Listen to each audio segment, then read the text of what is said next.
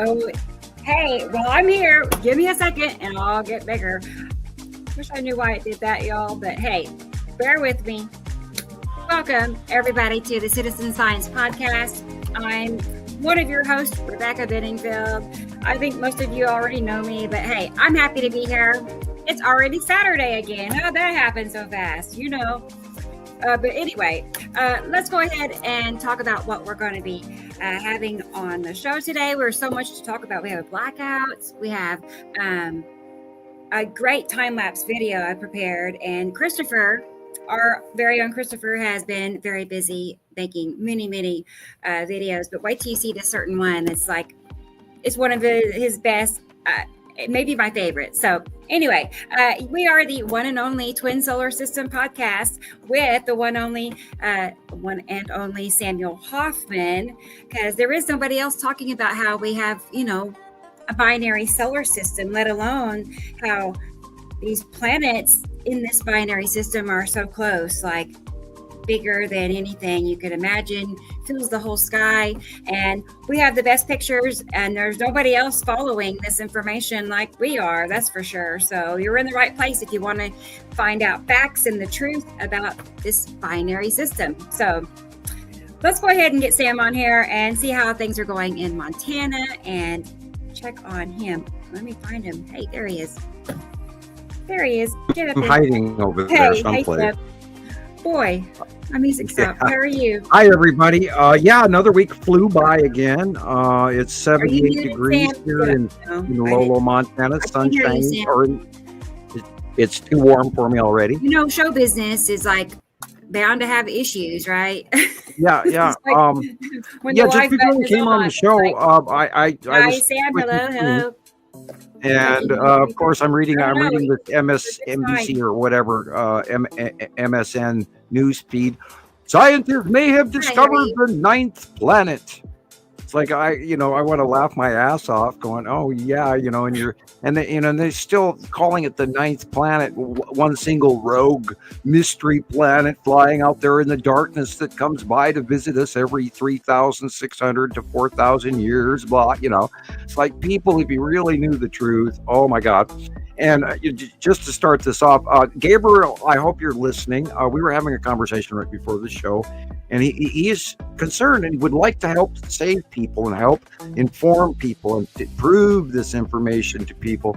And literally, and I was trying to explain to him, after 15 years of doing this publicly, I have found the fact that, you tell people something really, really important, and they look at you with this, what they refer to as the fluoride stare. And they go, this guy's nuts. What the hell's he talking about? We're going to try and give you the next few hours of our time to explain to you what we are talking about, because we have taken the time to learn all of this stuff, even though the naysayers were out there all these years. I hope that made sense. It does. Okay. It's nice to hear that there is somebody else out there as interested and all of this is Gabriel, and he's starting from a fresh perspective, and he's trying to understand. And of course, his name is Gabriel, but that's not his real name. And the religious connotation does suggest one thing or another, and I'm not going to jump into conclusions. And no, Gabriel, you did not insult me or hurt my feelings in any way. I completely understand where you're coming from. There are so many devoted people out there that just are desperately trying to get everybody to wake up to the facts that we've proven for 15 years. We are no longer, this is not a theory, this is a fact. And all you got to do is go outside every day and just look up. They're there. And oh my God, the ion tail of a Saturn alone is the number one thing you can find in the sky now. And that's even changing. And I can't wait to see what's going to happen this summer. And Saru is getting really close, and the sun's doing some really freaky shit. And so is our magnetosphere. And there's a bunch of folks they're posting the little tidbits around the edges of the puzzle. You're getting corner pieces with the with the little black dots and then the white dots, and okay, this color, but they're not really getting to the meat and potatoes of the whole puzzle. And the trick is, people, we have the puzzle. We know the puzzle. We've been, the puzzle's been on the table for a long time, and we put the last piece in long ago. And yes, I do use a lot of metaphors. But we have other people in the green room. It gets the message across. Right. That is true. Yep. Let's go ahead and bring Gillian on here, our good friend in Scotland, and see what's going on. I've not had a chance to talk to her in several days, so we got to get caught up during the show. Hey, girl, how are you?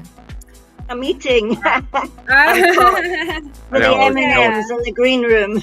Yeah, num num num. Well, tell us about Scotland. Is it hot or cold, wet or dry?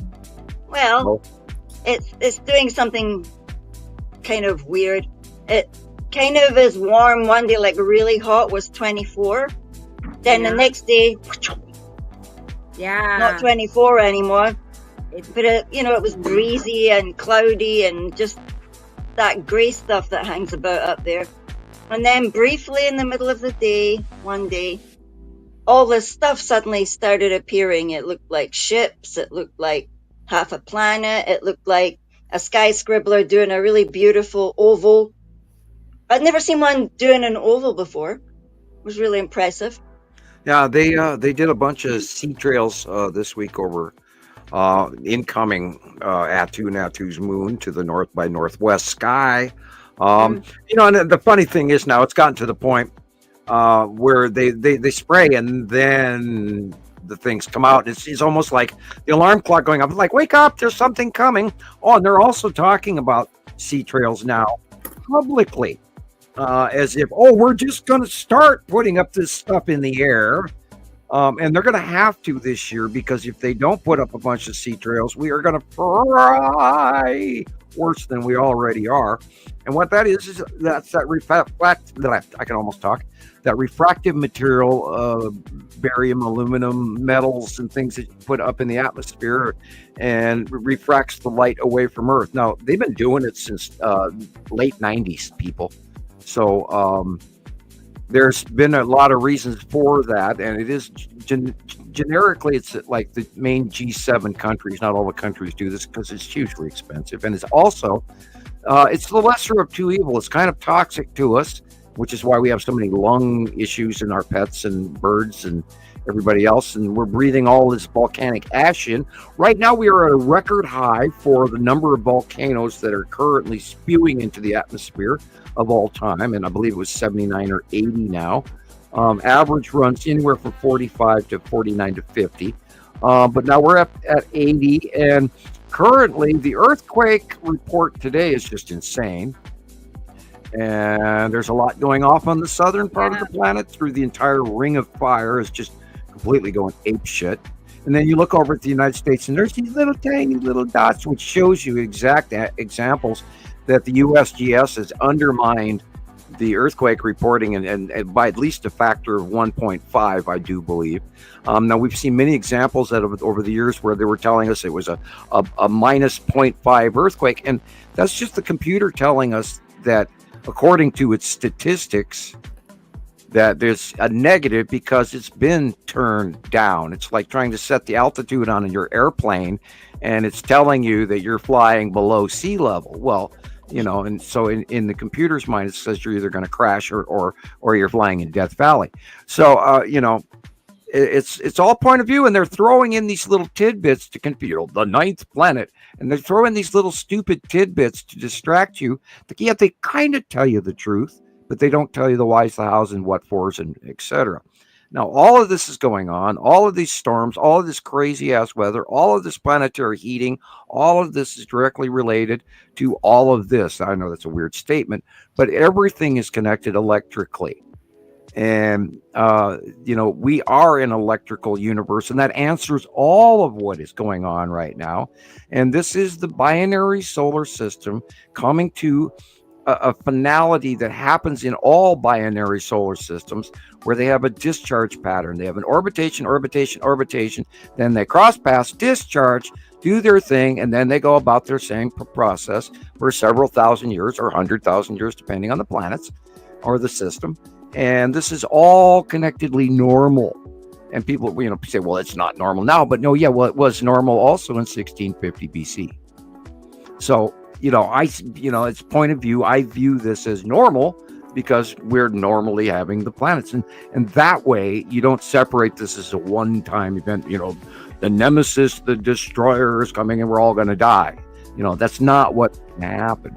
Some of us are going to unfortunately suffer the wrath of this climate change and more, and wars and all this other shit, and our behavior patterns and our brains, and all of this is connected. Our brains are being screwed with by these planets. I had headaches on Thursday and Friday. I was just totally sick to my stomach, blah, blah, blah. Now, I did eat a piece of pepperoni pizza. I have not been eating pizza for a while because I do have issues with the preservatives in meat, and it does give me headaches, including hot dogs. And then I found out, we talked about me getting dizzy and sick here a couple of weeks ago. I had a hot dog that day. And then on Wednesday, the girls had pizzas, and then or Wednesday or Thursday, whatever day was, I had a slice of pepperoni, and I had a rocking headache for a day and a half afterwards. So, it could be anything that triggers you. You just don't know. Well, yeah, I've had migraines for a lot of my life, and this was one of those where I couldn't even lay down because my head hurt so bad, my back hurt so bad that I had to fall asleep sitting up in the chair.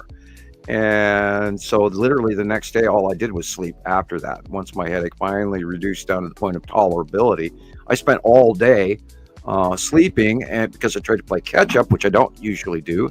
So therefore, I'm going to be a little remiss in some of my knowledge for this week, but I will endeavor to persevere again anyway. By the way, Christopher's in the green room. He's eating all the Doritos again. I hear we have sour I ate all the chocolate, so he's got the burritos. He has that little mischievous grin. I can already see it. Mm-hmm. I hear there's sour cream in the green room this week. Yeah. Oh, really? Okay. Well, let's go rescue. Let's rescue him. Let's do that. Bring him on here with us. So, our good friend Christopher in Las Vegas, and see what's happening. Hey, Chris. Good to see you. I'm sorry, Chris, you've been a week. You get to talking, and I forgot you were hiding back there and waiting, so I apologize. You're good, Sam. How is Vegas? Is it? I'm curious if it's hot yet. Oh, we can't hear you at all. About her. Nothing. Nope. Now you're muted for sure. Okay. Now you're muted. Fix it. I know. He was just fine a minute ago. hello. Yeah, you're good. Give us a countdown. Yeah, you're there. You are. Oh, there we go. Hey, everybody. How's everyone doing? You found you. Yeah. You found me. I can't believe it. By the way, it's been wonderful here, but the second you step outside, you're immediately cooking. It's bad. And where is this? Hold on. I bought this sunblock, right? It's like a stick of sunblock. It's this big.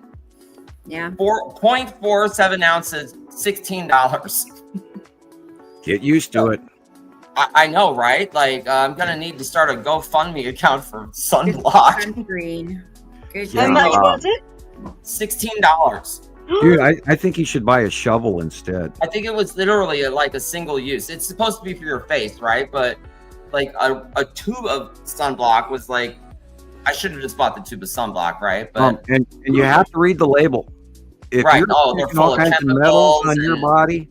Yeah. Oh my God. I had people go, well, why don't why do you keep your kids indoors? And I say, well, because if I stick that sunblock on my blonde children, they are going to be, rash covered. They're going to be inundated with these heavy metals, and they're going to be sicker than dogs. Right. And so we just chose the long sleeve shirts, and everybody wears sunglasses and the hat. And they do that in Australia. It's mandatory by law for school children to have hats, sunglasses, and long sleeve shirts when they go out at playtime. Wow. And it's been that way for years. People, there's a reason for this shit. Yeah, my parents are from Chicago, right? So they weren't used to the heat when they moved here to Vegas. And oh my God, no one could be. Divorced early, so my dad and they stuck me in the 80s. You used to throw your kids outside until the street lights came on, right? Right. And I came in one afternoon and I had blisters over the entirety of my body. It was bad. And it was bad. And then you're sick for like 3.5, 4 days. Yeah. Afterwards, and then you have to lay in wet sheet, and they spray it cold wet, and then you're puking, and right. And and I tried, like that night, I tried to lay down in the bed, and that's when I realized, why does it hurt? And then I'm like, Dad, it hurts to lay down. And then they looked at me and I was like totally charbroiled. Yeah, I had that happening. We were inner tubing down the what the hell's the name of that river? Well, it was the Clark Fork, and then another one that led into and so we did this big long river float. Awesome. And from the ankles up, my feet were in the water, so they were fine. So from mid leg all the way up to my stomach, I was covered in blisters. Oh, in light of the angle off of the river, and God, so. Yeah, I mean that's. I don't even. Because of that, I don't float anymore. I love floating the rivers. The Clark Fork and the Blackfoot. Blackfoot River is phenomenal, and that's in the movies from Hollywood. But and I used to do that, and I mean it's a fantastic, beautiful thing. You sit all day, and your beer floats along with you as long as you keep a rope tied to it. Sure. And I, back in the old days when I was working at the Red Lion, and we'd have these what we called regattas, and they still have this. It's an oar, where it's an old broken oar. That is a prize, that it's a trophy that they get from club to club, because these regattas are still going on. And we started that way back in the 80s. And of course, you try to tell all those people who are running that program now, they don't even realize that, the Red Lion was part of why that ever got started in the first place. But anyway, the old glory days. Definitely. Yeah, people, we are seeing catastrophic events right before our very eyes right now, and everybody's going, oh well, it's just this, or oh well, it's just no, we have never ever seen skies like this in our entire lives. And I'm a little older, I kind of remember stuff. By the way, Christoper, now that we've got you sitting here, and I'll get this off my chest and I'll be done with it, your video this week, that one, I have it written down, and of course I can't read it because my damn glasses need to be fixed. I need to oh, by the way, do you have new glasses, Rebecca? Yeah, they're pretty new. Yeah, okay, they look new. Anyway, I need new glasses. I can't read my own handwriting. That's scary. 5-pack. Oh, you got that's great, right? Well, anyway, one of your videos this week is so good that you went along, you identified the planets, you were talking through it. It was fantastic. Oh, cool. Yeah. Toward the middle, and then you came around and your second batch, and then you corrected yourself correctly. You did exactly what we do and what I do. So now that you've got this down pat, I get to retire. Yeah. Isn't that cool? Now you can take over. Your turn. Yeah, no, you don't get to retire, Sam. Sorry. You did it so accurate. I can sit back and let you work now. You're doing fine. No, congratulations. You have graduated from the Skywatcher School of Planetary Identification. You do get your certificate. You no longer have to be in the amateur squad. You are a full-on graduated pro. Congratulations, sir. Well, thank you. Oh, yeah. Thank you. I still get. I watch the shows, and you give me freaking goosebumps every week. Thank you. Hey, no, it's reciprocal. I can't imagine not knowing this information up into this. Like, I can't imagine if I didn't know right now what was going on. I would be pulling my hair out because I knew something was going on.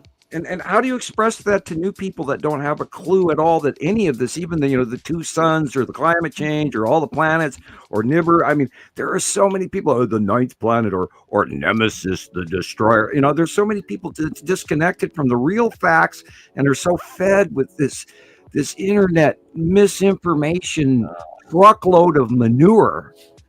And it just, how do you explain that to these guys? I don't know. I think there's so many different reasons why. Either they're so, stuck into their, the knowledge that they have, their programs, that as soon as something comes along, like the truth, and they see it as the truth, it totally messes with them, and they'll fight to keep their main admission, planet, as if it's a rogue thing that flies around in the darkness. People live on that planet.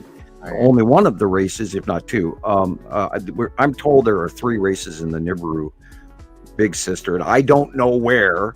I mean, I don't have all the back information. I just have some information, so I don't have all the answers. But I mean, how do we break these newbies, pardon the expression, into a reality that we've spent 15 years correlating this information, and we are not, we don't do this every 6 months. We don't go, well, I watched a video a year ago. No, we do this every day for multiple hours per day. I mean, we've got hundreds of thousands of, if we put all of our work collective together, it would be off the charts. I mean, we could be Harvard. It's on my mind when I see some random, video about the, incoming planet, and it's got, 500,000 views on it or something. And it's just, it's wild. I think that for new people, they need to look at the right side of the sun and look for Isatum and Isatum's yellow moon, because I think for me, that is the easiest one to see. Right now, yeah. The same, I mean, with variations, it's basically the same thing in the sky all the time. And that is so cool that the repetitiveness of this is, it's not just, maybe once or twice a month. No, it's like 2 or 3 times a day. You get to see it, I almost called you, Christoper, on Wednesday. And then it's full blown. And yeah, I almost called you on the phone just to ask you if you could see Isatum's yellow moon ion tail as clearly as I could. Yeah, I mean, I was sitting there, looking out my northwest window, and I'm going, there it is. I mean, in 4 o'clock, 3 o'clock, 4 o'clock in the afternoon now, and it's getting earlier. Watching it, over the past year, changing in its position, and we've seen it getting closer. A year ago, it was so much smaller than it is now. And that was really amazing to watch. And I just wish I wish people would understand that if they just take the time to just watch the skies, even for a couple hours a week, there's so much happening in the sky. It's wild. And again, there you cannot misidentify Isatum's ion trail, because if you go behind the regular clouds in front and you see that thing back there and the flame-like pattern, and it goes from one area all the way across the sky, and yet it's small and finite and encased, and yet this flame-like straight trail. Now, way back in 2015, we were seeing it on the other side of the sun, just off the deck, 20, 30 degrees off the horizon, and it was way smaller. It was the size of a grapefruit, and yet we saw the pattern and the ion tail going on both sides of Isatum, coming off of Isatum's yellow moon, because we had a facial frontal view of it. But now we're only staring at the side view as it goes over the top of us, so we're only seeing one of the wings, not both of them, right? Which does go wrap around planet Isatum. Now, the other day on Wednesday and Tuesday, Isatum was so big it was completely separate of Isatum's yellow moon. Yes. We saw Isatum's yellow moon come in, as well as the lead object, and a few other asteroids behind it on the right. And I was going, what are those? And there they were. Have you noticed there's maybe one asteroid that is above the lead object sometimes? Yeah. There's a handful of smaller ones, and I did draw that in years ago. Cool. And we should have, I see. The thing is, I don't want to hand given names from us, because we've stuck to the planet names from the information that we gathered, which was real and way back in 2008, the alien message, blah blah blah. Which, once we determined all of this fit and it matched, only then did it become the truth. Prior to that, we spent like 2.5, 3 years just calling it the red planet, or the blue planet, or the blue-green planet, or the striped planet, blah, blah, blah, which we didn't even know what Yuri's name was until everything matched this older information, which I'd saved a copy of, but I was being hesitant to make sure. But until, boom, comes Purple Planet. When Atu came in, it matched all the information, and we went, yep, this is accurate. And a lot of people to this day, well, where'd the planet names come from? Right. Well, that's where they came from. Off-world information and a video that I'd seen early in way like 2008, 2009, and we still share a copy of it from time to time. And I've got the German version, because that way I'm not getting in trouble. It was banned in the U.S. for a while, and then brought back to the German from Berlin. And then I have a copy of that link, and it's still running.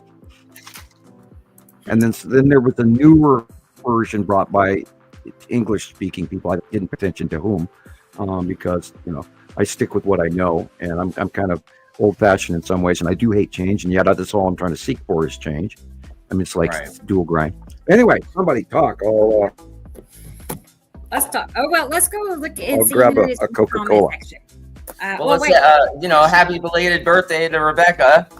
Oh yeah. Oh, can't I'm forget gonna- that. I know. Right? Can't forget that. I'm going Yeah, to embarrass good you for you, as much as I can. Yeah, it was a nice day. I actually had Cool. kind of like 2 birthday days back to back. Nice. So it worked out well. So Yeah, I'm not a thank you, big birthday Chris. person, but I'm not either. I really was. but- I mean, on my actual birthday, it was nice and quiet, and I didn't really do anything, but it was. that's I'm perfect. happy. Perfect. Yeah, but then my next day, I had some good friends come in from out of town, and we had Cool. lunch, and they brought me balloons and cards and goodies. Nice. So it was super nice. Yeah. So thank you.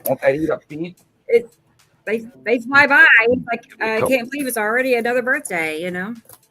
Scary. No. All right. Well, how about look at our friends here in the comment section and say hi to everybody. So I don't know why the music just keeps turning off. And this roll call. No, we're getting ready to get that rolling here right now. You trying to talk, Sam? We can't hear you. We're at the top. He's getting a drink. Talking to I the think. girl. Okay, I thought I heard him say it I thought I heard him muffled or Hey something. there. Hey, Sharon. Hey, Sharon. Hi, Thank you Sharon. for that. Thank you. Let me see what I can find here. Something cute, But I appreciate that very much. Really makes all the difference. It really does. Let's hope. We get just enough, after YouTube takes a portion of its fees, we get just enough to usually cover our expenses. So Oh boy. yeah, look at them. Aren't they cool? They all got Rebecca, if we were to ever cover our expenses, we'd have to get rich first just to catch up in the last decade of payments that we've made to do this. I know. It's true. People, it's an investment. It truly I'd is. rather not have to ask. We have put in time and we have put in money. And you have to ask yourself, why are these people doing this for free? Because we believe in it and we love it. I love it. It's like my hobby, and I want to tell others.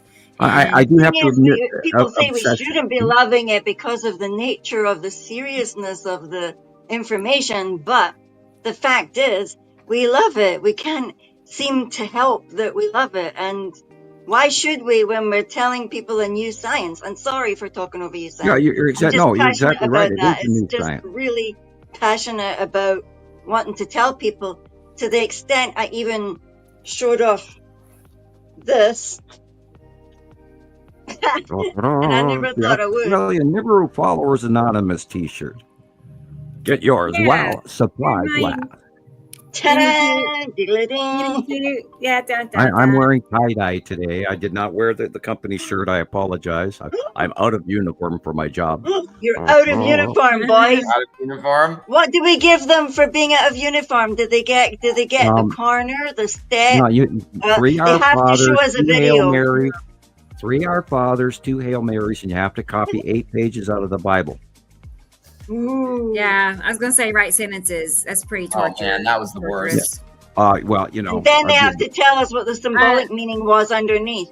Well, the Our Fathers was easy, and the priest hated it every time I went, Imane Patria Filii Spiritus Sanctum, Amen. And they go, Are you mocking me? And I said, No, I'm doing the Om chant.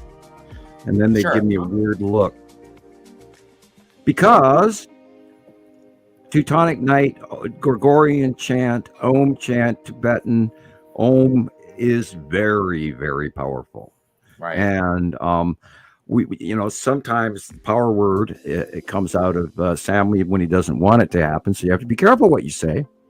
And I'm going to brag a little bit every once in a while. I got to do that every once in a while. People, we are not your average bear, and we are not these people that are talking to show you how many cords of wood we can cut a year and make a profit off of, or show you how to build a dugout house, or to even Earwax. I'm still laughing about earwax removal. 9 million views to watch earwax removal. People, this is the most serious, absolute, important thing of our age. And it's connected to so much that, I mean, we can't even publicly tell you all that we know. We have information, and we formed a collective from around the world. We're not just, a bunch of characters or friends that got together. Hey, let's make a club and do some videos. No, people, we are in our 113th show, and we are trying to get this message out to you because this is factually happening. And this is the most insanely important things. And if you have children and you have parents and relatives and cousins and nieces and friends and aunts and nephews and all of them, and you want everybody, just like Gabriel was talking about, you want these people to be aware because it's important and it's going to affect you. You have to realize that we're in a different ball game here. We are already across. We're not just walking through the door. We're in the other damn room now. And there's a metaphor again, and I apologize, but that's my best way to communicate. I can't even express to you the level of what I've known for 45 years. And there's no way, and people, and I saw it in today's comments and stuff that T. Racy and begins with a Z. I apologize.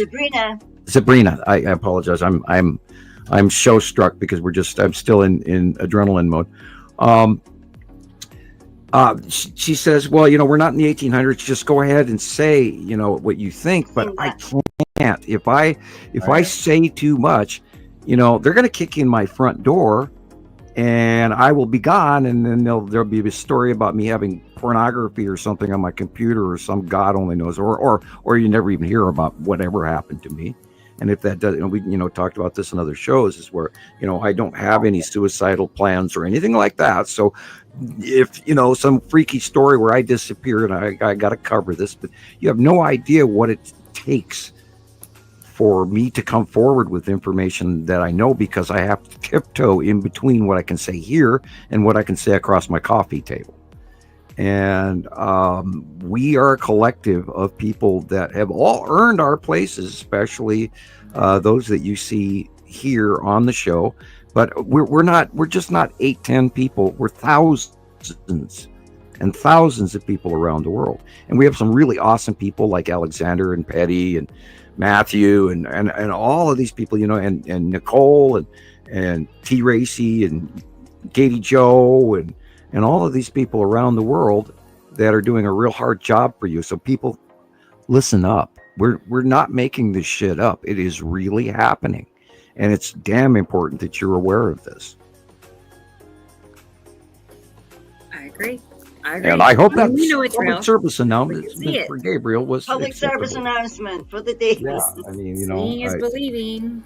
I've gone across, I've bent over backwards trying to scream this information to you people for a decade plus a half, 15 years now publicly.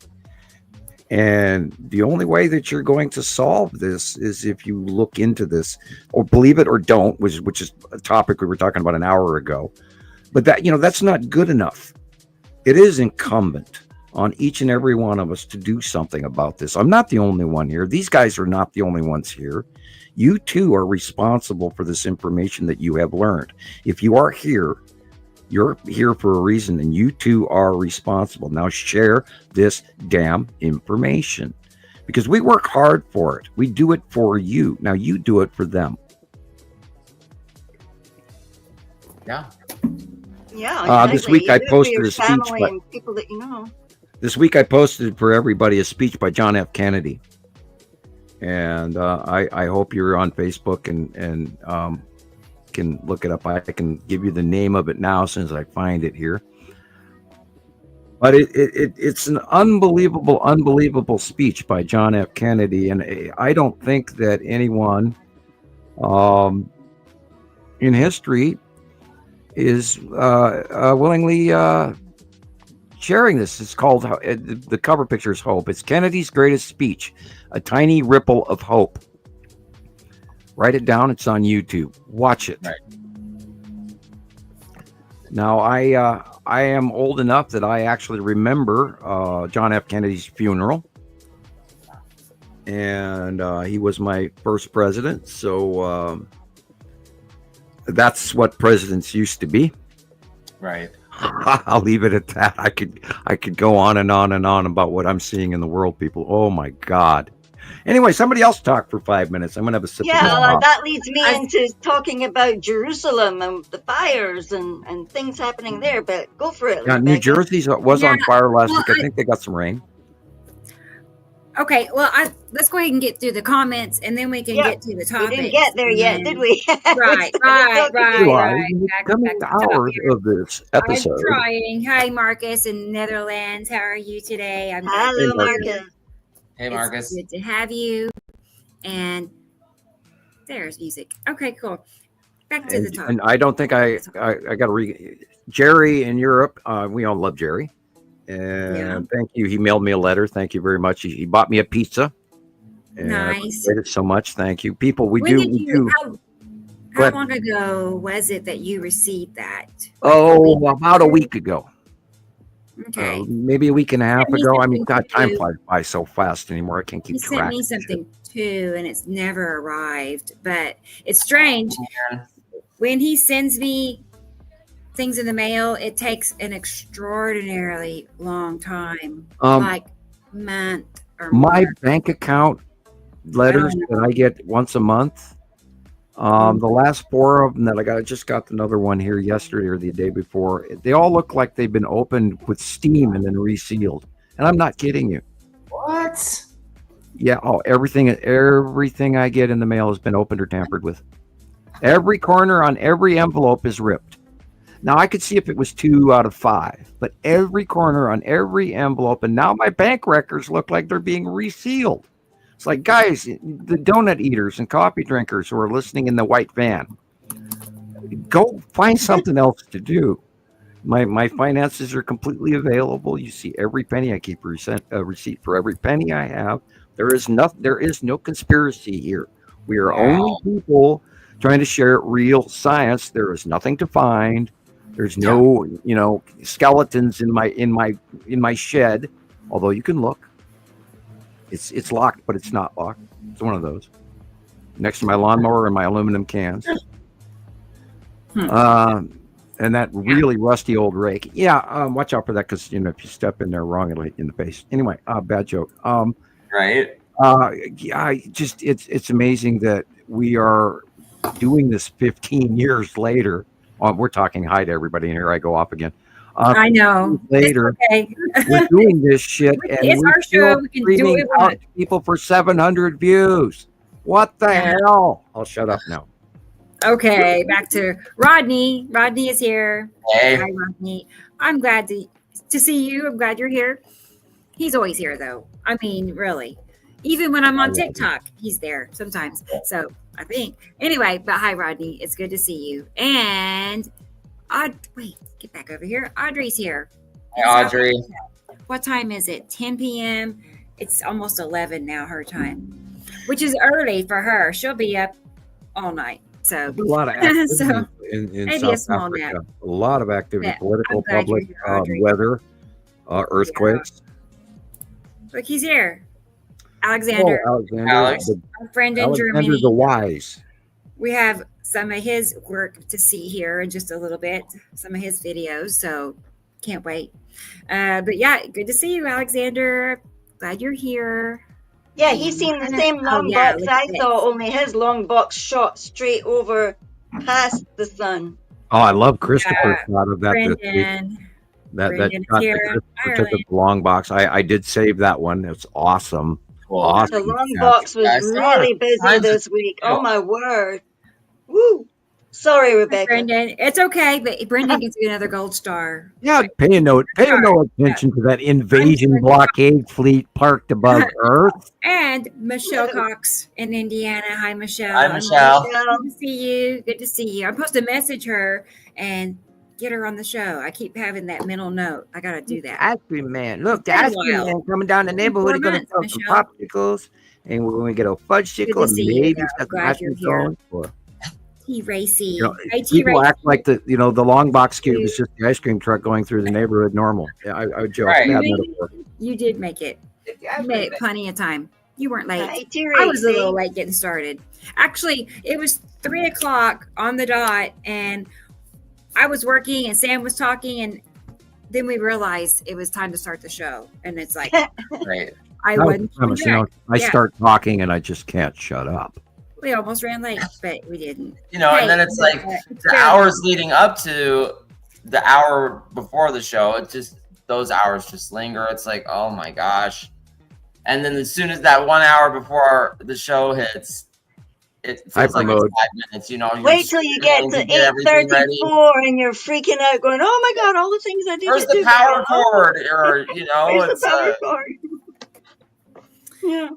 Yeah. I didn't do this and I didn't do that and I didn't plug this in. Right. Oh, sure. And you know, I put everything together the night before. I make sure everything's set out, ready to go. And it's like, I don't Put know. the power cord in the lounge, the other one in the bedroom for when you go to bed. Blah, I'm blah, taking blah, blah. worldwide weather report notes and earthquake reports at 5:00 in the morning, the day of the show. You know, reading all the back comments. I go to Christoper's channel and I go to on YouTube, and then I go to Rebecca's channel on YouTube, and I go into some of the older videos and I read people's comments, and they're still pretty low. But keep like, subscribe, comment. Go be sure to be subscribed to both of those, and don't forget about Northern Skies. Montana Skywatcher 2, unfortunately I no longer have control over it. Oh my God, I ran through it this week and there's like 8 different things I wanted to remove. Oh no. But I've sort of lost control in there, and Andy can remove stuff. there's some opinions in there that I don't agree with, and I'm going to actually have to post that. Opinion expressed is not that of me opinion, because I've lost control. They screwed us over, but it is still open and running, and people still post there. But I would think about this. We've lost so many members, and I think directly Facebook unsubscribed a lot of people over the years. And if you're a lost member, check your subscription. Make sure you are, because stuff that I get is like 5 days old. I get solar reports that are 5 days old. Doesn't do me any good 5 days later. I need it today. And everything is stalled on what we're getting. And, we do our hunting anyway. And, I'm not a surf hunter. I hunt our stuff. Again, thank you, JD. He runs around and gets a bunch of stuff from other people. He's one of the few people that we allow that information, because he has earned his place and he knows what he's doing. And we have thousands and thousands of members. Cool. I hope everybody checks their status. Experimental is here. I'm Hi. happy to see her. It's so good to have you. Hello, I know Experimental. it wouldn't be the same if it wasn't like our key people, T Racy, Lovely to see you Experimental, again, my Bunda, friend. Moody Blue. Rodney. I'm sure. Let's see who else. Esri Colette has got to be here. I'll keep looking. Hang on. Hey, but Sharon is reminding us that tomorrow is May the 4th. May the 4th be with you. Yes. So how cool is that? Yeah. Oh, and by the way, happy election day, Sharon. It's election. It's parliamentary election day in Australia today. So cast your vote. Vote early. Vote strong. Yay! Look at here, Oh, Donald. Our friend Donald is here. Hey, Labor how you Party, doing? I believe. Yeah, Yeah. Didn't Donald have a really awesome picture earlier on today? Yes, I have that to show here shortly. But Cool. I'm a fan. I'm a fan of Donald and his TikTok channel, and he's on Facebook now. So he has he shares pictures on Facebook. So We got some I'm new just people saying. in there. Look I'm there. just saying, There's somebody he's called actually Christine. really talented, and I know he can see that. I know he sees them because he's pointing right at them. And he sent me a message yesterday to look at one, and he knows when he's doing that. He's like, look at this. Like, he knew he saw something that was quite round. And Right. good job, Donald. I'm happy you're here. For real. Okay. I always look forward to see what he posts next. Sabrina is here. How are you? Good to see you. Hello. I'm always happy. Her name just makes me happy. I don't know. I can't explain it. I like it. So I like your name. Don't stare to speaking up. Yeah. Sabrina, there is just because my non-disclosure agreement ended in 2010. does not mean. See, I'm on a list, and that list can get me in a whole lot of trouble. So, they the United States government has a different point of view when it comes to my education. Yeah. They actually, and quote unquote, and I'm not kidding you, they told me to my face that they own my education. And that is the tip of the iceberg in comparison. I, for many years, was not even allowed to own a copy of the periodic chart in my home. Otherwise, I could be jailed. That's crazy. Yeah, that's crazy. How would they know if you had one in there unless they had a camera in there too? I mean, of course, he had it memorized. You have no idea the technology of the United States government. But you can look at it online. So what's the difference? Like, Yeah, you could well, just Google it. yeah, but well, they've changed the periodic chart since the 50s. If you have a copy of the Okay. 1950s, 1960s, 1970s periodic chart from some high school in your home, Right. oh my God, hang on to that, because it is an entire classic artifact beyond your wildest dream. And the old periodic charts used to always show you shell structure numbers at the bottom of each element. They showed you the atomic ring pattern of shell structure, 2, 12, 16, 32, 2, etc. How atomic structure in orbit model is. And that's been removed. And that was removed after, my communication. I can't say it's directly my fault, but Right. that is how I would look at the periodic chart and I could see the shell structure of the orbit model visually in my head, because it's there. There's the information. And the first ring, it has 2 protons, and the second ring has 12 protons, and the 2, 12, 16, 32, and then you go, okay, that's a compound that falls under this. It's either in a pH high acidic, or it's in a neutral or demure. And the prime gases and all of that. You have to understand the periodic chart to a point, but it's so basic math that Einstein missed it, because it's the building blocks of everything in our countertop, as well. I always refer to it as the subatomic to the astroatomic, but they're talking astrophysics, but that is a base of gravitational effect, not including the electrical effect. Now let's also point out to people the pyramids. Look what all of a sudden they're starting to discover about the pyramids. Gosh, guess what? If they were encased in those stones and all the material, which is granite, and granite is highly electrical transparent. It is PZO, whatever they call it. What's you that can word? actually put an electric cord on a granite block, and if the other guy on the other side touches that granite block, they'll get the shit shocked out of them. Yes. Rather than it grounding to stone, it actually passes the electricity. And if you have the capstones, the white capstones on the outside, and that gold tip, they're broadcast power stations, people. Wow. They're also harmonically placed around the world, and they're still working. They're all part of a network. They're an interconnected network. Planet Earth is a factory. And I can't stress this enough. And every 4,000 years, there's a shipment of what Earth produces. In the binary, we are the small secondary factory backside works going to a higher civilization, which are the Anunnaki, as current most modern people would refer to them. Nibiruans, Saruans, whatever. But Egypt, Gods of Egypt, the movie. I mean, it's huge self-disclosure. And I encourage you to watch that movie. There's so many truths in it. It's scary. You just have to know what you're looking for. And the trick is, Christoper, like you said earlier, I can't imagine what it's like not knowing. But right. Doesn't it answer everything that's going on in the skies today over us right now? Yeah. I mean, have you found one fault in anything that we've shared? No. I mean, the major information, no. I mean, sometimes we may say something, and then we realize maybe an hour later we called it wrong, or there's, we can do simple things wrong. Sometimes, of course, we're human, but all the major information, everything, the whole model is perfect. I mean, before I learned about all this, it for at least 2 years straight, I was noticing things in the sky were just strange, and it wasn't just, oh wow, that looks weird. No, I had like a deep gut feeling. I would go outside and you can just feel, you can feel it, you can sense it, something's wrong, something's off, and yeah, and then weird stuff would happen. Like one night we were walking at the gas station, there's no clouds out, it's, you know, warm summer afternoon, and like lightning struck.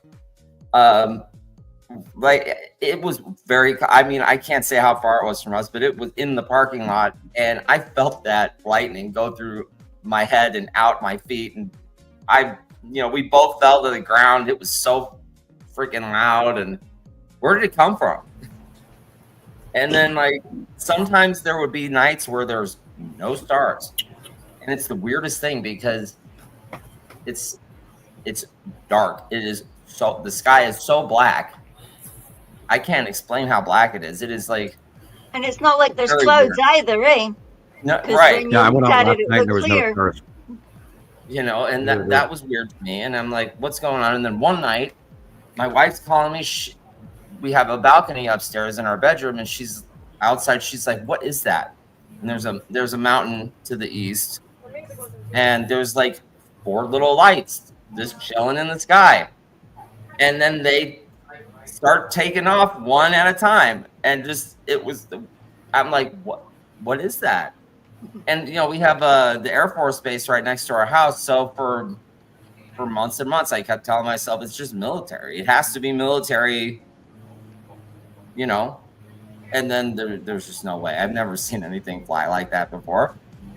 I seen that crazy. in December. We came back from the work party, and I thought, wow, isn't that a most beautiful night? But then you could see the moon, and you could see underneath the moon on the right, I swear to you, it looked like there was this big cube. I've got the video. It was a big cube. And under the cube, in between all the clouds, was this little golden light. And it just seemed to appear, and it was going up, up, up. Every time you seen it, it was interspersed by a cloud, but it was going straight up unerringly for that square. Is that your airplane, Christopher? Oh, it's a lawnmower. No, it's a lawnmower. They're mowing at my house. Oh, it's yours, Rebecca. Okay. I'm like, That hurt. No. That's a lawnmower. They could come and cut mine. Right. No kidding. I know. I'm so glad. Speaking of which, guys, Rebecca and I were talking about this right before the show. I bought for my birthday. I saved a bunch of money, and I bought a riding lawnmower. Well, it died. I used it 3 times, and it died. And I put out a bunch of money. It took me like almost 2 years to save that money for a new lawnmower. And guys, you know, mail me a donation. I need a new lawnmower. My grass is really long, and I have to try to start my old mower, the little hand pusher one. And I'm going 64 without electricity. No, I'm thinking about if I was to get a new one, I would go electric. That way I don't have to pull that damn thing to start it. That's my problem, is starting the damn lawnmower. I thought you were talking about one of those push mowers that just, you know, you push it and the blade spins. Right. Oh, yeah. No electric, no gas. As a teenager, I'd be dead in 5 minutes. As a teenager, I used one of those. I actually, you remember, I also used to work for the Parks Department, so I've used some big mowers in my time. But anyway, and trucks and backhoes and forklifts and front end. So you must have like a pretty big yard then to have a. I have a larger yard than any of my neighbors. Although because if I don't take care of it, my landlord does not do our back corner, and I don't want to go public about that. But if I don't take care of it, it doesn't get done. Right. And I have twice the yard everybody around me has, if not 2.5 times. I mean, I have a very big yard, and ever since COVID, I have had an asthma thing, and I do not breathe. And we talked about this before. I don't breathe as well as I should. Right. And then there's the other crap I'm dealing with health-wise, but I don't want to go into that either. But people, mail me a donation so I can buy a new lawnmower, please. Sam. And I got teenage daughters, and they don't push that mower very well. Oh man, you can't. Yeah. Pizza the other Well, side. I make them. I make them do it. Oh. And then they owe me some time for pulling weeds in the flower beds, and they're complaining already on that. And God, I went out the other day. I think it was yesterday, and it was so unbelievably hot. I couldn't believe it. I couldn't get into my car, and remember, I just had my car fixed and my air conditioner fixed, and guess what? It doesn't blow cold this year. It's like, what the hell did I just pay X amount of dollars for an air conditioner? Now, if I had a 1980s car and I had my air conditioner recharged, that would last 5 years. Right. Well, I just had it fixed like a year ago, and it no longer it gets cold. Everything seemed to be just, everything was great 30, 40 years ago. You could buy one thing and it lasts you for the rest of your life.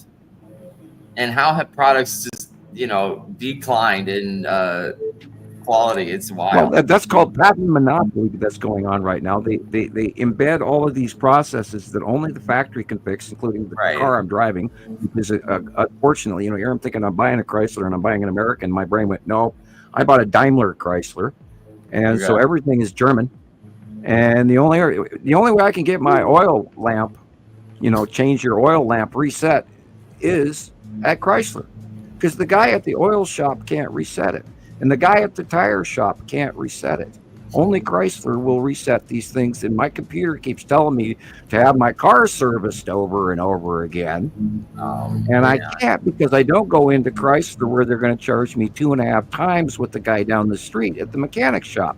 Right, and then they tell you something like, "Oh, this belt is going out," or I've seen different things that they'll change for you that are totally fine. I am driving a 22-year-old. I'm driving a 22-year-old car, and the only reason that I'm driving that 22-year-old car is from Montana Skywatcher. Otherwise, I would still be walking through blizzards, which we did. Yeah. Shiloh and I walked through a freaking blizzard to go to the grocery store one year.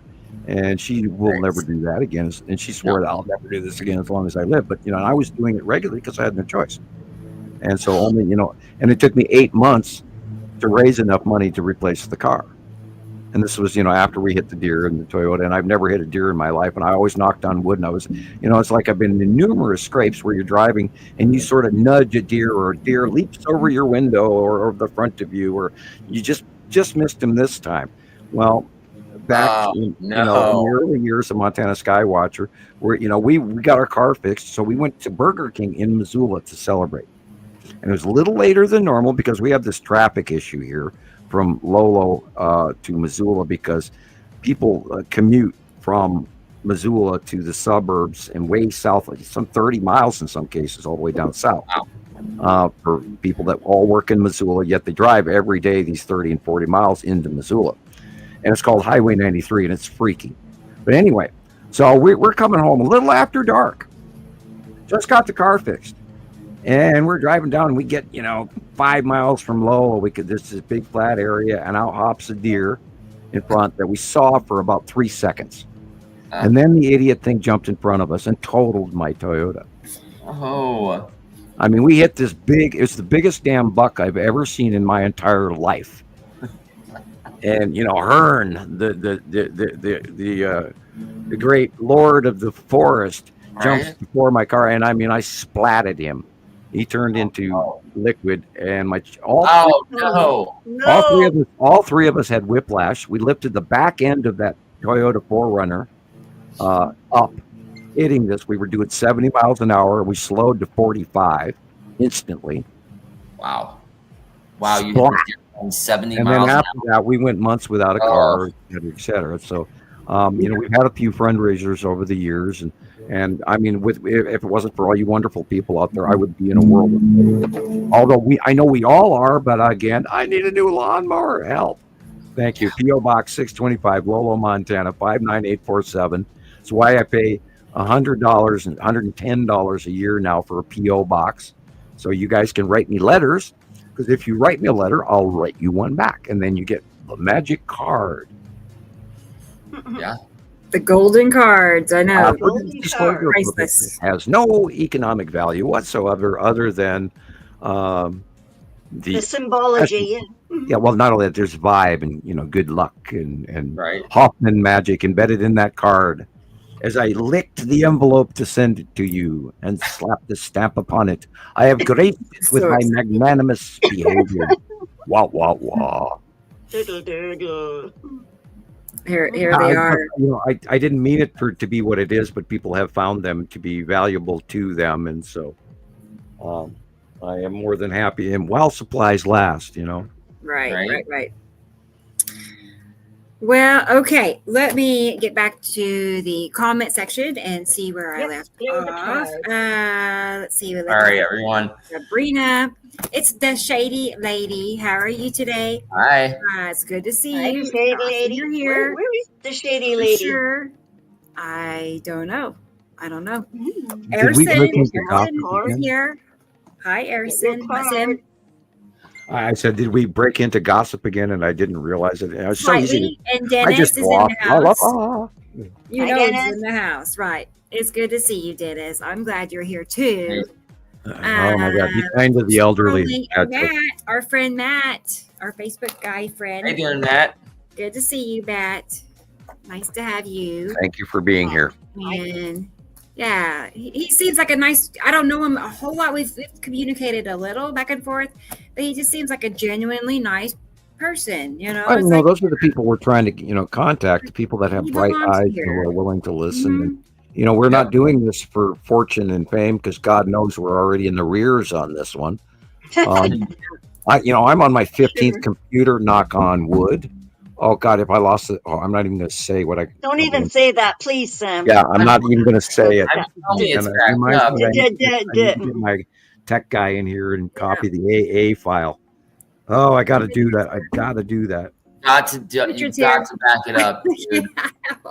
Yeah, and I have like 8.5 teragigs.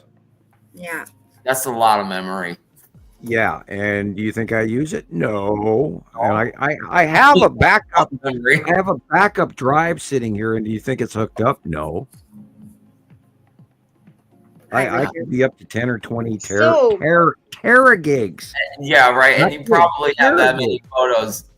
My You AA have that much file storage, is. you're probably running out of space. I'm photos. laughing. We talk about this all the time. My AA file is like 14,000. 14,800 and some odd pictures in one file. Right. That's just the A file. Yeah, that's just the AA file. And I've gone through I started backwards. I went Z to A and Z to A. Okay. And I'm on AA. And I do that so that I can lay in current files easy enough to on top of the page. And that way I don't have to dive down and scroll and scroll and scroll and scroll to get to the current area. And I learned that about my 5th or 6th computer. And oh my God, if we had all of those lost, computer pictures that we lost in the early years, thanks to bad admins and multiple hackings, and 15, I'm not kidding you, 15 computers, one for every year. And this one, thank God, knock on wood, has lasted 3. And by the way, I do promote HP products. They last. The monopoly on our technological shit that we buy is rigged against us in so many ways. And most computers that you'll buy out there don't even touch an Acer. Oh my God, junk. Don't sue me, please. Man. Yeah, I had one of those back in the day. They last a year. And this is why, a lot of my computers I bought and they lasted a year, 9 months. And then I have been repeatedly hacked, and I got where these people took over my computer somehow. And, right now, even I turn my computer on and there's like 3 flashing screens that I briefly see before my main page comes up. And I've never seen that before. And they like subtext themselves instantly. And yet I see the outline of the folder, on my 43-inch screen.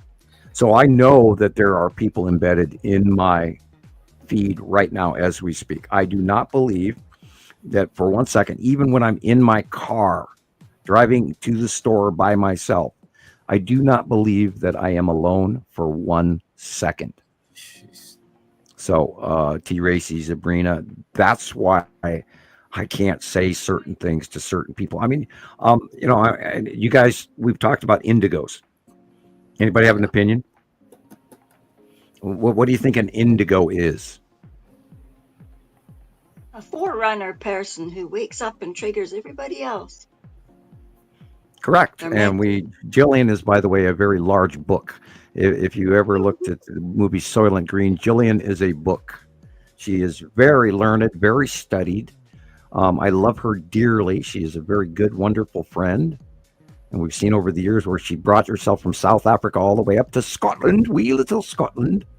Congrats. You're doing well. I hope you are better than you were a few weeks ago with your headaches. And well, I don't know what happened. It seemed like I went through a threshold or something. Yeah, it's like weeks ago the other day, I went to the bathroom and at the end of the night, I'm shutting down, I'm going to bed. And then all of a sudden I'm hanging onto the sink. Like, whoa, what the hell's wrong with me? And I laid there for a couple of hours on the floor going, I don't feel right. My ears are ringing. I'm sweating. And I had a major, Wednesday or Thursday or Friday this week, I was like down for 3 days just because whatever the hell got me. I think it had to do with the pizza I ate. But, there's, everything is connected. And if our bodies inside are off, then the world outside is off. Everything is, that's the thing that everybody does not realize is our weather, our ground, our earthquakes, everything, the solar outputs, how everything looks, how everything feels, the sound we hear in our ears, the texture on the tabletop when we touch it with our fingertips, or how bad our feet are aching because I'm having these electrical neuropathy pains.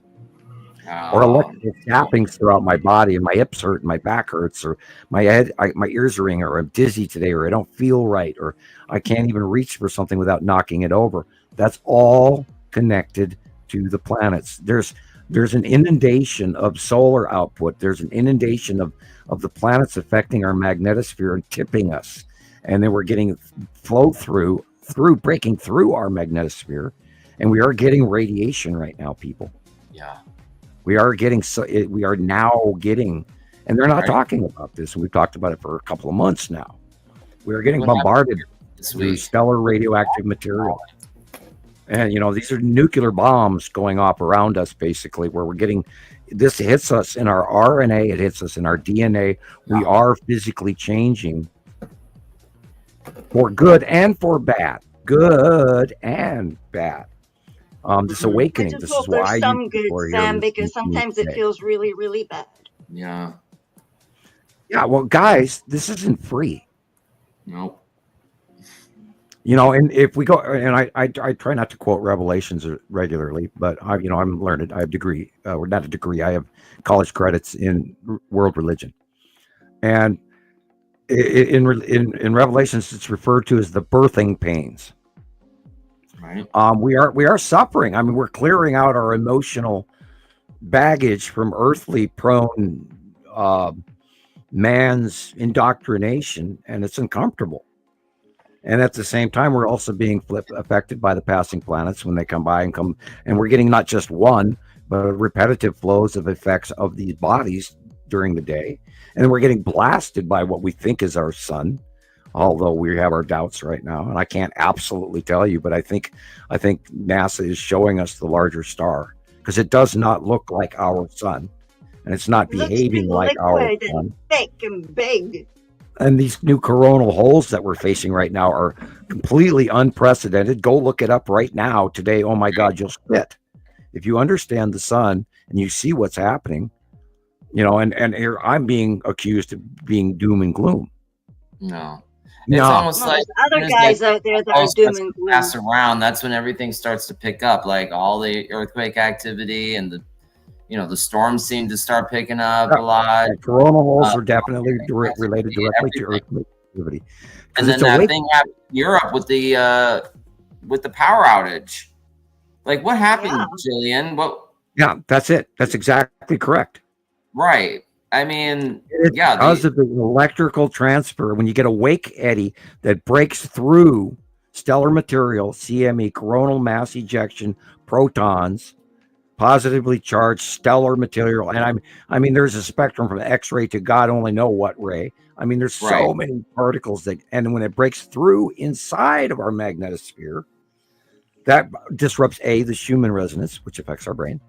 It also gives us direct stellar radiation as well as neutrinos by the billions blasting through us from Earth all the way to the ground.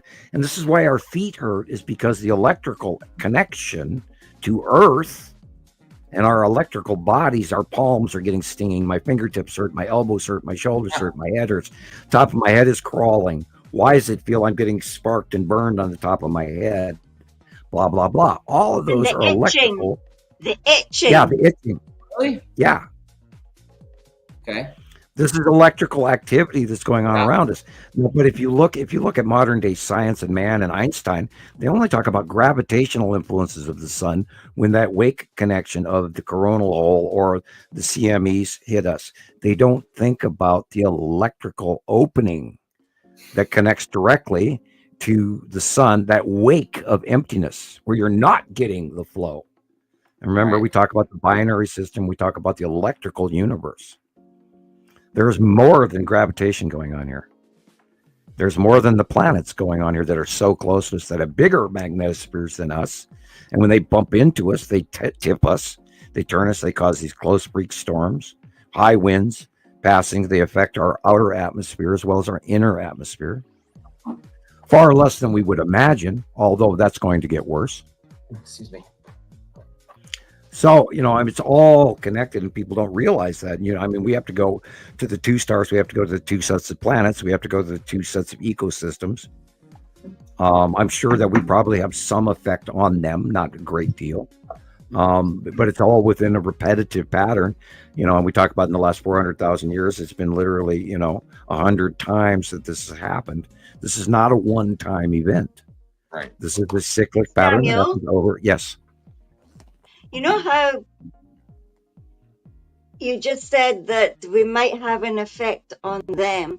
Now, in the stories, they said that they came here to use what our planet had because it was of utmost importance to them to get gold for their atmosphere.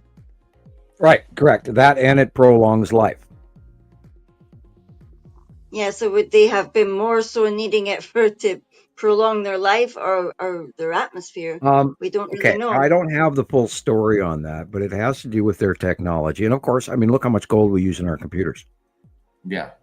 We use a great deal of gold in most of our technology. People don't understand that. You could actually, if you knew your chemistry well enough, you could take all your old TVs and all your old computers, boil it down, and actually repay yourself with gold. Yep, there's a guy on TikTok that does that. I don't know. Mount Baker mining the metal.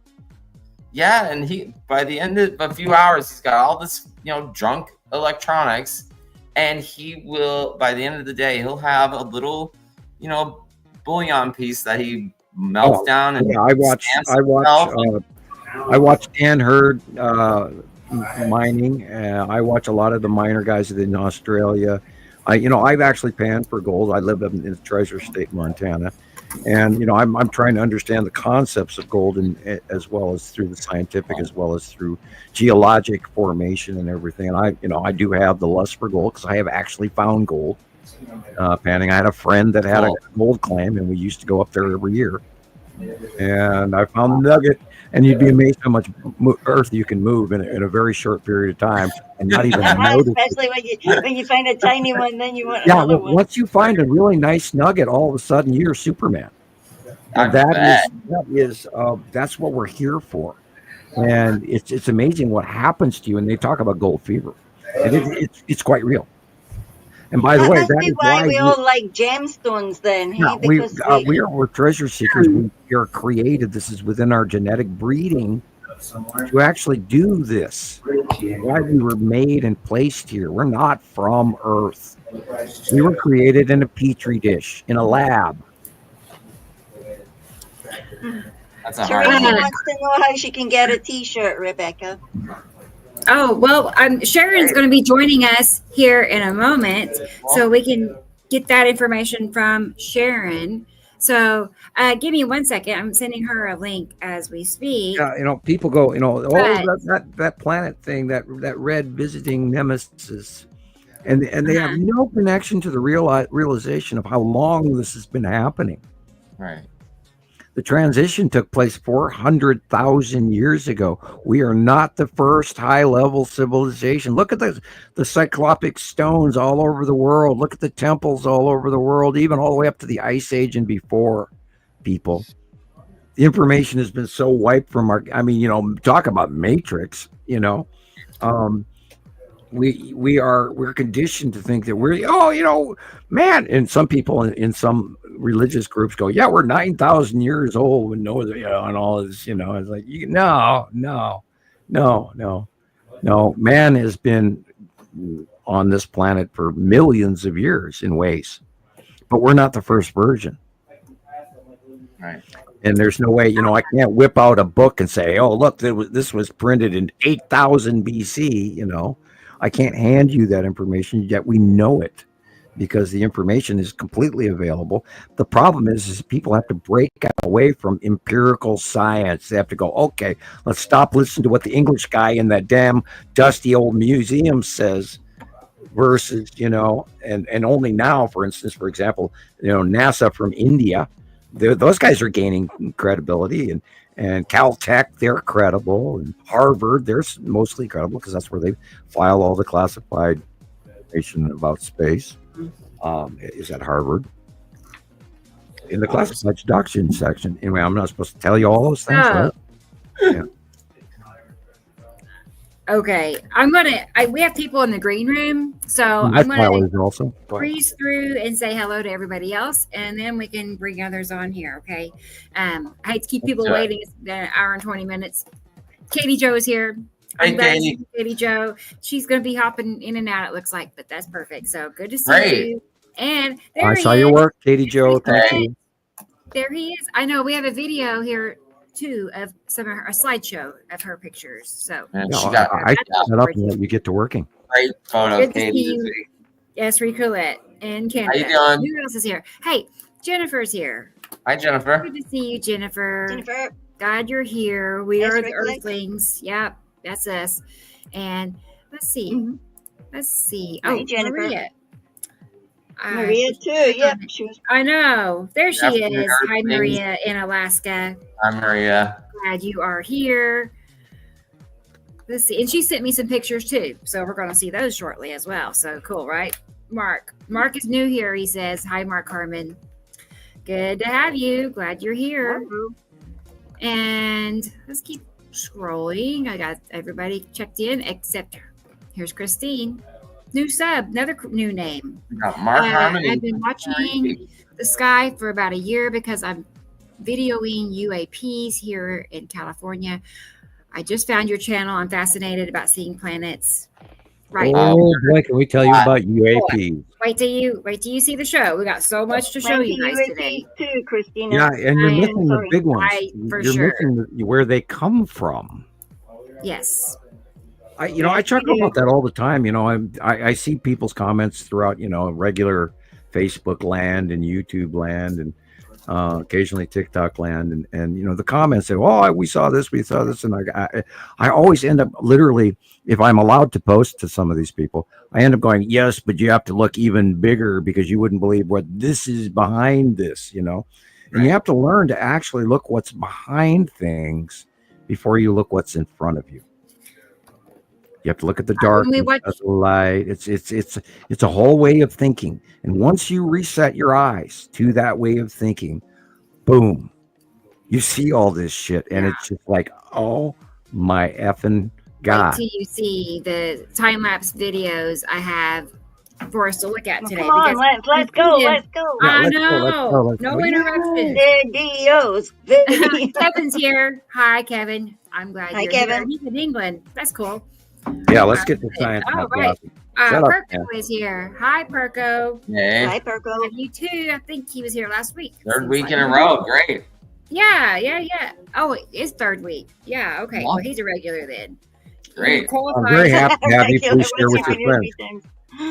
Perfect. Even at best, you could say, hey, I know these really crazy people Oh You know, my I'm going to remind everybody that there are videos about Rebecca and I going back many years where we're the most batshit crazy theory ever heard on mankind and YouTube, you know, brought together by Yeah. numerous people out there who have tried to troll us over the years. David's here. I'm glad to see you, David. Hi, And David. you never miss a show. He's How about right, you? highly consistent. Hello, So my name is good to Antonio have you. Montoya. And I'm not as killed my father. intimidated as I used to be. No. Okay, let's keep scrolling. Skywatchers Anonymous is here, which is Nicole, our friend Nicole in Colorado. So that's her Are new you group this she week? made. Pretty It's good. I almost like commented on a our few of group them. names. It's so very similar, but that's pretty cool because it fits right in. It fits right into our little clique, right? Yep. So if you haven't joined her new group on Facebook, there's the name. You can join it. So we can hang out more and more places. That's fun. I think we're about getting there. Hang on. Let me make sure. I don't want to miss anybody. Oh, wait. Nope. Got Joseph. Joseph is here. I asked the same question. Wait. Who knows when that was? That's like 30 minutes ago. Sorry, Joseph. If you have a question again, let me know. Yep. It's good. I so It's love it when the Coca-Cola can rips out a Mercury. mustache hair as you take it away from your mouth. Here's a question. Mark wants to know, Sam, is this star system near Mercury? It will. Yeah, it would be surrounding Mercury probably in the early years. Now I would have to ask. God, you know, good point. I would actually have to somebody, Gillian, look up the distance between Mercury and Earth, please. Mercury and Earth. Mm-hmm. Yeah, not Mercury or Mercury and the Sun, because we can do the math. Esther's here. Hi, Esther. Either way, just look up, here. you know, distance between Mercury and the Sun or Mercury and Earth or both, if you would, please. Everybody's chatting, having a good time. You guys have cell phones, and you can get away with that, where it would take up my feed, and then I would be able to talk. Look, it's Sandy Cheeks. Sandy Cheeks is here. All She's right. I am a little elated. I did hit adrenaline rush. I know, Kevin. If I can get them to, I will get there. So what's Robert's the here. answer? 6.4. Well, I can barely see that. I have to blow that. I got 96.435 million. How much, Gillian? 64,396 million kilometers between the Sun and Mercury. Or 96.435 miles. Okay. Therefore, it's Huh? approximately 30 million miles away from us. Sharon has the answer. Yeah, there's a lot of room between 34 million miles. Now, remember the planets, and we've watched this for years, and we've all been in awe. And I've never had the answer to this, other than how I think the structure of the atomic structure of this binary system really truly is the placement model. In the overall, trying to figure in Nibiru, the two stars and two solar systems, yet doing their thing in my head in circles.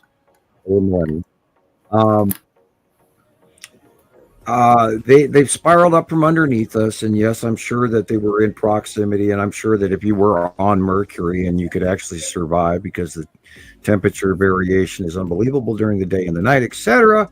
Although it is actually cooler than Venus for some unknown reason,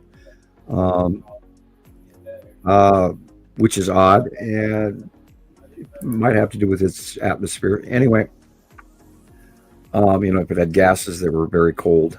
I'm sure if you were on Mercury, you would probably see the planets better than we do, but because they'd be beyond Earth and they'd be facially illuminated. So yes, you would see them better if you were on Mercury.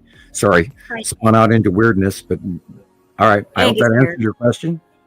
I'm glad you're here. They've been between us and the Sun. They came up from below us, below our ecliptic plane, our out view up here on the northern hemisphere, or the equator, or even they came up and they were visible first from Antarctica and Australia in the early years, and then they lifted up in front of us and have rotated in front of us and near us and been rising all the time over a 7 to 15 year period. And now we believe we're past halfway, and we're going transitory separation of the suns and the two solar systems, where the smaller spread out solar system, we're passing through the much larger Nibiru system, with the Nibiru group, Saru, Nibiru, Uri, etc. We're in close paths where we're smaller, and we just happen to be, like the name Nibiru is the planet of crossing. I just never expected it would be this damn close.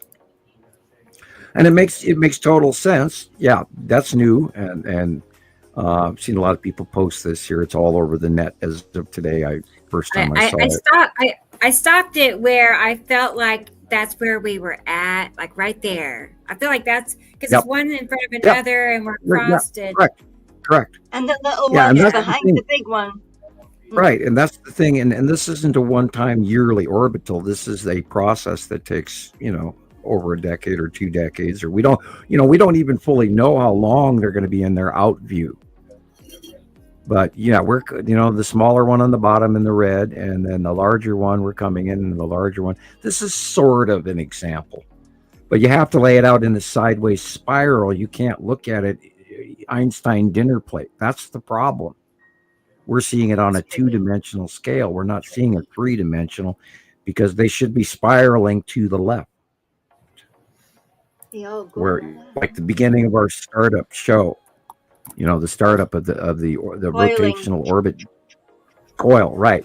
Spiral. That's how we travel through space. We're not on a dinner plate, and that 2-dimensional dinner plate robs you of the reality. There you go. This orbit model, we spiral in a static electricity connection. Looks like a snake in the water, doesn't it? An atomic structure. We have a 2, 12, 16, 32 shell structure, where all of the atomic weight values of gas giants and Neptune and Uranus and Pluto and many other smaller, Sirius and Make and other smaller orbitoids, which we don't even diagnose as planets, yet they are.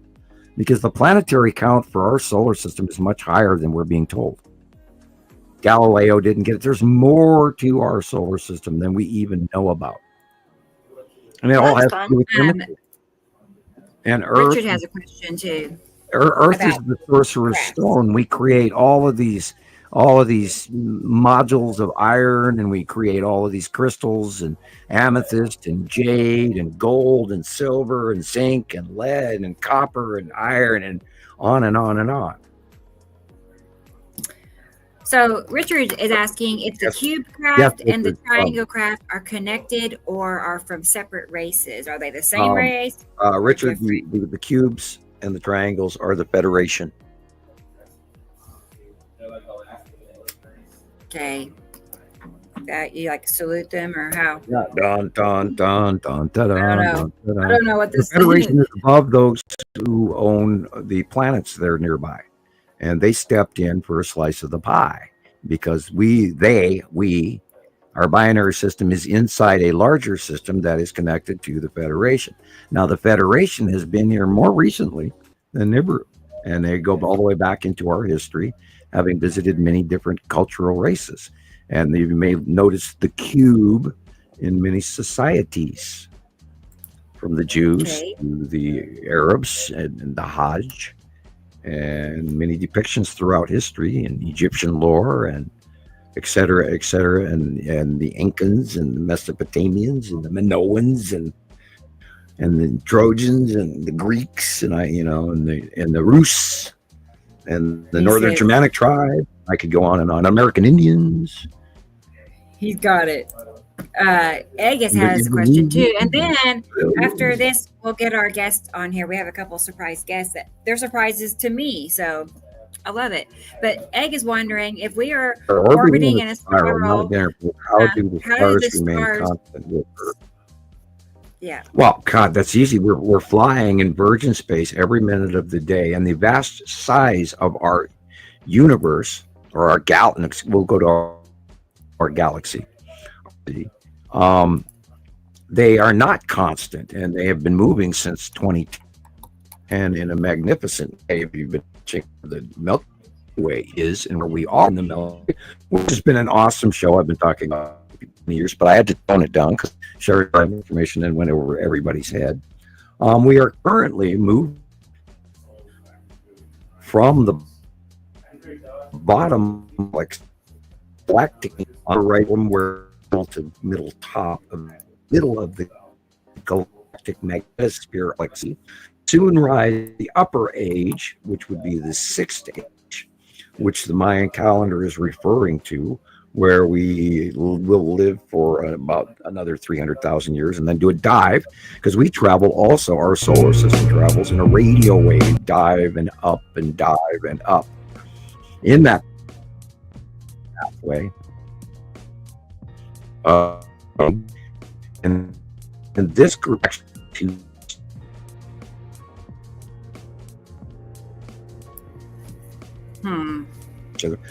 your star, but their co-orbit does two of these that pass together, and they're connected, and they do. You see rosation in all kinds of Dharma drawings and everything, and including computer graphics, and we do that rosation spiral through space all the time, and then we're and we up, and then we go down in our galaxy, and it takes us, I think, 4 million plus years. I could be wrong. It could be 40 million or 400 million. It takes like 4 million years to go around in a circle in the galaxy once. Wow. There's a lot of empty space. You know, they talk about space travel and wormholes and things like that, and how you not crash into a star or a planet. There is so much space between everything, people, that the odds of you actually hitting something are so low. Right. That it becomes a very simple equation in stellar 7 point. Two galaxies merge. You know, basically nothing collides with each other. It just sometimes for a millennium, and then sometimes they actually envelop in it or eat each other or destroy each other, or right. And that's a paradoxical binary galactic meeting. Now our galaxy, and you see that, you know, people talk about the Big Bang. Oh, the Big Bang happened and everything was. No, that's not what happened. The Big Bang in our area wasn't local. And our galaxy is much younger than many other galaxies, much younger than many other galaxies. And to be arrogant to say, well, the entire universe is 4.6 billion years old. No, our area of the universe is 4.6 billion years old. Right. And they keep wondering, why is space expanding? Well, that's basic centrifuge heat cold transfer, because there was a bang, there was heat, and that heat's going out. That's all there's to it.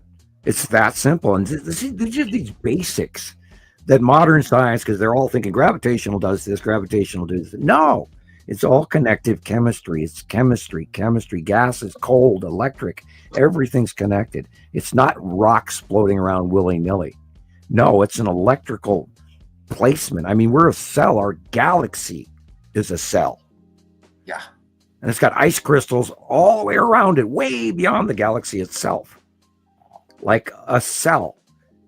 And our dimensions are connected to each other, not in next door room, but our dimensions are connected because we are a small piece of a larger dimension, just like there are smaller dimensions connected to us.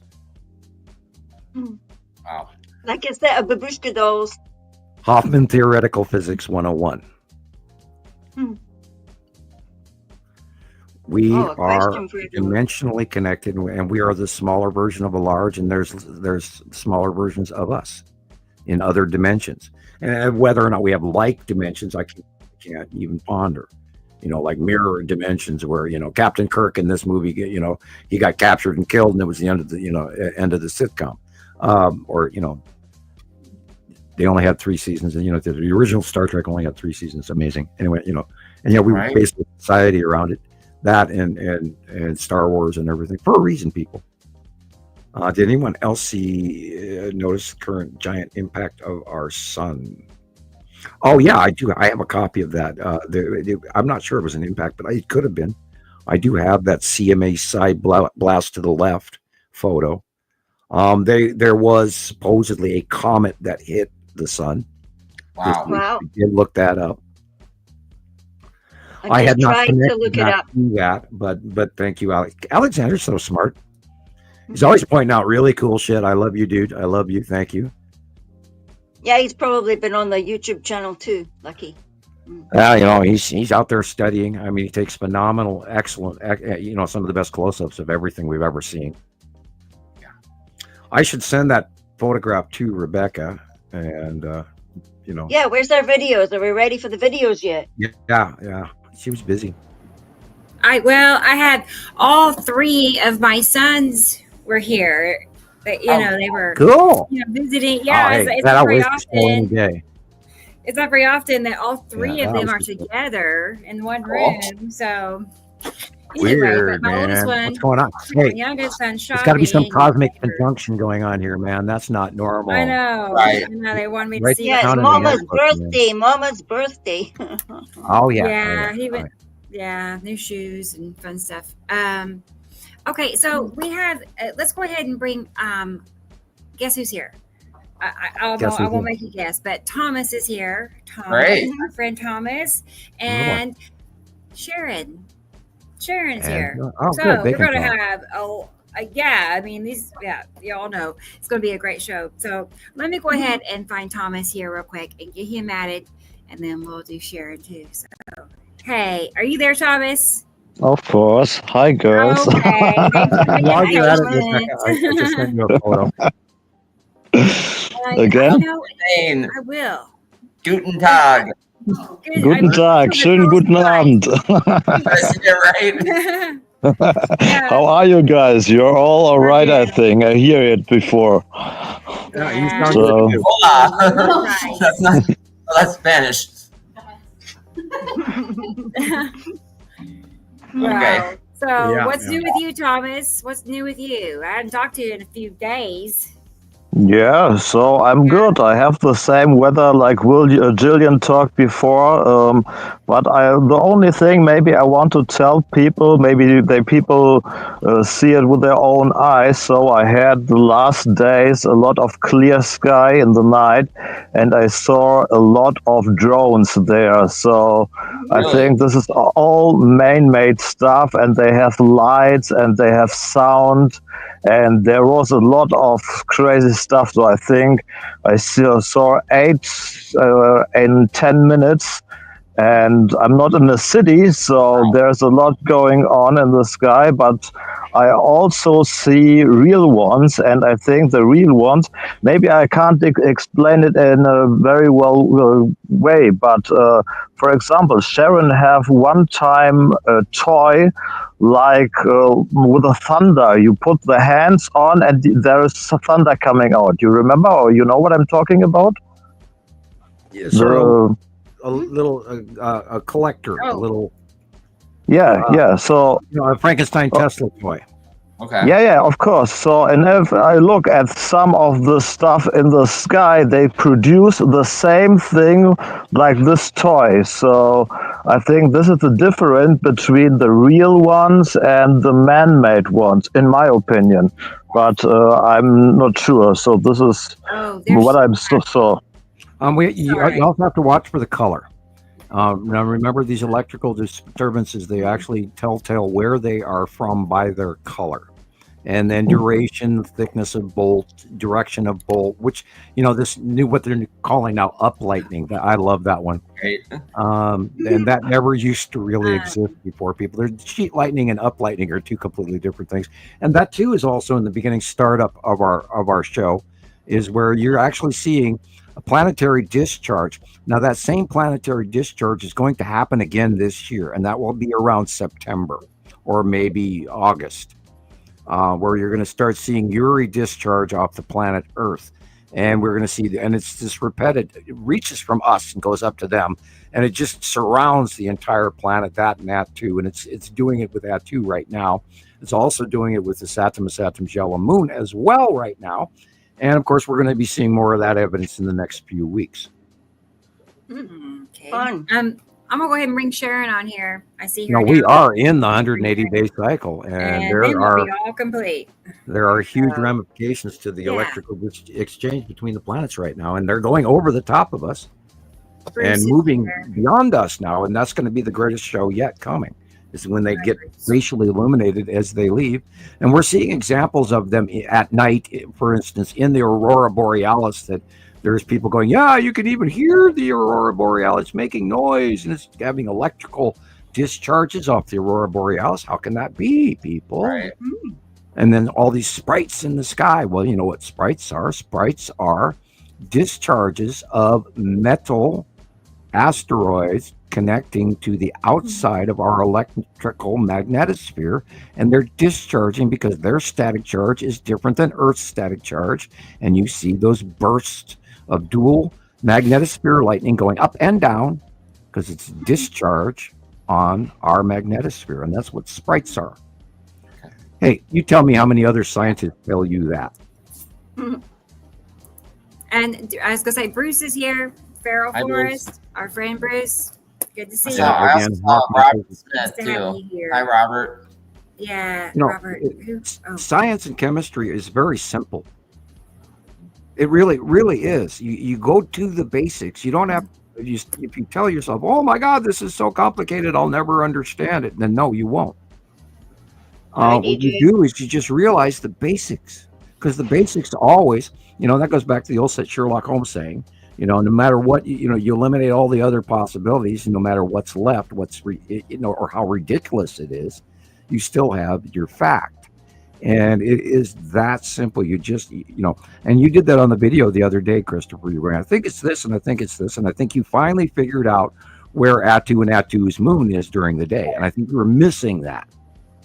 Yeah, definitely. And now you know where it is at sunrise, and now you know where it is at sunset.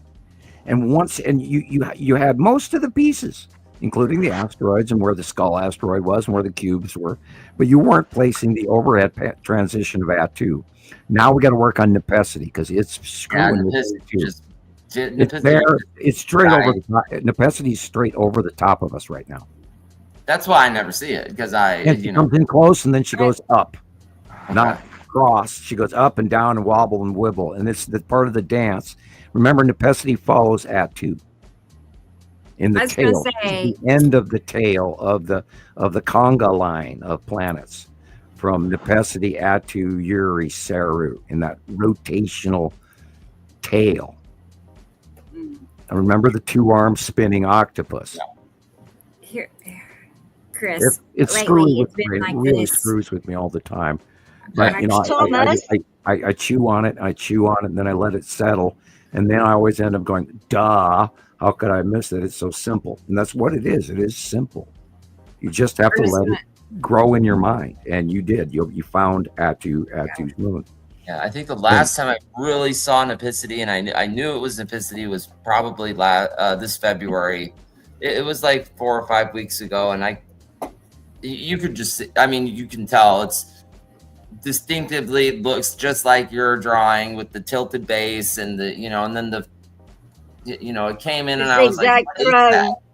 It's not the yellow moon, and then it starts to do the finger start to form and the snorkel starts to drop and does the thing, and then we have megastorms hitting in the central United States, where these formation of these cutoff lows suddenly erupt with 183 mile an hour winds week after week after week after week, and China gets it. Those few times I've seen it where Nepesity and it's like full glory with the fingers all around it. It was last year, right after the podcast. I think it was the massive green open core that's illuminated. It was like inside. right after our podcast. It was night, and I'm walking out of the grocery store, and it's right, it's right there, just like Sam said, with the open core, and it's undeniable what it was. And I'm just like, it was awesome. So cool to see it look like that.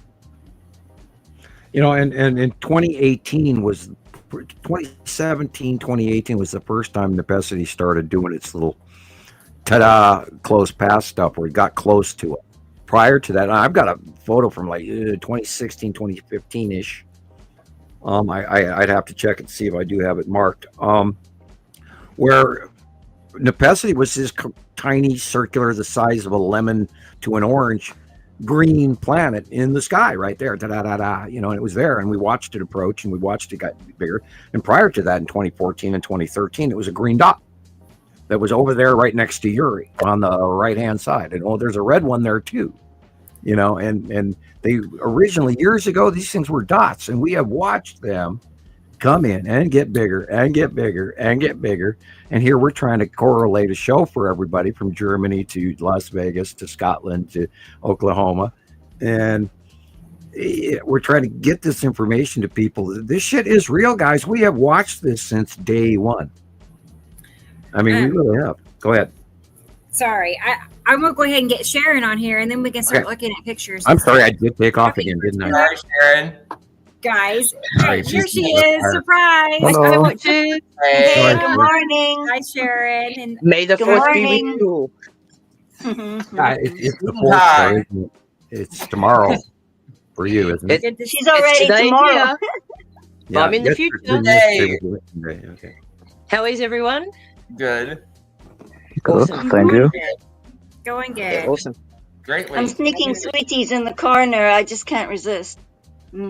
All good. Yeah. How are you doing? Yeah. Yeah, I'm little hungry. chipmunk cheeks going. You indulge in the candy? What an awesome week, guys. Yeah? Hi, Oh, Skinny yeah. Cheeks. Amazing. Definitely. Absolutely amazing skies, guys. Mm-hmm. Yeah, it's blowing up Yeah. here today too. So I might start walking here in a little bit, see if we can see Oh, something. boy. I hope it's good. Yeah. I want to Yeah, I mean, this, Yeah, we this want to morning, see some videos. Videos. Somebody- yeah, videos. videos. Oh, Yeah, Mornings you better and put on a afternoons. hat. hi, Hat and Stacy. I sunglasses, didn't see sir. you earlier. Yeah. Somebody was asking about a T-shirt. Oh, we see That that? was too And remember, racy. Christopher, Oh, yeah, Arab, okay. Arabs wrap a scarf around their neck for a reason. Oh, so they can eat their Where's my sweeties in area it. Well, if it's white, it refracts the colors off your shoulder as well as your neck from burning. Oh, hello, Mittens. Yeah, I'm kind of Hi, hoping, you know, hey, Yummy. mittens. She's here. Mittens, the space cat. She does not like to be held. Like, Yeah, you can see it in her face. She's like, lady, let me Oh, go. lady, let me go. What are you She's doing? really And you're colored. putting me on TV? Oh, you got it. You were in trouble, you're Rebecca. famous. Well, I tell her all the time she's a movie star. She's the new Yeah. grumpy She cat. is. When I have the camera on her, she Oh, she will act out more. She'll run and climb a tree. Hey, and I'm do telling you, stuff. Rebecca, if you do a She channel knows. on that cat alone, you'll end up Yes. with your silver plaque from YouTube. Oh, Yeah, definitely. she knows. Yeah, For go sure. for it with that girly. Look at her. I She's just know. sat there. You know, you could, see if your feed will allow a live stream of Rebecca's kitchen just at the feeding station alone. Yeah. It is weird, isn't it? It's Like, good. I just don't get it. And people love that stuff. I saw the strangest thing. Okay, I don't know where they do this, but it is literally like an app that you can sign up for. I don't know what kind of people do. I guess people do this. It's an app that leads to a cat feeder somewhere, and there's like, you can feed these cats through the app with this autonomous feeder, and you can watch them eat. It is the strangest. It's the strangest thing I've ever seen. Press they the hook up button, to ring doorbell Patreon goes, or something. and the cat Right, goes, it's like- where's Yeah, my it's torty? amazing. I mean, we've seen over the years, we've had fundraisers for cats. And by the way, I'm going to remind everybody, God bless Theo. We lost a friend last week, but anyway, the cat fundraisers, when our cat was sick, we managed to raise a great deal of money within 3 days. Wow. And she would not be here to this day had folks out there not contributed so gloriously. I can't even think of a better word than that. And thank you all again for everybody that saved the cat, because it's Nova's cat and she loves her cat dearly. Anyway, I don't Yeah. think, even if How I we had small all the together. money out there, I don't think we could have saved little Theo, even no, if I had. no. Man, of Rebecca, money. I'm so It's just- sorry. Well, you did try. You avoided what the doctor Right. said You weeks ahead of did. time that he should be put down in the first place, and so you finally had to. There And he we is. watched his decline and his rise and his decline, and And once, I know. yeah, in memoriam, and we miss you, Yeah. Theo. And he was the regular co-host on Rebecca's Shoulders for quite some time. And thank you, Theo, for your sky watching I contribution. know. I mean, I tell people, like, even at the doctor last Saturday, you know, when we took him to. Anyway, Don't go there. Don't when go the there. doctor walked in, he was sitting on my shoulder. He was. I mean, he did not want to be held like this. You no matter couldn't what. even get him off your shoulder because you kept going like that. That's yeah. I mean, he just rode around on my neck. Anyway, it was the sweetest little thing. I've never had a cat like that before. Probably will never again. Like, yeah, of course I won't. But yeah, I would tell people, like, I'm not making him do this. This is where he wants to be. Like, he'll sit there forever. And I would walk around the house, do laundry, do dishes, cook dinner, and he'd be right there. It was the funniest thing, you know. And then when he was really little, he would like leap onto you. Like if you walked within 4 feet of his, you know, radius, he would just fly and lunge and latch on, you know, like fly paper. I know. All right, now you've made me sad. Come on. Okay. I know, right? I know, Oh, I just- man, I'm choked up right now, too. I don't know if I can continue the show. I know. I'm sorry. It's been hard. Yeah, we missed you already. I have my toy Yeah, but environment. I keep telling He's myself, got little babies. Look there. His little soul Hey, has Thomas. an agenda I got as my toy. well, and I gotta, Right. realize it's not all about me. Crank it up, You Sharon. know? He's got something Yeah, that I got my he's doing toy for something Thomas. too. Cool. There, Okay. yeah, look at that. What one's that now? Remember I said, Nothing. Rebecca, I want to get one of them lights, but I oh my know. goodness, I need other things more than I need a light. There is an example of the electric universe and It's how so our magical. magnetosphere is affected from the outside. There's connective forces that, the discharge. These planets do not crash into each other. They electrically repel. Just each imagine other. planets doing that, eh? Come on, everybody, just think about it out there. Imagine planets going, Yep. But the Now, craft and we're looks the the little same. humans on the surface. Now cross that to One of my Aurora favorite Borealis toys. as well. Right. One of my Apparently, favorite we've toys. had, the Aurora Borealis crossing below the Arctic Circle as far down to the southern states. It's happened more times in the last Few these years. last few years than Right. Ever. right. And then like That's the base cloud also right this there. year we've had all the southern states this year have had 90 plus degree days already. Hit pause on That that, was Rebecca. like 3 weeks ago. Okay. Look at that thing. Whoa. That you know what that is? Red Oh, Astrid. It's a base cloud. Yeah, it's There a is a base planet cloud of- directly above it that That's you what I cannot said. see. I'm Look on where the Facebook. light is coming from. If you see that, there's a planet right above. There'll be Yep. a planet. Is that easy? Because that's Look at all the normal. horizon above the telephone wires on the left. You see how the You light know. blue it is? And then you look above that, It's not normal, and it's but it is darker blue. normal. And notice how it's flattening out on top and Yeah. surrounding and surrounding and surrounding. Whoa, Oh, it's look at glowing that. now. Look there. Look at his bum. It's shining. Wouldn't you say like I sat him? People, we're I'm gonna. gonna back it up Oh a little man, that's bit. nipicity. Okay, Is look it? where the light is coming from. I mean, it could coming be Yeah, from you're behind, right, there. but Coming behind our left shoulder. So that's Yeah. necessity. Okay. all right, Nice, Jillian. yeah. Do you know how I know? Because of the glow, the oval, Yep. the slim oval glow, The open reddish base thing. core. and it's open. Wow. Seen that in South Africa a lot. Oh boy, that's the bottom. That could be an wait a minute. Is it a Saturn's yellow Jeez. moon? Wow, Yeah, look at That how stuff, big that that's white so nasty, it's illumination like is. smoke. So huge. Oh, what's that? Yeah, Saturn's yellow moon has been doing some wild. Well, it's right over the top of us in some of the Yeah. middle of the day. Even mean- look at that. Oh, that dark. Look at the spider webby kind of clouds. That right there was the faceplate of Saturn's yellow moon. Cool. Just went by Like- right there. Whoa. Let me back it up a little bit. It's so Yeah, close. we're there. Oh yeah. You gotta Yeah, look look at the. past the stuff that's right Yeah. on the surface and look behind what's moving around and the weird Yeah, because And it we looks see it like over and surface. over again. from small to large. Now it's very It's large. the Yeah, big right. stuff Yeah, moving in the background. huge That's the asteroid thing right that's- Guys, there. congratulations, you found clouds. Yes, yeah. But see, the illumination behind it is what's important. Yeah. Look, there it goes at the top. Right There it goes. there. Look at that. Look at those weird clouds. It looks totally Wow. different. The land masses. The surface, the blue surface. Yeah. There you go. Look at that. Yeah, once you see it by eye up close and you actually see land masses in your brain for briefly 3 seconds, look, gives look, you the look, reality of what you actually are seeing. There. See it underneath. You'll shit. You will. Yeah. You'll just go, oh my God, it's real.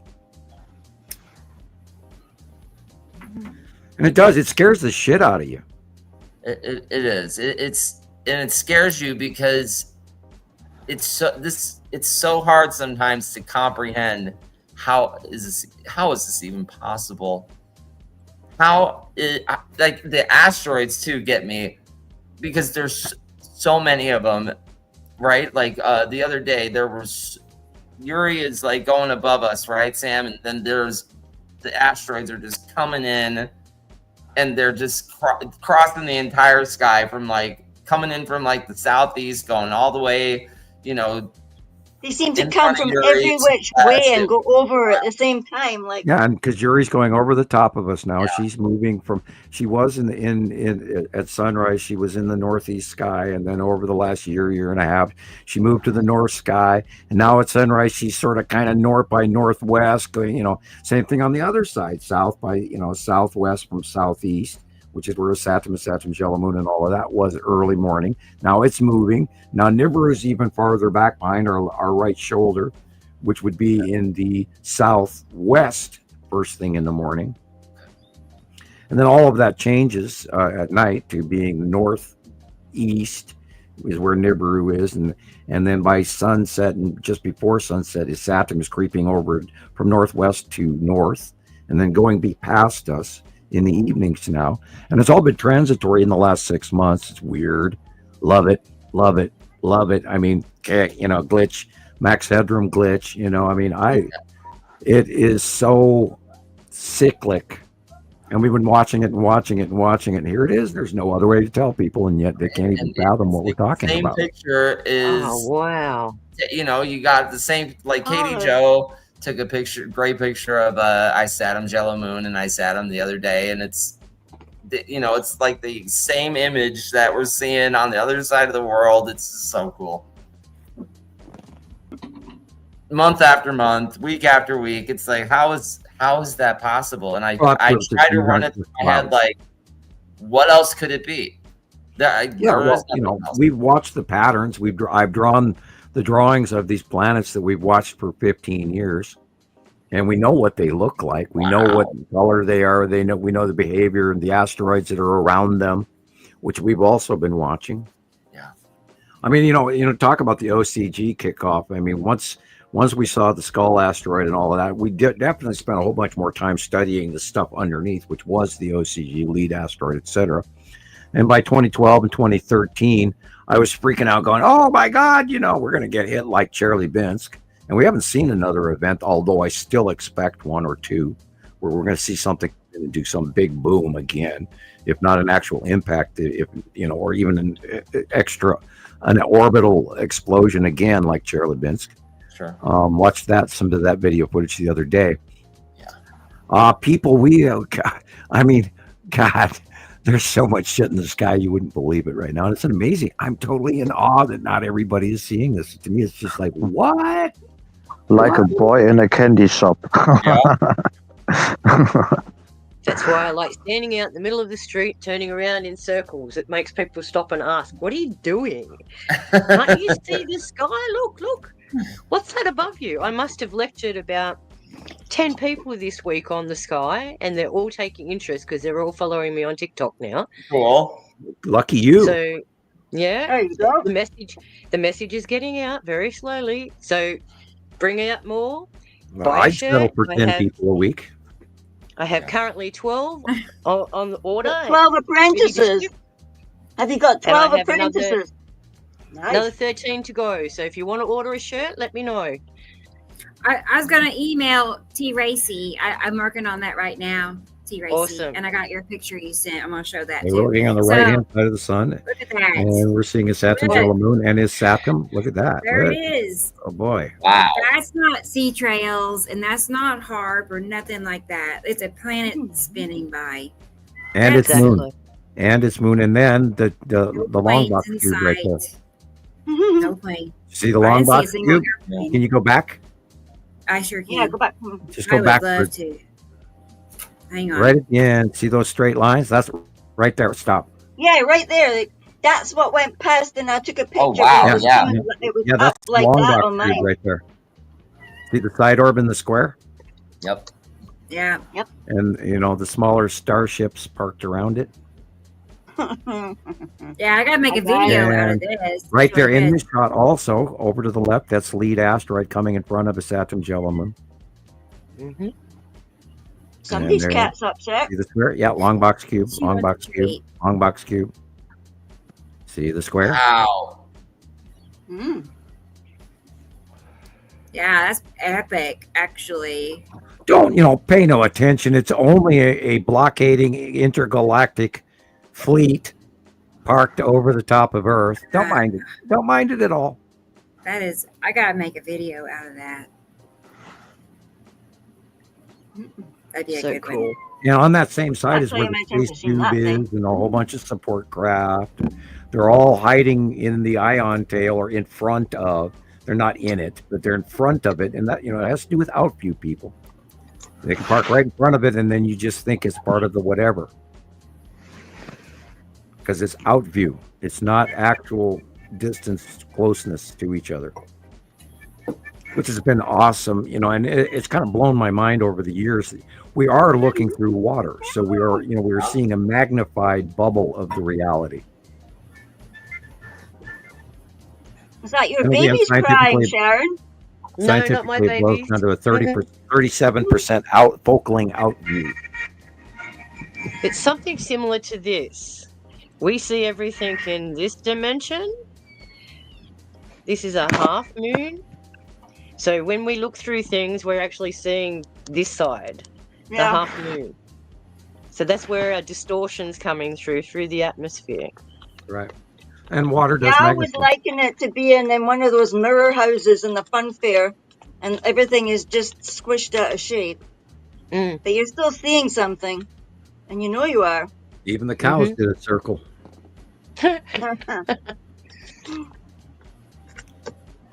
Yes. And the animals are starting to act very erratic as well.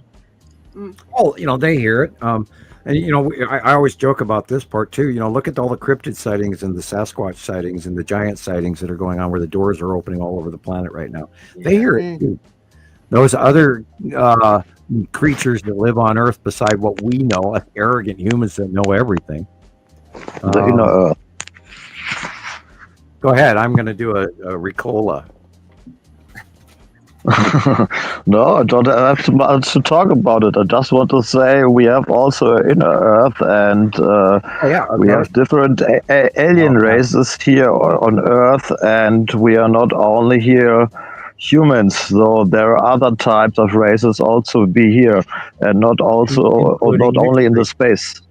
Yeah, we are no longer only humans here on Earth. There are some, and I'll throw that tidbit on the table. There are some half-breeds that have been incorporated since literally the 80s and 90s. Look at that big planet. Ooh, Yeah, look at that big spiraling ass. That's a Saturn. Wow. big Very spiral large right bone. now. Hi there. Very large right now, and they're going, and the Saturn is pretty much going to take over everything in our outview here for a while as Yuri moves to the left. So she's moving, and we are actually moving, and that is changing a lot of. Okay, look, that's the bottom refraction of a planet right there. How can you argue with that? And this is Yuri. Like Christoper said, no stars. Right. It was No, pitch Yeah, black again, I all went out. night, I went out too. the door the other day, and I looked up at night, and there were no stars again. And it's Mhm. like And it's I live in purple, and Right. you just I live see in the it's- moon and no stars. It's usually lit up from all the city lights, but it was strange. I mean, the darkest dark sky. I can't explain it. It was pitch it's black not even, here like, yesterday. black is not even the word to describe how dark that sky was. It's Sea trail. really weird. Yeah, look at that stuff. Yeah. Yeah, cool. Wow. Yeah, like Catherine got pictures of Yuri during the week. She said she put them in Northern, but Great. she's seen Yuri, nice pictures of Yuri. Mm. Beautiful. Yeah, Yuri's hard to Yuri's catch side here. illumination, you can actually see the rings. You can see the missing ring. There's one in the middle of 3/4 up on the planet where the light shines inside of it in rainbow hues in this one segmented area. And we watched that when it was tiny and small, 8 years ago. And the patterns, that's what's really cool about this shit, is these pictures have matched year after year after year after year after year and gotten bigger and bigger and bigger and bigger. The base clouds are always the same. And, and this has become a science. This is no longer us going, oh, we saw this anomaly. We're not talking anomalies. We're talking documented sightings that have correlated in summation to fact. Really, we have this down better than anyone out there. And I keep seeing all of these new orbit models and shit, and people keep putting out and talking planet Nemesis or the ninth planet. I could just scream. Me too. It makes me want to pull my hair out when I see Nibiru's red, big red planet. I go, no, it's blue. It's bigger than us. It's about 50 times bigger than us. Yeah. About 10, supposedly. Rumor has, some things we unfortunately do have to base off of common standard knowledge, but everything is fit. And when we find a correction, we include the correction and we admit when we make mistakes, and as part of furthering the science. And God, I ran into a bunch of old friends that have somehow skewed into their own little groups over the years. I did a search last week. I was kind of disappointed on some of these older friends that they're completely. I am still having to have approval on my posts in so many sites out there, and I'm chuckling about that. Going, hey, admins, would you guys please look at my status and maybe up the fact that you might allow me to post. It's like the post has been sitting there for a year waiting for approval. Yeah, I have yet to have any of these guys confirm to me in any way, shape, or form that my stuff's going up. Of course, I could go back there and look, and I am kind of site bombing, and I don't really participate in their site, so I'm guilty of that. But I'm trying to send, Christoper videos all over the place, and they're all subject to approval before they post it. Yeah, I'm that crazy Nibiru guy. Yeah. Sam? We're all crazy Nibiru people. Well, you know how a lot of the stories said they came here because they needed something for their atmosphere, and then, of course, they ply you with pictures or stories that their atmosphere was red. Yet we know it's blue. So how did it get better? How did their atmosphere get better? Well, you're sitting there, you're equating a minor tragedy compared to a larger tragedy.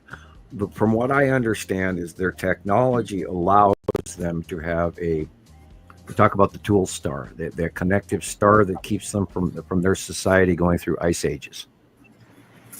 So that's from what I know, that is the environmental thing that they try to keep. And we're talking millennia a long term instead of conditionally 100-year periods or whatever. You have to think larger when it comes to the alien race. Now, we can't say they were destructively in need, but they reached out and found these commodities available in the other side of the binary solar system. And on that planet was a race of apes and other creatures that have been there. And then there was an argument over ownership of the planet once they came in and connectively changed the species on the planet to elevate them up to be able to provide and create these commodities that were available. And then they gave us food. And this is where the Garden of Eden and all of that, and where wheat comes from, because genetically it's time proven through science that wheat does not come from Earth. That food source was given to us as we were placed here. And of course, our time records are way off. People like us have been around a lot longer than we know. And we're not the first version, but There have been many simultaneous versions. Now, Neanderthal existed during the Ice Age because they needed a larger body that would stay warm. And they could move a lot of, and then prior to that were giants, etc., which also were able to do mining in extreme conditions. So keep that in mind. It's part of the chain of evolution of the planet, because we are not the first civilization, nor are we the 5th or the 10th or the 30th. Over 100. Well, yeah, but I mean, I don't foresee us rising in culture always every cycle. I think it's maybe possibly takes us 2 cycles to actually evolve to, evolutionary similarity. I don't know. I have no way to judge that, but I ponder the possibility therein. So that's why I say 40 instead of 100. But we know since the takeover and the rumor of the galactic rumor from the Pleiadians, etc., that it's been 400,000 years. So we know that's been 100 cycles within the last 400,000 years. Mm-hmm.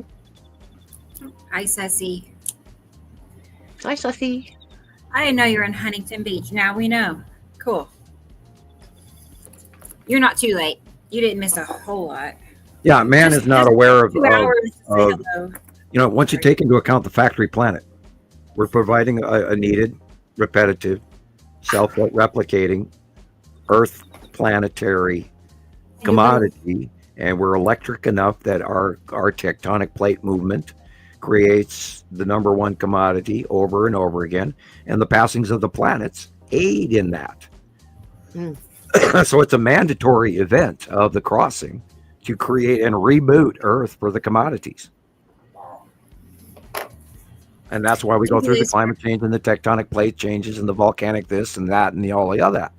And why the catastrophic event of the passing, which is sort of like hitting the reset button, as the 2 solar systems cross each other, discharge on the star, our sun's discharge, but so do our planets. And this is why all of our normal planets have these illuminated north and south poles suddenly within the embarking of the other planets coming here in the second star. So all of our planetary electric increased when that second star got here. And that's why they're glowing on both poles, which is also aurora borealis. So you have to think electrical. You cannot think gravity. You have to think electrical. Now that the 2 stars are crossing, they're discharging off each other, and so are the planets, and so is everything else, including radioactive decay ratios suddenly change in physics. And you're going, why has everything changed? Why are our brains changing? Why are we getting electrical shocks? Why are we itching? Why are the animals acting funny? Why are the birds singing at 3 o'clock in the morning? All of this is connected. Everything is connected. There's light that human eyes do not see. Can I ask you a question, Sam? Sure, always. Were the Atlanteans and the Lemurians, were they terra firma? Were they from here, or were they brought here? Yeah, I think they were previous cycle. I think there was a higher technology, Atlantis. Now, there's argument, that they were, 8,000 years ago, which would be 2 cycles. And, we know that climate change is happening right now in front of our very eyes with the Sahara Desert, for example, and that's turning green.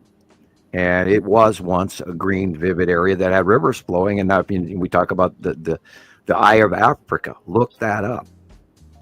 And it fits. There's a theory that Atlantis was Africa, hey? Well, yeah, it was on the west coast of Africa, and there was great rivers and literally almost ocean-like canals that led all the way into the eye of the Sahara. And look that up. And the Atlanteans, who had a great higher culture, they had harmonic tuning, and I'm sure pyramids that created broadcast power stations just like Egypt, and higher technology. And they didn't run on cars. They did a different technology than we even imagined. Well, they had things like red mercury too, which was supposed to be responsible for levitation and things. Right, and all you have to have is harmonic cold gases or a reverse polarity on your charge. And if you have a way to reverse polarity, then with magnets and stuff, you can float anything. It just, it's point of view. I mean, they had the era battery has existed for 6,000 years. That's right. You know, and that's And just, then you've got the, that's some idiot saying, "Oh, this is 6,000 years old." It could be 10,000 years old. well, who And knows how old the Dendara light bulb is? right, and you just look at Egyptian carving; they're showing the light bulb, hmm and Well, the Edison Baghdad was battery told- as well. and we know Yeah, that Edison Baghdad stole most of his illumination secrets from other people. But anyway, that's a sidebar. So have you noticed Excuse how me. they've changed common batteries now? They're not the same Well, as they used to be. Yeah, I They mean, used to be a carbon rod surrounded by a liquid paste. Now they're completely different. That's why they blow up all the time. you can make power stations out of lime juice and copper and iron. Exactly. You can make Nickel. electricity using a lemon and a couple of nails. Right. All you need to do is get that flow Tomato. going. Yeah, anything A acidic. potato, Yeah. yeah. And that's subatomic chemistry. That's it. And there are so many other mechanisms out there that we could power things, and it all depends. If you're trying to have constant power, well, then, which is the argument between Tesla and Edison. If you want temporary battery power, you're great with Tesla, but if you want constant flow, that's the AC/DC that Edison brought forth. That way, they had a power station in each city rather than one every mile. Mm. And it was economic, but the Edison version is toxic to humans, and this is where a great deal of leukemia comes from, is living in a house with electricity. Yep.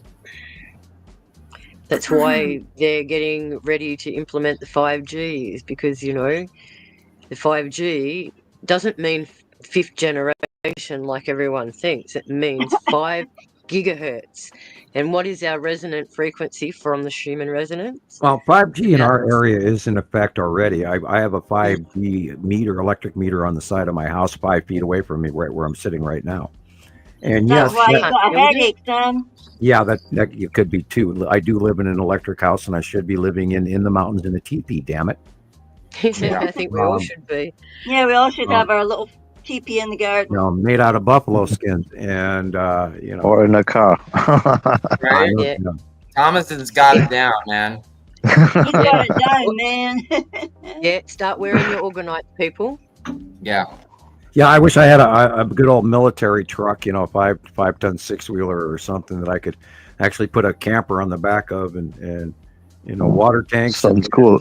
Animals, and you name I'm it. trying to think, how big is a Faraday cage do I need for myself? Walk around in a Michael Jackson bubble. There you go. Yeah, very good topic, Sharon. Make yourself, if you have a basement, make yourself a Faraday cage. Mhm. And even a small one, and find out and all you have to do for that is you make a metal cage that goes around you 360, and then you take a 12-volt battery and some jumper cables, and you put the one jumper cable on the side of the electric box, and then you reach over into the ground source on the battery. And by the way, never put your battery on the bare basement floor. Always has to sit on a piece of wood. And don't forget the grounding And that's why when you hook it for in, your body. you hook that cage up to the negative end of that battery, and everything inside that cage will be protected from bad radio signals all the way to solar radiation. Because I don't know if people realize there's a Faraday cage on the front window of your microwave. Right. So that's to stop us from getting irradiated. I had That's why someone you never, ask me a you question. never stand near a microwave while it's working. Nope. You It doesn't shouldn't protect you eat 100%. food that's been microwaved either, because Nope.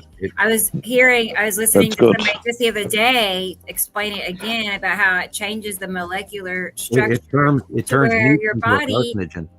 Your body doesn't even recognize what it is.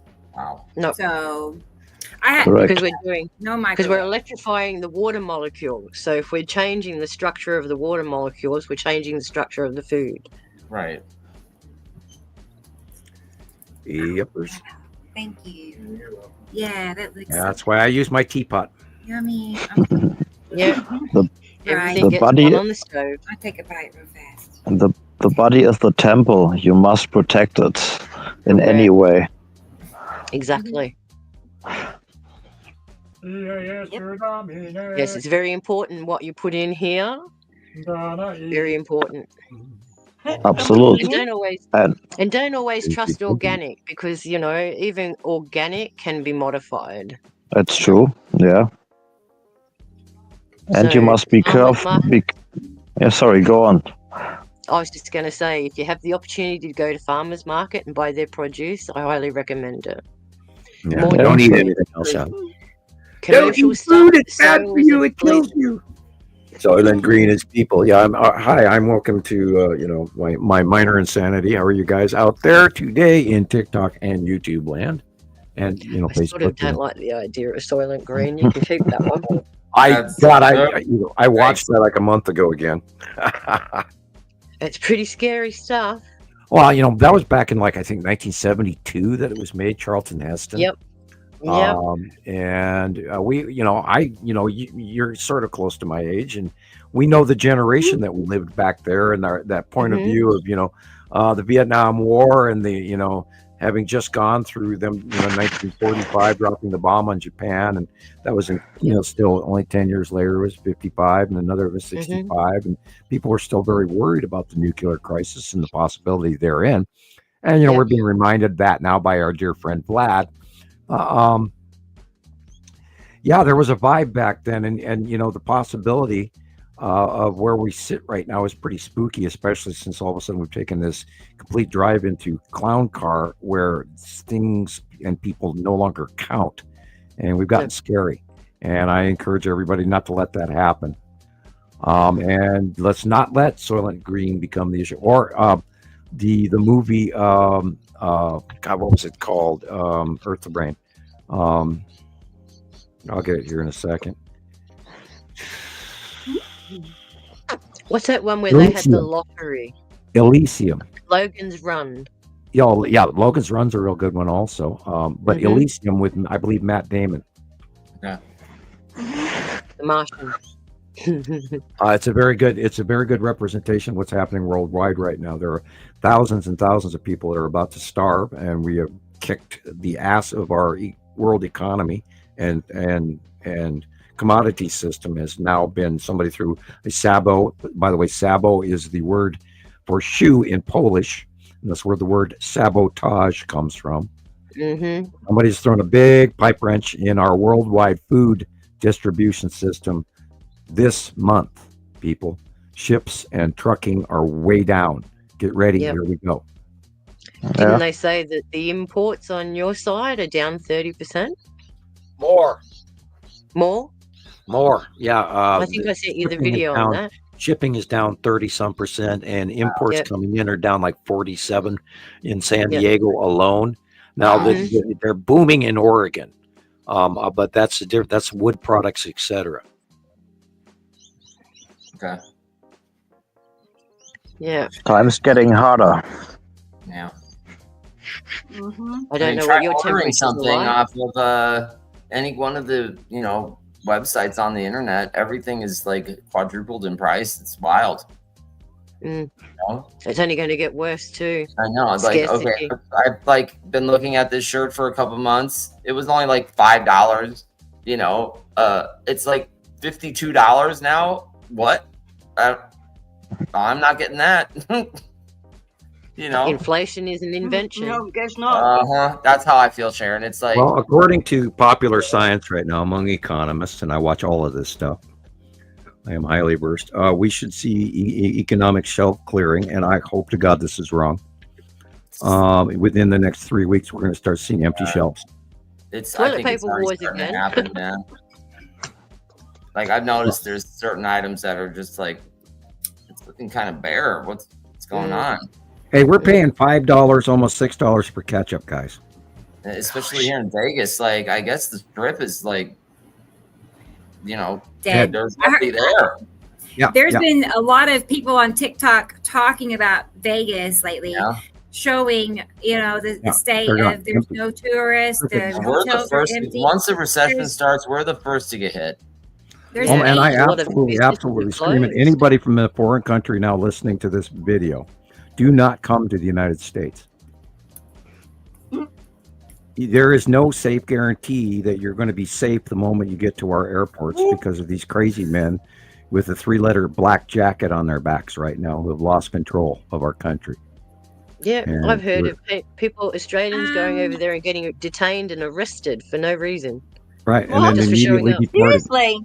There was this last week. There was a couple of gals from Holland or Germany that went to Hawaii, and ICE grabbed them, and they spent the next week or two in jail because they hadn't made full reservations for their hotel for the duration of their stay.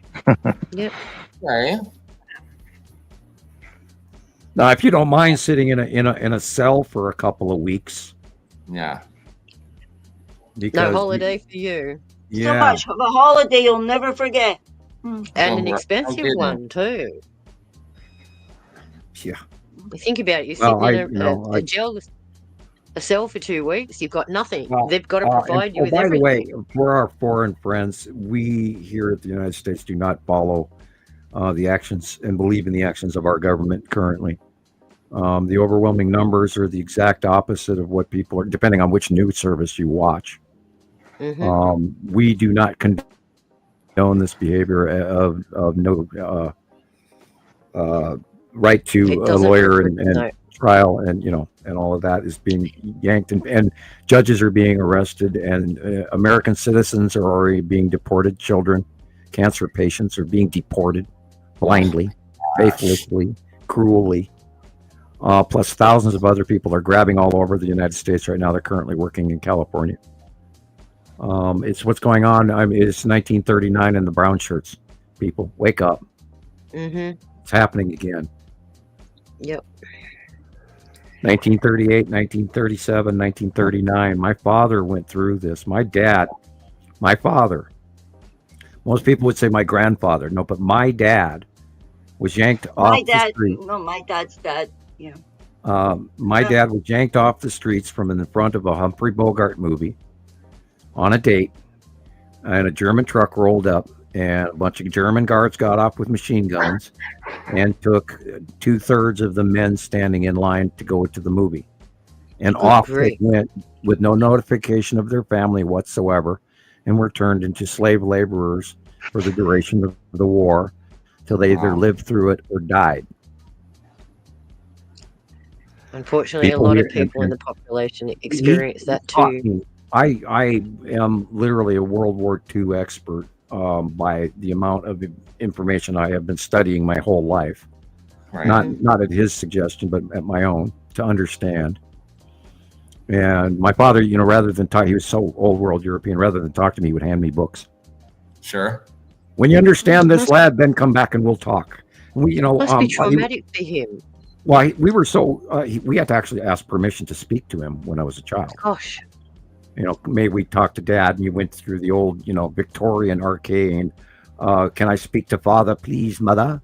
That kind of thing. And then we got an audience with him, and there was a bunch of us, so I'm sure that we were interrupting his work and all of that. But I mean, my father was old world European for a reason, and which is why I'm the hippie I am. Right. We got to do pendulum swing just so we can piss them off as much as we can. I'm joking. I never. No, you're not. My parents, not really. No. But people, this world that we're living in now, we have to really, really pay attention to, because we got weather, we got politics, we have 1939. Spain. Yeah, I have a short clip about the power outage. The sun. Oh, yeah. I do think it's directly related to the sun. Shall we switch gears and that up? Let's do that. Okay. Going on about politics in World War II. Yeah. Well, our electrical grids are very susceptible at the moment. Power outage, huge blackouts being reported, particularly across Spain. The power in Portugal.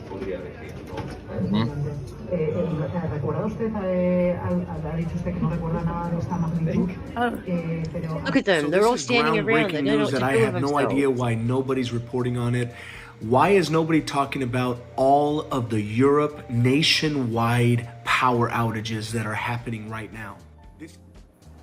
That's a great wake-up call, people. Yeah, it really made me think as well. But people think this is a government action, so they don't know this is from our sun. So, right, it's just the start of what is coming. And that, that right when this happened was that turn of that coronal hole. My FYP talking about the blackouts that When people can't start their cars, they'll be questioning. Right. Well, that's a Carrington event that fries way more than Earth. Yeah, that same Didn't time they- generators. Now, last year and the year before, we've seen generators around the Earth spontaneously explode. Now we're going to be even more. And this is probably what happened. Like our 5 or 6 generators just went boom. And by the way, we don't make those. China does, China makes everything. and we let them. Exactly. We sold off all our assets in 1975. We make nothing And that now. made me think about something very seriously during the week. So I figured, I've been growing my own stuff, but I figured I better just make sure that I grow more. So I need a little greenhouse thing for that. And also, how are you going to make food if this happens here? Right. Especially if you don't Has even know everybody how to got a light fire. barbecue or a braai or whatever you want to call it? Mm. Because That's what not I mean. all of us have generators or money to be able to buy generators. So the next Even that best is a thing, problem, because if during for example, a Carrington event, were we to nothing's get going to work. were we to get hit by a major solar flare where it embellished and embarked and broke in to our Earth human resonance inside of our electrical thing that saves us, which is our magnetosphere. That's what keeps us alive and protects us from the stellar material and the radiation. Were we to get hit enough that breaks in and burns everything out, it would be either half the world or a quarter of the world, and they would fry everything, including things that were not plugged in, which I've had happen in my home as well. You'd be amazed at what can happen electrically. And, it'll even, I don't know if any of you have been feeling this lately, where all of a sudden you get this breath where you go, and then your entire ear ringing goes stall, and then all of a sudden you restart. Yep. A palpitation that is undescribable, sort of like an electrical jolt. Now, all That those is people happening need to to look us up. from the star right now, from the planet, from our sun. This is also part of the 2010 ascension, Right. which is why many individuals are now awakening to a new self-being, a new self-awareness that they never had before, including translation or reading skills, or these artistic skills, or including precog or telepathy, or being able to Remote viewing. Yeah, we're changing, and the people that are listening us today are here for a reason, and you're all part of this. I suppose the And- positive out of that is it brought everyone together. Right. I have some people call me gloom and doom, and I just throw at them. I go, facts, not fear, because Right. if we existed in that fear ratio, where would we be? Hiding under our beds, that's for sure. Well, we would be the money boys talking about Right.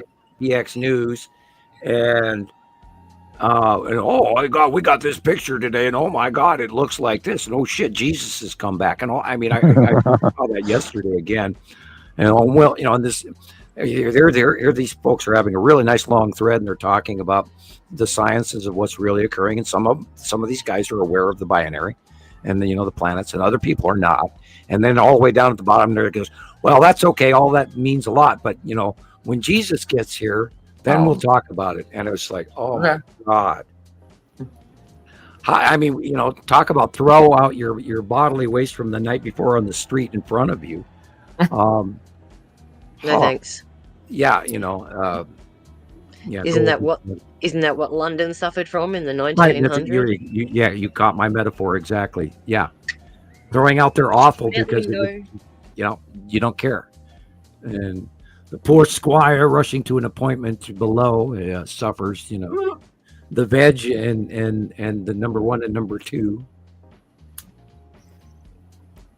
Even in the bush, we can, we're very concerned about where we put our rubbish and how we, dispose of our excrements, Yeah, and never There's let your people out cows, there that just don't be on the care. pasture next to the river above the town downstream, which is where Right. all of that comes from.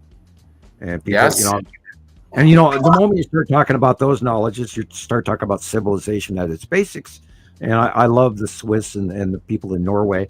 You know, they all live in these little villages of 3 and 4 and 5 families because that's the only way they're going to survive on the side of this great mountain, you know, with their cows inside with them so they can, you know, not freeze to death. And we kind of do that in Montana sort of way, sort of, you know. Yeah, we're going to be living a different world, people. And, you know, again, this summer, if you don't listen to me then or now, you will later. This summer, we're already seeing it happen already. We are going to fry. And I put on the funny voice for that, but oh my God, we're already seeing it. So what kind of temperatures are you going to expect out of this, Sam? Because you said it's going to be if you're in Arizona, if you're in Las Vegas, if you're in Utah, we're going to see 120 easy. Yeah, we saw 120 last year. It's about 45 degrees. Right, and more. There's going to be a prolonged period in the Southwest this year. That's now. I've been watching the TikTok and YouTube, the unalive polls of what happens in Arizona alone each year to the loss of life due to the heat. Yes, especially the vulnerable. Right, and I've been watching that for many years now. And I study everything because I'm this crazed, addicted person that runs at 300 miles an hour. And you got your head on a swivel, taking it all in. You know, Sharon's a good friend, and she knows how crazy Sam can be. And I study everything, all the oleologies, and I have to keep going. I have to keep knowing, and that way, you know, because I do plan and prepare for everybody, and because people are always counting on me and asking me questions and saying, "What do you think of this? And what do you think of this?" And so I want to be, you know, learned and knowledgeable and give you guys the best answer I can. And I work very hard at that. And I believe that, you know, even though my current, you know, pardon the expression, fame ratio isn't what it once used to be, I do believe that people count on me. Yeah. Otherwise, I wouldn't do 11-hour shows. We count on being here every Saturday. Yeah. There's still a few people sitting on the fence, Sam, and they're the ones we've got to bring forward. You know, like I said, if I got 10 people in a week that actually listened to me, I would be happy. If I had 2 people a week that, you know, I throw things at people at high volume, and I think I, you know, scare people. I've been told I'm intimidating all the time, so nothing new. But this is the reason you are the first Indigo. Well, put it this way, you know, like I always seem to feel like I'm approachable, but at the same time, the level of information that we have sort of scares people. They back off and they think, hang on a minute, are you a Looney Tune or what? And I go, no, I'm not a Looney Tune. If you want to observe the world the way we do, you have to look around and turn off your TV, for God's sake. I haven't watched my television since 2010. No, I watch my smart TV every day, and I go through YouTube, and it's interesting, the algorithms, what they hand me, you know, it also does, you know, when you stop and stall and view the first few seconds of something, it'll actually throw more of that at you. But I have found it a very interesting tool. However, I have left cable and local TV markets because the information is so much faster to look up than sitting there for a half hour or 12 minutes, depending on commercials. You know, you get 15 minutes worth of TV and the other 15 minutes is all commercials. Right, and unfortunately, YouTube has gotten even bigger on that. Now you get a full minute where it used to be 15 seconds. And you can scroll through some of them. But anyway, people, oh my God. I mean, you know, I don't know any way to scream this to people to wake, you know, WTF. Thank you, Caroline. Grab a shirt, guys. Grab a shirt. Caroline. Be a human advertising advocate for Sam. I do not know how to scream loud enough to get thousands of people to go proactive. I'm sharing this information. I'm very good at this information. All of my friends around me, sister sites included, and great members around the world are working very hard to share this information. And some of them are fervent and almost overzealous in some cases. And And they want answers to be able to get this information to you and how you're going to understand it and share it. And we spent a decade working on that formula, and we've tried many different things, right, Rebecca? Forever, yeah, for years and years now. And we're literally working on one person at a time, and it shouldn't be that way. Right. We should be able to get this out. I mean, Christoper does fantastic work. I mean, we're talking, you have to go to Cannes Film Festival, Sundance, with your video. I think it passed already this year. I looked it up. You said that last week, so I looked it up, and I think the contest already happened this year, so it'll have to be next year. Get it in early, and let them have a chance to look at new submissions early. And by the way, this is a great opportunity to Rebecca to show some of Christoper's videos.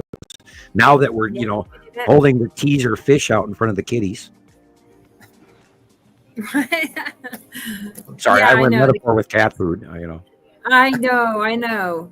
They got me earlier, so I think they're all fed now. We have been over in a month. Hey, by the way, the other day I had sardines. And have a conversation with some of the celebrities there. Yeah, I was going through the store and I was actually hungry, and I saw a can of sardines, and I went, "Oh, okay." And they're horrible. I got through half the can, but I had obviously a brain body fish oil deficiency. Okay. Omega-3s and 6s there. Oh, Sharon, you know about the Dutch or Thomas. Yes. Tell everybody about the Dutch and their herring. Tell them about the pickled herring. Oh yeah, they're good. Maybe it's not so perfect, but the Dutch people are crazy. They like this stuff. They have those depending on which part of Holland you're from, you have to be a mile away from them. Well, depending on which part of Holland you're from, you're supposed to eat it a certain way. Okay. You either bite into it or you put the whole thing in your mouth. And I think I can't remember which is which. It's like Northern Holland versus Southern Holland. And, they've got this big thing about pickled herring. Now, me as a child, I'm a little kid. Oh, here you go. Have your pickled herring. And every once in a while I still like, and I'm not a fish person. I like cod, and I like, deep fried clams and all of that. Some salmon once in a while, blah, blah, blah. No way I'm going to do caviar. But, I don't even know where the hell I'm going with this. The point with it is, my brain went to holding a little sardine for cats, and that's the roundabout lost my mind story. Woo! How the hell did I get here? But I suppose it's like anything. If you're introduced to it early, then you accept it. Right. And now I know where I got lost. I had not had my first American hot dog until I was age 12. Please don't eat any more of them. Anything with red skins contain nitrates. They're giving you the headaches. I was at a football game, and it went in, and then about 15 minutes later, it came out. Nitrates and sulfides. Yeah, I still can't eat hot dogs. Yep. Yeah. All that heavy processing. Yeah. But I think that's another story. Homemade pepperonis in the basement and all of that. That's another story. It's when they put all that crazy crap in it and they sell it and put it in a refrigerator for 6 months. And then you eat that. That's what's going on with our bodies and why we're overweight. And our body is sequestering things it can't process, so we gain weight. True. Too many chemicals. Anyway, Rebecca, show us something. I've lost my mind. I'm gossiping about crazy shit that has nothing to do with the sky. I hear you. How about we watch Alexander's video first? Only because whatever you're ready. Hey, very late. You're the executive producer. I know. That way we can, he can be here and see his video, and then we can watch Christopher's. It's your show. You're the executive producer. Do your thing, lady. Okay. I will shut up. Oh boy. Show it. All right. Hang on a second. Let me get. Gillian and Christoper, they went back to the green room to get more Doritos. I know, it's snack time. Stop stealing all the green M&Ms. Snack. Sharon, did you hear we have sour cream in the back to go with Doritos? I don't like sour cream. Let me show you this first. This is from Alexander, and he captured this little fox. Oh, cool. Yeah, look at Yeah, I that. told you there was more to him than just the sky. Little baby. How Unfortunately, I sweet. see a lot of those on the side of the road that have been hit by vehicles. It's a custom here to go and chop their tails off. Predation. Boo, Yeah, boo. okay, he sent me that. And then, let me see. Karma, people. Karma. He sent me this. I Wow. wasn't. Yeah, hi, Alexander. Okay, he sent me this picture. This is a picture. Sunspot. Yes, That's sunspot. right. That's right. That's right. Actually, we could look that up, and it has a number. I promise you. There is a positive on the left and a negative on the right, with a connective brewing filament going up into the upper left of it, connecting. And when those two electrically discharge, that's what creates a coronal explosion, a CME. Mm-hmm. But Coronal which mass sun? ejection. But which sun is it? Is it the bigger sun or I really- our sun? you know, Because the NASA lives also show a sun, and I think always, is it our sun or is it the other sun? I agree with you. It does not look. We've watched the sun, weekly. Not every day as much as I really should, but weekly. And thank you, Nicole, again for sending me the information, and other people who are sending me the same information. We have watched the patterns of what's been going on with the sun cycles all the way back to 2011, 2010. So this is not anything in comparison to what we've ever seen before. The patterns are not even close to what it's so completely different. It's like unbelievable. Now, are we to think that it's just this, what they're calling the increase in the solar cycle, this reset of the 11-year solar minimum, solar maximum scenario? And we just started it, although it's going to be short-lived. But, so question is, we've seen activity in the last 3 months off of what they've been showing us that is our star, quote unquote, stereo A, stereo B telemetry, and it does not match anything I've ever seen or watched for the last decade. So I agree with you. I don't think they're showing us our sun. I think they're showing us the standard red, and it's in front of our sun right now. I can't describe it any other way. We have no we've seen evidence of it from southern hemisphere sightings, but in equatorial sightings, but not up here in the northern hemisphere. So we can't absolutely prove it. We've had like 18 or so real credible sightings, and we're still working. We think we're looking at the standard red, and I think it is affecting us in more ways. Why we're so hot, so warm. Solar storm, mass coronal holes that we've never seen the size of before. Maybe on the standard red, that's normal, but on Sol, So that thing is coming towards us. And did we see an explosion on it today? Did something fly into it? That was a few days ago, and that was what Alexander was talking about. There was talk about a comet hitting the sun. Which sun is diver, occasional. It's a pretty regular event for the sun and comets. And it depends on if it's a glancing blow or not, if it has debris that will affect Earth later, blah, blah, blah.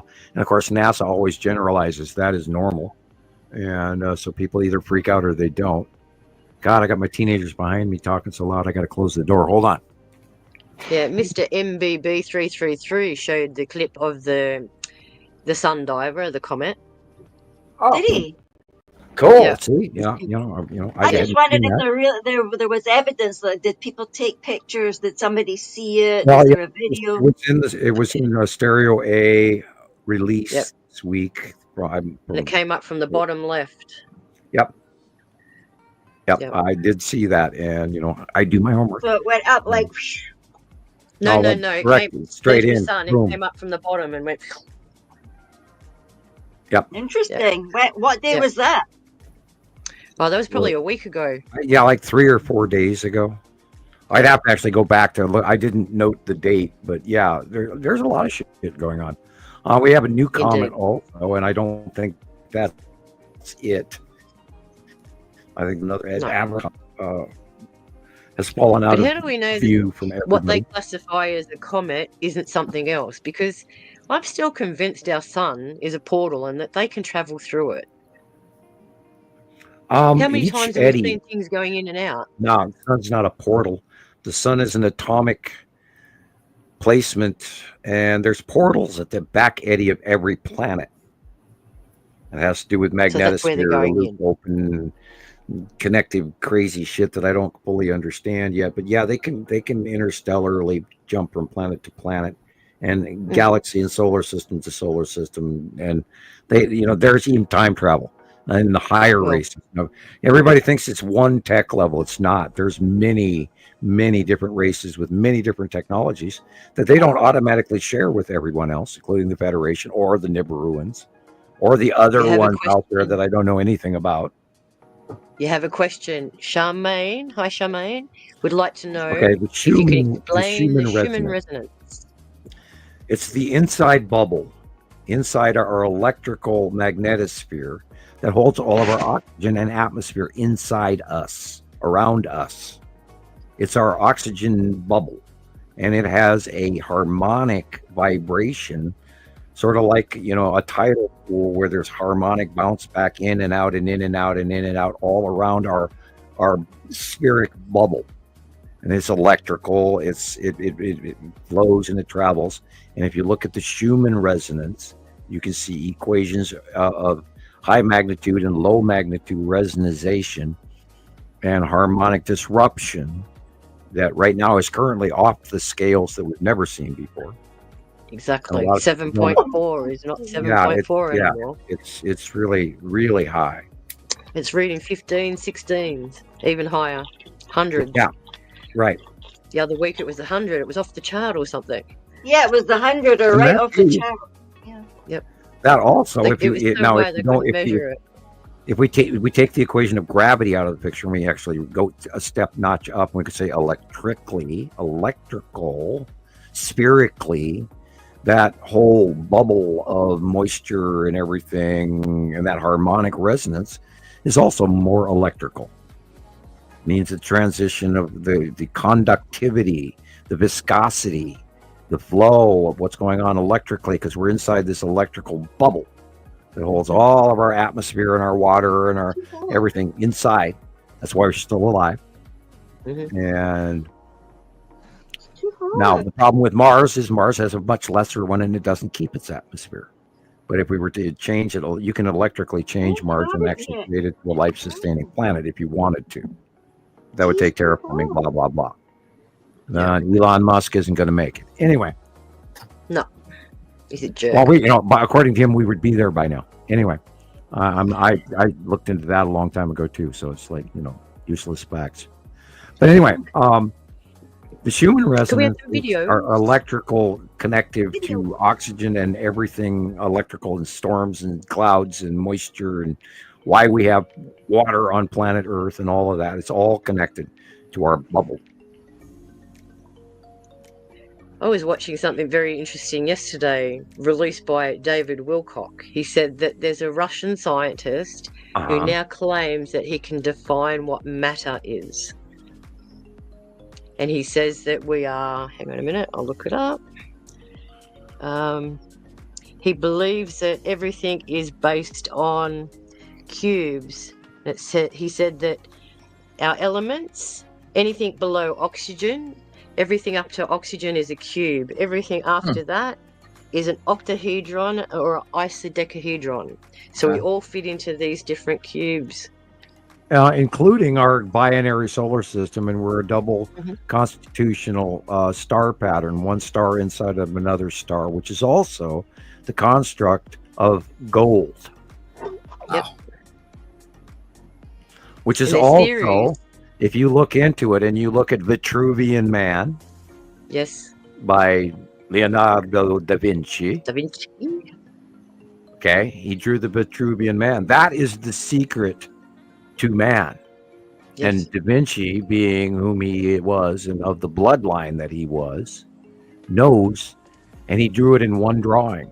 The man is also connected to the binary system, which is also connected to gold, which is also connected to our universe. It's all electrically, and we are the reason that the solar systems are bigger and spread apart for our solar system, and they're spiraling tight and right in front of us and coming up in front of us, which is us going to them rather than the other way around. Mm-hmm. And we're the outside star, and they're the inside star. Mm-hmm. And we're spiraling, and then we cross paths and we meet, and then we go back to our normal spiral where we don't even see each other for millennium, 4,000 years. And then we cross patterns, discharge, the binary stars zap each other a couple of times. Planets all heat up, start glowing, do their really cool shit, reequate all of their masses and reaffirm their atomic structure and placement in the orbitational model of a carnation, the harmonic helix spirograph symbol. Well, it would be completely different species if we were based on silicon and not carbon. Oh, wow. There is that also, and there are those life forms as well. And I always like to throw a little extra Uno card on the deck and say, what if we weren't the first race to actually evolve up and out from this planet? It's very feasible. Just because we don't have records doesn't mean it didn't happen. There is a lot of time between now and 65 million years ago. Mm-hmm. And not everything's on the surface.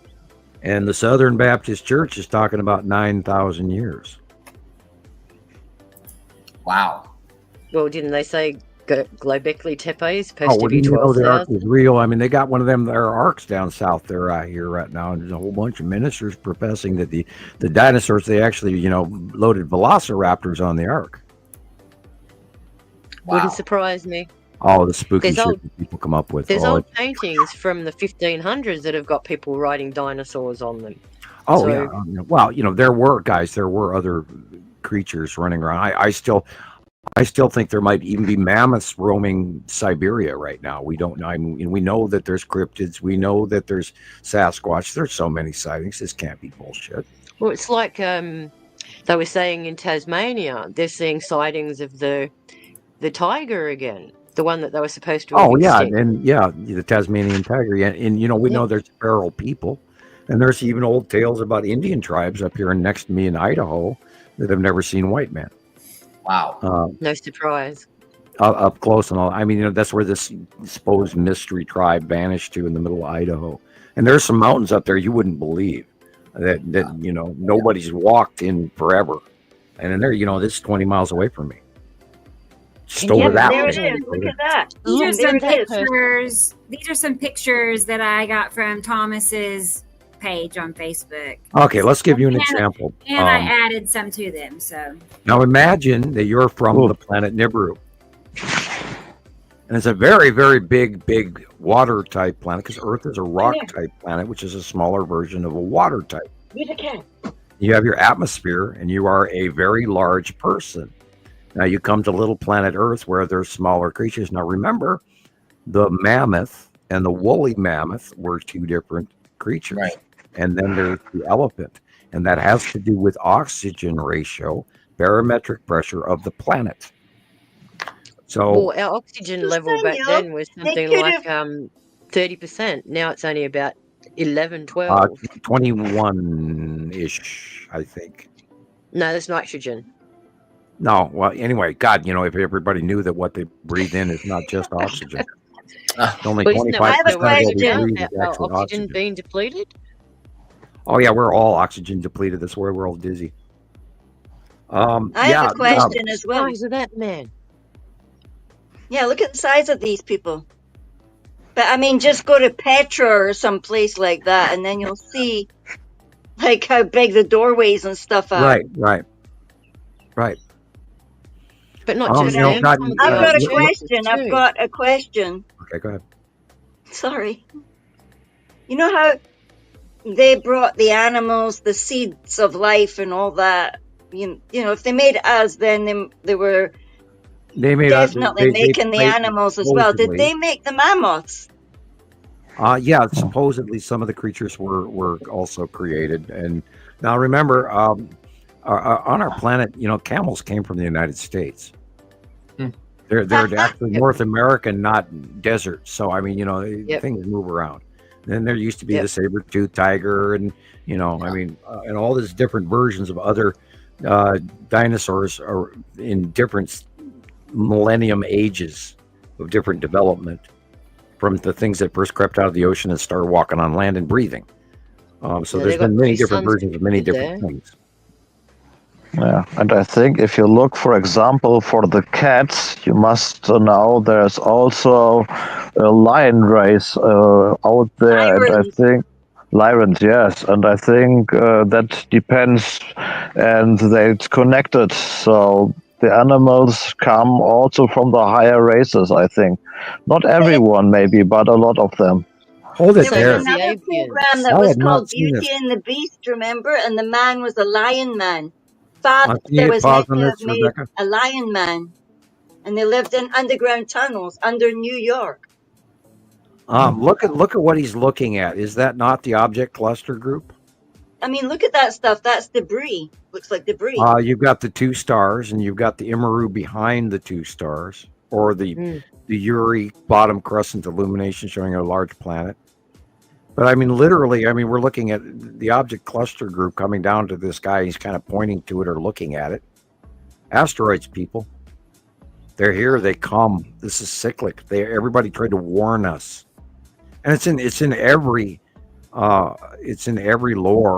There's Pots with the lead asteroid coming down on it from Greek times, and prior to that, or the Mycenaean age, which was.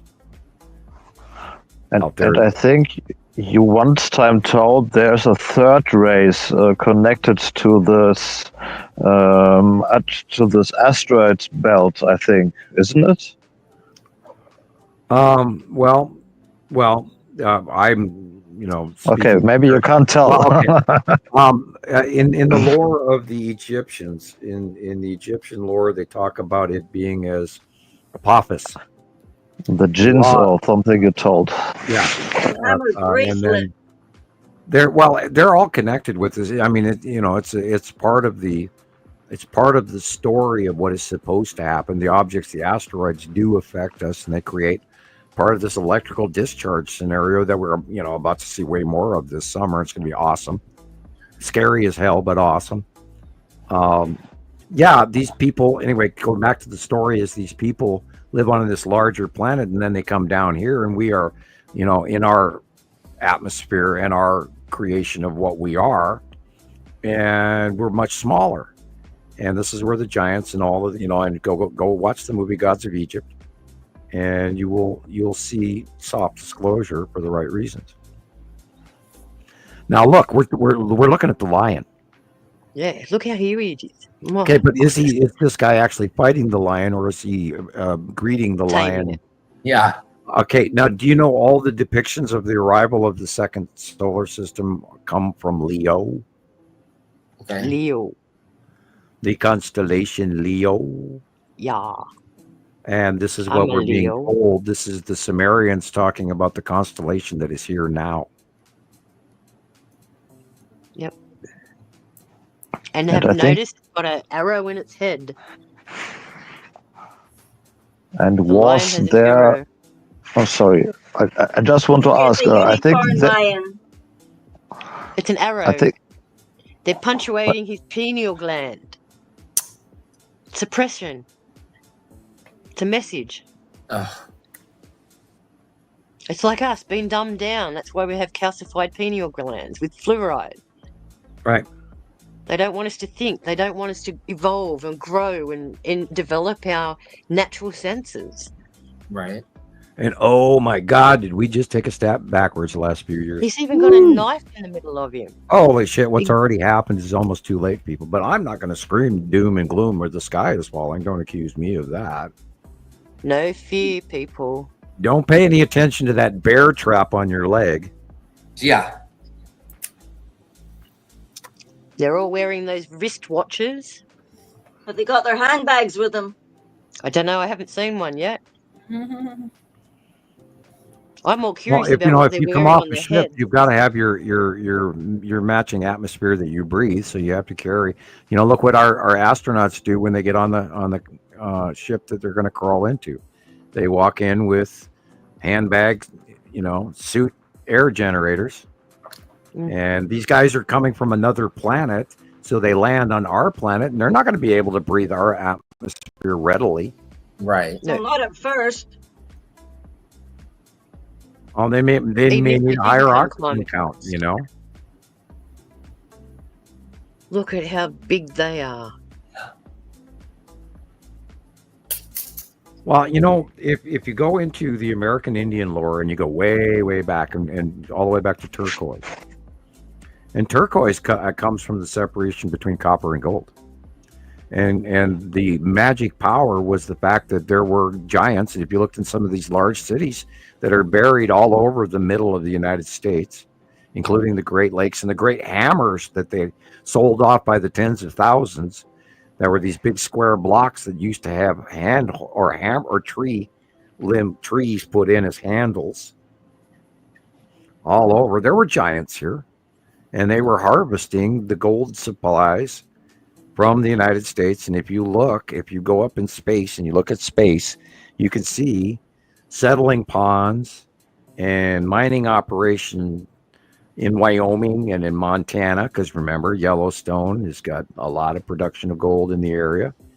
And so does Lake Michigan and Superior and all of that in Canada and Minnesota.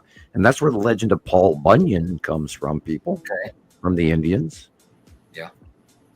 Have you heard of Lassiter's Reef of Gold at all? That story? Not per se. Okay, well, Lassiter's Reef of Gold was a prospector who walked through the desert and apparently found a great big seam of gold. He apparently marked it and he was going to go back to it. Well, he apparently lost it. So everybody's been looking for Lassiter's Reef of Gold. Yeah, okay. Yeah, Because there's a lot of those. There's a lot of gold down in Arizona, a lot of gold in Texas, a lot of gold in California. Yeah. There's a lot of gold in Australia. You guys have bigger nuggets than anyone. Yeah. Well, where we were at last week was the biggest nugget was found, a 13-ounce nugget. Wow. Yeah. And at 3,000, let me see, I can look that up right now. It's 3,400. $30,000. Gold is 3,247.40 on today's market. It's actually gone down 200. Yep. Or 150. So imagine holding a $30,000 nugget in your hand. Oh, I wish I could use that right now. Be fun. Yes, I imagine it could pay quite a few bills. Yeah. Yeah, I would do that. I would pay rent for a little while ahead of time. And the electrical Even taller, Sandy Cheeks. Even chakra taller than tower of mankind in our genome, right there displayed before us, and how it's controlled by the overlords. See the little man in the spaceship up there? Yep. The flying machine. The winged king. And they've got ropes to him, so what are they doing? We're attached to him. Our genome's attached to him. Mm-hmm. Yeah, well, yes, this is true. That's true. In like basic. Traveling something. And I even have the translation to Sumerian text, but you have to translate it from Sumerian to Greek and then from Greek to English. Interesting. Yeah, I never went deep. I started looking up a few words and then went through that, and I went, okay, I'm done. But I have the alphabet. I have it. But what does all that say on there? That's like a full-on story. Right. And this is why you have to translate it from Sumerian to Greek and from Greek to English. Yeah, and that's where AIs come in. Apparently, AI has interpreted quite a bit. Wow. And if you direct AI to do that, and then you give AI the example of the Sumerian text, they can work dauntlessly for you. Well, the Rosetta Stone helped interpret quite a few, especially hieroglyphics. Yeah, and the tale of the King's Steel Eye and all of that have done that as well. Yep. Yeah, the Rosetta Stone was phenomenally important. It is. And we actually have AI examine that again as well. Definitely. And again, there's the lion, people. The lion. It has to do with the star pattern where the re-arrival is coming from. But Sam, I have a question before. Do you know the lions have a war with I think it was the reptilian guys or another race out in space before Earth? Do you know about this? Yeah, well, there was many there. Yeah, there was a galactic war for control of this area. Now, what I do know is that there are certain members, sort of like NATO, in the alliance, in the Federation, where they have allowed certain less than admirable races into the collective for a reason. There is a Federation war in space between the Federation and a bug race, and pray that none of your clones are currently participating in that. And yeah, there's a circle. This is 1, 2, 3, 4, 5, 6, 7 planets plus like 3 moons they're showing on there. Yeah, but the planetary count is repetitive, people. This is real. It's happening. We've gone through all of this information over a decade ago. And, this is why Rebecca is providing it for you, because, we know all about this stuff. Everybody sends it to us. Excuse me, I'm going to go to the little scientist room now. Okay, Sam. Alrighty.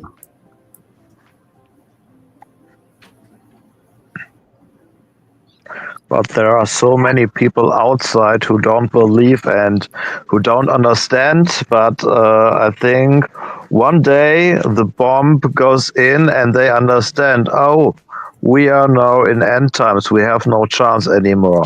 So we will see how it ends. But yeah, I think one day people will see it. Right. I think most people are familiar with, end times. They've heard, whether they're religious or not, Right. It's kind of common, term. People talk about that all the time. It's also in our DNA. It's our memory. It's like the flood. Right. Everyone in their DNA has that embedded in their memory. Yes, true. I got goosebumps. It's true. Absolute. So genetically, we can go back generation. We all have this embedded in our coding. This is why CRISPR really bothers me, where they can just chop and change and manipulate things all the time. Don't forget the COVID. It's because CRISPR, and it's, I think, in my opinion. So, and in my opinion, it's also off-world technology. So, I think COVID is not only created by human, in my opinion, because if you look at the other cycles before, I think they did the same. But well, we can wait for Sam's thinking about this. Not everybody out there understands what CRISPR technology is. CRISPR technology means that they have worked out the human genome well enough on the computer that they can identify certain subjective effective areas of our RNA, the RNA that runs from female to generation to generation to generation, and our offspring. Now, CRISPR technology can reach in and grab a segment, not just an individual cell or part or an individual identified spot of, whatever, CG, whatever, in your genome, and it can actually replace it with something else. Now, that technology was banned worldwide. But so someone underground brought it to the surface and decided to use it for nefarious purposes. Subjective rush to create a vaccine for the C virus. Right. They created a CRISPR tech vaccine. Yep. Absolutely. And I said... Go ahead. I just want to say, I said before, I think that there's also off-world technology. So the coronavirus is not only made by man, in my opinion. There are also other races who helped to create this. Wow. Well, now you could lay it down into part of a decree where the governments were supposed to subjectively create a scenario where that the next generation of the beginning of the next cycle after what we're about to go through changes the next generations of people, because there will be far fewer of us. And I don't want to go there, but this is what happens every cycle. You just need to look this up. And I'm not trying to be a fearmonger, but I'm trying to give you the information. Now, they are following certain rules, and I think that it was used as a technology base and a way to introduce something that the masses would fall into. And I don't dare go more into detail on that.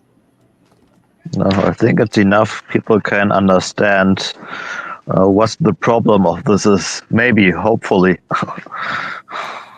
If you look at that picture there, you can see the system in front of Leo and Scorpio. So is it coming through the middle in this picture?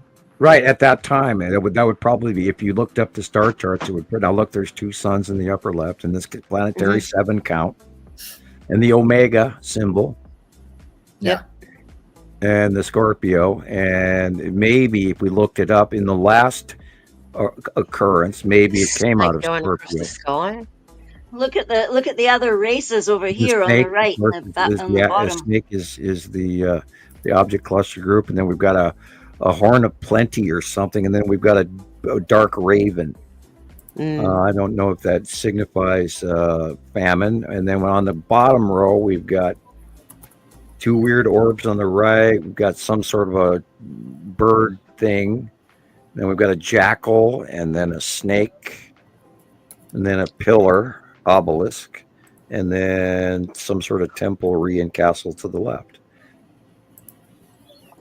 Probably stargates. It could be. Well, we know stargates are real. Isn't we've this got races? hundreds of Isn't this other stargates around the beings? planet, all carved the same. We were talking about that just the other day, about the wagon wheel, and look up the flag of India.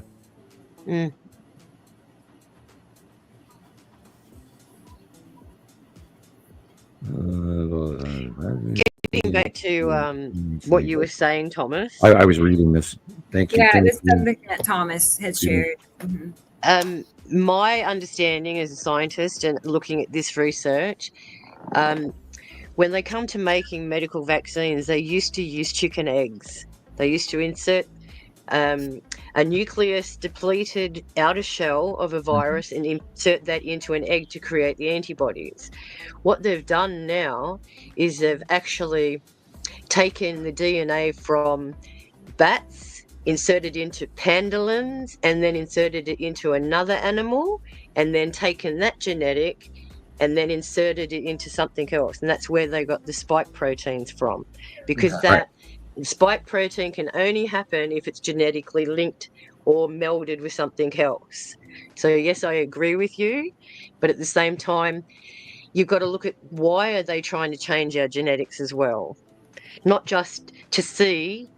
And this is why I got very upset when people were submitting their DNA samples to Ancestry@me, because your DNA is your personal signature. That's why we have our thumbprints. Absolutely, yes. All of our fingerprints are like our genetic signal of the point that we were born, what positions the planets were electrically went before at that point when we were born. And So do you these have the are M our- in your hand? Our electrical signatures, and if they can get our fingerprints on file, they can know how to manipulate our DNA. Well, what about the M in your hands? That's magic for magic people. Yep. I have the Are you M. kidding? I thought it was a joke. No, it's real. Oh no, I have the M. Yeah, if you have the M in your hand, you're on that list. Yep. Dun, What dun, if you have it on dun. both hands and it looks like a Well, W? I do. Yep. Oh. I got them You on know. both hands. I found magic, so Come on, Yep. Chris, you've got to have them too. I got I it. got it. I got a W. I think I got something else here too. I don't know. M W. If you take your lifeline and your heart line, Okay. and then if it intersects with a big V in the middle, that's an M. I The got bottom it. of your pinky on your left hand shows the number of your children. What you have where your pinky meets your Yeah. hand. I used to do that for fun, read people's palms. Yeah, I learned about that many years ago. I'm also into facial recognition. That's why I can tell when someone's fibbing, Yeah. just by the look on their face, the expression. Yeah. Psychology. That's an oleology. Bombity bum.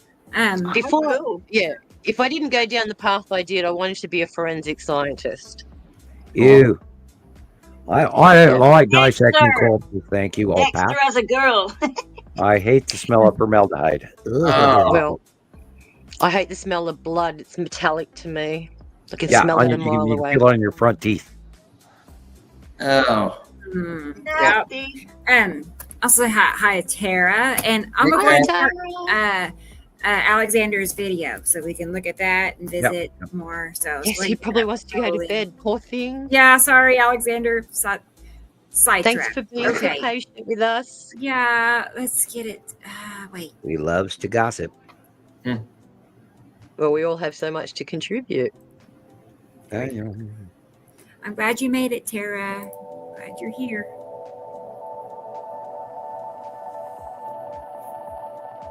Love your videos, Alexander. Yeah. Oh, so pretty. It's an opal. Right? Opals are really cool.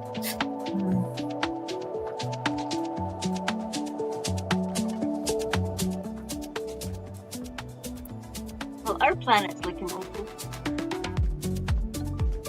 The sun's so huge lately. That's a cut in from the bottom, that white stuff around it on the bottom.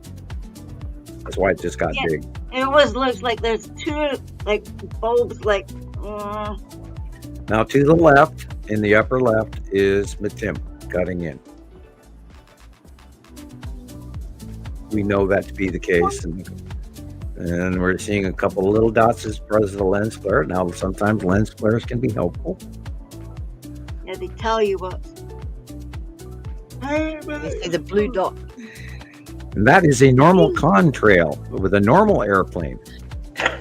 Ice crystals, because it's dissipating very quickly. Right. And a sea trail is completely different. They go all the way across the sky and then fan out. All the metals. I can't see why they are trying to cool the Earth. It's not going to work. Well, they're trying to refract with some of what's coming in. Well, that's the other thing too. They don't want us to see. Yeah, but they Well, said that they're it's- going to it's try and literally cover the- the sky in the UK. Can they do that? Yeah, they're G7. They would. It's lesser of two evil. That way that we don't catastrophically fry as fast. Yes. It actually elongates our time to deal with this. Because this is going to be, I don't know what 2026 is going to be, but I know this year we are going to suffer the fact that we think that the larger star is headed towards us. Then we've got When's all the it gonna water stop? evaporation. It needs to stop. Well, we don't know the extent of how bad climate change is going to get. But we're still here from the last times.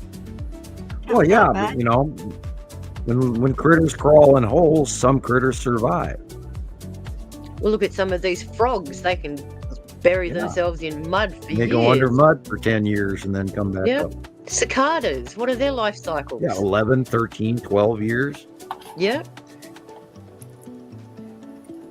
I don't want to climb underground for 12 years. I get claustrophobic, man. But I get claustrophobic in the toilet at work. but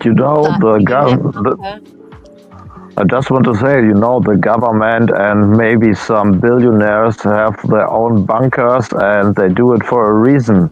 So they are prepared. Well, now you know the story behind the DUMBs. Yeah, but what about us? Well, I will say this. You remember the tale by Edgar Rice Burroughs called The Time Machine? And they talked about the Eloi and the Morlocks. Yeah. Future. The people underground you're talking about, right? Yeah, that would be the Morlocks. Yeah, okay. And the very blonde Eloi lived above ground in a Garden of Eden and were preyed upon and eaten by the Morlocks. Yep. Oh, great. Someone's going to eat us now as well. Haven't they been doing that for ages already? All those very fat guys in Washington that have the 56-inch belt. And Well, people have been eating us for years, so. Well, let's not go there, Gillian. as of 73 through 80, when we decided to give away the middle class and move all our businesses over to China. 800,000 children in the US go missing every year, Gillian. I know. Where do they go? For organ transfer and other stuff. It's like the Falun Gong in China and places like that. They've arrested over 2 million people, and that's exactly what they're using them for. Gosh. Because they're very healthy. All of these people live in environments where they only eat natural, they look after themselves, they meditate, they do Tai Chi. They are targeted. 2 million locked up for their body parts. How come China went from doing, what was it? I think they said 15 open heart surgeries a year. They're now doing over 10,000. Where are they getting organs from? Oh, God, if you guys realize that what else is going on beyond that, how far down the river we've already been sold since the late 40s. Oh, my God. You'd run down the street and jump off the nearest bridge. I'm just going to also mention there are some people out there who have known family members and friends who were signed up to be organ donors, and they were explaining that they don't always wait till you're passed, and sometimes they don't always aggressively try to save you. I'm sorry for laughing, but you reminded me of Monty Python. Can we have your liver? Where they, with the liver. Yeah, and I know it's terrible. I'm not an organ donor. They're doing a lot of. What a thing to go to sleep on thinking about. Well, not only that, they take the body right away in case you are in a serious catastrophic accident. You're gone, and they ship you off, and the family never gets to get the body until they're done with it by signing that donor card. So that's right. Never tick the box. Yeah, because they take everything. Corneas, even. Sadly, I don't. That's the first thing they take when you end up in the morgue is your corneas. I know this from experience. No, thank you. And the people doing underground a lot of experiments and creating clones and creating babies and all the stuff, though. There's so much going on in the rabbit hole. I don't know everything, but I know sometimes a part of this, and it's crazy if you imagine what's really going on with all the rich people and they have all the clones running around, and yeah. 2 very important movies you should watch. The Island of Dr. Moreau. He's talking about genetically chimeras. And the other one that just left my brain, I'll come back to it. But yeah. Oh, I know. Blazing Boys Saddles. from Brazil talks about cloning. Cloning is real, very real. Oh, yeah. It's been going on since. What do you think we got here? We are some people couldn't be cloned. Everyone can be cloned. Everyone. Absolutely. Remember, we had the first test tube babies in Australia in the 80s. I'll share with you. Why do you think they do all of the abduction scenarios? Because they're doing the cloning in other parts of the galaxy, like Star Wars. We are the clones, so they share our DNA to other races, and they can replicate us. And this is why they. Right. Which is why I said, I hope you're not in a nearby galaxy fighting the war. Yeah, but does that mean that sometimes if you have bizarre dreams, that's you seeing what your clone's doing? Yeah, exactly. Well, think about it. You're immobile and you can't do anything when you're asleep. So yeah, you're always connected to your clone, no matter what. Wow. Transit memory. Yeah. Oh, even from one galaxy to the next, you're still thread connected to that clone. But if they say there's 12 dimensions, for how many parallel universes and how many of us? 14 to 140 dimensions. My math said So I'm 14 not the to only demand. me around. Yeah, that's there what they can easily do. be many of us. Why do you think that we're trained with Nintendo? Yeah. Oh, excuse me, PlayStation. What are those because- people that have no internal monologue? Yeah. You know how you have that little voice that tells you something in your head? There's a lot of people out there that don't have it. Yeah, I know, are the ones that just don't dream. Because I they've dream got of no electric sheep, internal do monologue. you? There are different versions here on Earth, a lot of DNA, different DNA. Well, some of them saying it's an upgrade. I think it's a downgrade. Yeah. Like all the kids being born this in this time, aren't they called Generation Alpha? Why are they called Generation Alpha? Alpha means the first. Hey, beginning, yeah. So what are they doing? I could go on about that topic, but I think we'd be getting in trouble. There is, we are entering the next stage, and there is going to be catastrophic change, and I can tell you So that. what they're doing is they're going to blend AI with a human. Not necessarily. That's Well, what they're no, not really. They're trying to upgrade our DNA so that we, or the next generation, can handle what's coming. So then they cut only off some of us. emotion. Only some of What's us that? are going to evolve, and then they're going to have the factory workers that go back to normal. Yep. And not everybody's going to believe all of this shit is real. And that looks like the green asteroid right there to the left. Yeah, that's the green asteroid right there. Dead center, green asteroid. Yep. Yeah, it looked like it was the echo of something that's bigger behind it.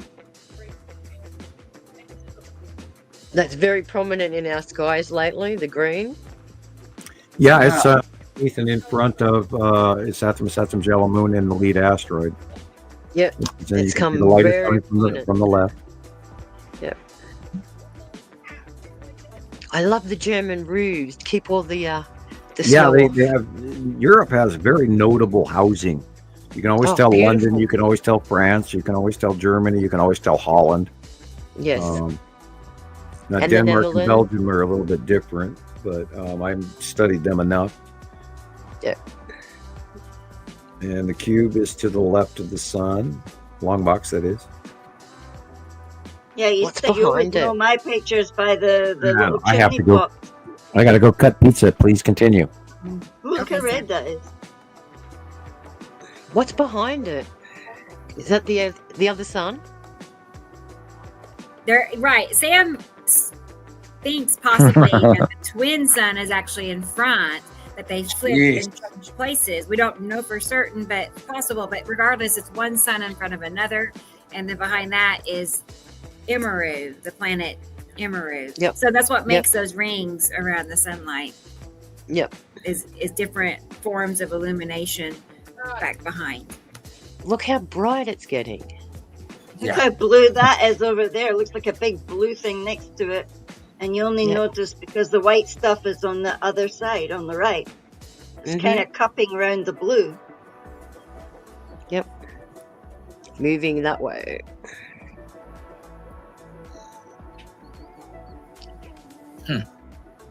Only with eyes to see, guys. Yep.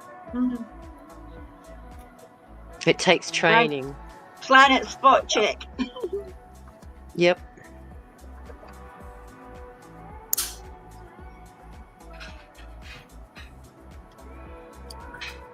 Yeah, that's right where the spiral and the green asteroid are right now, to the lower right of the sun. Good video, Alexander. Yeah, look at all that Seems stuff. to always. Sorry, I was gonna say he seems to always have, a nice selection and variety of clouds to see. He's definitely got More the than best I position get. there. Yeah, Right, look at I the don't. crunchy, the crunchy edge Been a on while. that thing. Crunchy Definitely a edge, base people. cloud. Gee, look Yep. at that. Big base cloud.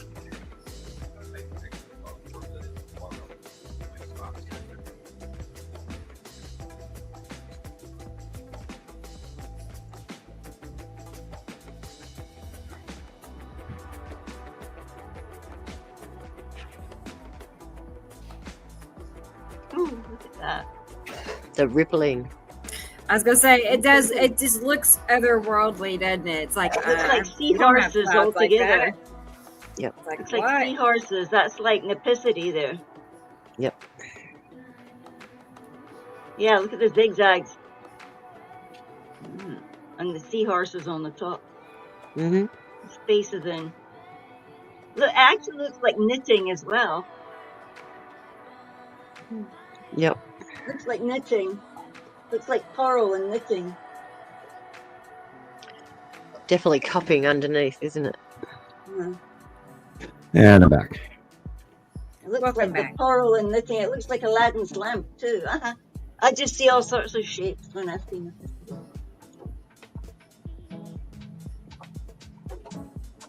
But that's how you recognise them, Gillian. If you Been can, watching it since it was an itty bitty little ball, and then it grew bigger and bigger, and it, that's what I mean. If you can Is that- associate it with something, then you can pick it all the time. you just He is put your looking into the hand background all the time. information. You're looking at the secondary stuff way up high. And that's very good. Look at that stuff. Look at that pointy thing. It's like one of those. Yeah, objects. that's the lead asteroid he's staring at right now. And smaller stuff in front of it and around it. God, it is so big. Lead asteroid, and then is that some Saturn yellow moon because it is on the right-hand side of the sun. Very close up, almost too close up. So it must be less than an astronomical unit between us and the sun. Is that right, Sam? Oh yeah, an AU. You know what? How long an AU is 93 million miles. So That's we're what I'm talking saying. LUs, which is lunar units. I would say lunar units is roughly 265,000 miles, depending on what you're calling it now. I mean, the distance keeps changing all the time. Used to be 285. Anyway, so That's what I was on gonna average, say. 265. That's an LU.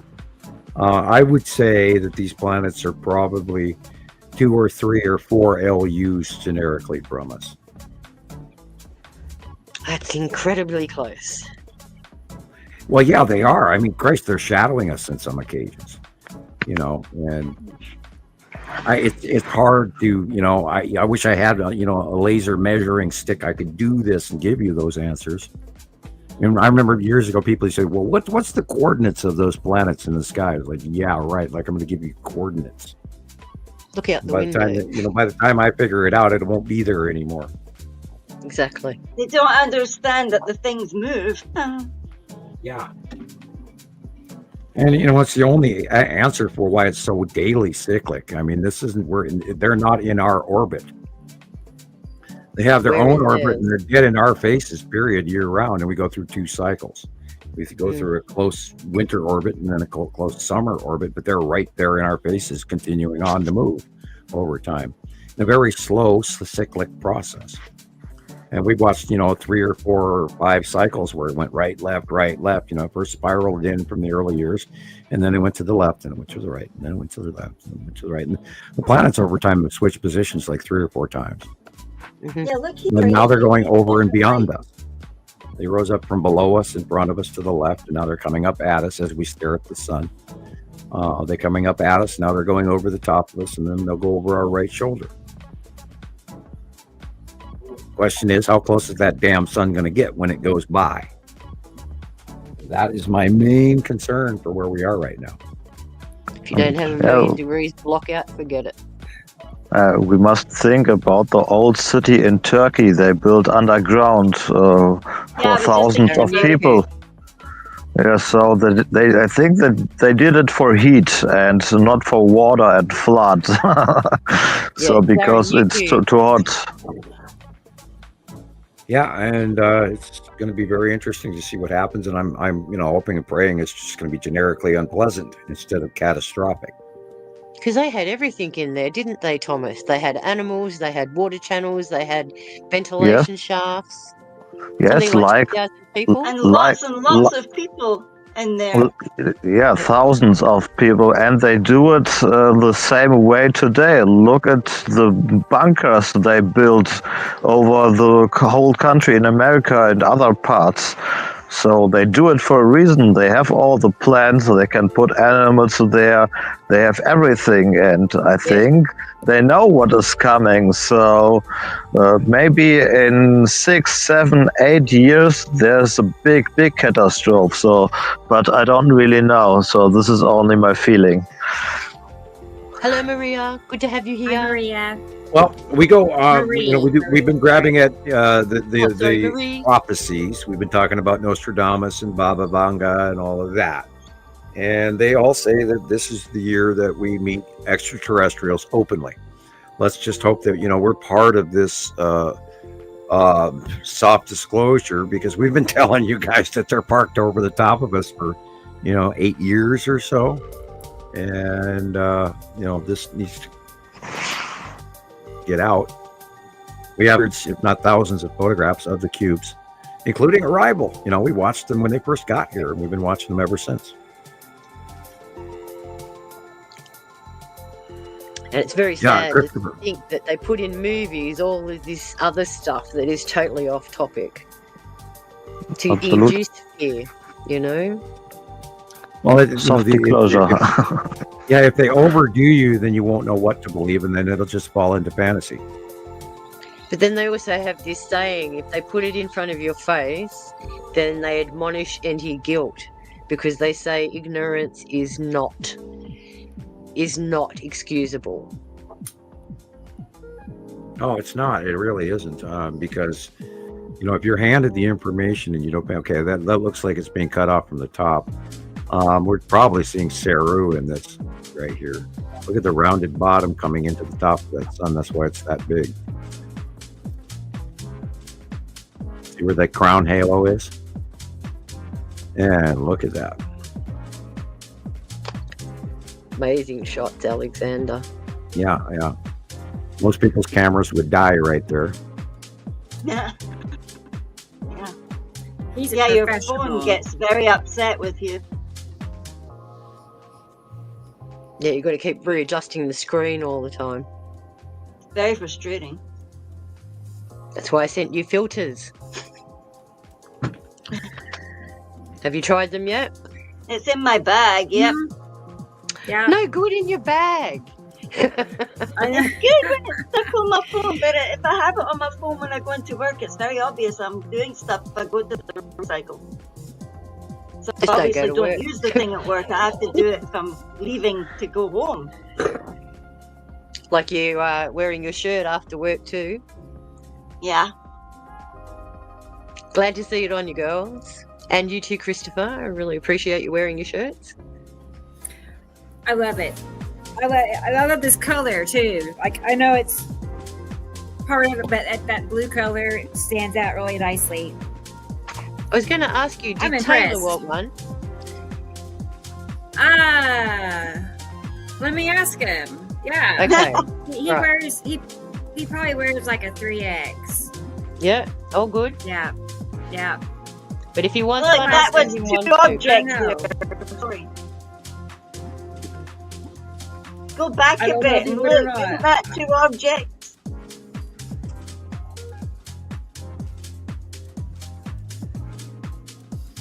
The shadows. Yeah. God, I mean, all those little streaks are from asteroids and dragging by. And Uri's the blue asteroid is just to the right of the sun. Matim is to the left of the sun. Tan asteroid is coming in. This is also material asteroids coming in from the side of the Uri, which is also in the upper left corner.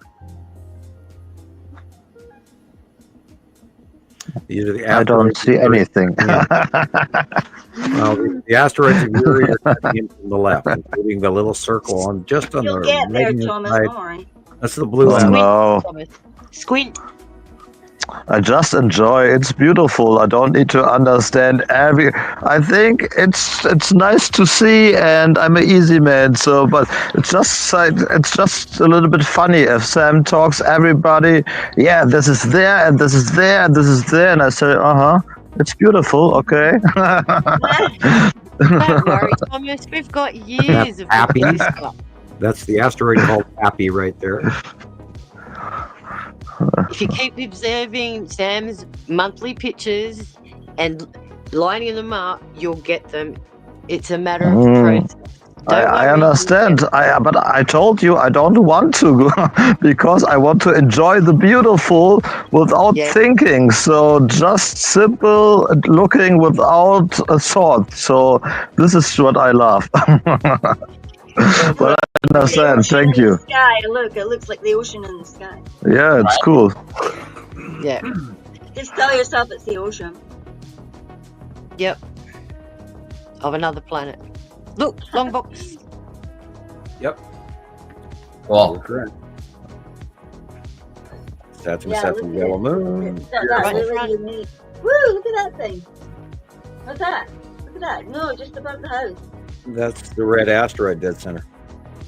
No, look there. There was a big long thing, like it was like that. All sorts of little asteroids around flying in across over us because now Uri's going over the top of us, so we're looking underneath this space cloud asteroid field. Yeah, that big thing. Looks like a cat. Yeah. We're gonna have a catastrophe. You're a poet and you don't know it.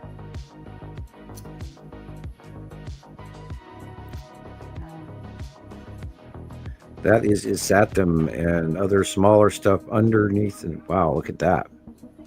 Pointing at. How rocky it is. Yeah. I'm busy wondering about And that is on the right-hand side of the sun. So that Oh, could look be at that the thing green moving. asteroid with the dots. Look at the dark thing moving.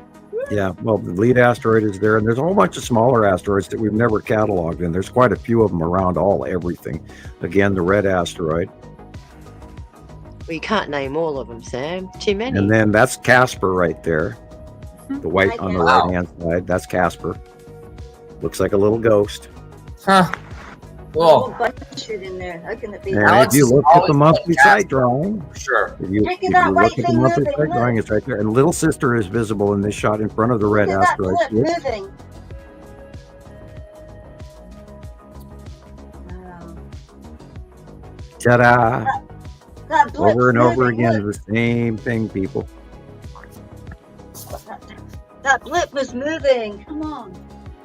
Yeah, they do change places. They move quickly because they're going over the top of us now, so we see more movement. When they're farther away, they don't move as fast, but when they're closer, that is literally probably the tan asteroid illuminating right there. See that? Tan asteroid. Underneath shot. there where the pointer is. And all the shit behind it, and maybe even the skull. I was going to say, is that right next to it? Yeah, it kind of looks like the skull, which would be weird if it was there. It shouldn't be there. No, it should be farther to the left and up. But I think I have a footage. I also sent it to Rebecca, and in my opinion, we have a different alignment here in Germany. So I take a photo, and I think the Skull asteroid last year was more in the middle and to the right, and not to the left. But I'm not a professional, so I just say what I thought. It depends on your point of view, too. Yeah, so I think Germany, but I'm not sure. I sent it to Rebecca and she said it was Saru, but I think it was the Skull asteroid on my picture. Rebecca, do you remember? Okay, I'll have to go back and get it. I'll get it and we'll look at it after this. Yeah, I do remember. I mean, the whole sky above the sun was planet, but I wasn't really looking at the actual asteroids, so. I understand. I just want to. All asteroid cutting in front of us. Yeah, I'll go Look back at and all look at it. that rainbow, like. Yeah, that's right at where the Skull asteroid is, I think, and it's cutting in front of the sun, which is cool. Yeah. Beam me up. Yeah, God, don't say that. We're here for your cows. Yeah, we're here to take skin samples and all sorts of shit. Oh, and your cow. And your udders. We want to know how you make a milk. We want the good. cheese. We want Gouda, the good Dutch cheese. Yep, stuff that you make in the fondue. Cheese fondue. He Yum. goes, yum. early. It's What been time is Left it there, the coast. Gillian? Wow, it went by fast. 1 Oh, o'clock. We got almost Cool. midnight there. 1 o'clock. Oh, I'm 1 wondering a.m. where we lost Christopher a long time ago. I bet you went to eat dinner. That lucky Oh, guy. is he here? You worked today, didn't you? I don't Who, see him. me? Oh, he stepped away, didn't he? Okay. A while ago. You worked You're today. good. No, I was making sure I didn't drop you. I'm Well, I sweet. just- Thank you, I think it's- Alexander. Eat or Yeah. something, Thank you, Yeah, Alexander. well, he's got a plate in Thank his hand. you. right? I'm glad you were Yeah, here. snuck away for. How cool is it for somebody else to cook? I don't know. Oh, Oh no, I made it. no. You Oh, guys okay. don't even want to see what I made myself. There you It's go. a whole smorgasbord of things that don't match. So, Yeah. Finger food. you know, Was it finger food? basically the quickest thing I could possibly think of. I don't even want to tell you because I can't tell you Okay, no, like Because that. we're all coming in. Okay. Yeah, I got the girls fed, but now it must be my turn. Jillian, you started this. Not my fault. Yes, it is. It's all your fault. And I'm hyper, all that brain power. Okay, food. I'm gonna get that picture Must feed. that Thomas is talking about. Let's look at it closer. Yeah, Alexander, we're going to be having cheese, like milkshake. Michelle has an old fondue pot. Well, that's fun. Yeah, so do I. You can heat it up with candles, believe it or not. Yeah. Yeah, put candles underneath it and it just keeps it nice and bubbling away. Hey, so we're all ready for the apocalypse, so we'll just use our candles. Yep, stock up on candles, guys. Right. I got tea lights. Same. Doesn't matter what kind of candles they are. Keep them handy. I've grabbed boxes of taper candles at garage sales before, like a shoebox full of, I don't know. But every time I get a box of candles at a garage sale, I get them. Especially if you have a blackout, what do you do? Walk around in the dark. You have to make sure you've got a little barbecue and like your own vegetables and stuff. Yeah, you can go and get coal barbecues or whatever they call it, kindling and all that kind of stuff, rather cheaply. I just go and dig a I'm big ready pit. to start one. I just need the barbecue. Yeah. Hey, I lived in Africa. I know how to make fire. Every man should know how to make fire. Make fire. Yep. Make sure you've got a magnifying glass and a piece of paper too, like especially with that sun up there. Exactly. It wouldn't take long. Rebecca, I sent it again, so you don't have to I'm search working for on it. it. Yeah, I got it. I think it's the skull, or isn't it? Well, let me hang on. Let me see what you sent me. Make sure we're on the same page. Yeah. Okay. Let's show Sam. Hang on a second. Sam's going to get something to eat. He'll be back. Okay. All right. I'll get it up here in a second. I mean, you definitely got asteroids. So let's see. Yeah, for me, it's the shape of the skull. So this is what I think, because we watched Alexander videos, and I think here in Germany you have the skull asteroid more in the middle and not to the left, in my opinion. But I'm not a professional. No, you'll be right. We will see. So, Sam, the skull, it does not cross to the right of the sun right now. Is that accurate? Not in our out view, no. But it is in, I believe in those last shots from Alexander, it was actually cutting into the sun from the left. Okay. That's moving over then.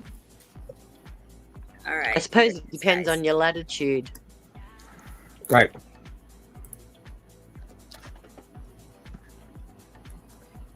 Okay, bear with me. People in Austria, people in the Alps and stuff, and Petty in Hungary and all of that, we'll see a little bit different. And then, of course, we could even talk about Robert Marshall Smith down in New Zealand, so there's... And your elevation helps too. I noticed a big difference being 1,200 meters up as opposed to being sea level. Yeah, very much so. You need to do more drawings for different countries, please. Oh gosh, we'll be there for months. Yeah. Hell, I'm already confused. I understand. I'm just joking. Don't make me go there, man. My head will hurt. I'm kidding. Yeah, I ponder it all the time. Every time I look at everybody's stuff, and I have to try to wrap my brain around what I'm looking at over and over again.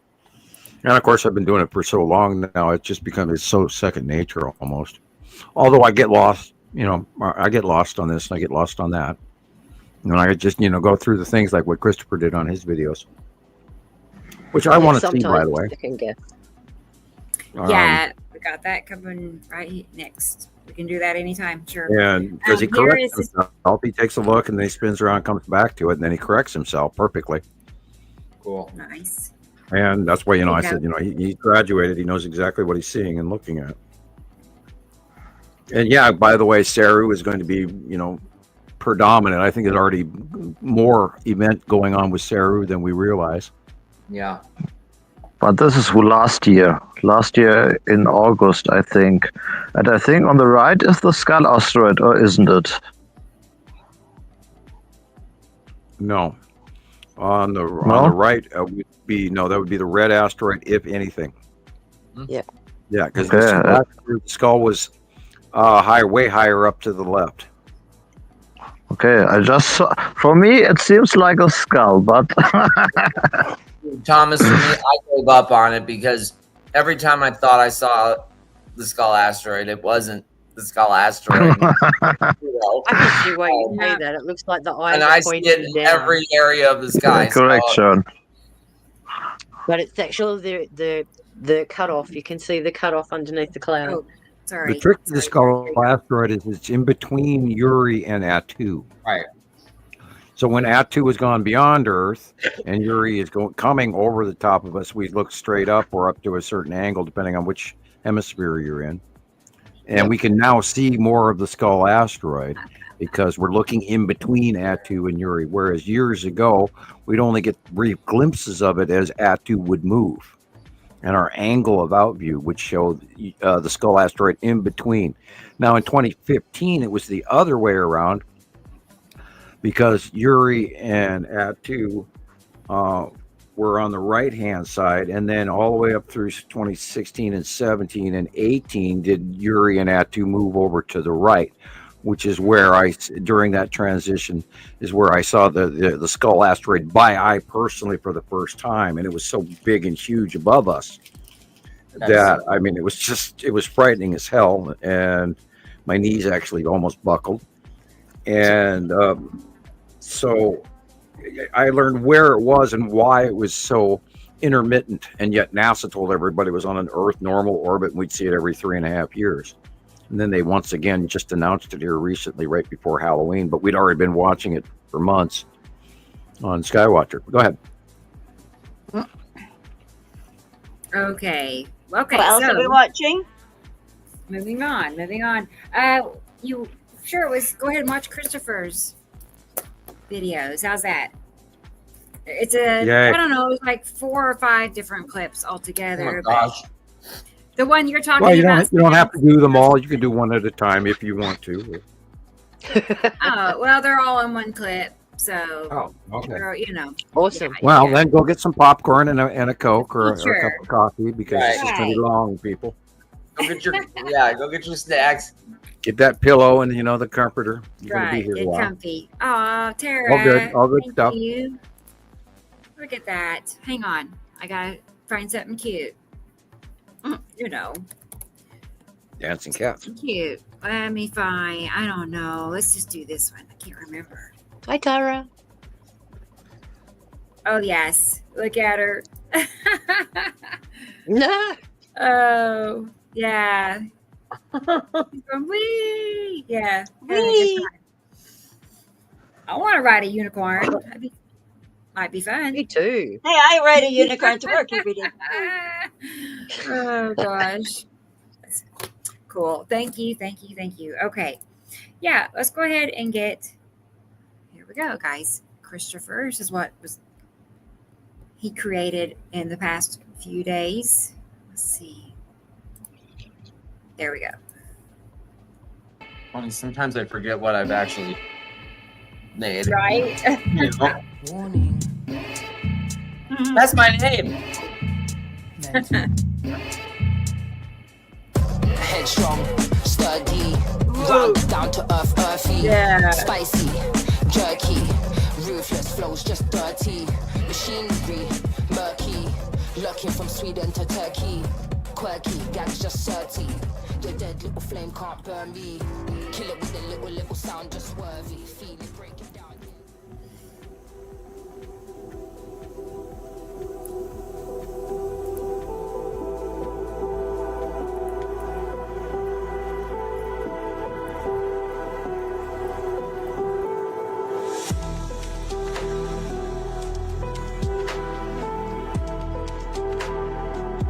I love how you do that overlay, Chris. I thought it was the first one. Anyway, it's in here. What's up? This is Chris, and I just wanted to let you guys see what's happening today. It's April the 24th. Planet behind you. Let's take a look. Big ass planet. All right, I'm gonna start with Isatum's yellow moon. Sun's in the west, Oh, look at that thing. and immediately to the right side of the sun is Isatum, and then coming to the right is Isatum's yellow moon, and most likely the lead object. Correct. And these, you can see its effects going all the way up into the sky. It's pretty awesome. Just as Sam Hofman drew on this month's monthly site drawing. All right, and let's go over to the east where I think Attu and Attu's moon is. It was really hot. I could barely breathe that day. So right in the middle should be Attu's moon, and then behind Attu. Do you get wicked humidity there?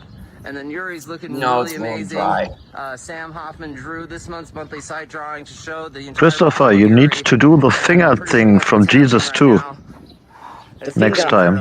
Okay. Yeah. I think I did a little bit. All the way back to the southwest. I should have made a disclaimer though. You know, See the this is curve not here Jesus' and finger the or something. asteroids from the salamander root coming in like His finger is so on much an better angle. than mine, right? It doesn't matter. Next time, use a finger. And then we're back here to the sun, so I'll make like a arrow trying or to get to something the out of better construction spot, but paper. if I didn't start recording now, sometimes it Use a will You're chopstick. doing good. pretty fast. Your mysterious thumb. Right. But now I'm starting to see this. Now that I've become familiar with the effects caused by the passing planets, I can pretty much identify Saturn's yellow moon and the lead object now right away. You can see the lead object here, right at the base. It's a little low. That could be the green asteroid too. I don't know. I have to look at the footage when I And get don't home. forget the long box It's really cube. bright. Right. That Once I big get to blue a better thing right spot, there. I'll come back. Definitely there through Again, the whole here at video. The right side of the Yeah, sun is yeah. Isatum and Isatum's yellow moon.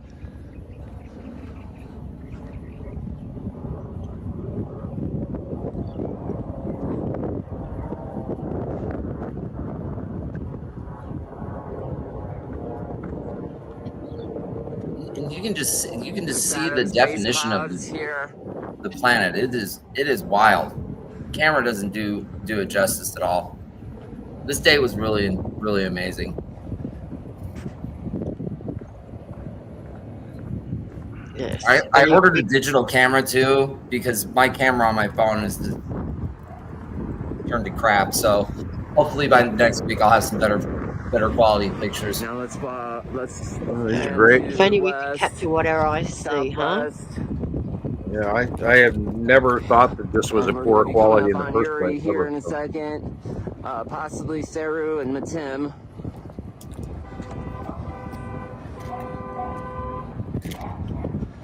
I mean, Get that out of looks the like way. Matim there, but it's at a weird angle. Looks just like Sam's drawing, doesn't it? Wow. Correct, Right, correct. let's It should be right there. move more to the south. Southeast. Look and notice the bottom curve, just like his drawing. Incredible. Let's take a look again.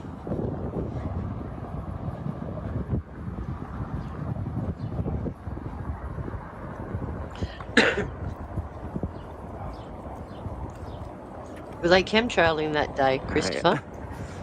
You know, they only fly planes through normal air traffic. I don't really see any of that where I live. Right, But if they do it, you know, I can tell because they're flying in the completely wrong direction. There's only a couple ways airplanes come in and out of Las Vegas, so. Notice the bottom curve here. Whoa, Just like his big drawing, that's the base of Uri. I hope. More finger, more finger. Right? Look, it could be Samuel, Uri, Atu's moon. Yep. Okay? I did say things were going to change. Yeah. And note the light angle. The light might is be right. that way. It's in the Atu's northwest, moon should be depending higher on the up, time though, of day. but, so, wow. Is the right? Cool. The light is coming from the right, far right. And this Atu and Atu's moon is beyond Earth, and Now, we're most seeing a of you know facial me, those of you illumination that therein. don't, And then the bottom of the Uri is right next to the sun. 365 year to 4,000 year cyclical cycle of the binary twin solar system. During that time, Earth encounters the binary twin solar system, a set of 8 planets with a binary sun. Our solar system is a binary star system. And this was discovered by Samuel Hofman in 1979. 78. And you can head on no over worries. and follow Nibiru Followers Anonymous. This is where you're going to find the most current and up-to-date information about the binary twin solar system, and as well as Montana Skywatcher, Sam's personal Facebook group. So go check it out. This is the real deal. Sam uses his skill set of remote viewing to draw out a monthly sky map every month of these passing planets and their orbitation around Earth. Well, excuse me, as Earth crosses through the planets, okay? And every month he makes this drawing, and the accuracy is extremely high. It's always showing the same thing in the sky with variations here and there. And this isn't coincidence. You're not going to be seeing the same thing in the sky day in and day out all around the world. Okay, we have group members sending in their captures every day. And like I said, with variations, you know, we're going to see different things in the southern hemisphere than we do here in the northern hemisphere. But pretty much all the same thing happening. Absolutely incredible. Okay, so let's swing back. That's the east. This is the northeast here. That's where Nibiru should be around sunset. Although Nibiru has moved beyond Earth, it's almost impossible to see right now. It's more rare. And now let's Because head back usually into the Nepeski's north in the way, and or follow if the Saturn northwest, where we're Jello gonna come Moon's in the way, or whatever. Isatum and Isatum Jello Moon again. See the ion tail and the the base cloud lead asteroid. effect I that's being think created. we're starting to see more directional, Moon has like become the extremely large. spiral asteroid going the other direction again too. This time last year, it was much smaller, much closer to the sun. And now we're seeing evidence that we're going to see Isatum Jello Moon do basically an overhead pass. Yep. Which it's kind of doing right now. Before it was more horizontal. Now it seems like it's coming much closer. And when you watch this day after day, you'll start to notice the patterns. the repetitive patterns that occur on a daily basis. If you don't see the planets for, a week, check out the Facebook groups, and look at the photos that people are turning in, and look at the similarities at the right side and left side of the sun, and you'll start to realize that this is all undeniable. And Montana Skywatcher and Nibiru Followers Anonymous has been bringing you the world this information for the last 15 years. I actually like that. That was mice or something. So we have the salamander group coming in. Honestly, I thought it was rats from or the mice south or something. all the way down into, crossing in front of the southwest to the west. You can see them coming in like this on an angle, right? Which is why they're flaring in the sun right now. And there's a line of Uri going like this, right along the southwest, and you can see the bottom of it. All these asteroids crossing in front. And then here we have the pickup of the, in the southeast of the planet. And then I believe this is Attu's moon. And Attu runs behind, like that. Correct. I think the Texas Cube is also there. Correct. Prominent right there. And the red Hey, you asteroid just is keep supposed to getting be full there points too, there, but Chris. Right? like I said earlier, it's really Give bright. your stuff a milkshake. And it's hard for me to see I know. all the small This details. is exactly correct. Like right here in between the trees, maybe the Texas Cube. How's that guy draw those And things? side orb I right don't below know, the right side. man. Amazing, isn't it amazing? That one's really And cool, you can though. see all these Probably asteroids gets it off coming the in TV, you right know. in front of where I said the side orb should be. There's like a grouping of something. It could, if that's the Texas Cube, I would bet those are crafts, right? Looks like there's 5 of them, or just one big one. Let's zoom in on it, see if I can show you what. Oh, DJ was saying, why are we Barely see including it. her Sorry. Calbus in the planetary count Like right here, when there's we a know tail it's the coming electron down. cluster? Right here should be what I'm talking about. What? Electron cluster. No, the electron cluster is gas giant Yeah, emerald. triangle crafts the size of several football fields.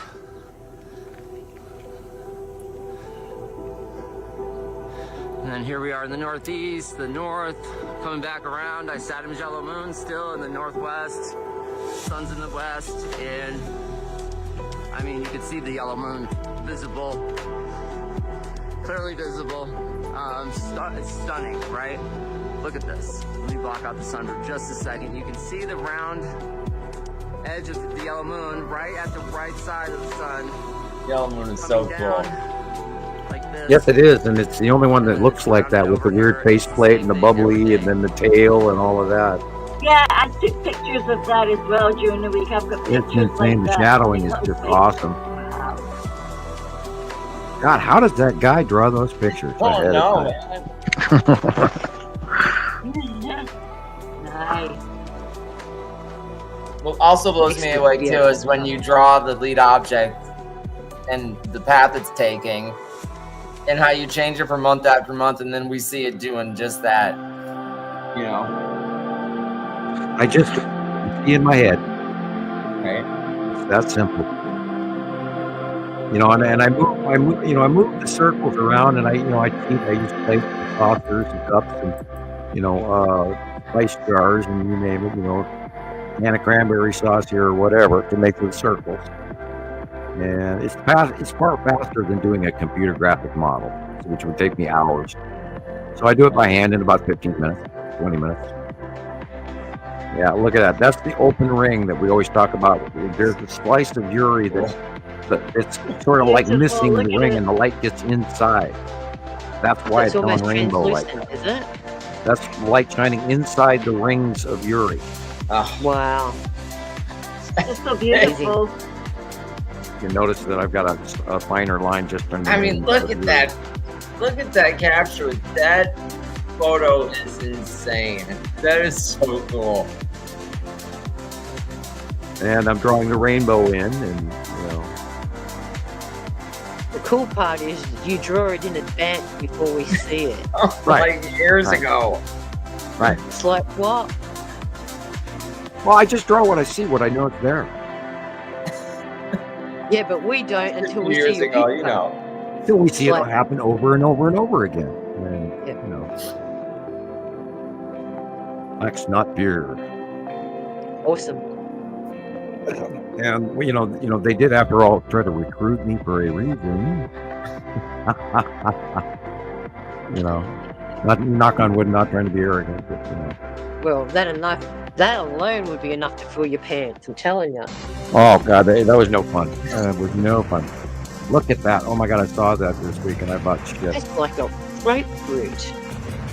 Yeah, that's Godzilla hail, man. Oh my gosh. Big, size of a quarter, doggone. Many said Yeah, it look at sounded this like lady is, nothing like, they've out of her ever mind heard with it. before. He said, Kapuya, Kapuya! And your boy that hell just came in. They're so I looked expressive, at aren't they? Opened my door and I looked out my door and started hitting me in my head. What language is that? I running, ran to my restroom, and then I called We don't know yet. Southern. That's American bogan. She at That's, least called her mother that's to make sure she was Southeast okay. America. So we're happy Oh about my that. gosh. One of those fine red states. Whoops, did I say that out loud? One of the what? I said Every fine state. red states.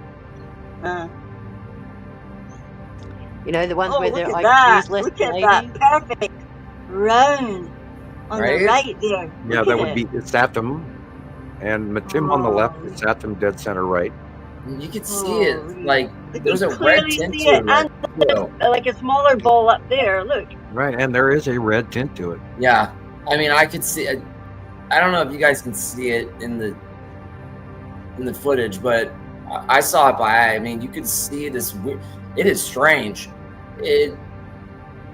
I can't explain it. It is really weird. Definitely a red hue in the sky, and Yeah, we're going to be seeing Right away really what it red was. skies all summer from it too, from the refraction angle changing and getting more and more and more as it goes farther through the southern sky at dawn, and then that refracted light will actually make the early morning daytime really red skies.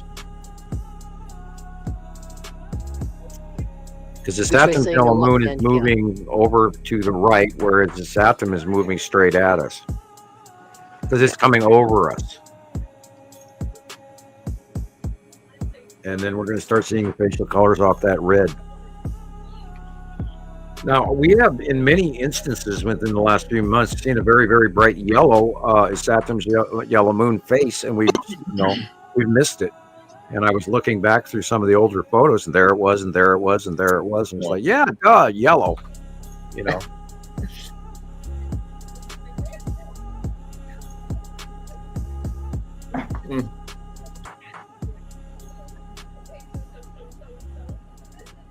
Yes, very well done. Thank you, Christopher.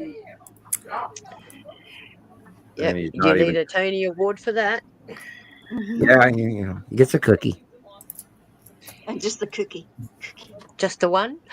He wins a cookie. Just a cookie. Oh, come on. A bag full of cookies for Christopher. Thank you. Just a I'll bag take 'em. full of cookies makes the planets go down. So there's a glass of milk, Gillian. I'm going looping. I probably need to go to sleep. Yes. It's very late there, isn't Yeah, it? it's late. Yes. Darn You it. work today, It goes by so too. PM fast. in the mountains and Rocky Mountain Standard Time. Glad to see you wearing your earrings. Oh, yeah, my cutie ones. They were the chakra Cute. ones. The different Cute. coloured crystals. I was amazed to walk through Walmart crap section today, and they actually have styrofoam spheres. By God, finally! No way. Oh, you know, for the big Wow. one, they want $14. So I was like, no, thank you. Dude, I Yeah. was just thinking about that the other day. How it would be neat to have, like a model like that. 3D That's effect. interesting that you said Well, you know, that. I've thought forever about doing that, about, building the planets in a box and then putting the camera and a flashlight to show the out view of currently. You can move them closer or farther away, Right. size wise. And I thought about that for years, but I could never find anybody that sold styrofoam, different sized assorted balls. Oh, we And got now it. I was walking through, and they've got like 6 different sizes, which is not really what I would need, but then it's not to scale. Doc Right. Brown from Back to the Future. All right, if it's not perfect, you're not doing it. Yeah, and I thought about it, and it's like, oh boy, I'd love to be able to do that, and little balls, I painted this orange 3 years ago. Now it's Now you've rock hard. committed to a $300 arts and crafts project. Yeah, right. And then you got to go lighting, and then where you hang, tripod with the cam. I'm joking about the tripod. I have one. Yeah, I thought about it, and I was amazed that at Walmart is actually finally now selling styrofoam balls of different sizes. So I might have to kind of look into that. Yeah. Might have to get you one of these, Sam, a planetarium. Yeah, there you go. No, please do not send me any more dust collectors. No, in my I mean, mind, you want to don't have build dust something back. like a planetarium. Oh, I love all of that stuff. I just have no place to put anything. Right. Like mine, a colossal museum of junk. I'm already a single mom / dad, Mr. Mom, and I've stored all my kids' early coloring pictures, and I have too much junk in trunks already. And yeah, anyway. Love I you, know. Sharon. I moved here 3 years ago from a double-story house. All of my personal objects are still in the shed. I'm talking about Now, classic you know what it means, records. like, and to not go through boxes for a decade. Just got no room. Right. No right. room. Well, we had that freak eviction notice for a while back, a few years ago, and so I got rid of so much stuff, and now it's a pity. And I had a fire sale, and I gave things away I shouldn't have, but I feel better for it. Sure. I don't miss any of it. The house is cleaner. Don't they say that clutter reduces your energies too? Yeah, absorbs all your crap. Yeah, That's why we'll keep our hair long for our I'm having antennas. freak dreams lately. Anyway, well, where'd I put that box? No, joke. I'm really interested to see what's going to happen with this close passing of Saturn's yellow moon. If we go back to Jesus' material and stuff from New Mexico and from his Utah footage as well. I really missed the Atu's moon pass because it was so insane. I don't think I've seen it yet. Oh God, it was just absolutely. It was so close to us, and we watched it come. The early sightings were in Japan and that sort of thing, and where we actually first started getting close-ups of Atu's moon to know it was actually a moon, and all we went, oh shit, Atu's got a moon, and then we watched it get bigger and bigger and bigger, and then it went over Earth, over the top of us in a close pass, and it was insane, and it just was absolute night and day compared to everything we'd ever seen before as far as close past planetary display, and I absolutely still miss it because it was so literally overhead. Well, momentous clouds the size of the state of Texas, and then when there wasn't any, you could see the craters of Atu's moon so blatantly obvious that it was just insane. Gillian remembers that seeing the craters on Atu's moon about 2019, 2020, 21. And that was, so I mean, I look forward to the violent flame-like ion cloud discharge that a Saturn's yellow moon is about to do to us. God only knows, I mean, there's a base cloud involved in it too, and I still haven't studied it enough to actually sit down and draw it, but I'm sure there is a close past base cloud that, we probably have evidence of going back 2015, 2017. I just seen something really weird that looked like one of your pictures. Look at that thing. That's an early shot, I believe, of Matim. That's that one that everybody is still wondering, is that Matim? And we couldn't verify that. I remember that. That's quite old. I have that direct picture, and I've knew always I had seen it before, and I knew it was with you, but now they're saying I have that exact. I have that from beyond the ice wall. Oh, and I always believed that was Matim. Well, I just could never throw it out on the table and say, "Here's my Tim," because I couldn't absolutely prove it. It's got like until a we get more. salamander on it. Well, you can see the mountains in the polar ice cap, the polar snows on the mountain ranges. If you really look at that, and I haven't shared that information on purpose because I don't have it as fact. I have it as supposition and something I believe it to be, but I'm still waiting. We are going to see Tim up close because I think she's coming towards us and getting bigger along with Saru. So here we go. It's going to be it's insane already. It's going to be even more insane. The sky show is just beginning. Yeah. It should be very, very interesting. And I hope everyone looks up and sees it and goes, "Oh my gosh." And we can stand there and go, "That's called Matim, and that's called Saru." Because I got that question the other day from a lady that works across the street when I was explaining to her.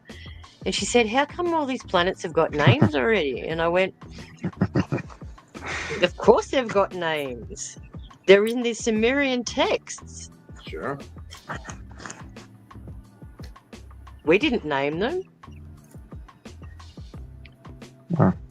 You had to say, "Hey, Sam, get the information from real aliens." Well, I try to be a little bit more subtle than that, Thomas. I try and explain. I'm joking. I know. I can know understand. But they look at my shirt and they go, "What's the alien?" And I go, "Well, that's where we're getting our information from." Can you see he's holding a microphone? He's broadcasting it to us. So Right? I mean, yeah, he's awesome. The great band Klaatu, who originally wrote "Calling Occupants of Interplanetary Craft." Yep.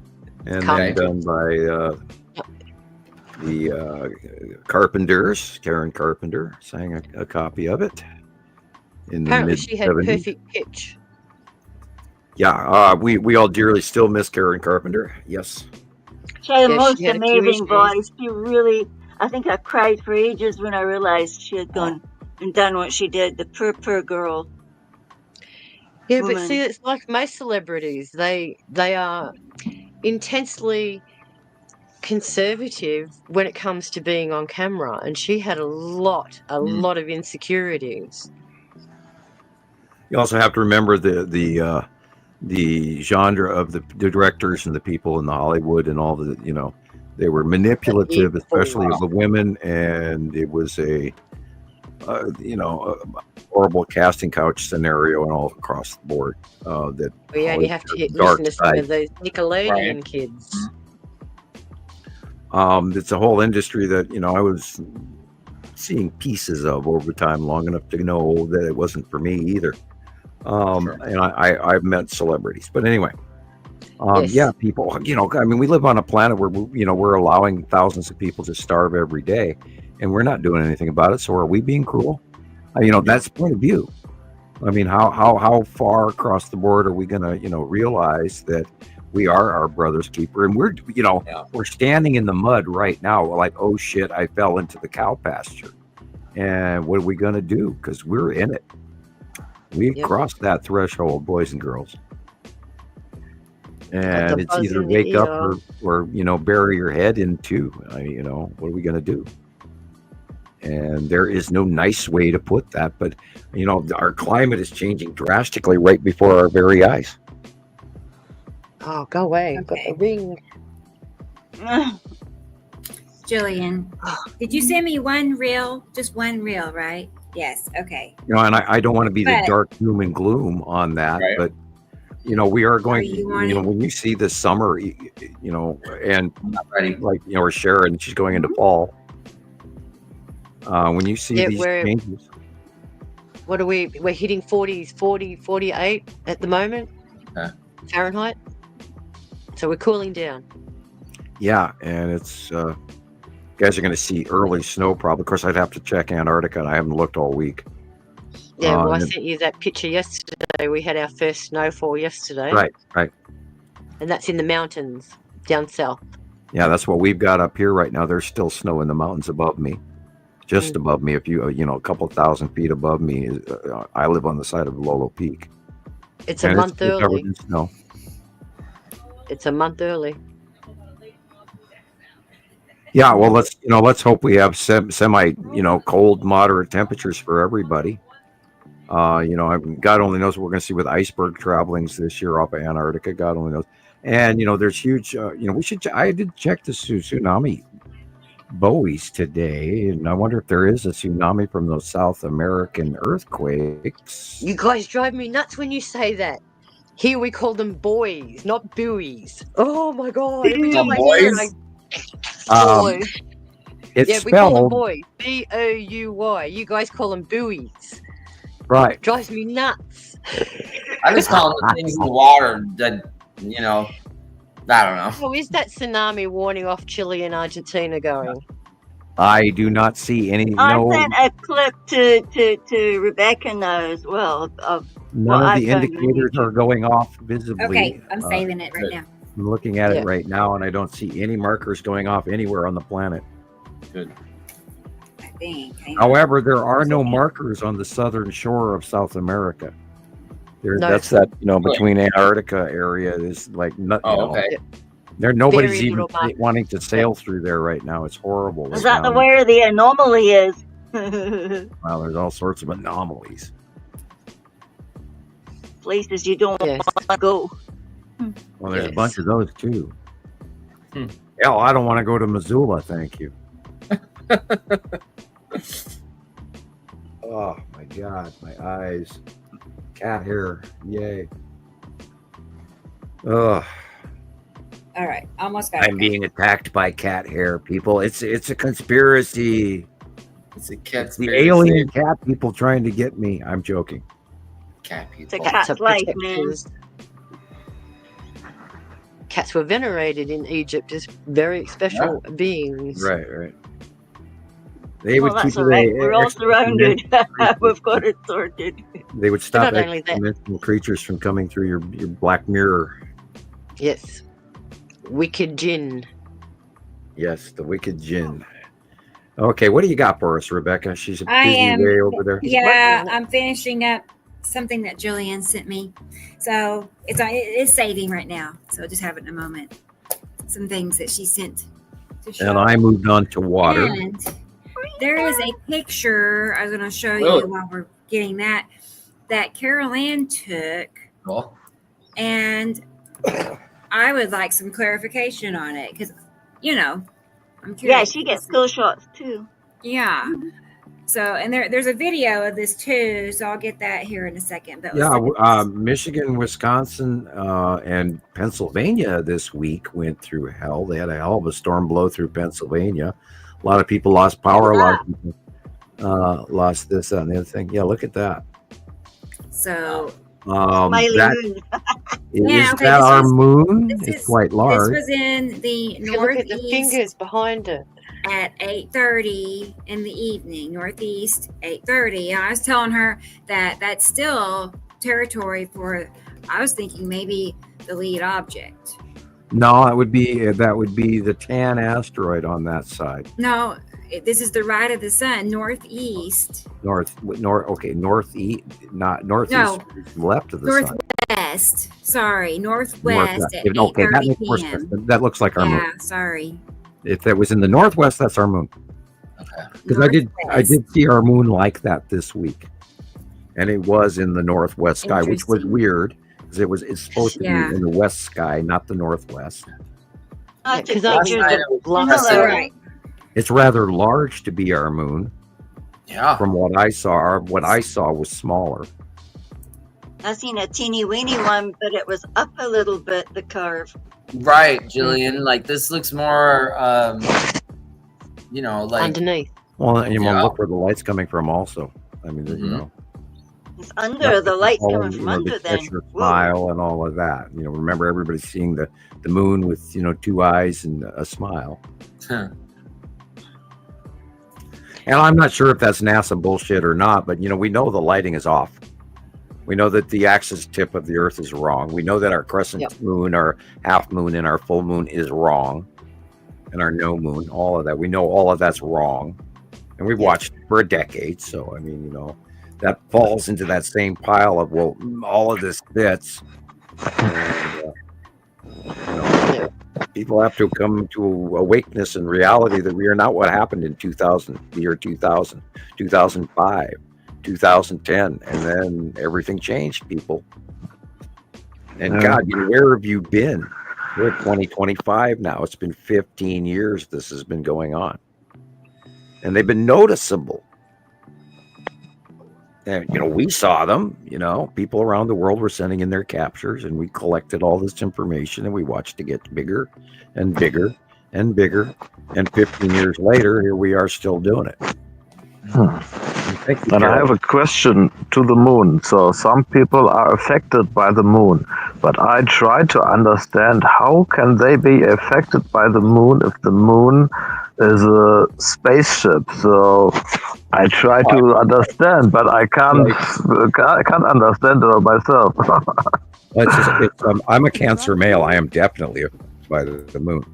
I go through periods of moody through elation every month, and it's a journey. Yeah, Where that's do you the think moon. the word lunatic came from? It's a tidal locked body that does affect us electrically within our brains, within our body, where everything is out there as we're connected to. We feel the planets when they go by. We're just too busy to pay attention. You only have to look at the tides, Thomas. The tide. Stretching us with the tides, it's stretching us too.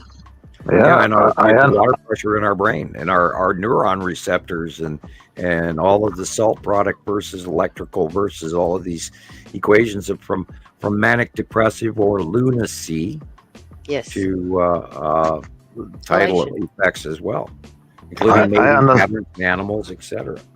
I understand. I just question myself. Oh, wow, the moon is not a natural object. So it's a space station.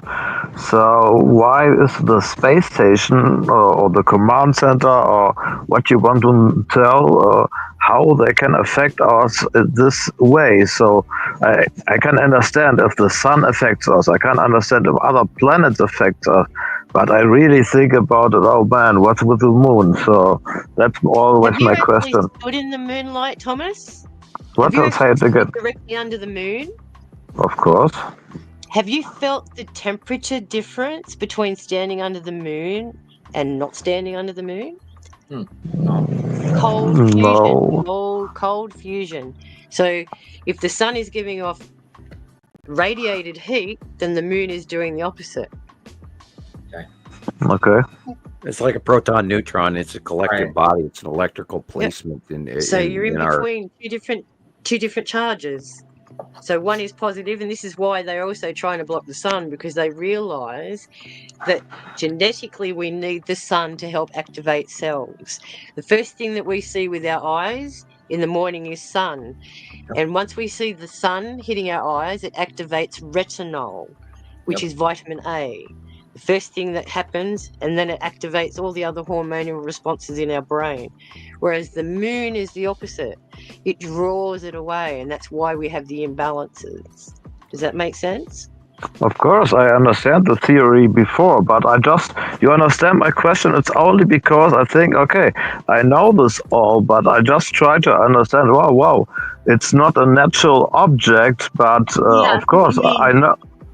So this is just my part what I'm asking. So I understand what you are saying, and you are right. Yeah. So I know it's the opposite of the sun, and I know all the people have the effects. But I always ask myself, it still has that power. Yeah, it has a little big power for this command Even center. machines have power, electrical power. Yep. I don't know. I wondered about that as well. I wondered about that a lot too. You guys all have the nuclear fusion, cold fusion, totally different. Well, I understand. What Gillian says was correct. I'm just thinking, wow, it's the computers have a lot of power. This is what I'm thinking, and How do you know that? And they must be using our Earth power as well, because they'll be trying to block it, use it. They'll absorb it out and then damp it down or whatever. There must be a lot of shit that's going on with their tech we don't get, but it affects us. I think there's universe power also. There's also energy. So there's energy in the space. There's energy from the sun. There's everywhere energy. And I think, this is why they have so much power. Yeah, it's how they capture the energy is the more important question. Yeah, it's probably like a giant ass generator. It generates stuff as well. Sucking like, it all we in. don't know what that thing does. Yeah. Yep. Well, there's legends from the Aboriginal people and Indigenous people all around the world that said there was no moon and it was transported here 20 billion years ago, whenever. So that's in legends too. So I heard 12,000 years before, but I'm not sure. well, our Indigenous so-called legends go back 65,000 years. So prior to them, yeah. I just know the moon is older than Earth, so this is what I know. So, but I don't know when it come here. So. Well, again, transported here, like as you said, a spaceship that was just transported here and tidal. Their kind of spaceships were also bio. They were living. They were living spaceships. Organic. They're not exactly dead. I mean, they'll say, "Oh, it sounds like a bell and stuff," but it could be something that is living as well. It has biomaterial on it to keep it viable. I don't know. What do I know? I mean, I'm just like watching Star Trek too much, you know. Best thing to be watching. You ready to see Gillian's clips? Yeah. This is a reel that she made and some other clips that she included. So let's go ahead and get it going. That way she can go to bed. Yeah. Yeah, Here like we go, for about guys. how many hours? 4. Oh gosh. No, it's worth it. Just don't tell anyone.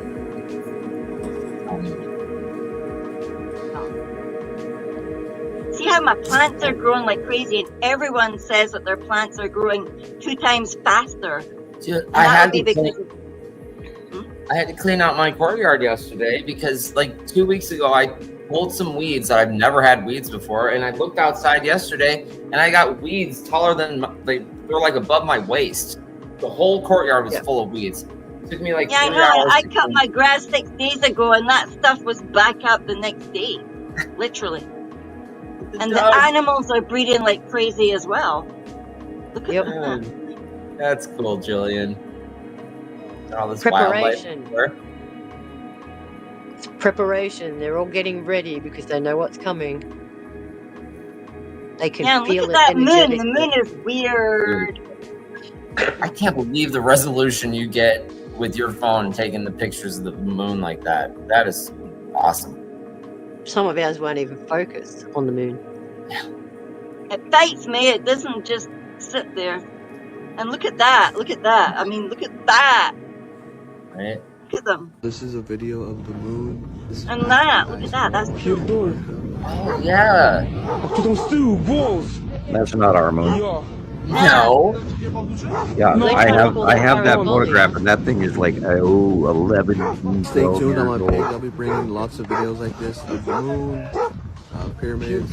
Yeah, they had that thing over Antarctica or something, man. Remember? Yeah, Sam? I still believe that may be Matim. Wow, So, Sam. like a giant ass I know what you're salamander thinking, stuck on but it. yes, this is 1000% real. And this right here isn't, but making the Vatican great again. So he posted this on his own page, and his own page was shared by the literal White House, the White House official page. I find the timing with this extremely curious. Let me tell you why. All of the world leaders are getting ready for a massive deception. Right before I tell you how, I have no bias. People always get mad when I talk about this guy right here. They love my interrogation and my digging with everyone else. But this one guy right here, I have no favoritism. Now that that's out the way. So we have this right here, right after the old one passed away. And that was right after his VP met with him, the anti-aircraft capabilities at that guy's funeral. And if you were actually aware of what the 1560 Geneva Bible said in the footnotes for Revelations 13, and I'm not even reaching, it would change your entire life and worldview. I actually have a video dropping on the Red Button platform about this very thing on Monday. then you would understand what's going on with this. Regardless what people think, he's not just posting random stuff. Because the last holy guy we had was the first out in the open, unhidden member of the Society of Jesus. Sounds good, but it's not at all. Wow. While we have this guy up here claiming to be the Mahdi and the rightful heir of this, we have him posting this picture insinuating that he is the new ruler of that sect.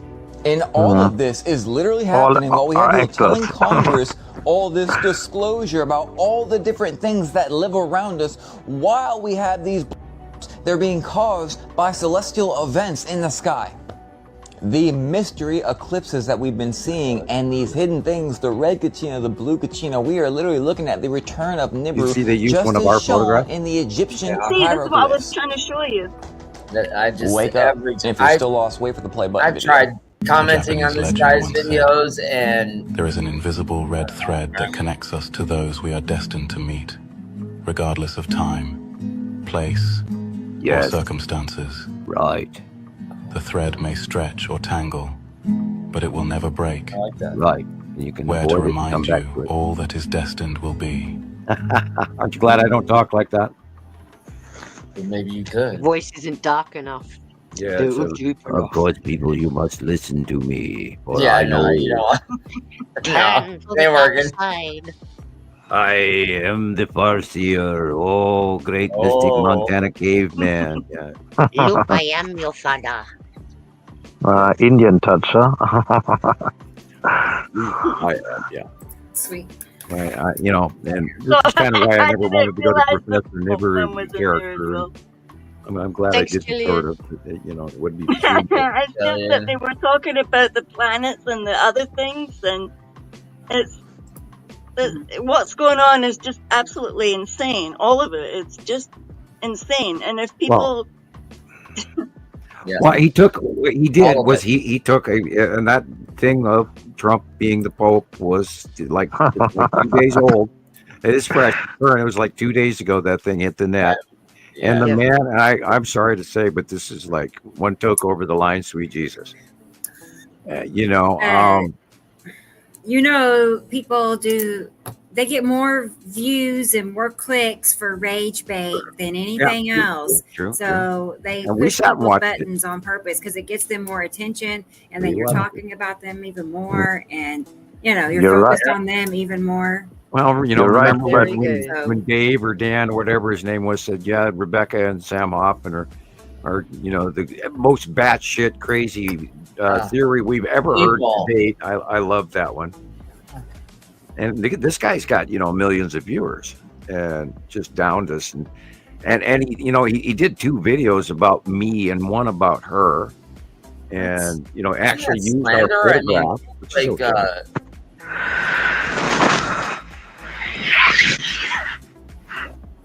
oh, that's interesting. I think Is that we you, Thomas? I think we bored Thomas. Falling off his chair. So, what happened? You okay, Thomas? You okay? Oh, of course. We had a loud breathing coming from your picture. What's coming from my picture? Well, you know how when you talk, little circle moves, and you made this breath sound, and it was very loud, and so this is what we're all reacting. Doing your Darth Vader. Okay. No, the Windows just shut down because I have my tablet here and it fall and but no trouble. I'm okay. I'm still here. Yeah, I just opened the windows at my house because it smells like rain, so that's a good thing. And we'll get clean air and get rid of some of this pollution and cat hair. And again, no hamsters were injured in the making of this video. My favorite smell, petrochlor. Clear that every week. Are you sure about that? Well, I'm not injuring hamsters. Okay. They can have the sour cream and Doritos too. I don't mind. So anyway, I agree, Tara. I agree. Yeah. I mean, at least they're talking about us, right? I mean, it's yeah. That's the funny thing about it is, people have called us just absolutely out of our minds, and And Yes, you know, there's a yes, what critic he in just every put off, corner. some of that was absolutely out of his mind. And be careful when you're slinging out those conspiracies. Boy, I think he ended about 5, 7, 10 different ones. They're all at the same time. It was a little hard to wade that surfboard to shore, but anyway. Yeah. It's raining where Maria is. Wow. It rained here like all week last week. Man. Every day. Yes. I'm glad the sun's Now, rain is a good thing unless you get too much of it. Right. All right. Your car gets Okay. swept down the road. I'm No going to thanks. play. There, we have a couple of. It's a short video of a few pictures that Maria sent me. So let's look at that Okay. real quick. Love to look at Alaska. I always like Alaska photographs. I would love to You visit. did, Tara. Wow. I believe it.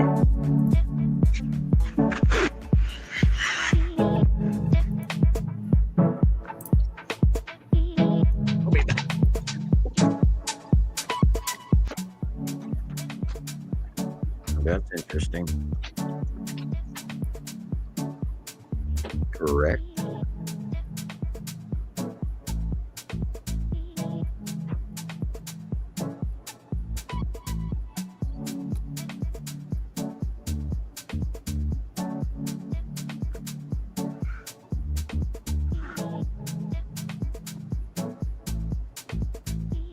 I wonder if that's the ion tail and sort of a rounded lens effect going on here. Other than that, I would almost say necessity, which is weird, right dead center in the middle. But that's odd. Boy, that's got me torn what we're looking at.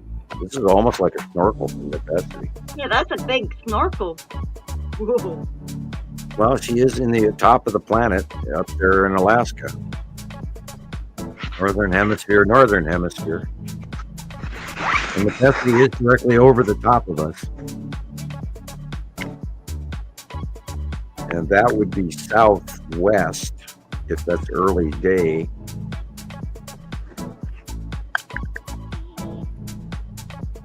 Wow. That looks like Atu's moon, you know, red asteroid, the Texas cube, etc. Yeah, that's past Earth. You can see the light coming from behind us.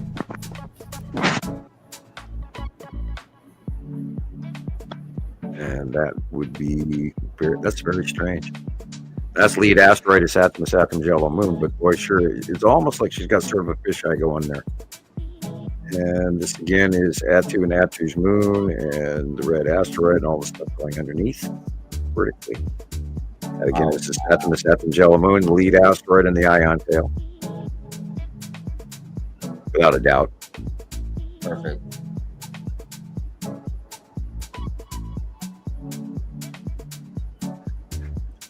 The crane, I believe. Yeah. Wow, they're big.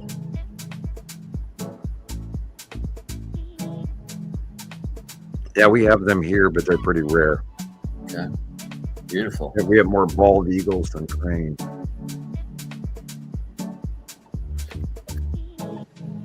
Thank you, Maria. Thank you, Maria. Very nice. I like the ending, the cranes. Yeah.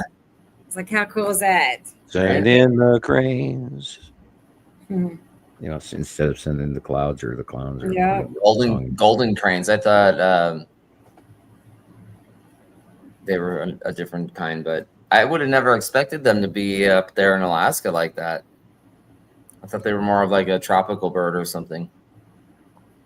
You know, there are warmer regions in the lower elevations of Alaska. Yeah. You know, right there on, you know, the Canada side in the Aleutians.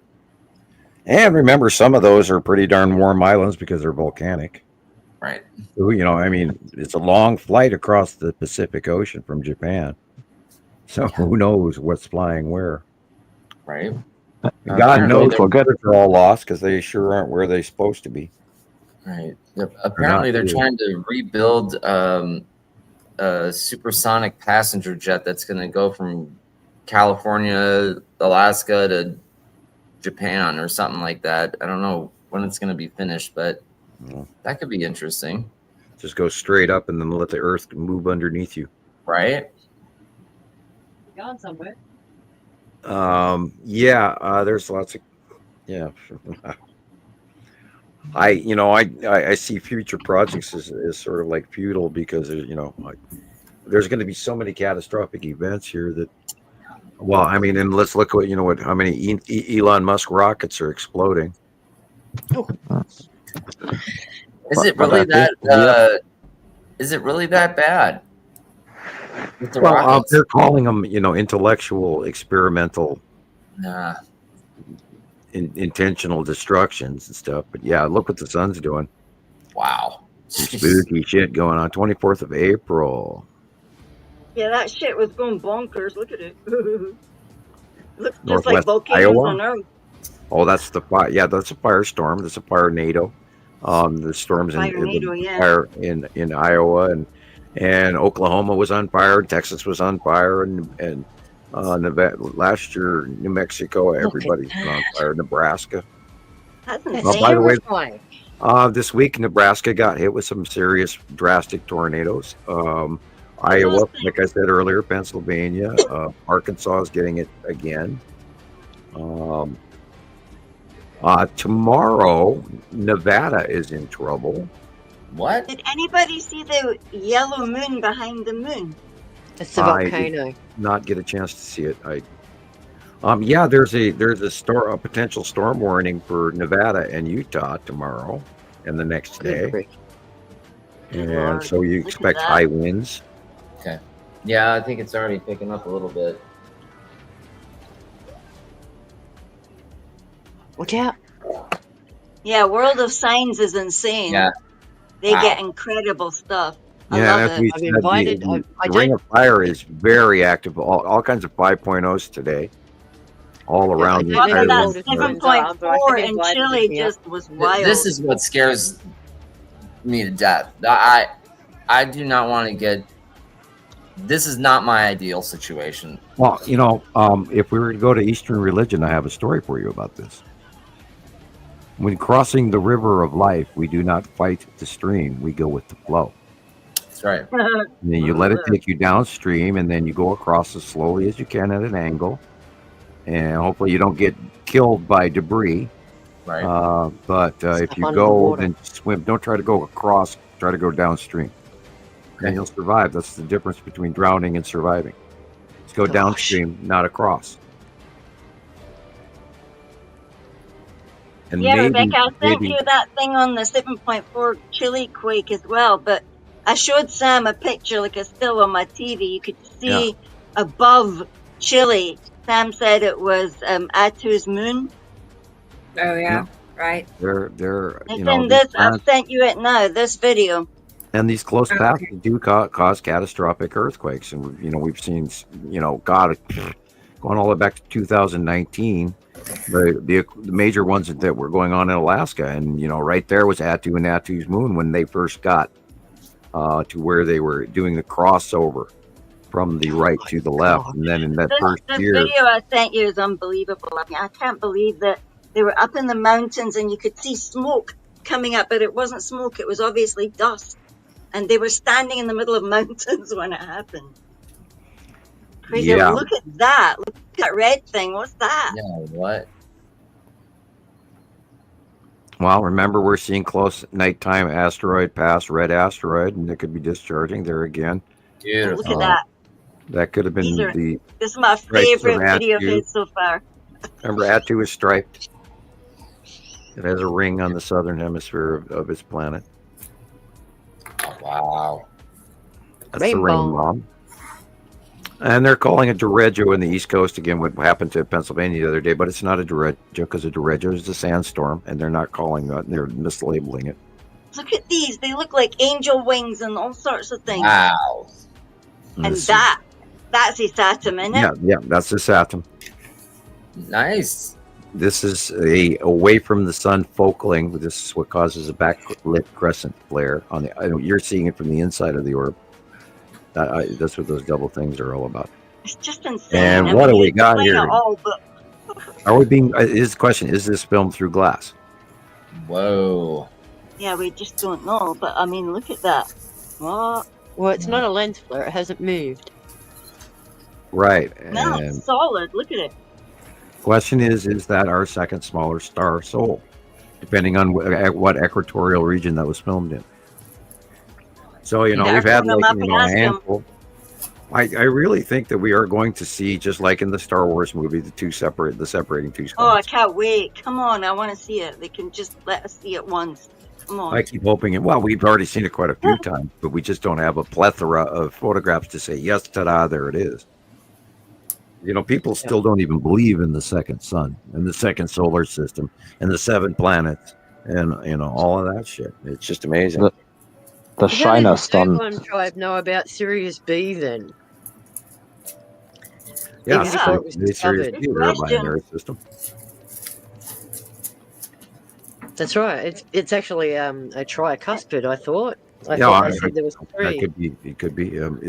Is that the one with her? I have to go study my constellations again. It's been decades since I looked all this crap up. I just know the Dogons were in Africa and they were the Dogons in it. Sirius, yeah. And they had no word for alien because that's a word that we invented. So they called them sky people, not alien. But right. Yeah, they were just sky people, you know, like the derogatory alien. I have looked into a bunch about the Dogons over the years. God, I have a couple of books in the other room on it that I actually did go cover to cover on. And yeah, it's an interesting topic as long as you don't get bored to death by the author. Yep. And you know, that was the problem with Velikovsky way back in the 80s and 70s. He had a great story, but then he bombed you with religion. So you lost interest in his work within a matter of about 5 minutes. Yeah, and yet the man was brilliant beyond his years. Well, guys, it's the 5th hour. I better go to bed. I have to go to work. All right. Good night, Jillian. All right, Bean. Take care. Night, Jillian. Good night, everybody. Good night. Well, I hope you can actually sleep instead of clicking the pillow all night long talking to us. Click it. Let it drop on your head. Woo! Oh man, major lightning boom just went off next to me here. Nice. Woo! Woo! I knew I smelled rain. Good night, Jillian. Nah. Night, Gillian. He tells me lightning and then I've got to go. Yes, Osmani, let's go. Let's go to bed. Yeah. Bobby says night night. Yeah, the baby. Night Bye-bye. night. Baby. Yeah, everybody here's out running to the window looking outside. Ooh. It was I'm big. done with your lightning now. Yeah, I knew I could smell the ozone. That's wild. Hey, Thank you, Tara. I'm away to sleep. Nighty night. my stuff works. I know things. Bye-bye. Oh, let's see. There's my bangle as well. Woohoo! Very nice. Yes. I wonder, it's our personal jeweler. I make this stuff for fun, actually. So I'm It glad does you look like fun. So I have a remember when I question. made it with Sure. the nieces, it was fun as well. Are you guys finding nugget gold, placer gold, or powdered gold? alluvial. Huh? So basically just specks that's been washed down. Okay. We're actually Are they raw and crystalline, or are they flat and smooth? flat and smooth. Okay, that's placer and downflow. Yep. Yeah, okay. Yep. All right. Yep. Very yellow. We haven't got any. Australia has really pure gold. Over Yes. here in Montana, Some- we have a little bit of copper add to our gold. Yeah, some of the best gold in the world comes from Australia. Right. Right. And the biggest Night nugget. night, everybody. The biggest nuggets Bye-bye. are in Australia. Night, Good night. Julian. Bye. Bye. Talk to you In the later. Australian Museum, we've got a rock that's supposed to contain 13 kilos of gold in it. Wow. It was the biggest discovery ever made back in, when was it? 1897. Well, in now our it's worth Australian breaking Museum. open. You know, back years ago, they never traded it in because it wasn't worthwhile money-wise. And, you know, we're looking at the thing. Now, by the way, if I go offline, it's because we have a power thing going on with lightning storm from hell. What It's color is 300, it? Is it purple? 3,247.40. Again, still the same today. So I think that, Is yeah, it the purple stock lightning? market has changed and closed in New York. So that's the value for the day. Yeah, it's actually where, I know where there's a mountain of gold that people closed the mines over because it wasn't worthwhile digging it. And now it is. And I bet you that's forgotten too, that it's there. Well, there's a lot of abandoned mines here because we had our major gold rush from the 1830s through to the 1880s. And that's where all major towns sort of had this influx of gold. But we're just doing dry riverbeds and things like that at the moment. So my dad wants to actually go in and see if he can get anything out of an old mine. But then he's had to build a crushing machine so that he can actually break up the quartz. Wow. And then Tell him to order if it's from Mount Baker Mining and Metals. They make them. And then I've got to come along with my chemistry and help him separate it. There you go. And we call it, you can either mix it with aluminium or you can either mix it with mercury, and it's called amalgam. Mercury. Yeah, that's totally toxic to the environment. You don't even want to breathe it. Well, that's why a lot of people in the 1800s passed away, because they either got mercury poisoning or arsenic poisoning, because that's how they used to process the gold in the 1800s. They had lifespans of less than 30 years. So, yes. I closed the window over here so we didn't get a storm through. What was less than 30 years? I didn't catch that part, Jiren. Oh, their lifespans. The gold miners in the gold rush in the 1800s. Oh, really? Yeah. Wow. Yeah. Some of them only lasted 35, 37. And a lot of them were Cornish immigrants. That's how we got Australia. Oi, oi, oi, because the Cornish people used to work in the mines, and when the women used to call them out for lunch, they'd call them out saying, hey, we've got the Cornish pasties here. Are you here? Aussie, Aussie, Aussie. And that's where we got the oi, oi, oi. The oi, oi, oi is actually Cornish for saying, I'm here, I'm here, I'm here. So I learned something new, right? Everything developed from something else. Yeah, right. And they were silver miners, not actual gold miners. They're little short people like me, so that's where my heritage comes from. Ireland, England. Yeah. I got the short end of the straw. Oh my gosh. I know. I didn't realize you were so petite. You really are. I'm only 5 foot. Small. I'm only 5 foot tall. That's tiny. That's tiny. Yeah, I know. That's tiny. Yeah. Well, you know what they say, don't they? Good things come in small packages, Rebecca. I knew it. It's true. It's true. I mean, I'm almost a foot taller than you. Like, we'd be funny standing side by side. I'll be looking up at you all the time. You get a stiff neck. I know. You'll get a sore neck too looking down at me. You have to get a little step stool or something. Oh, yeah, soapbox. Boy, do we got lightning thunder going on outside. Yeah. Woohoo! Win. Okay. Let me see here. I'm still here. Still have power. Okay. I'm going to play a slideshow. It's just there was a photographer I found on Facebook, and they shared some pretty pictures. So I'll look at them. Mm-hmm. Let's look at his pictures. Place to get pictures. And they're all over New York. I mean, they're over, like, they're from New York. He lives in New York. Okay. Yeah. Yeah.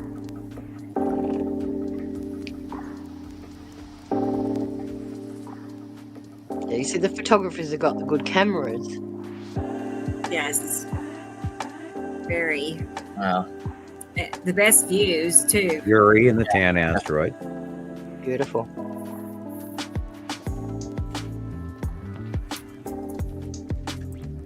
And remember, that's on the right-hand side, so that's Saturn's yellow moon, lead asteroid, and this that. Yep. And again. Long box is somewhere in that mess. Yeah. There. Probably right down the bottom. You know, that blockading intergalactic leap that's parked over the top of us that nobody seems to want to hear about. Bottom of Necessity and Saru. Amazing. Wow. That could be base of Saru coming in. Wow. or Nepenthe, of course. Hello, Statue of Liberty. Did you hear that some French people have actually asked that we have to give back the Statue of Liberty? Why is she green? I ain't What's she happy. made of? Copper. What's the one? Yeah, look at that green, blue right there. That's the bottom of Saru.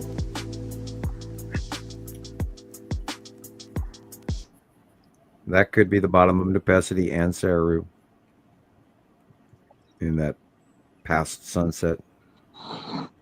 See the white illumination instead of the stuff that's not yellow, and see the orange versus the bottom horizontal yellow? Saru and another planet above. Amazing. The light shining underneath the passing planets, people. Yeah. Bouncing off it. Yep, in between our out view. Yeah, that very much looks like Nepenthe almost. Wow. I love the reflection in the water. Asteroids coming in from the left. This, of course, would be the side of Uri. This would be Uri's bottom.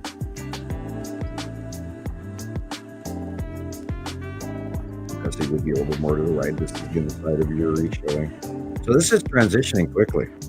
Planets are moving at sunset. Remember, the real sky's the yellow stuff over there at the horizon. What a shot.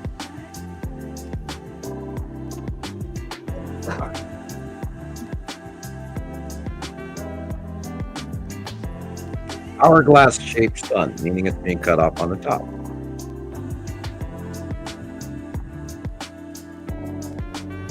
Yeah, that's an awesome shot. That's brilliant.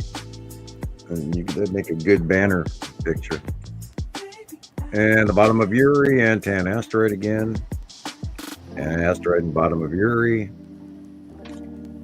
Saru in the background, green-blue at the horizon, just above the buildings on the right. Bottom of is Saturn red. And the yellow tinges from the yellow moon color. Back in a second, guys. These red skies that I was talking about that we're going to see. We'll see it at sunset. We'll see it in the morning.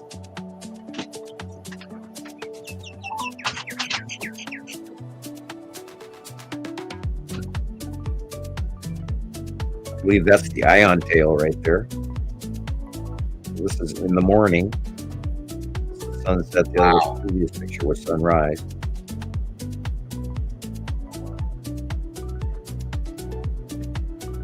Kind of a toe tapper.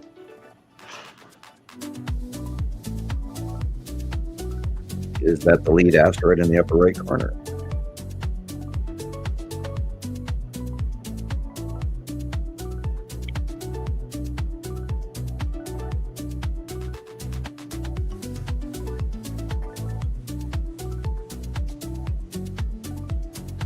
Planets, people.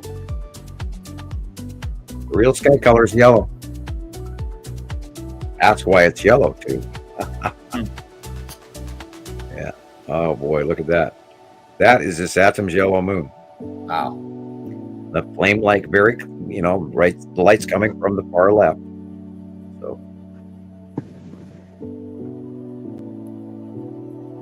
People.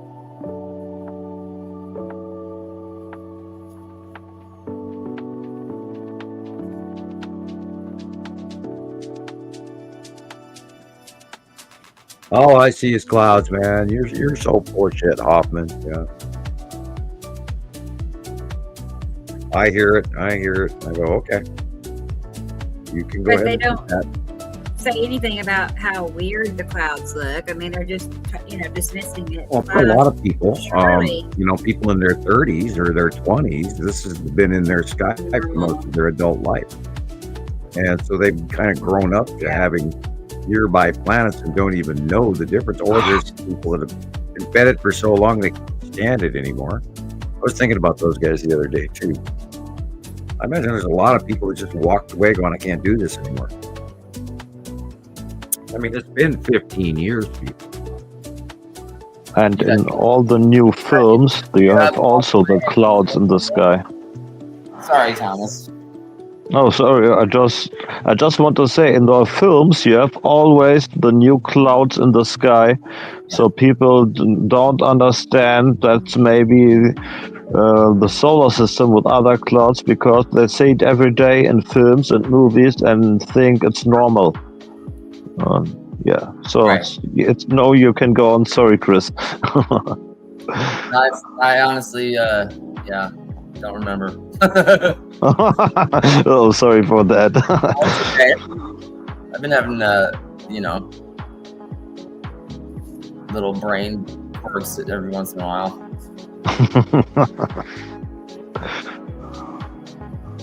Wow, look at that.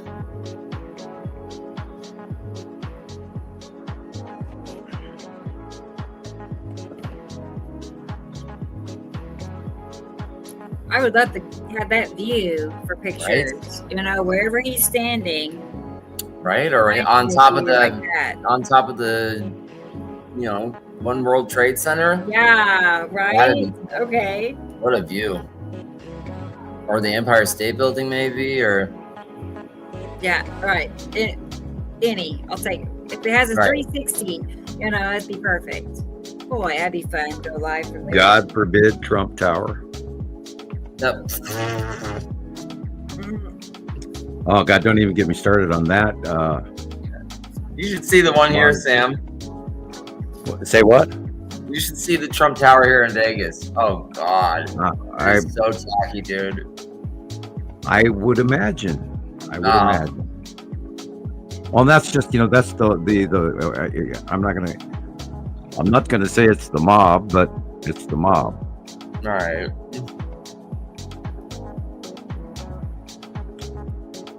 Greatest money laundering buildings around the world. Right. Yeah, they sell apartments that people nobody ever moves into. Yeah. And they're more like just they look like more like a hotel room with a little small kitchen in it. They're not really apartments, Yeah, very small for what? Yeah, $1.8 million or something. Right. Don't forget the 30,000 square feet. Right. That's not 30,000 square feet. There is a building here in something. Vegas. There's a penthouse condo. It's like 25,000 square feet or 30,000 square feet of living space. It's insanely huge. I don't know. I don't think I would want to live in a tall building. Empty since the place was built like 15 years ago. I don't think I'd want to live in a tall building. No, thank you. No. No. Christopher, Not the with house I'm living in is a year older than me. Yeah? Yeah. 1965 it was built. Okay. No, calculate the maths. No. And Rebecca, you could be my younger sister. That's cool. Because you share your birthday with my younger sister on Wednesday. Oh, are you serious? Same day. Wow. Yep. Thank you, Sabrina. Right. Yes. I've never known anybody else to have my birthday, so. Well, there you go. Yeah. Koreans. Like, I hope you're not like balls in China shops. Right. I know. That's how it was. I think I'll postpone my birthday for another 5 years, if you don't mind. You said you can't. Oh, it's raining now. Yeah, right. Yeah, but no, I'm Taurus. My mom was a Taurus, and my brother was a Taurus, or is, so it was a little chaotic at times. Well, my family, I'm surrounded by 21s and 22s. Mm-hmm. My mum and dad were born on the same day, 2 years apart on the 22nd of June. My daughter's the 21st of February. My son is the 21st of February. My brother's the 21st of January. Surrounded by 21s and 22s, and I'm the odd man out at number 17. Yeah. And I'm a Leo. What month is that? August. Okay. Shouldn't give out your personal information, guys. Bring me presents. It's all over Facebook, though. I mean, There you go. Facebook There you go. announces it unless you Yeah. Well, create you your don't want account. nobody to call your Australia's mechanic. supposed to be- They don't work on their car because Australia- they're crazy people. Well, us Leos are supposed to be egomaniacs. I'm far from being an egomaniac. No, that would be. The Cancerians are very family orientated. You do anything for your family. What else? What else? Let's see. I'm looking to see what else I have here. Ouch. I have in my notes that there is a video, a lightning video that I didn't play in the past. I was going to get it. Nice. Let me find it. Let's see.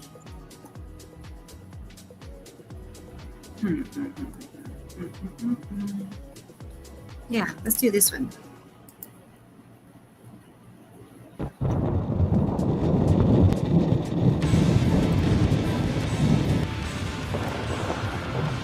I like this week's thumbnail background, by the way. All right. Good. Oh. Got it, Sam. Yeah, that would be asteroid discharge. You see, it was purple. Plasma ball, people. Yeah, this is part of the 180-day cycle when they're coming in purple.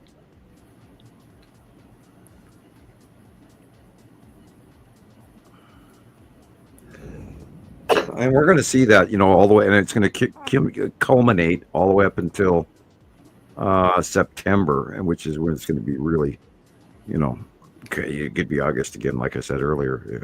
But we're going to see that toward the end of the cycle again. Some major, and probably through this, we're going to see some discharging going on. Now, in the early years when Attu and Uri weren't that close to us, we saw discharging between the asteroids and Attu and Attu's moon many times. And that's what sort of told us what was going on with the asteroid, the OCG object cluster group. Wasn't there a lot of lightning strikes in some of the buildings over there, like the Empire State and all of that? Oh, literally all last week we had a lightning storm from hell from going on from Texas all the way up to New York State, and everybody just blew it off and called it a derecho. Look at that. Yeah, we're having superstorm week after week after week. That's a volcano. That's rock breaking and releasing its electricity that's stored in its crystals. Yes. And that's part of the process of the reboot that Earth is going through, including magma chambers, burping up and dumping new lava and new minerals and diamonds and this and that and the other thing, gold and you name it. Yeah. That was the other thing we were looking for when we were Fossey King, sapphires. Yeah, we have just to the southeast of me here, we have, the Sapphire Mountains, and you can go out into the forest and just scoop them out of the rivers. Yeah. That's crazy. Yeah. It's a glacial deposit. All the glaciers rolled all that stuff in from Canada and then dumped it here. And that's why they're, you can look on the map in just southeast of Lolo is the Sapphire Mountains. Yeah. Usually wherever there's gold. Lolo P. Christoper. Yeah. Wherever there's gold, there's usually the minerals that go with it. We get emeralds, sapphires, and some garnets and zircons are the biggest ones for us. Cool. And then, garnets and don't forget the cube, the iron, pyrite, cubes, and all of that, and crystals, quartz crystals. We don't get too much pyrite here. Fool's gold. No. Whoa. Oh, holy crap. How scary would that be? Yeah. It physically removed material off the road. Yeah. Check your tires, man. Check your tires. And these are those red Sonia like storms we've been talking about for years, where you're watching lightning patterns like we've never seen in our entire lives before. Right. You got, Incredible. It's like bombs going off. Well, it's literally, a larger object above them trying to make sure it doesn't crash into Earth. It's gotta be. Can't be anything else. That's so much discharge, Good night, Audrey. Have a good sleep. Yeah. Good night, Audrey. Have a We'll good see week. you when you get up. Good No, night. it might be. Great how close they get and how far actually they are. And there again, this is a reach up to a passing body. Yep. Going from ground What level they're up, calling not the other way uplight around. now, which is a new name out of the blue. Yeah, Oh, wow.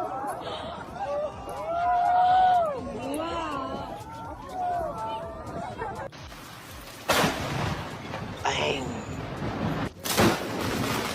Oh, what? Goodbye, sailboat.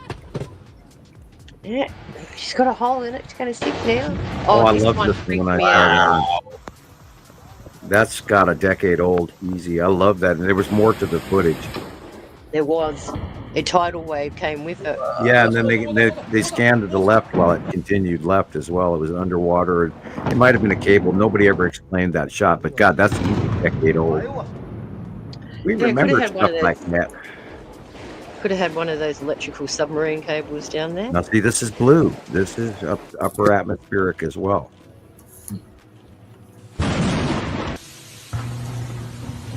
Just the boom would scare the pants off you.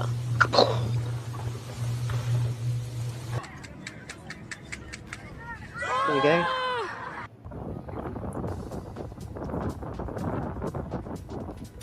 Is that piezoelectric discharge?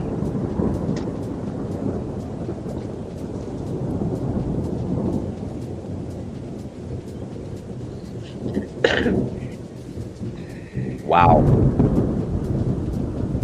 Just hit the base of that planet. Yep.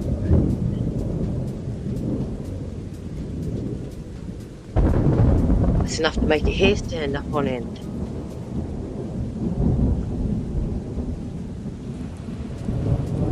That looks like Mexico, Mexico, by the building style.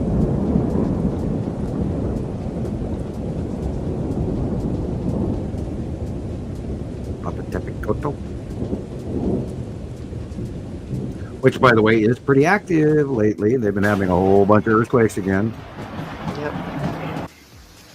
As you said, the Ring of Fire is going crazy at the moment. Yeah, it is. It's going really nuts. It's multiple today, all around, and not just your average. There's like twice, if not three times average.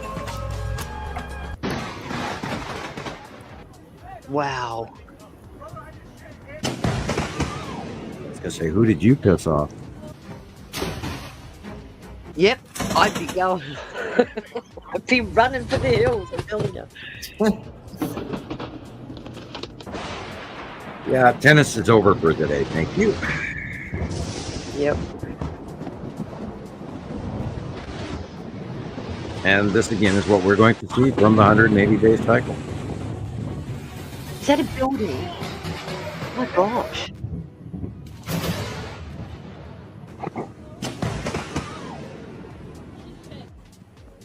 Hey, just got struck again.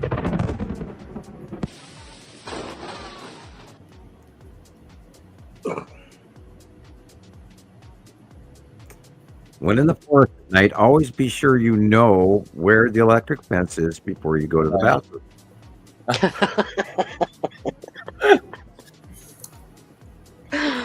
Good grief. Have you ever touched an electric fence? Oh yeah, about probably 5 or 10 times in my life. What? Oh yeah, Electric well, fences? I cattle and farming, and you walk nearby one, or the cow pushes you into it, or the horse rides right up into it with your leg. And yeah, or you didn't know it was there, and you find out the hard way. Yep. So yeah, 4 or 5 touch times in it. my life. By the way, Yep. the pig fences are the ones that really get you. Yeah. They'll actually make you take a step backwards. Oh yeah, they kick you in the butt hard, those Yeah, ones. they throw you backwards. Yeah. Like you see in the movies. Wonk. Hello.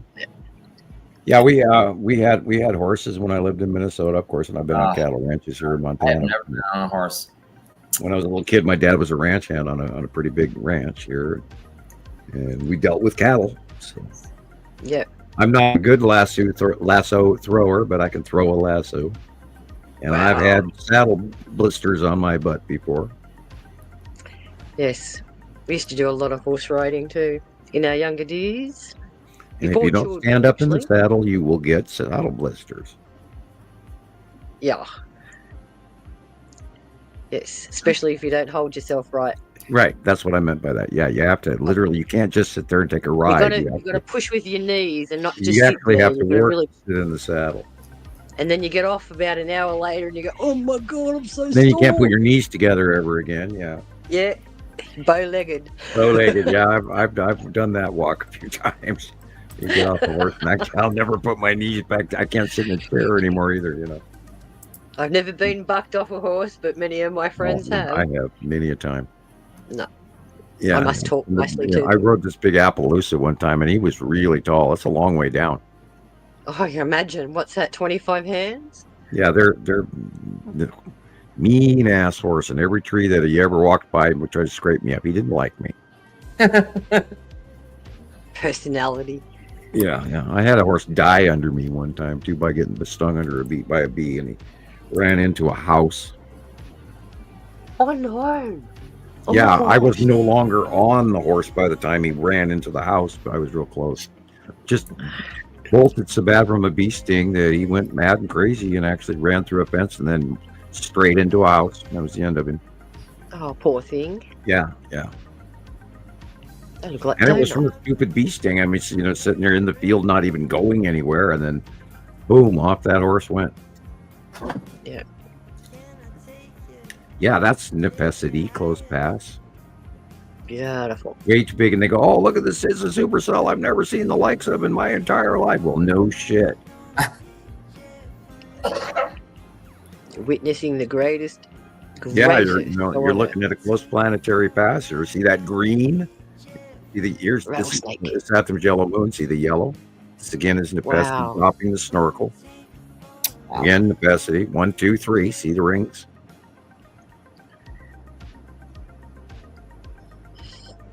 That is at Snailfoot and Nepesity on the Snailfoot on the left and Nepesity on the right. Yep. That that is popcorn effect. Saturn's yellow moon right there. Wow. Yeah, and same right there. You can tell the popcorn effect. And the flame like clouds versus this is Snailfoot and Atu. Yep. And everybody, oh, it's the coolest thing ever. But yeah, look at that. Wow. Look at the height of what's above it, not what they're looking at. Look what's above it. All right. And you can't argue with it because it matches the drawings. 1, 2, 3. Hello, Nepesity base core, drop snorkel. Wow. That is so huge. Massive. And purple. And the planets don't collide, they discharge even though they pass really close. Happy meteorological, the word you can't say. Meteorological. Yeah, there you go. That makes it easier. That's sharp syllables. Some of them are real tongue twisters, aren't they? Yeah. You know, us slang slinging Americans. I always pick on my dad because he can't say anything with a UN on the end, like phenomenon and millennium and. Yeah. We call it aluminium, not aluminum. Right. Hey, maybe you know this because I don't have a British person. When they refer to salad on the side of the plate as rocket, what does that mean? Rocket is it's obviously a green vegetable. It tastes like pepper. I don't know. So it's a different what's sort of the- leaf, lettuce leaf. Yeah, it sort of looks like a weed. You know milkweed at all? How it's got the Yeah, the okay, funny- all right, that explains it. Yeah, because I've Yeah. heard referred to it over the last year, and I kept going, "What the hell is rocket?" You know, and it's a side. You know, we use Romano lettuce or iceberg lettuce. And Yeah. I was always wondering what the hell rocket was. It's probably some European watercress or something. I'm trying to think of its It's alternative name. If it comes to me, I'll let you know. But Okay, it's a green lettuce-like vegetable with a peppery undernote. Okay, good to know. Mm. Well, don't feed us cilantro, whatever you do. Right. Horrible Look stuff. at that. You don't like cilantro? No, it tastes like soap. Really? Yeah. Well, you got to have cilantro when you're making a good salsa. Oh yeah. It's supposed to be really good at getting heavy metals out of your system. Now you can overdo cilantro quite easy. Yes, you can. Yeah. Apparently, all the Vietnamese people put bucket loads of cilantro in, and their Vietnamese buns. They have these Vietnamese pork buns. They're just bread rolls with a cured pork and a couple of other things, but they just pack on the cilantro and the chili, and no thanks. You can keep that. Yeah. Wow. Dandelion leaves. Thank you, David. That's very observant. Dandelion. But they're not dandelion. But you can eat dandelions. They're very good for you. Yeah. Even dandelion tea. Yeah. And if you I've have made dandelions in dandelion tea your before. soil, growing in your grass means that your soil is too compacted. You need to get out there and stick a what do you call it? A fork in the ground and aerating get some air fork. into it. Yeah. Yeah. Aerate the soil.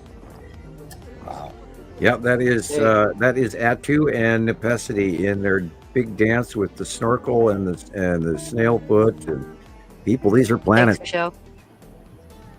We've never seen skies like this before in our lives, but you're looking at it right now. Yeah. Remember, we're talking I about love the cumulus nimbus clouds and these that are the size of Texas. This is what we're talking about. I was going to say, I like the way how they've got 11 new classifications for these clouds. I thought it was like 16, but yeah. Oh, well, I saw Yeah, 11. they're always coming up with something. Like they're calling a derecho again. What's not a derecho? That's a base cloud for a planet. Fantastic. Look at that. Now that is a normal cumulus nimbus. Okay. Yep. Because it's not flat. Right.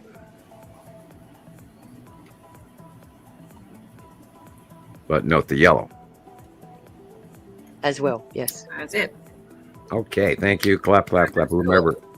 Awesome. I love it. Oh. Alrighty. Me in this chair, I'm telling you. I have a slideshow of pics from Katie Jo. Okay. Yeah, I saw some of her work So this we week. should play Good it. job. Mhm. She has a lot of stuff. Yeah, there's more stuff that I didn't get on here. She just sent it to me, so that'd be on the next one. But here, let's go ahead and look at some of her pictures. They're all pretty recent. Let's see. And she commented, "Yay! Oh, New Jersey. Here is New Jersey. All right. Jersey." Jersey Shore.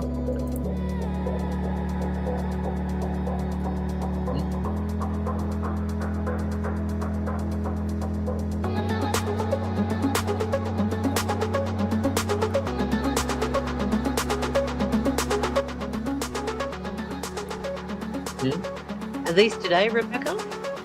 No, not today. No. No. But in the last few days, most of them.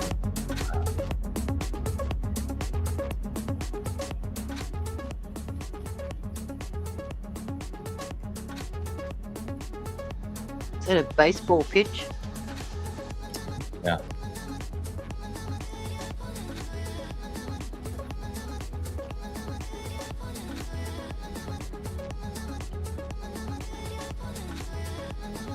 See the cut in on the left? The sun? Yep. It's forming that cross. It's when you Yep. know you've got cut in. Yep. But Tim is on the left of the sun. The darkness. Yeah, and we're still seeing the back shadow of that and Saru and a good portion of Uri, except Uri is now being side face illuminated. That's cut in of Uri right there. where your outer atmosphere is actually gone in front of the sun, and you're seeing the sun shining through the outer rings of Uri because it's a gas giant. I was going to say you could barely see the stripes. This is his Saturn cutting in from the right, which is why that straight line. Wow. What do we got here? Wow. Yeah. A lot going on there. I'm going to say, wow, it is, the sun is, the shadows are, okay, the sun's coming from the far right.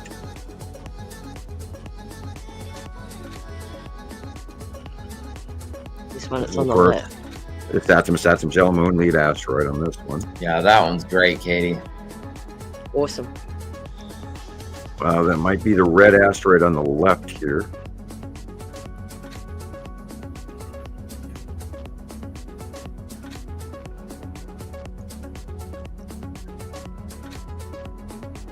Things are getting big, people. They're definitely getting better definition now. Those are ghosts, and they're coming to haunt your house. No, Put the Ouija board back in the cupboard. Yeah, no. Go out and bury that in the nearest field, and then start a fire over the top of it. Spin around 3 times and spit. Look at a holy water on top. Right. Don't even own Ouija boards. You'd be crazy. Please don't sue me, Ouija board company. It's only my opinion. But Sam, it's only a game. Not when you're calling in spirits. No, I don't do that either. I get enough of those already. Right? We don't Some need of any more those. visitors. Some of those Yeah, I don't have to boards look are for them. They wander around my house regularly. they're made for children. Like they're, Right? you know, like That's colorful. pretty scary. basketball. Yeah, go ahead. Gate in a Type 4 demon. What the heck? Fun for kids. No. It was like the chemistry set we had in the 60s where you blow up half your house. Yeah, those things that had actual radioactive stuff. Yeah, in it. radioactive material. Yeah. I had one of those sets, you know. Yeah, they were brilliant. That back is then. crazy. Oh yeah, you'd be surprised what we had our hands on back then, Chris. Okay. You know, they didn't have to have rules back in the 60s and 70s because the idiots would always personally remove themselves from the gene pool. And you know what the good thing about that is, Chris? No photography evidence. We could have acted like total fools and there's no evidence. Not like today, you do something wrong, you only have to trip over your toes. Everyone's got their phones on you. Exactly. It's really sad, isn't it? And it's awful. But then, you know, instead of going to someone's assistance, they just stand there and film it. Yeah, I've noticed like there's times and places for that, and then there's just inappropriate times where there'll be a group of people just with the phones, just taking pictures of a scene or a situation, and it just blows my mind how insensitive. Like you drive past an accident, a physical accident. Everyone's on their phones instead of stopping and pulling over and seeing if those people are okay. Oh my God! They'd much rather capture it on video so they can upload it and go, "Oh, look what I found." Here's my food, man, for my live stream. You know, right? We have. Oh, how many TikTok views can I get because I filmed this accident?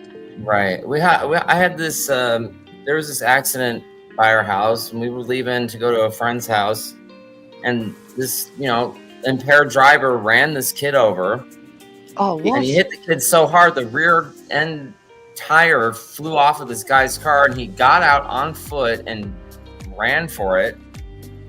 And me and my wife were the only people that got out of their cars and helped this kid. And they just kept driving, like 15, 20 cars just drove past us. Nobody stopped.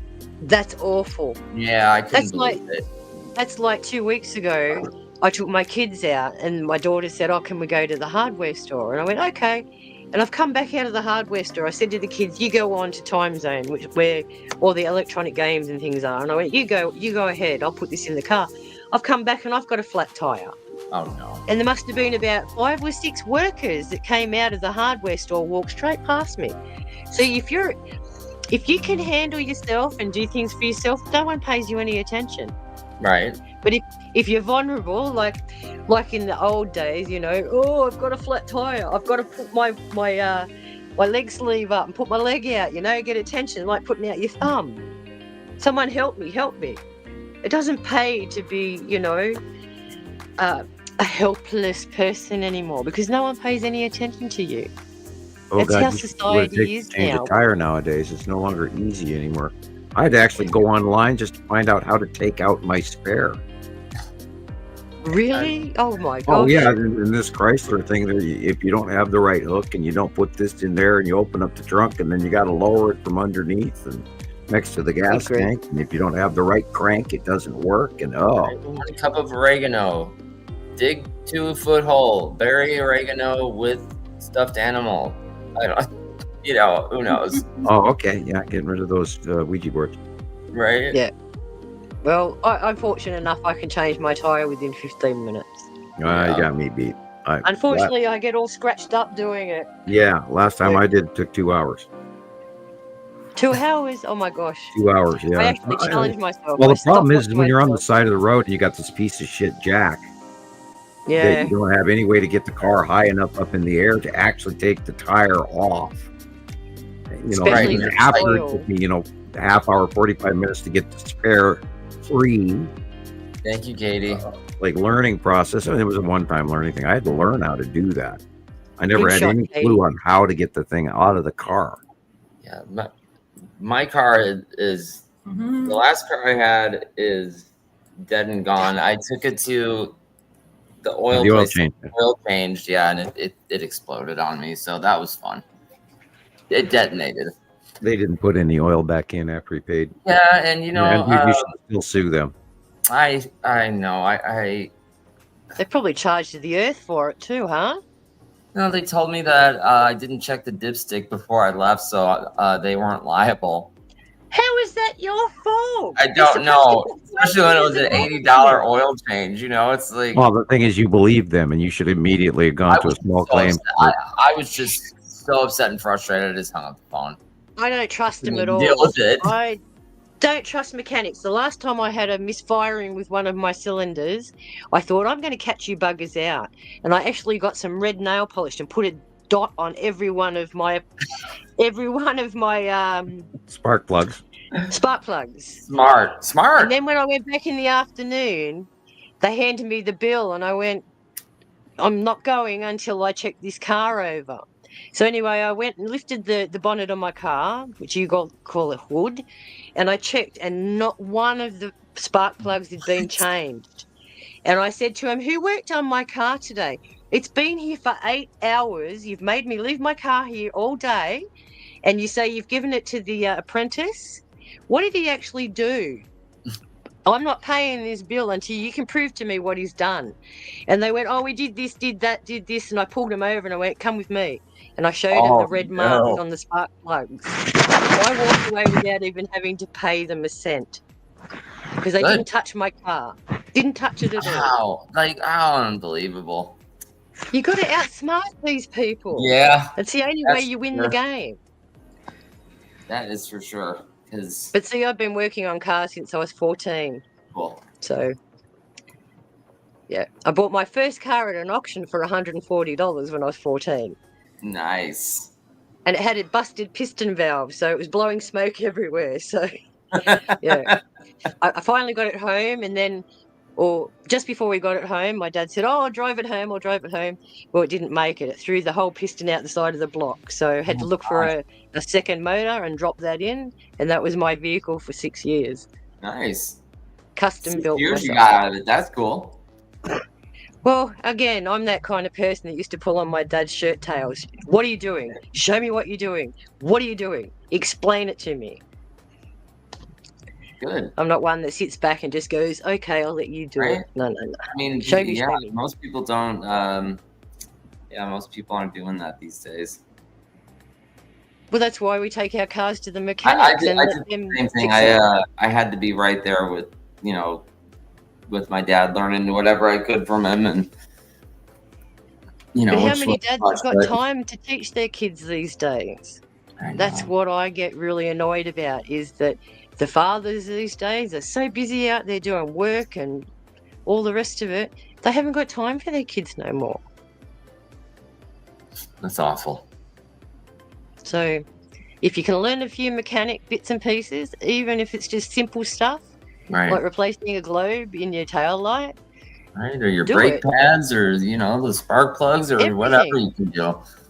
Everything. I've done the lot. Yeah, I could have changed the oil myself. It's just that car I had, the oil filter was so far back. You have to take out. I could never reach it, so I just and yeah. And they do that on purpose. They build them backwards so that you can't access them now. My favourite cars were anything 1973 to 76. They were so easy. They had carburetors and everything was open. Now you've got all this electronics, heat sinks, air conditioning units. They're all buried. Like Sam was just saying, they build everything. It's like the car hits 10,000 miles and the chip shuts it off, Yeah. Yeah. It's the same as my car. My car's 2009.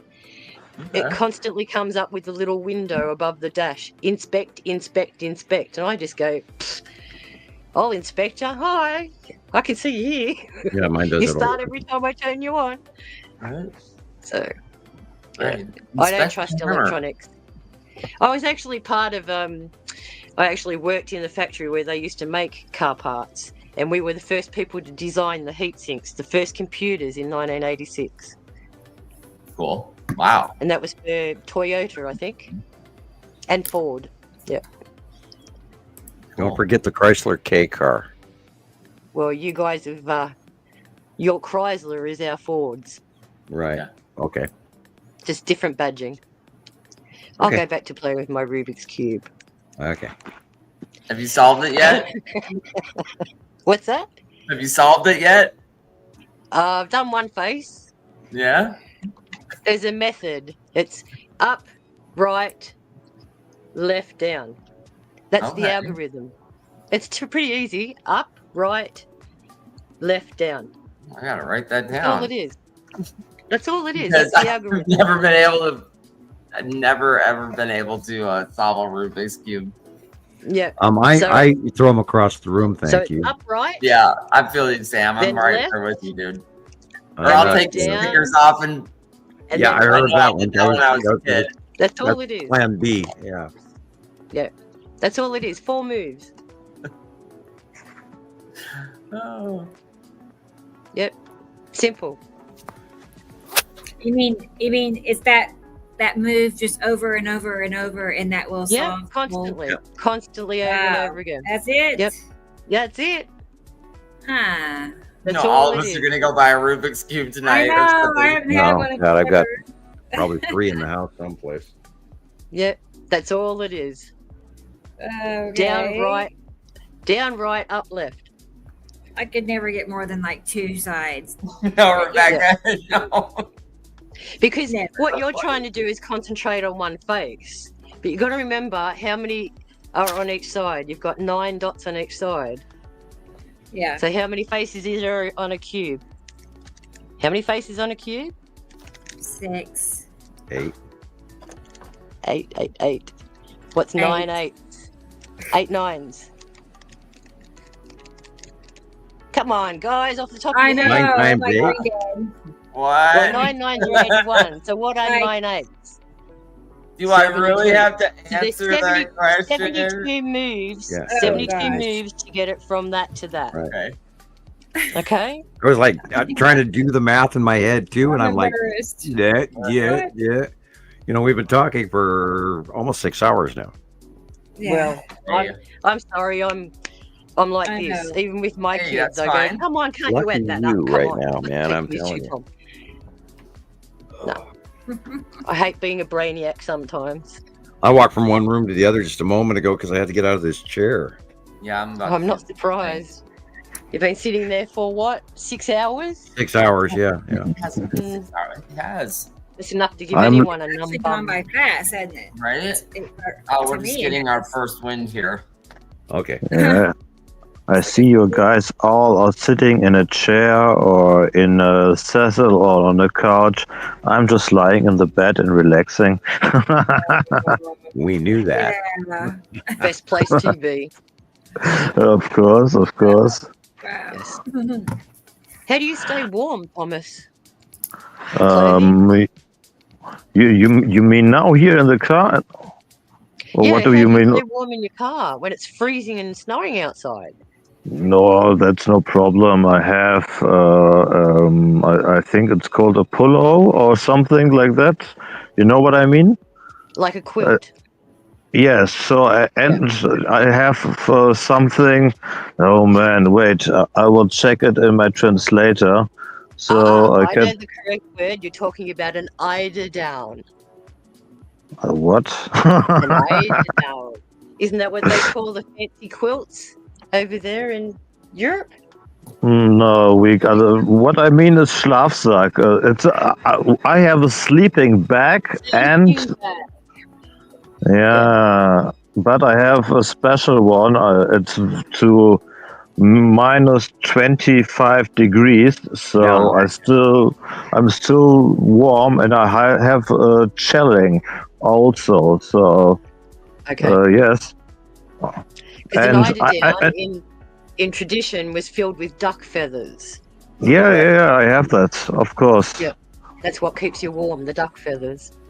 Yeah, so I'm always very warm, also in winter. I don't have stress, but I'm a tough guy, you know. I don't have shoes. I'm always walk barefoot. Also when snowing and when we have cold temperatures, and all people look at me and they think, "Oh man, you are crazy. It's cold. Where are your shoes?" But I don't have problem with this. So if I go to my car, I have the sleeping bag and the other stuff, and I'm very okay. It's good. But the last day it was very warm, and also in the car it was 30 degrees. So I don't know it's Fahrenheit, but I maybe think 60 or. Nah, 30 would be about 85, 86. Okay. Yeah. So when you get to 40s, that's when you get into the 90s and the 100s. Okay, so maybe 30 degrees, and that's maybe a problem. The heat is a problem, but the cold is not the problem. But thank you for asking. I have German friends too, and they always tell me whenever they went back there, in some of the places they went, I think one was in Berlin and another was Hamburg, and they said it gets very cold in some areas, especially around the forest. Yes, of course. The Black Forest. I think it's a little bit warmer than Sam's, but it's also cold here in winter, of course. So. But you need to know there are people who aren't very. Oh, I don't want to say the bad word, but who are very like a baby and crying every time. Oh, it's cold, it's cold. So it depends on the person. So yeah. Mm-hmm. I got you. Definitely me. The weaker generation you're talking about. The crybabies. Yeah. So yeah, the ones that need everyone to is. So everyone is else. So yeah, but I love it. So I love the cold weather, and if it's getting too hot, I need to go outside and swimming and all the stuff. And yeah. Don't get me started with the swimming pool. Our HOA place thing, they changed our pool, gate or whatever. They got this new key system. It's got a chip in the key so nobody can, copy the key and pass it out. The key is almost $300. Jeez. Oh, wow. This is just jump the bloody fence. No, the fence is built so you can't jump over it. No, come on. I'm like, it's like I think it's $275 to get this pool key. Well, you have to pay. You gotta have it before you can it's go. not here. It's just it's expensive. Yeah, and then it's like a community pool too. So I don't want to be in the pool when there's like 30 people in there or something. But especially the kids, you know. It's like, okay, we just paid for it last year. I think it was like $50, and now they want that key back, and they want us to pay for a new key because they changed everything. I don't know. Just go buy yourself a blow-up pool. Stick it Right? in the I'm thinking the same thing, like a little plastic dog pool, just sit out there. Yeah. Yeah. In protest. You know, bring it right up next to the pool gate. Yeah, But I think you need a pool because you look like Indiana with a red skin also. It's very hot there.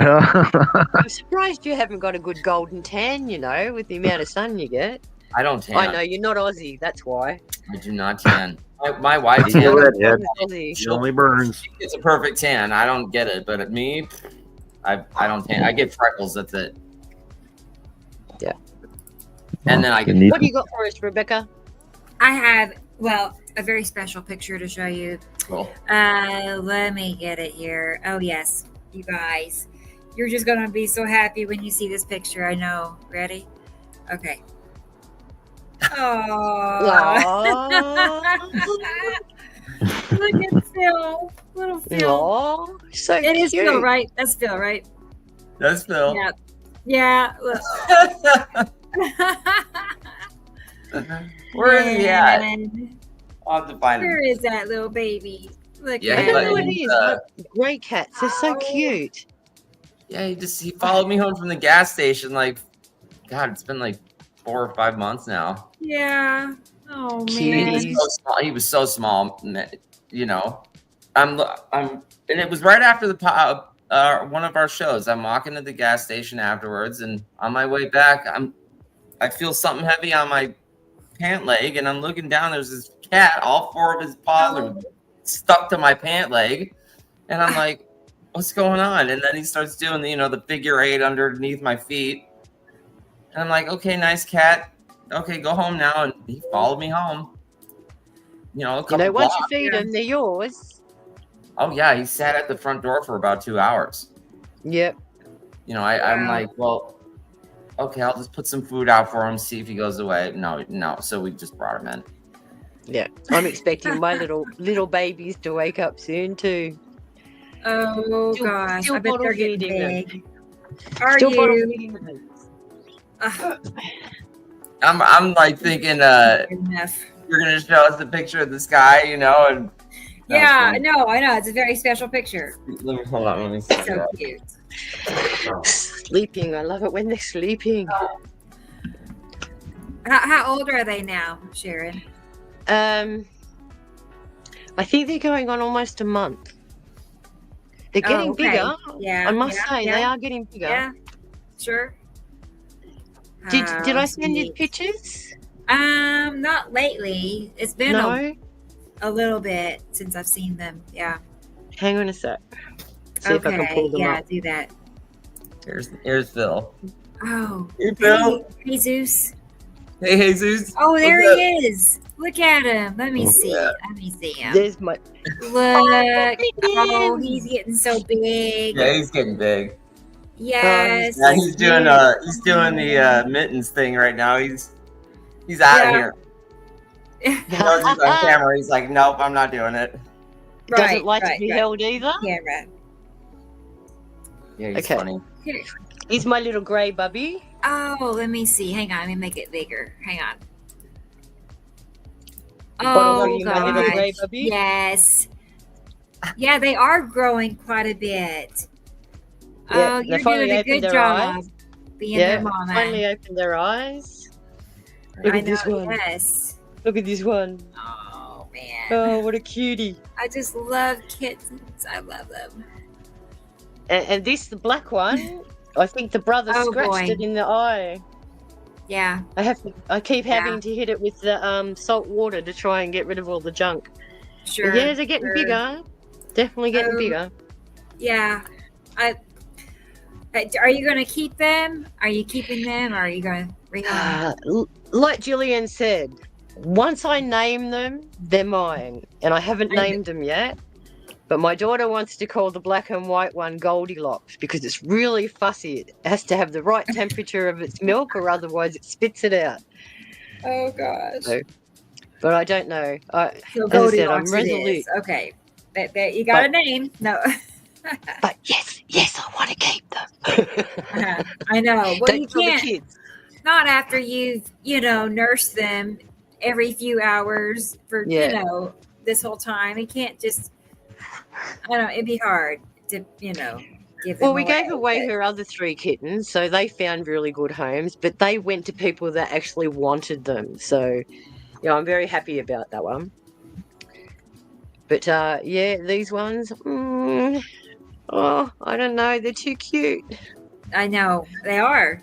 And how did you get them again? I forgot the story. How they? I was mowing my lawn out the backyard, and I heard them because wow, they're so lucky. The mother cat had 2 kittens about 2 years ago, and I don't know where one of them went. I think someone may have picked one of them up, but the second one kept coming back for food, and the mother cat disappeared, and I kept the baby. So these are the litter from the baby cat, and these are his second litter. Yeah. So yeah. And there was just 2 that you found. You just 2, yeah. Yeah. She had 3 before, just 2 this time. So. Yeah. But they've been out there for who knows how long. They were freezing, freezing. So I brought them in, warmed them up, gave them some milk, went to the pet store, bought the most expensive formula on the shelf, brought it back and administer it every 6 hours. So they're happy. Right. Happy little chappies. I know. You're their They're mom. both They don't want to male. go anywhere. They're both males. Okay. Yeah. So sometime in life, chop chop. Yeah. Right. Right. Don't need any more babies. Don't need more and more. I know. I still gotta get Mittens seen to. Yeah. She's the only one I have that's not. Well, I don't want to turn into my mum. She had 25 cats at one Oh my stage. gosh. And she was known as the cat lady of West Hill. It's so. easy to do. Once you it is. have 1 or 2 have kittens. That's crazy. It's like a fact. Yeah. Yeah. The Okay. cat lady. Hey, I see Jesus is in the comments, and he wants me to share a picture. So that's what I'm getting. I'm getting this right now. Let's look at that. Hope you're well, Aziz. While I'm getting that, I was going to show this one to Sam. I was just curious what this was. Sam. Here it is. Bear with me. It's not letting me open it.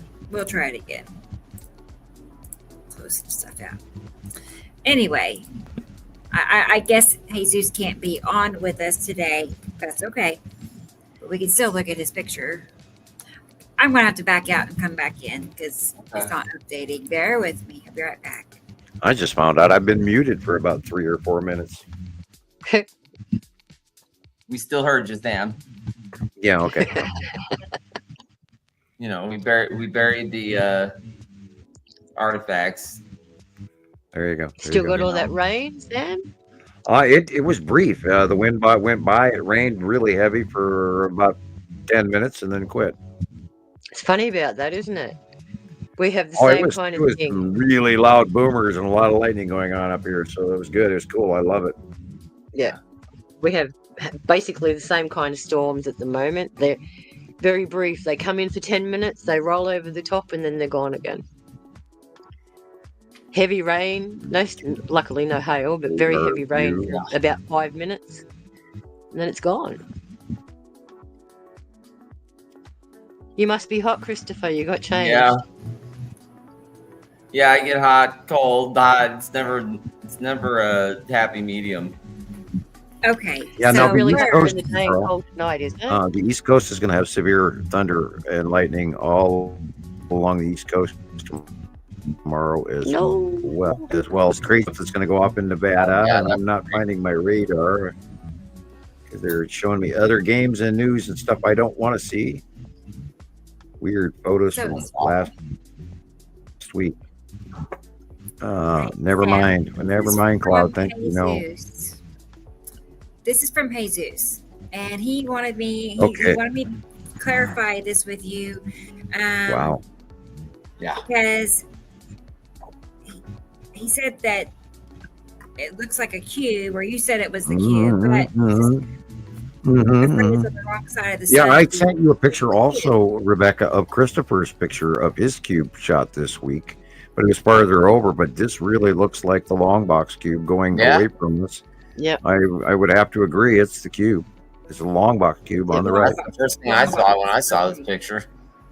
Not the Texas cube, but long box cube. Long box cube on the right. Yeah. That's the Alrighty. first thing I saw the moment I looked at this. It was like, yeah. It's vertical, right? Like almost vertical. Or is it vertical or is it horizontal?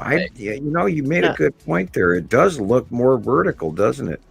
Right. Although the white cloud is horizontal. Right.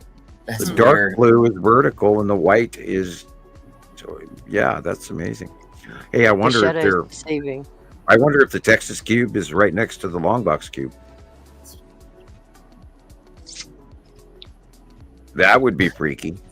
Yeah, it's different. Very And different. we have cited it where they are close to each other in lightning storms and all sorts of stuff over the years. So he could have both cubes right here. Yeah. It's not normal to see the Texas cube to the right of the sun, though. So that would be really different. No, true. But, remember, Atu and Atu's moon are going over and past us now. So, woo. Yeah. But yeah, Okay. I'm torn. This is either both of them or, wow, God. And I did send you one on Facebook of Christopher's. I believe I could go back and Your look. video. Well, you sent me a few things, and they're all here on. Oh, okay. All right. I didn't know if you loaded them. Yeah, I have it, but I thought it was already saved. Let me save it. I'm looking at post that you sent minutes ago, apparently. That's a great side shot of Yuri and her bubbles. I know. Did you post something 19 minutes ago on Facebook? Yeah, Weird. Yuri pics. I thought you were here working with us instead of posting on Facebook. I mean, I my God, am girl, are here. you that addicted to I'm It's here. warming. I can multitask. I can do Okay, that. okay. I believe you. I believe you. Right? She's not only on Women are good at Facebook, Sam, she's multitasking. on TikTok, YouTube, Right. all of them. I'm everywhere at the same time. Yeah. I love it because when we're done with the podcast, there's all this new content to go to right after the show, Yeah. I mean, our Yep. folks on Facebook need something to look at too. Yeah. Right. Okay, I'm saving this. Okay, Sam. And then while that's saving, what is this? Look, Whoa. here's these. There's a few different ones. Giants in the sky. What is this? Literally, Thomas. I do not know. If that's not signs in the sky, I don't know what it is. Boy, yeah, that sure almost looks like a craft of sorts. Right? It looks like a Or several craft. Let's see. Look, well, the lighting is coming from the left. So this would mean it is in the southwest, depending on the day of capture or time of capture. Excuse me. It could be a couple of craft and then the space tube. Don't know for sure, but it's know. definitely Okay. suspect with drag-off clouds of some sort. I think I caught Those are- something very similar to that the other day. Those are not normal. Right, the drag off clouds is what gets me that people aren't seeing. It's like, oh man, all the asteroids that'll be in them, and they're just moving along, and yeah, I mean, somebody I know, a good friend of mine is like, there's no evidence to support any of this. Right, I couldn't believe it. I get the I'm like, same. really? Did you just really say that? Come on now. Yeah. So I get the same. Show Yeah, me, that show me kinda where's hurt. the scientific reports, where is the literature? And I just sit there and go, why does it have to be in paper? Why does it have to be, somebody's It's right there. dissertation? Right. That's what I mean. I If sit there that's and I what go, you want, we can give it to you, but just take a look. Just step outside. Just take one I step just refer them outside. to my Radio Wasteland series, my Nibiru Followers Anonymous series, my exactly. Fight for Our Freedom Radio series, and the Understanding the Sky series. We've got hundreds of shows on YouTube all about this topic. I That's why I always reposted say, Radio Wastelands the other day to a few places, bombed everybody again with music, you know. awesome. I love the music. It's got to be on the news, or it's not real. Right. Exactly. Right. It's not on mainstream media. Right. I sit there and I go, I it love is on it. mainstream media. It's on Nibiru, Alcoholics Anonymous, Montana, Skywatcher, Northern Skies, UK. Right, but those are just I mean, regular if you people. want a news report, I can Yeah. give them a news report. Just we can, regular people. You know, we can definitely give them a news report. Well, you can always go back to the day the Earth stood still guy, where he's going, just a minute, just a minute, ladies and gentlemen, something seems to be happening.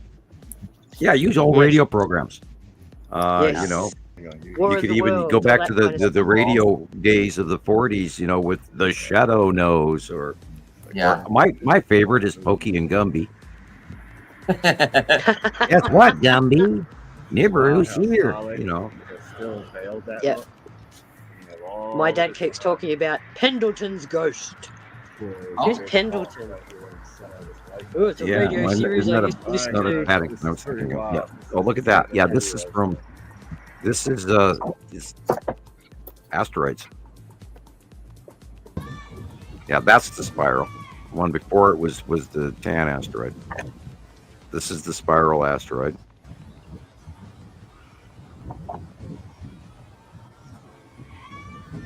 Notice where the light is coming from. It's weird. It's in a new place. I mean, all of this is changing on us again. There's a spiral at the bottom of the center of the page.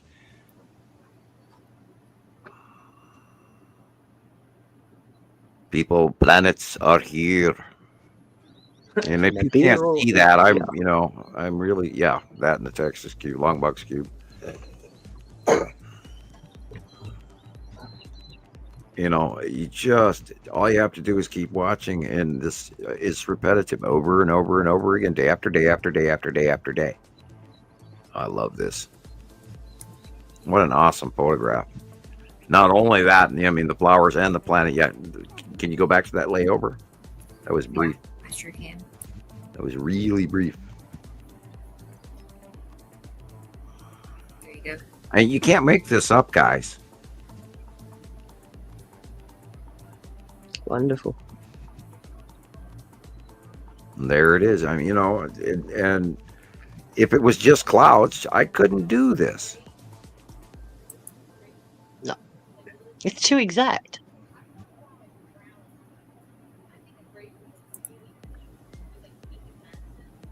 And my track record speaks for itself, year after year after year after year. And it's all documented. People don't do that, do they?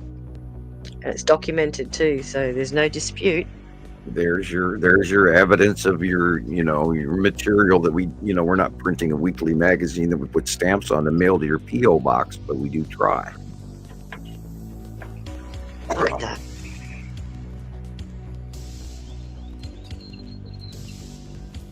Yeah, I see these things in my head. And they are real. They're there. We see them all the time around the world. Week in, week out. Year in, year out.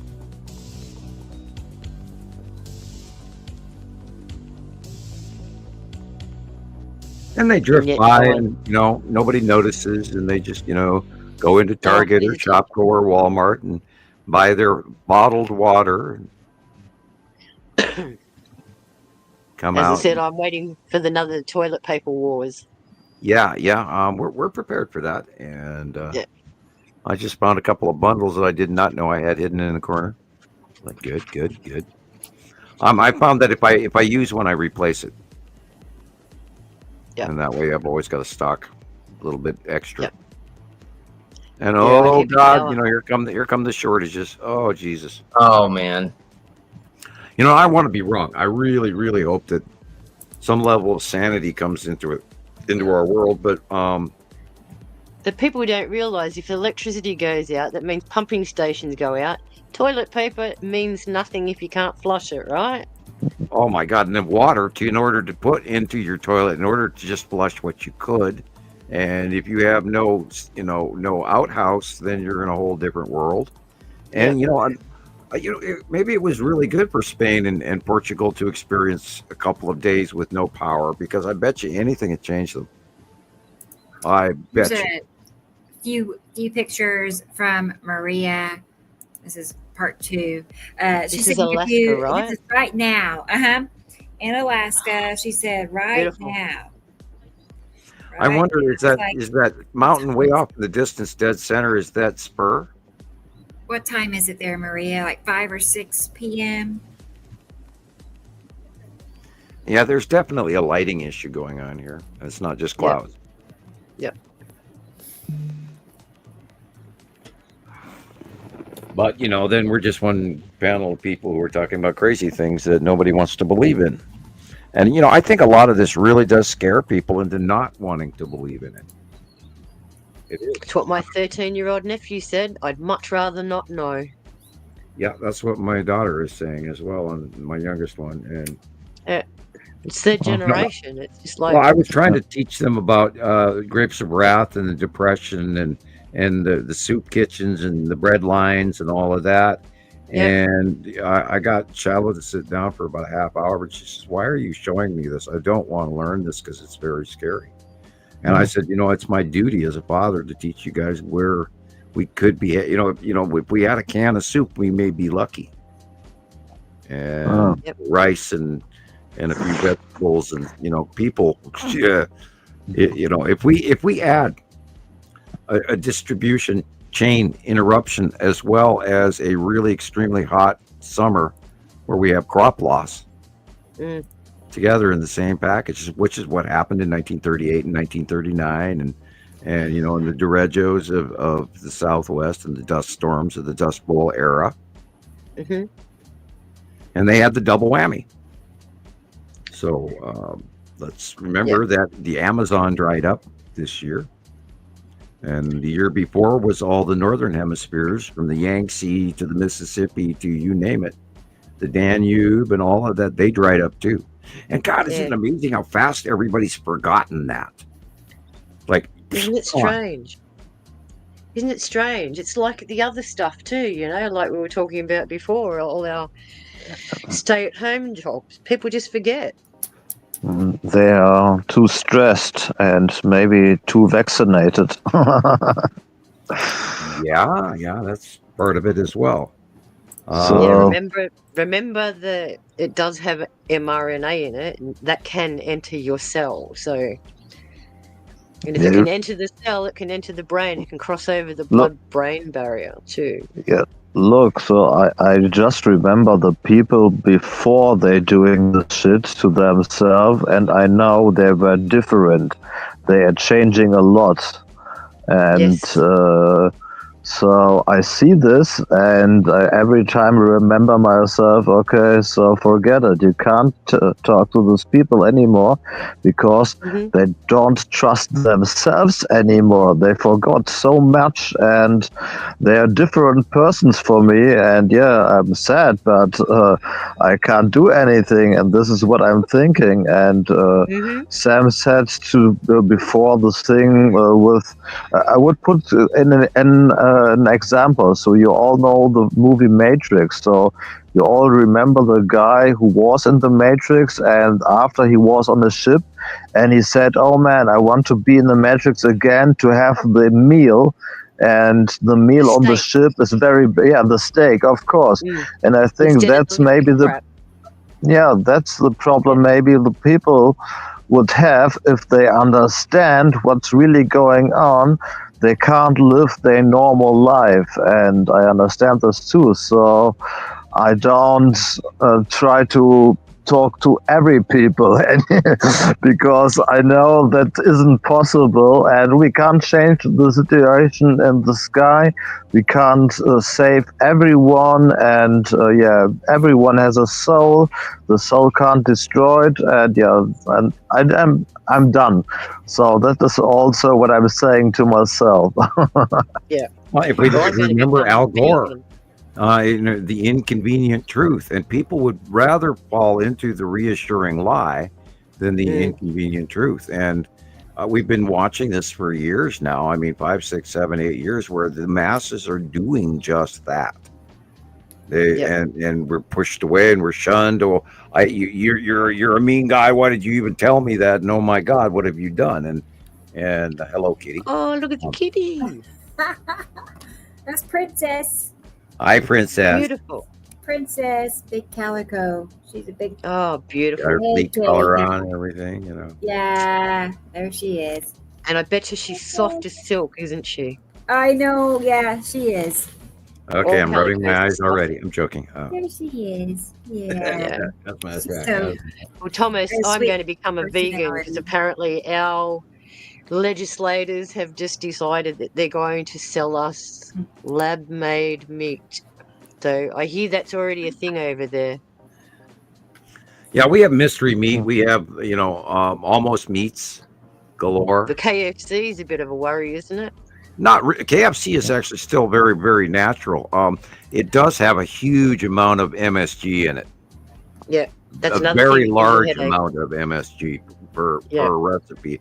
Yeah, the only thing that's worse than that is like Thai food, and they swim in monosodium glutamate. And oh my God, those cans of clam sauce and stuff like that. If people really knew what was in the portion of Oriental cooking, they would not eat it. But anyway. Yeah. Did you say something about lab-made meat, Sharon? I did indeed. Oh man, I got a video for you. I'll send you later. Wonder Burgers. You're gonna be shocked. Nothing shocks me anymore, Chris, because once I found out how they started developing this lab-made meat, I just went, "You must be joking." Yeah, that's probably why are you using immortal cells? Immortal cells. It's my God. Like, do you know what they are? Wasn't McDonald buying kangaroo meat forever? No. But it's so good. Not here. You should try crocodile. Even better. Yeah. I've had crocodile before, and it does taste like chicken. Yeah, same as emu. Yeah, I've had a few. As a child, I'm sure I ate a few night crawlers in my time. Gross. Yeah, people. Oh God, and again back to that movie Elysium, where we're already seeing a third world country starvation is normalized, and we've been beaten down into accepting what's going on in India or Indonesia or the Syrian border, or Palestine, and the starvation rate in Palestine right now is insanely over the edge. And Yemen, and you didn't see that on the media, do you? Meanwhile, we're bombing the shit out of them. No, you don't see that anywhere on the media. Yeah, and I look this stuff up, and because I'm aware of what's going on. Across the phones all the time. Donate. Yeah. Yeah, and be careful who you donate to. I am not a supporter of quite a few of the American donation systems have grown so fat and large. All they're doing is paying their CEOs unbelievable amounts of money, and nobody actually gets the stuff. I'm God, right now in the mall. They blew up a supply ship that was headed for Palestine, and they attacked it with drones and caught it on fire, and they had to go put it out, and Greta and all her people are jumping on board this, trying to get the shipments into the Gaza Strip, and what's going on there is horrible on both sides. Absolutely. I don't agree. I don't agree with I don't agree with the Houthis, but there's no reason to take it out on the Palestinians. No. Don't they have armed guards sitting at the border just pinging off people? They're bombing. They're bombing what they've already exposed as free zones, where it was safe zones. People went there, and now they're bombing it. They had like a ceasefire and everything. That only lasted, what, 30 hours or something? Yeah, right. What's going on around the world? I mean, there's so many other areas, and we talked about the Chinese recently. What's going on in India is horrible, and there's now they're arguing between India and Pakistan, and that of course doesn't make the news. And let's not forget what's going on in Syria and Assad regime battle, civil war going on there, and all those millions, and I mean plural, of people they're caught in that refugee camp between Turkey and Syria. That's horrible, and you never hear about them anymore, or all of the people that are trying to make it across from northern Africa into the Mediterranean and the camps that they're being put in. You don't hear about boat people even anymore, and yet there's thousands dying every year trying it. Yep. Well, that's why the world is immigrating all over the place. They want to get a better life, and they can't do it where they currently are because of their Talk about Haiti. What's going on in Haiti. It's been under United Nations control for God, a year, and somehow you don't even hear about them anymore. No. And that's why the news report, especially your orange man, was saying, "Don't eat the cats." Gosh, that was before the election too, huh? Don't They're eat eating the cats. Yes. Well, that's it's the marginalization of an ethnic group, and they started with the Haitians, and then they moved their way now to the Venezuelans and and all the other immigrants, and they've officially declared a certain region of the southern United States, the border wall, now a military zone. I'll get back to you on that question later, Thomas, if you want to have a chat about it. Yeah, no problem. We don't need to talk now. I just want to say it. This current government and other governments around the world are slipping in some really scary tactics right now, and it's being whitewashed by gossip and other shit, where they're sitting there talking about gas stoves and water pressure coming through your shower, and oh my God, I watched a recent speech of who, and I just sat there and went, I mean, are we going to talk about anything, like the cost of eggs or anything of the other, campaign promises? Don't even get me started. No. As you said, we had our own major elections yesterday. Right. And again, the Labor Party has become the prominent party, and I disagreed with all of them. I just sat there and I thought, none of you people can represent us, and your own guidance is leading you this direction and that direction. And I sat here thinking, how are you guys going to do any improvement? You say you're going to do this, and then 4 years in, it's still the same as what it was 4 years ago. Why are we even bothering? Well, because the snake oil salesmen have learned it's completely okay to lie. And also deceive the public. Right. Because then all they have to do is say, I never said that. And then even when they hand you the evidence back to your own face, nobody ever acquiesces to the reality of it.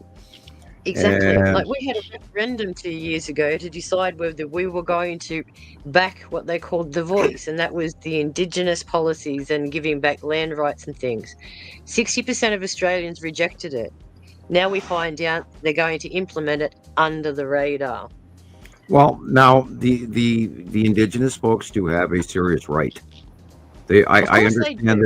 I understand, but you can't break the system. You can't let the bull in the china shop to fix a smaller problem. You cannot. Exactly. And I agree with American Indian reparations here up to a point, and black slave families up to a point. But we can't go back that far. I mean, I'm Dutch. Do I get to sue Hitler? And so. And that's where people are wrong in their brains. It's history. We lived through that history, but how can we make their lives better now? Instead of just saying, okay, we have to give you reparations, what can we do to make you and it boils all the way back down to here, India, all the way back to the early history of India, where the white people, God, I can't even think of the term. It's from the Germans as well. The Aryan race, the actual Aryans, which were the original ones, not the ones that Hitler tied his cart to. Right, the actual Aryan white race that invaded at the beginning of the last passing of Nibiru, there was a great climate change, and in the north, where the Aryan race from the Rus and from the Croatian and all of that area moved down into India because they had to. They were forced to climate migrate. Yep. Did it get colder or hotter? I think it got colder up there. I'm not, I don't know the background history where they actually came from. I will have to go look that up again.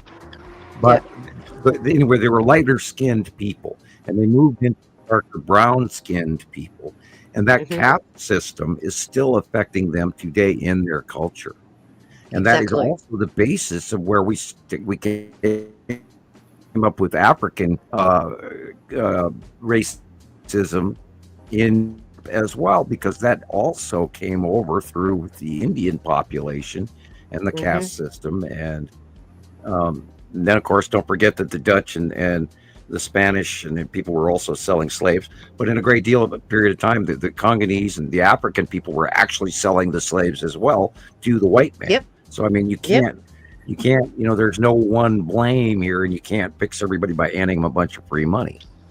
But that's you can only say get over Nobody it. looks into the history of this stuff. Right. Nobody looks into it. Oh God.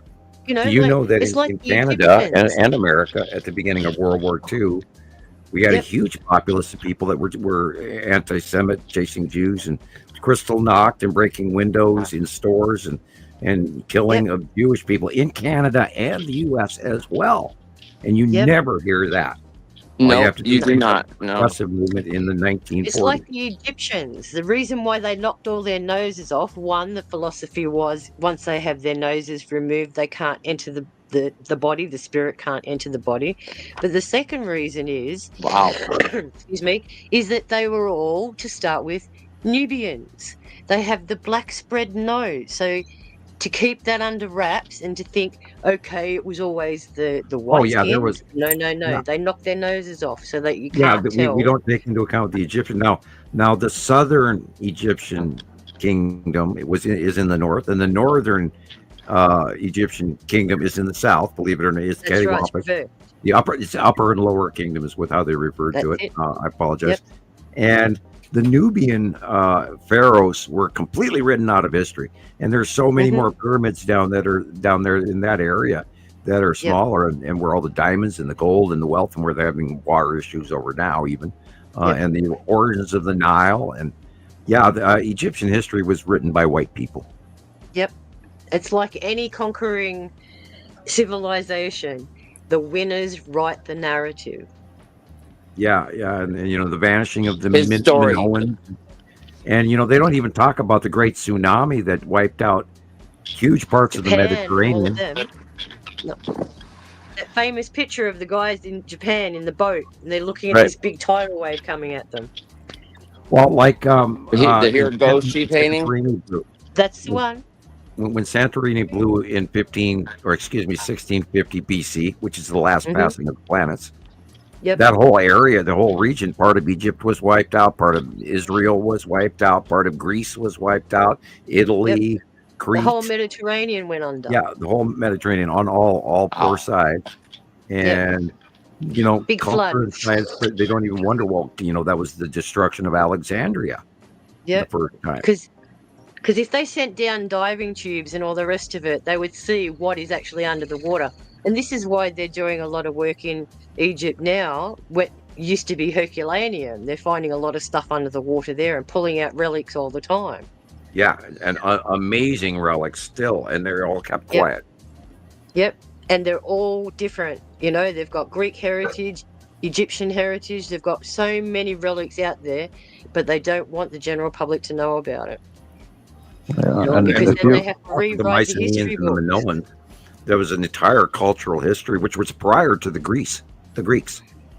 And we based democracy from Greek and Romans, but it actually came from people before then that were wiped out. The zodiac in Egypt was actually Greek, because apparently the Egyptians didn't have a zodiac. They had different nominations. They had for a pantheon with astral symbolism. That's right. It's how we've adopted it from the Greeks. Yeah, they were more pictographic in their writing, whereas the Greeks actually did come from the Minoans and the Mycenaean early on, and the Sumerian texts and letter development and writing skills and everything. Yep. And they're still digging up clay tablets from all over the planet that go all the way back to the Sumers and the city of Ur and all of this, and in the Turkish Garden of Eden and all of that's all connected, and Göbekli Tepe and all of that. There's so much history that they're just now discovering. Yeah, and then but the what I one get big really flaw that they're upset always about saying, is that well, this desert region where they lived on goats. No, they had grasslands and wheat fields and oats and barley and rye and the whole climate is in that whole region has changed in the steppes of Russia. The whole area was completely different. Absolutely. Yep, the topography has definitely changed over the millennia. And you can see it in the barren grasslands around Göbekli Tepe and all of that. These rolling hills with very few rocks. And, that was prime grassland at one point in time. And wheat and barley and, et cetera. And I'm not so sure, but corn came from South America, maize. But they had, those cities were buried for a reason, because they were trying to get away from a culture of an age of destruction that I'm sure, and those animals that they have on the T-pillars, I see them automatically as constellations. Me too. I see them as a stellar warning. Right, or an actual description of what they see in the skies, and they drew it as this animal or that animal, even though it's not something that we even recognize as a known animal. But I see them as star constellations. Yep, the three vultures on the top T-pillar.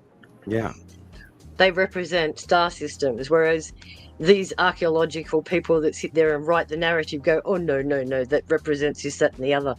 How do they know what they were trying to say? They're not they the were experts in superstitious, everything. and they were caveman, and they were dragging their club in their knuckles as they walked. Yes, and they go, and they dribble. Yep. Anyway.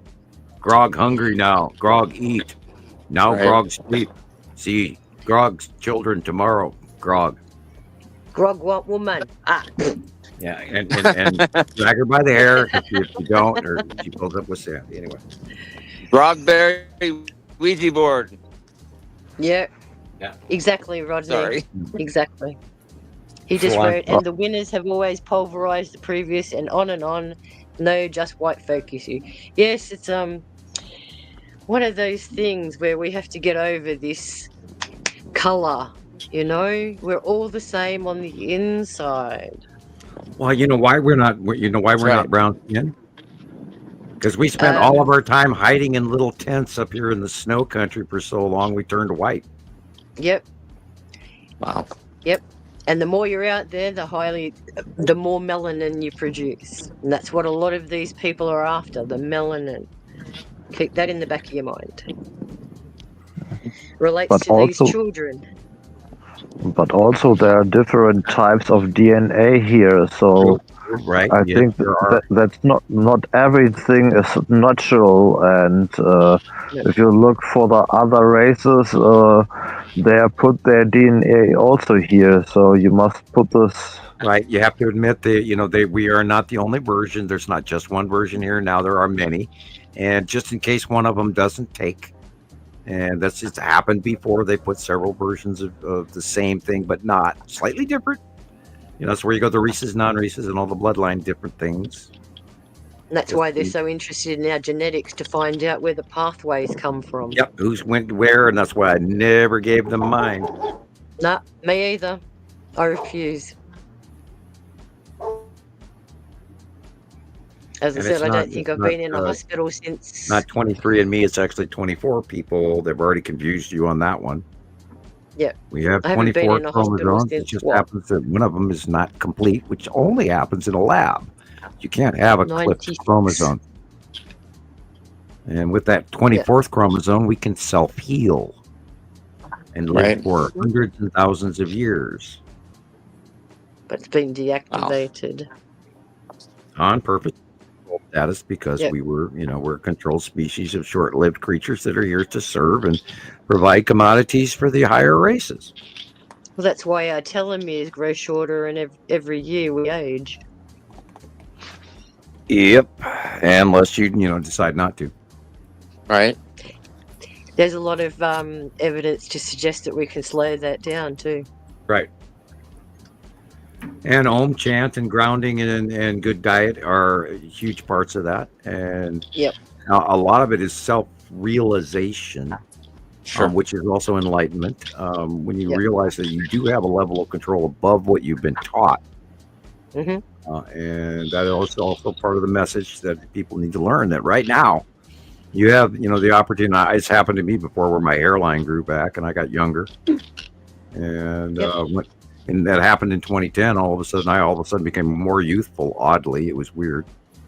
And my kids still look at me and they go, "Dad, you don't even look your own age." And it's like, oh God, I feel it. But I'm 7 years younger than my sister. 7 years older than my sister, and she looks older than me. And that's her method of living, if you know what I mean. Right. Always drinking and smoking and carrying on. That ages you as well. So and don't do meth and stay in school. Bad joke. I apologize. But you can program yourself. Yeah, I asked my dad the other day, how old do I look? And he goes, you don't look anything like my grandmother did, or my mother did when she was your age. And I went, but they had a harder life than us, Look, they didn't have all the conveniences. They had to do everything manually. And again, living through the war, they sacrificed all their butter, their sugar. They sent that back over to England. So when you live on dripping or lard on your sandwiches, could you imagine what that does to your arteries? That's why my father's father passed away when he was 56. Wow. Yeah. Well, you need to eat healthy stuff. We have to be responsible for ourselves and realize that, those surrounding feelings that we're all being grind through the meat grinder right now over can be avoided and ignored. And you have to personally rise above this within yourself. And we've talked about this in many shows in the past, where you have to actually not just be good, you have to be exceptional. You have to believe in yourself, and you have to follow that personal feeling that, I don't feel like it, but I'm going to be okay. And we start every show like that, don't we, Rebecca? We'll feel like crap, and we just are exhausted and tired, and we've been working all week, and oh my God, I never had enough time to get this done or that done. And then the show starts, and off we go. And showtime. I used to have that attitude too. Yeah, when I was working at the supermarket while I was attending university, I made it my point. The minute I walked over that threshold, Sharon's in store. Forget everything that's happened around you, and my fellow workers would walk past me every afternoon, and they'd go, "How you going, Sharon?" And I'd be going, "I'm absolutely awesome." After about 3 months of that, they refused to ask me. It was, "Hi, Sharon. Hi, how you going? You're not going to ask me today." Yeah. The Lego movie. It's your perspective on how you view things. Hey, Christopher, there's a song idea. The theme song from the Lego movie, the first Lego movie. No, everything is awesome. You gotta watch the Lego movie. You have. Okay. It's a comedy, cultural icon, and the thing you can type it in, Rebecca, if you'd like to. We don't have Gillian here to do it, but everything is awesome. Lego movie. A Lego movie. I can do that. I have not seen that either. Oh, well, I was exposed because I got kids, and they were young, and then when it came out, and it's a really interesting metaphor for reality. It's a shockingly odd storyline, and it's got Will Ferrell in it, and there's an actor's name for it, Will Ferrell. Okay, right. I don't know what his real last name is, Let me know when you find a copy. Anybody who I think Sharon's looking. I'm not sure if Rebecca is, but it says nobody the always Lego listens to me. But follows Emmett on an extraordinary Lego figure, mistakenly identified person to key to saving the Lego universe from an evil tyrant, Lord Business. This Film is notable for being the first theatrical feature film produced by Warner Animation, released in 2014. Movie combines humor, adventure, and a unique animation style, making it significant entry in both the Lego franchise and animated films. Did you want to know what the songs were? Yes. No, I was just saying that, you know, somebody could, like, I think, was that you, Thomas, that was playing it? Somebody was started to playing it. Yes, I was it. I don't know if it's the right. Is it everything is wait? Ave song? Was it?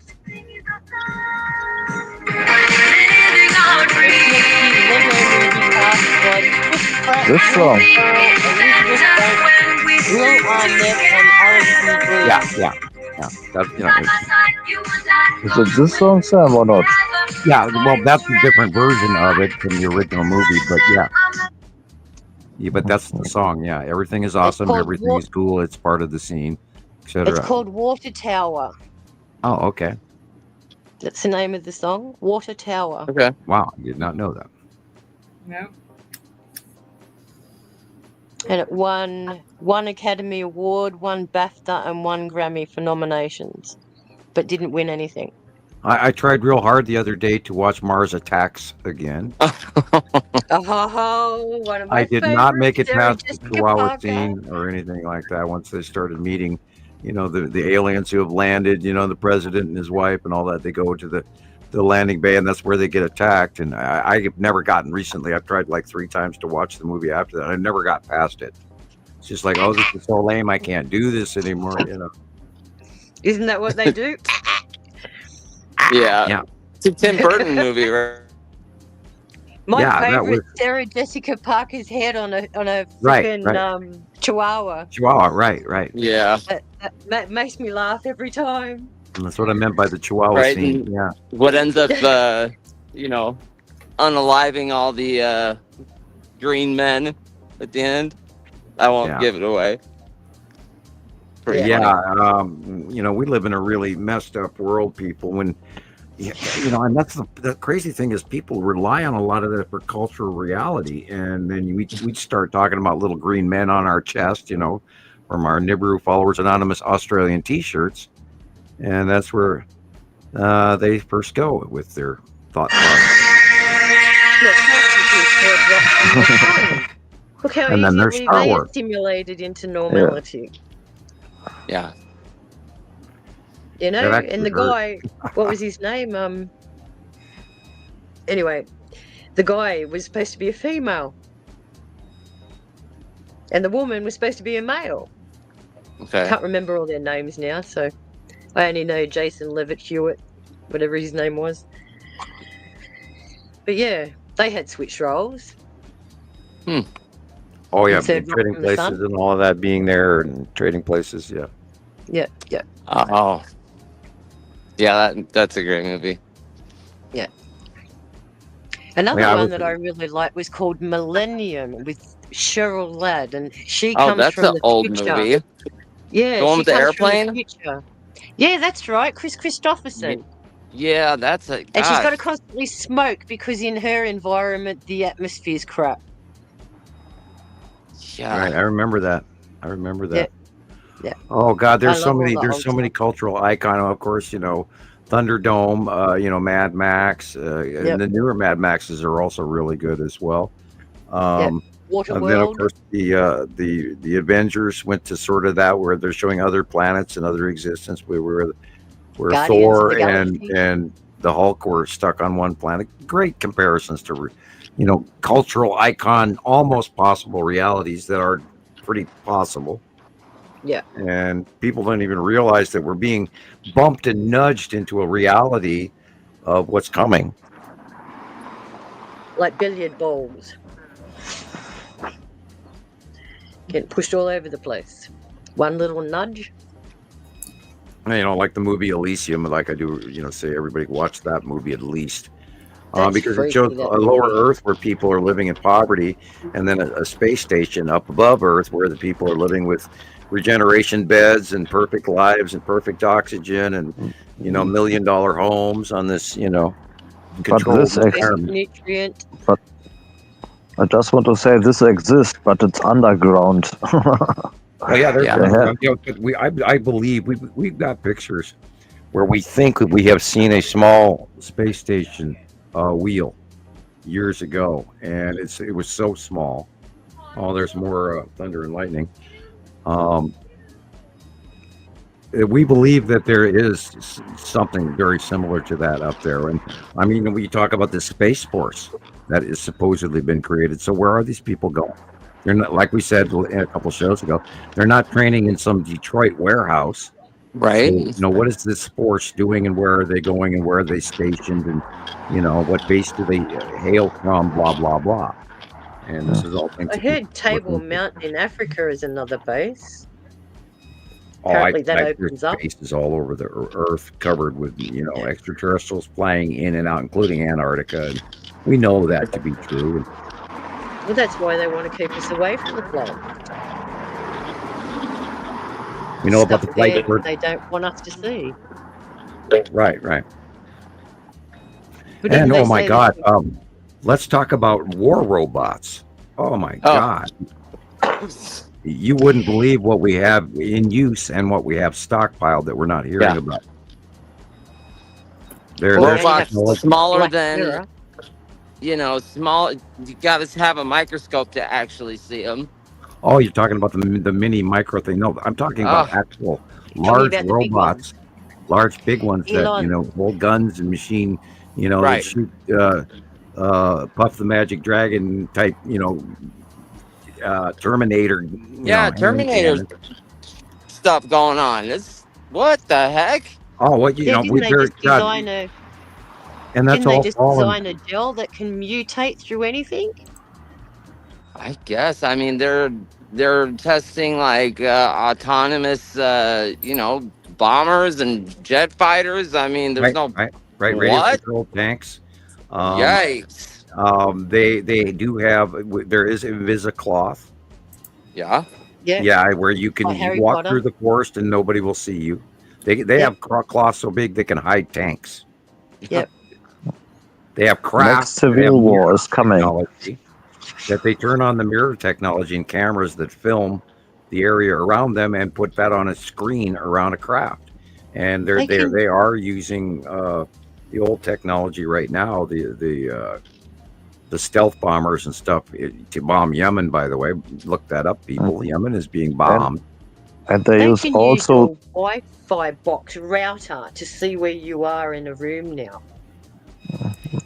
Yeah, they can see you with the Wi-Fi also, but they have also the TL3B three-angle craft and other crafts and all the drones. There are so much now, and that is all what is coming in the next years. Good night, David. Have you seen what they've done? Have you seen that slide where they've got the chip from out of your phone and they go through with a microscope? How far they can go down with that? Yes. They can go down to electron size and look into these chips now. And how it's so interesting. Off-world technology. Exactly.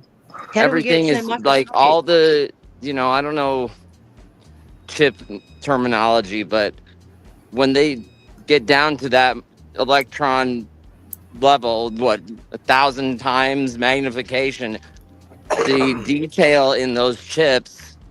Yeah. So we've gone from nano, which is 10 to the 6, down to pico, which is 10 to the 12. Yeah, and if everybody who's carrying a debit card or a bank card or a credit card. That's a 0 dot with 12 zeros before you even hit a 1. That's pico. That's how small it is. And we're talking about the same size as a cell, even smaller than a cell in our body. Sure. Because a human cell is anything between 1 to 6 microns and anything up to 100 microns, depending on the cell. And think about what they can put into your body, for example, with the meat or anything else, or another vaccine. And there are so many. That's what I mean. They've gone smaller. They don't have to go big, they go small. And infiltration can be orally or absorb through the skin or through the water. It could be any way. Yes. It's like that's the scary part. We just do not know how they're going to infiltrate us. So this is why we have to be very aware of stuff. Maybe we're already so down the path we don't even realize how indoctrinated we all are. Because I mean, we're still paying our taxes. We're still going to work every day. We still pay the electric company. We still, stop at the gas station. We still buy bottled water. We still buy bread. Yeah, and I think it was in China. In China, they created COVID cows who produce COVID milk. What? I hear that. Yeah. They were doing that the same with our livestock. They're automatically vaccinating our livestock. What? Yes. And if you don't do it, you get fined. Yeah. That's what they've impinged on our farmers now.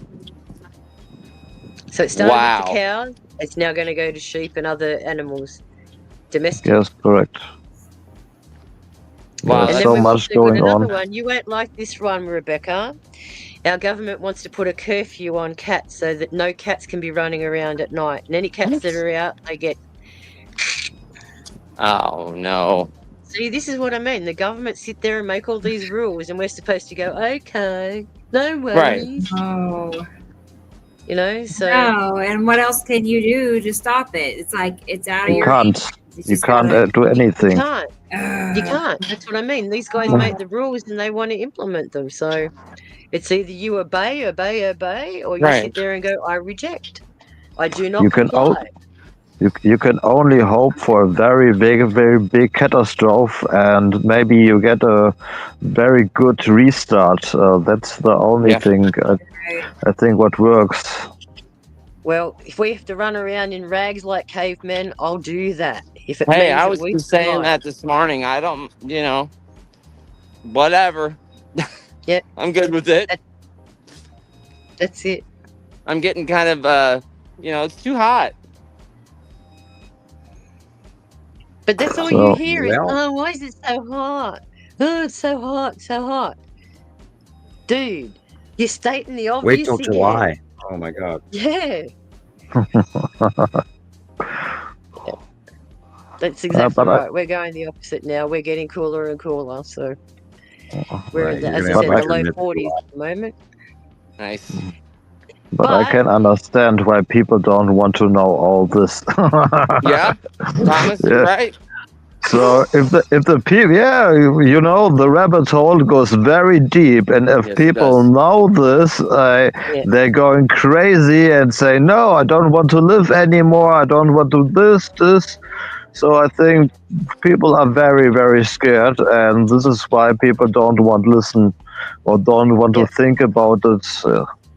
Well, the answer to that is not very... Exactly.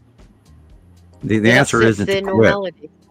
Yeah. What we have to do is take one step backwards and slow down and go back to the old ways and be a little less technological, a little less expensive. Yes, correct. A little less opulence. A little bit less reliant. Yes. Yep. And the question but is then how again, fast a lot of people don't want to surrender that either. Very interesting jet stream over the top of Australia right now. I was just looking at the South Pole. Oh, I'm looking at the South Pole. You have an interesting jet stream going from west to east now. Mm-hmm. And according underneath to my Tasmania and then over to Central Australia. Well, according to my so-called weather report, they claim that we're going to hit the mid-30s again during the week. So, very strange. Everyone's heating up. What does it say here? Yeah. By Wednesday, we'll be hitting the 27s, 28s again. So we've gone from mild 12 degrees, which is about 38, 40 degrees Fahrenheit, up to 27 again. So that'll be mild 60s, 70s. Nice. So, yeah. Yeah, I do all the conversions in my head, Chris. Yeah, that's good, Again, I like the maths. Give me a challenge. right? Yeah. You need to be in the right country. So I have today or next day maybe 12 degrees. And this is for 1 week. And I'm lucky with this. If I look other countries, for example, Chris, not the best. I guess that all of the southern states this year have already experienced 90+ degree days, and that was like 3 or 4 weeks ago. And that's what, about 10 degrees hotter than you should be. Right. Yeah. Yeah, it got it like Right, about and- 4 weeks ago. It got really hot. Yeah. Like it crossed 90 something, and then it went back down to about mid 70s, which it's just been beautiful. But yeah, the second you go outside in the sun, it's beautiful. The temperature is great, but the sun, you can feel it just cooking you. It bites. It bites. Yeah, and it's like I think that's the larger star. I really right. do. I mean, I've lived here my whole life, and this is different. I agree. It's a Yeah, it's different very, kind of very radiation different. altogether. Yeah.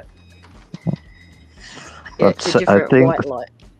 But I think Christopher, Sam says to you, he gave you an invitation to his house. Right. You must have settled this way, and there you have cold space. Yeah, just pray you don't Yeah. have to do the climate migration thing this year, and it might come within the next. We don't know how long this star passing thing is going to be going on, and we know it's not climate change only. Earth climate change going on here. We know it's the whole solar system is heating up. We know this star is just frying the crap out of people because we had 3 blooms of roses. That doesn't happen in Montana. So Same. we're geographically in a different place.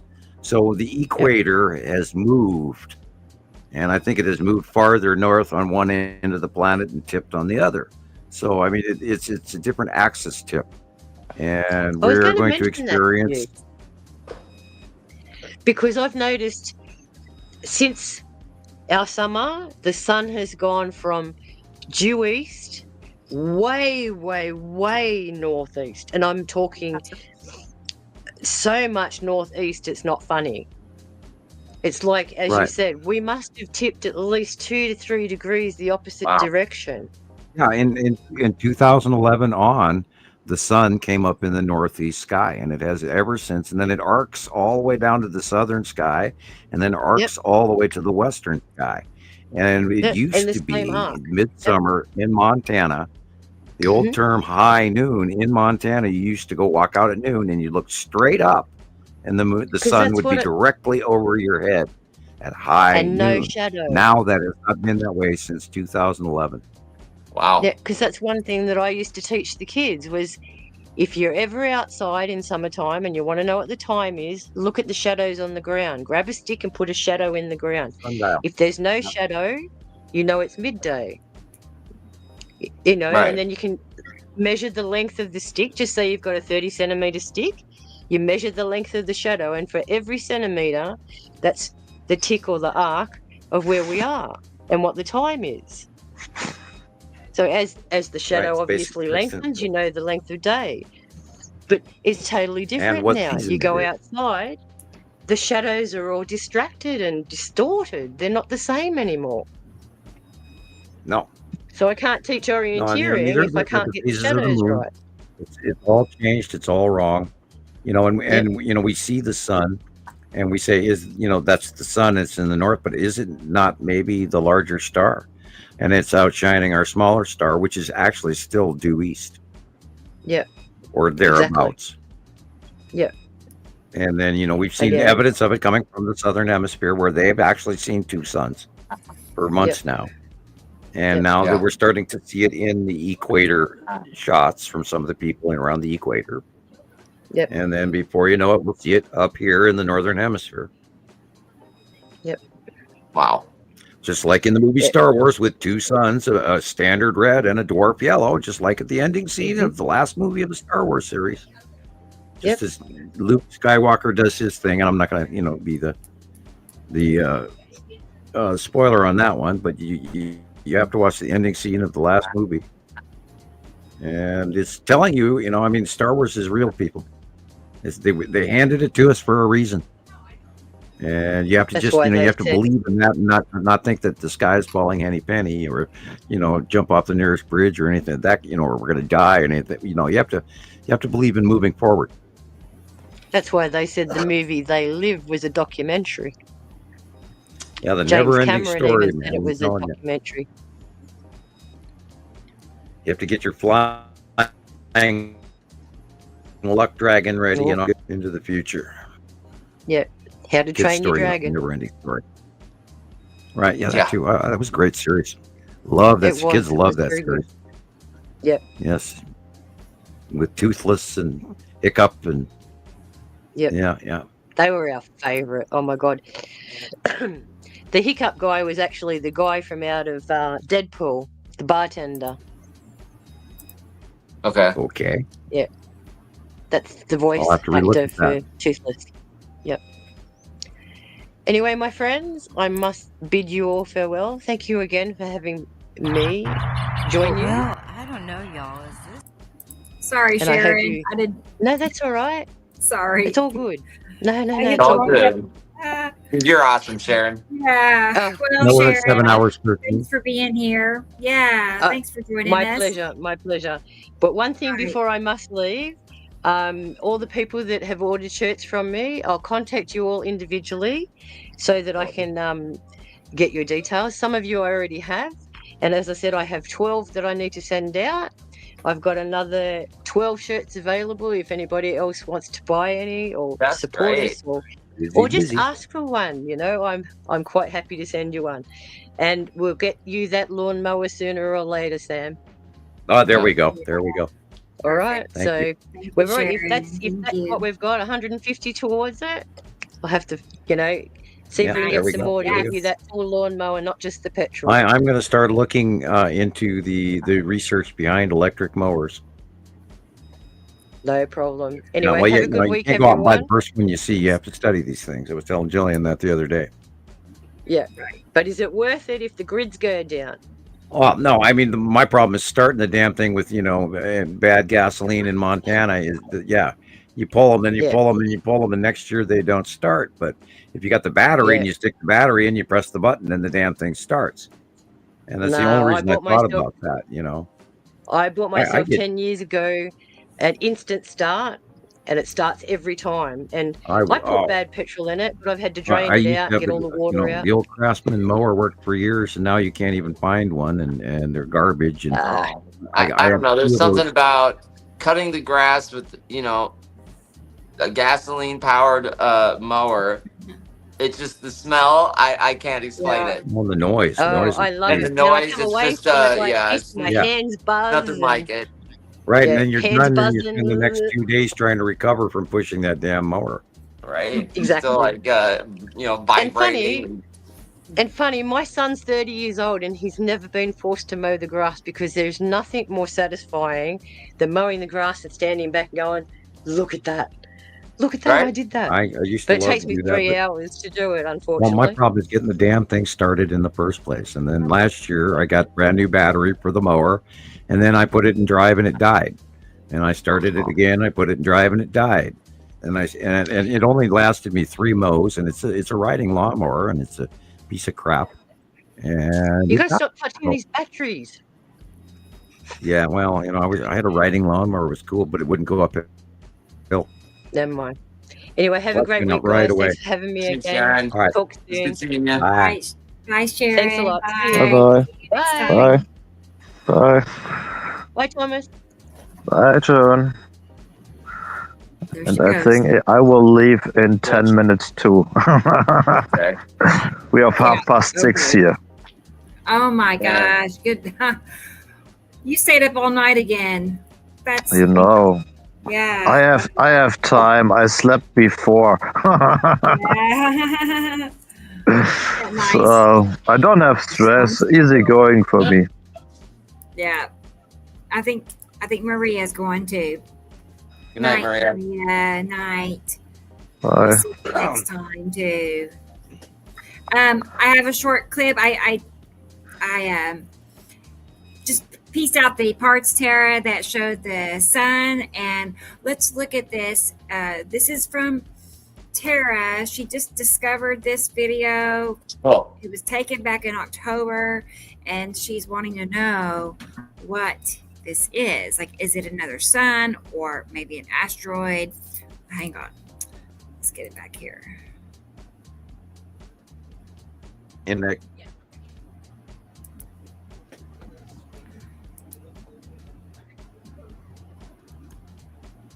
Yeah, look at that. This has been my question, people. That's right where the one. Wow. Yeah, that's right where we've been seeing the second sun for a couple months now in the southern hemisphere. And notice the size is different. So this is not through glass. No. Or is it? No. Ah. Tara is a No, professional. different sizes. She knows better. Well, I would hope so. Yeah. Yeah, that, this is what we're supposed to be seeing is two suns. We really are now. So how would you tell, how would you know if it's not an asteroid? Like, how could you tell? It's too big to be one of the asteroids or too small to be one of the asteroids. Okay. We know that the blue asteroid is approximately that size and is still on the right-hand side of the sun, but this doesn't have the dot. It doesn't have. It's also the same intensity, illumination intensity. It's the same white. Now with asteroids, it's usually the asteroids are less brilliant. If you follow my lumens intensity, yeah, this could be it, boys and girls, and I'm this is what I'm looking for. Wow. And what really bothers me is the fact that the smaller one is on the right-hand side and it should be on the left. And that means that the standard red is coming straight at us. Holy. Wow. But you can see it only in the south, huh? Here in the north, you can't see it like this. Well, we've had our most of our reports have come from the last 3 months or from the southern hemisphere. And we've had similar pictures to exactly this. They haven't been on a different area. They haven't been, lower or beside or left or, or any. They've all been right there. It just matches what we've seen already about 12, 15, 18 times. And so it's coming to match. And it's kind of spooky. And oh my God, I keep saying I want to be wrong. I want to be wrong. I want to be wrong. Right. Seems like every time you say it, though. Yeah. It's spooky. And, Look at that. The sun is way too hot, guys. Yeah. And we're gonna see a lot of people this year around the world freaking out over just how bad it's going to get. Be prepared. Yeah. And I've been warning this since last December. We are going to fry this year. I mean, if this is the 2-star, look how much bigger it is than our sun. Look at how big it is. Yeah, standard red compared to dwarf yellow. Oh man, it must be 5 or 6 times the size. Go watch the ending scenes in the last movie of Star Wars. Yes, I've seen it. You. It's spooky. But she rode 2,200 miles north of the equator. Okay. And you found this footage, Tara, or did you take this yourself in October? Yeah, I think that's what she said. She didn't see it till just recently. Wow, that's great, man. October. Oh, because we are in May now. Oh my God, we're in May. Wow, that makes me just want to kind of go back and take a look and see if. Well, I've been watching for it for the longest time because it is expected. And we did believe that we were going past the halfway point, and we did see this solar activity with these immense back below CMEs again, and that happened in 2012 also. So here we are 13 years later seeing the same similar behavior, and that is like a discharge pattern between stars. Intense below CMEs that reach to each other. And then the coronal hole activity in front of our sun died for many, many years. And now all of a sudden it's hyper extreme. And so that tells me we got to pay attention to this. Because we could have a CME burst that would fry us out of existence. Yes. And so far, we're always lucky we don't. Yeah. Okay, she sent me one more short clip. I was zooming in on Awesome, Tara. it. That was definitely worth debate. Yeah. Okay, here's another one. Hang on.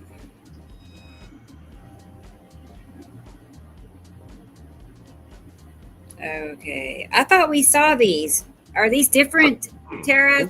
I don't know. Okay, yeah, maybe not. I know she had some before that we were talking about. Okay, well that means she's in a prime location or something to keep catching it. Yeah.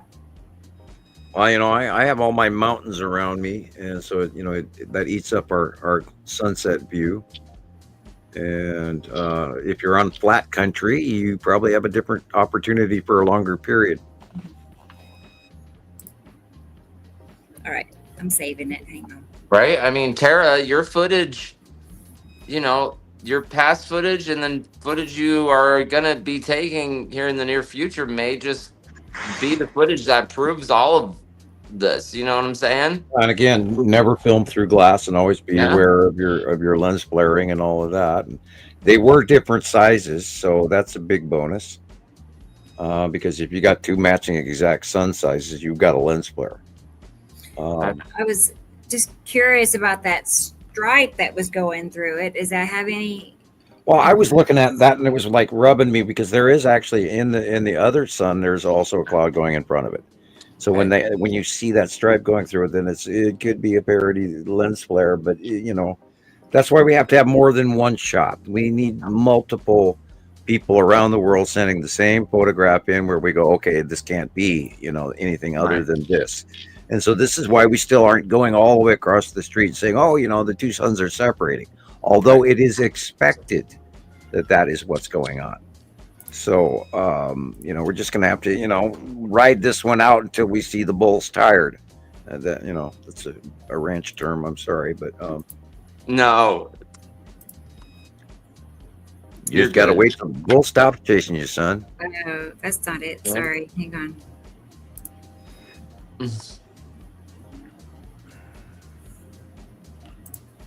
Well, there, let's try this one.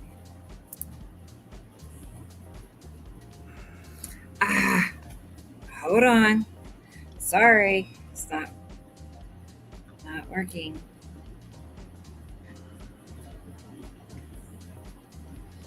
Oh, that's why.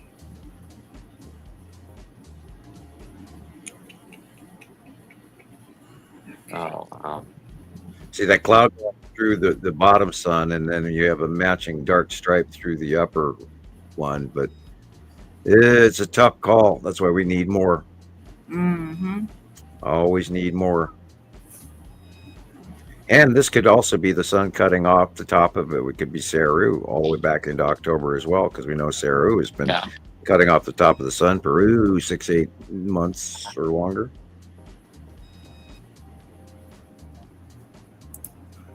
Yeah, it's a crazy world out there, and that's probably the tan asteroid right there.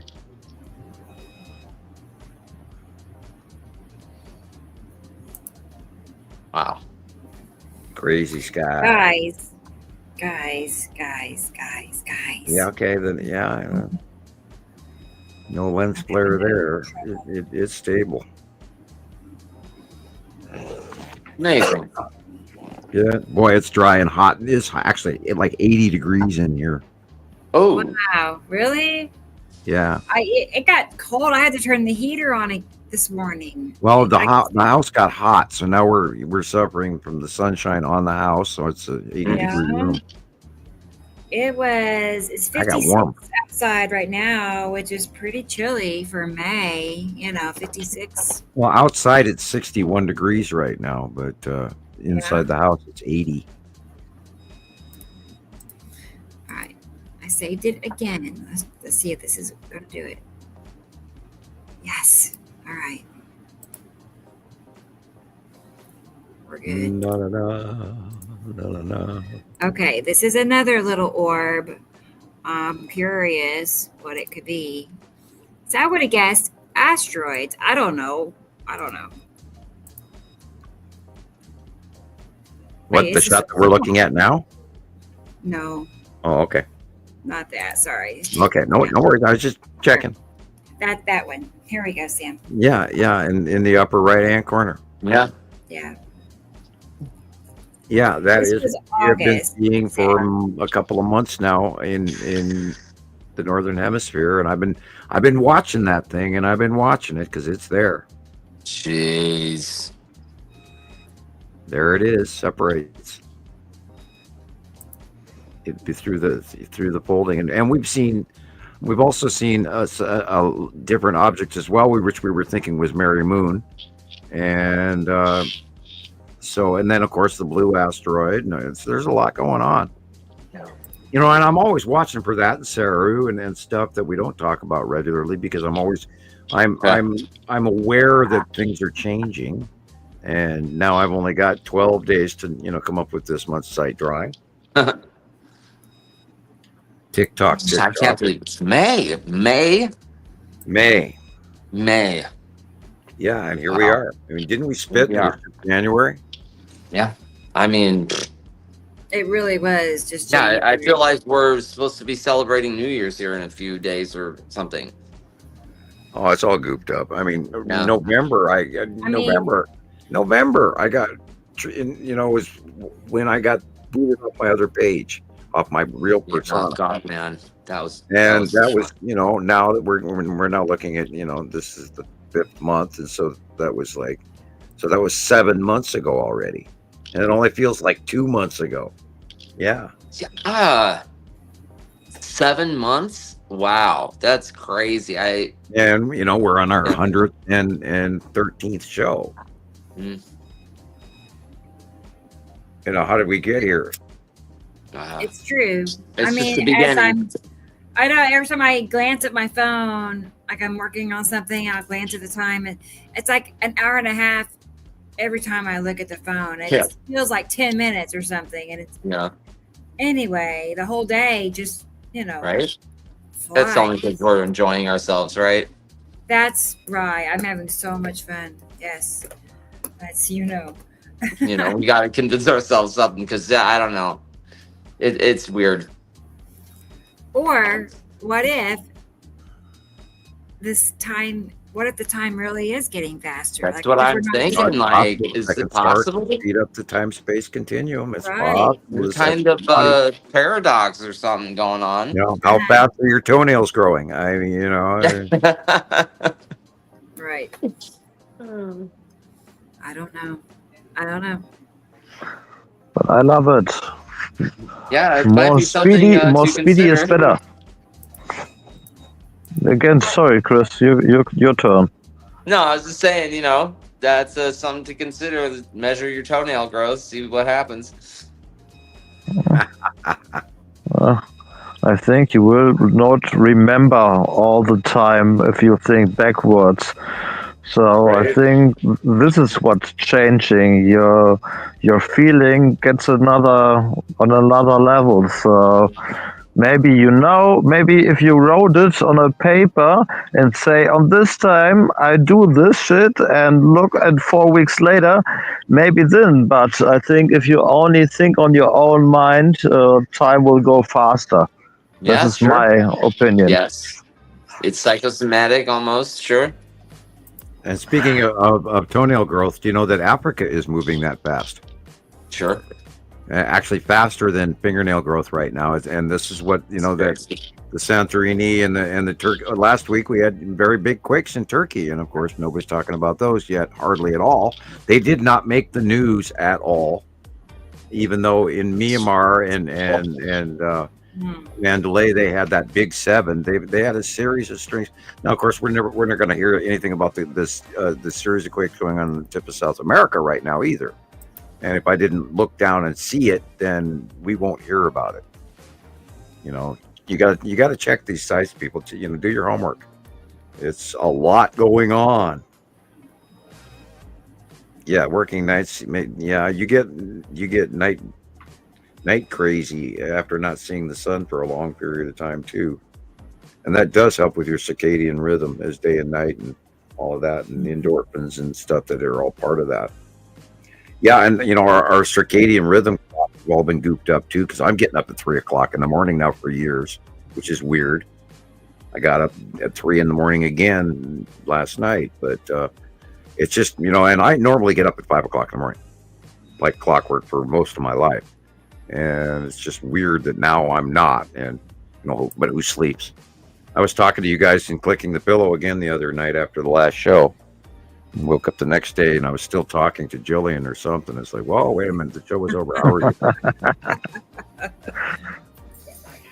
Oh boy. Right. Every night I always say I'm gonna go to bed early tonight. I'm gonna go to bed early.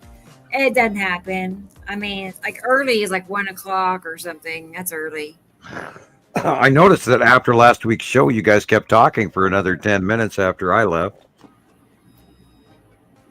Yeah, we did, didn't we? I forgot. I was kind of humorous because, I jump off the show and then that way I could see how many people were actually watching us at the time. Yeah, and, right. We're running 300, 400 people who regularly watch us, and then we get another 300, 400 people who check in later. And again, people send a copy of the show. And we mentioned the show, but you can actually go back and look at our old shows too. And yes, lots of good material there. 600 my plus favorite, hours. the 104 with Christoper and the sighting of the Texas Cube. That's a red letter day for us. Like iconic. Yeah, Rodney, I remember when Chris was shy too, in the very, very beginning. Once upon a time. Yeah, when Chris first time he joined us. Yeah. Now he's a pro at it. He walk around and give editorials on what he's filming, which is great.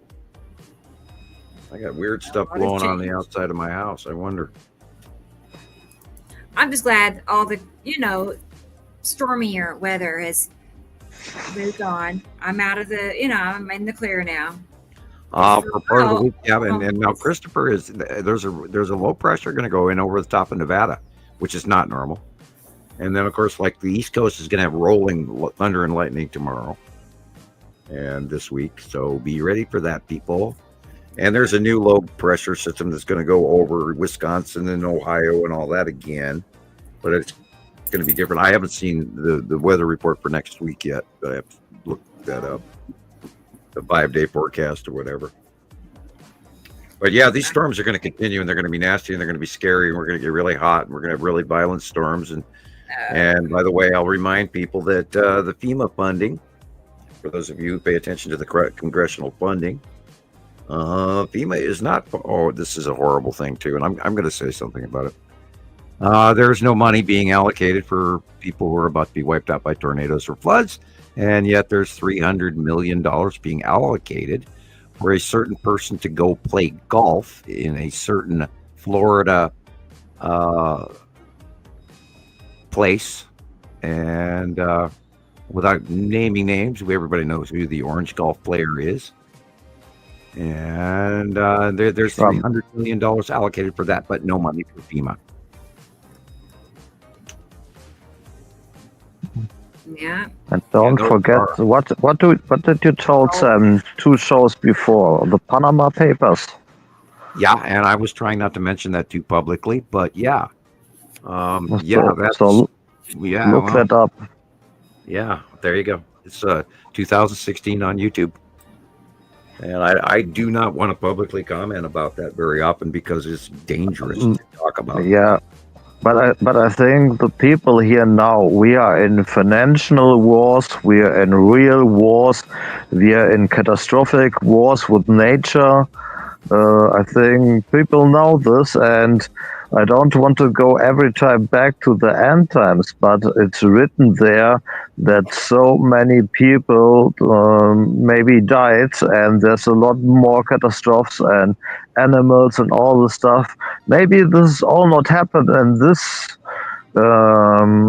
way, but I think so. There's going more catastrophe, and people need to understand this is just the beginning.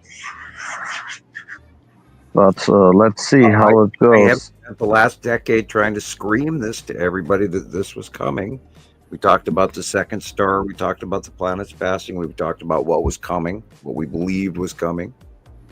You can go back to the Radio Wasteland and check my predictions for 2021, 2022. And they were accurate. And so, and this is where I again talk about my track record, and and I'm not trying to charge you to buy my book or anything like that, or my big red cap made in China.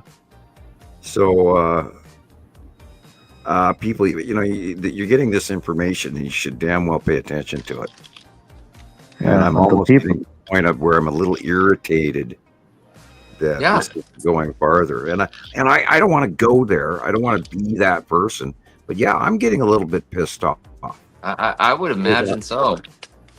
I've spent 15 years screaming this as loud as one person can do per day. It is the most incredible thing. This isn't like a light show at Disneyland. That this is real. You can see it, you can feel it, and when you line up your illustrations with what's occurring in the sky, and then you go on our groups and you see all of the captures coming in from everybody around the world, and it's the same photo over and over again all week, and we're watching the transition of the planets. There are no words to describe what is happening. For me, I cannot come up with any words. It is unprecedented. It's huge. This is huge. But we have apparently so many other things are more important, which I don't understand. Distractions. Yeah.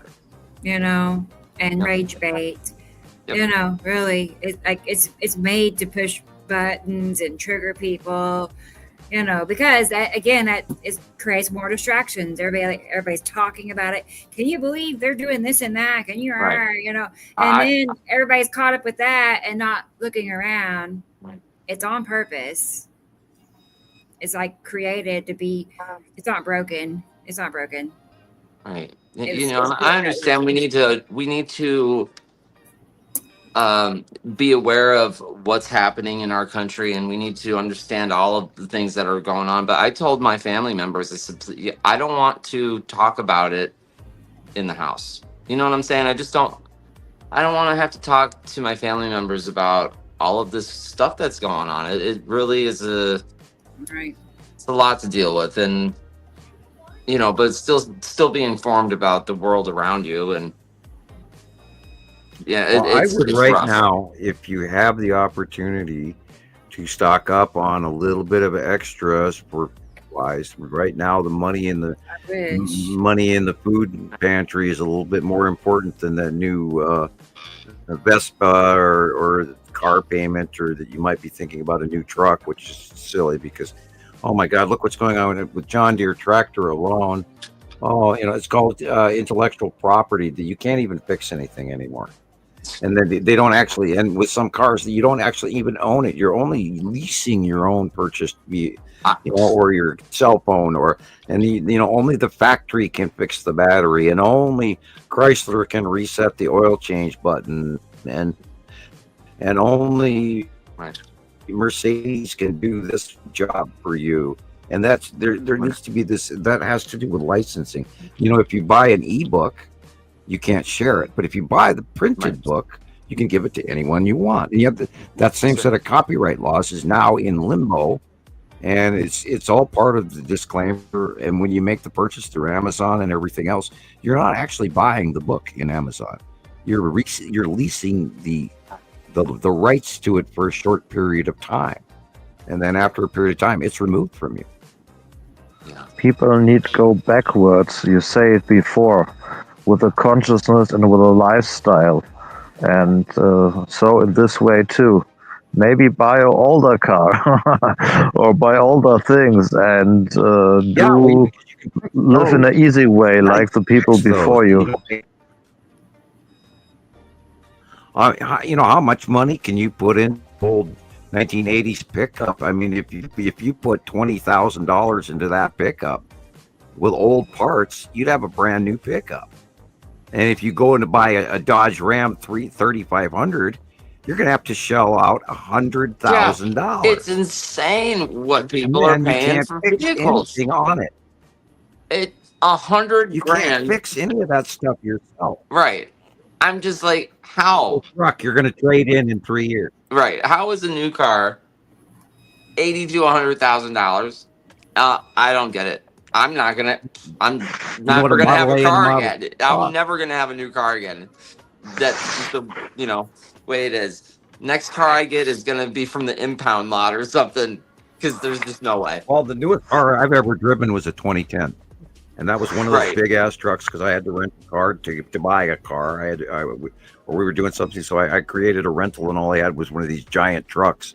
And my kids fell out of them to get out of it. And it's like, oh my God, I couldn't believe the damn thing. It's like driving a dump truck, and I've driven dump trucks. So, I drove a lot of dump trucks.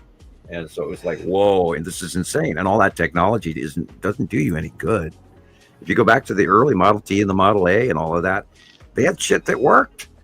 And you could go in there, and if you could easily diagnose any issue, whether you got spark, gas, radiator fluid and all of that, and oil, and it was just simple. Now you got all these microchips. One system shuts down another because it shuts down this other microchipping that connected to your catalytic converter, and it's not working through your gas filter. And by the way, you need to spin your gas cap 2 more times because you got a vapor leak in your gas tank. What? And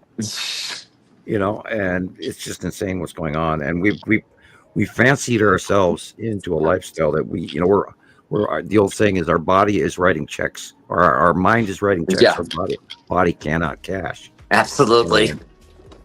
And you're sideways. Yeah. Let's see what happens here. There we go. Back to normal. Well, thank you for waking us up again after 7 hours, 44 minutes. Yeah. 23, 24 seconds. Yeah, I'm definitely tongue-tied. You would never know that, ever. Never. Well, tell that to my very tired tongue. I know. Oh boy! Right. Well, you all want to wrap it up? Well, you don't have any more material for us, do you? Not really. I mean, okay. Find more if you want more, but I could go start ranting and do the Art Bell telephone booth in New Mexico story. Go, God, people, you have to pay attention to the fact that there's this fleet of ships parked over the top of Earth right now. I know. And I encourage everybody to look up because boy, by God, they're there. Yes. And they're currently kind of hard to miss. We still every day get sightings. The long box and the cube. But I think people don't need to scare the bigger ships in the sky. They need to scare about the drones and our government more.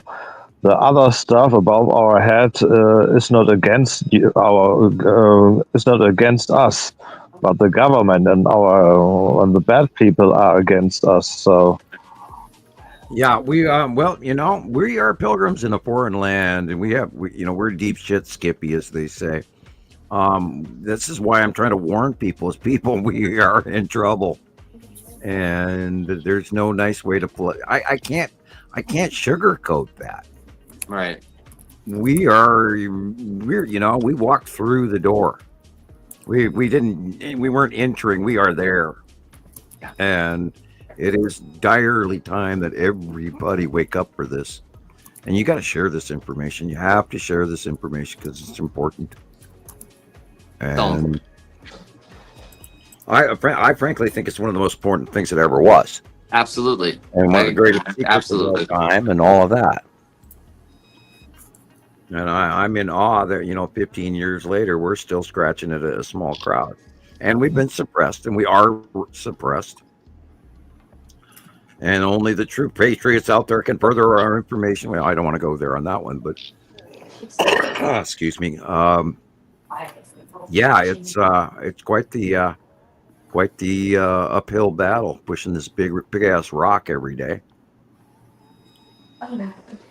So, and Christopher's wife is waiting for him to get off of the show. She's what? She's what? She's waiting for you to get off the show. No, she's I'm being sent to the grocery store again. Like I said, she's waiting for you to get off the show.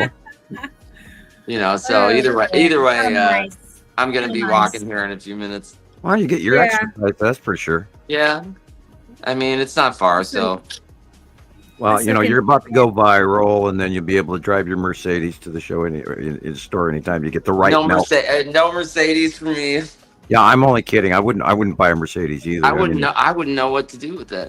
Of the import price, repair and manual and all that, and you can only get it serviced at their shop. And right? No, yeah, give me an old Ford, maybe an old. I'll take an old Silverado pickup. Thank you. Right, definitely. What I really would love to have is an old El Camino. The 70s El Camino. Oh, there you go. A Gran Torino El Camino. A Gran Torino. Yeah, my grandmother had one. It was, oh God, it was white. It had this wooden brown stripe down the middle of it. It had these brown leather seats. Oh God. Yeah, I miss my old Dodge van to this day still too, you know, and I had an Italian sports car for a while, and I had a 1962 Chevy pickup. Okay. And, you know, with the hook in the back that you could drive down the road and you can hear that damn tailgate rattling all the way, you know. Right. Tornado proof. Yeah, you know, made of steel, and you could run it through a barn and still drive it away, you know. Yeah. Anyway, so I suppose we'll wait for everybody to come back and visit us again next week. Yep. You know, same bat time, same bat channel. And I'm glad that you were all here for the show. And, you know, we always try to put more in, even though, you know, we get to gossiping in the middle. But, you know, we're sharing information that's important to everybody. So, you know, like whose cat's doing what. I'm teasing. I know. Hey, that's important. So, there are kids. You know, right? And again, people, go to Rebecca's channel, go to Christopher's channel, subscribe, like, comment. You guys, up their algorithm, get their view count going. These people need, you know, that YouTube plaque, and that way they can, you know, get a. It's gonna happen for Rebecca this year. Yeah. Okay. Sweet. Keep hoping. Can't wait. And you know, people on TikTok, it's up to you to share her shorts. Rebecca's making shorts all the time. I like the new shorts where you had this very heavy lady that you had dancing, Christopher. And oh, I didn't see that one, huh? The guys where they were going, I can't remember the Hill show, the Hill cartoon, where they're going, yup. Yeah. I like that. That was good too. If you know, it's they're pretty easy to make with that software. So you know, you just I like templates, and you just put a picture in it, and it's like done in a few seconds. So that's cool. Yeah. And keep up the good work. So everybody, you know, go back and watch Christopher's movies. He's got a lot of stuff for you. And Rebecca has hundreds of videos. Like 600 videos on YouTube. Yes. And she's also doing live chats on Wednesdays now. Yep, Wednesday nights on TikTok. So be there or be square, Mo Frere. Yep. Sam, Nancy wants to know if you have checked your mail lately. I checked it yesterday. Okay. But now I have something to look forward to. Woo, right? Yeah. Thank you, Carol Ann. Oh, my back. I'm sitting here going, I got to move.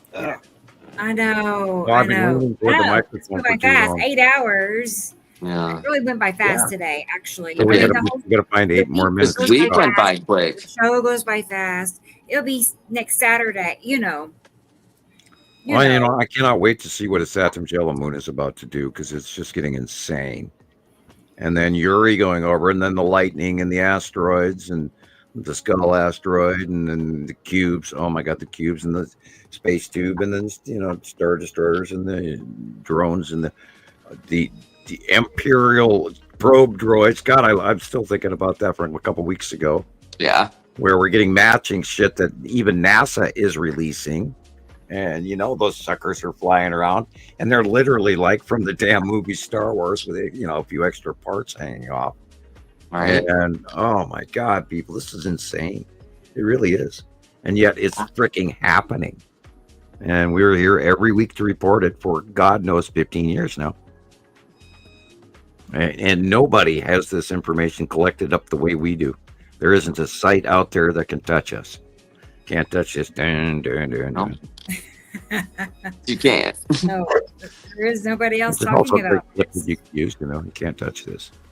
This is it. And then don't forget Belle Biv DeVoe. Oh, I miss them from the 90s. What? Did they come to your club or something? Did you see them? No, but I used to play Belle Biv DeVoe when I opened up the club at night. Oh boy. Oh man, I I don't even want to remember the song because it'll be in my head all night. But watch it in 10 minutes from now, it'll pop in my head. We'll start playing. Well, I can throw another side dish. You would just go the entire album of Empire by Queensryche. Okay. That's what's flying over the top of our heads right now, people. We've got an imperial blockade parked over the top of us. And they're pulling up an embargo over our planet, and we will give them what they want because we have no choice. There you go, Sam. Tara's bringing back memories right there. That girl, Okay. I'm That's gonna start right. dancing. Yeah. Good times, yes. Good times. Yeah. Yeah, I was the bar manager of a hip hop nightclub, and we also That's so funny. we ran bands from Three Dog Night to Muda Baruka, which is reggae from the Dominicans, and to you name it. And yeah, I mean we had reggae shows where the walls were actually sweating and the ceiling was dripping from people's breath. And our air conditioning was on max, man, just burning up them belts and spinning around. It was still so wet in there. Everybody in the place, it was like you're in a rainstorm. There was so much breath. We were well over fire code, I assure you. Oh, I bet. And we almost got blacked a couple of times for that. But yeah, we packed that club. And it was underground in what used to be a bit old parking garage that we turned into a nightclub. Nice. Yeah. It was huge. That's fun. And we were running about, I think 2 or 3 or 4 or 5 decibels higher than was tolerable. I think we were running like 2 airplanes a decibel. I still have the same dB meter that we used in the nightclub. I have my own dB meter. Because if it got too loud, we had to turn it down. Okay. We're messing with the foundation of the building, by God. No. Right. Which is what they now call banging music, right?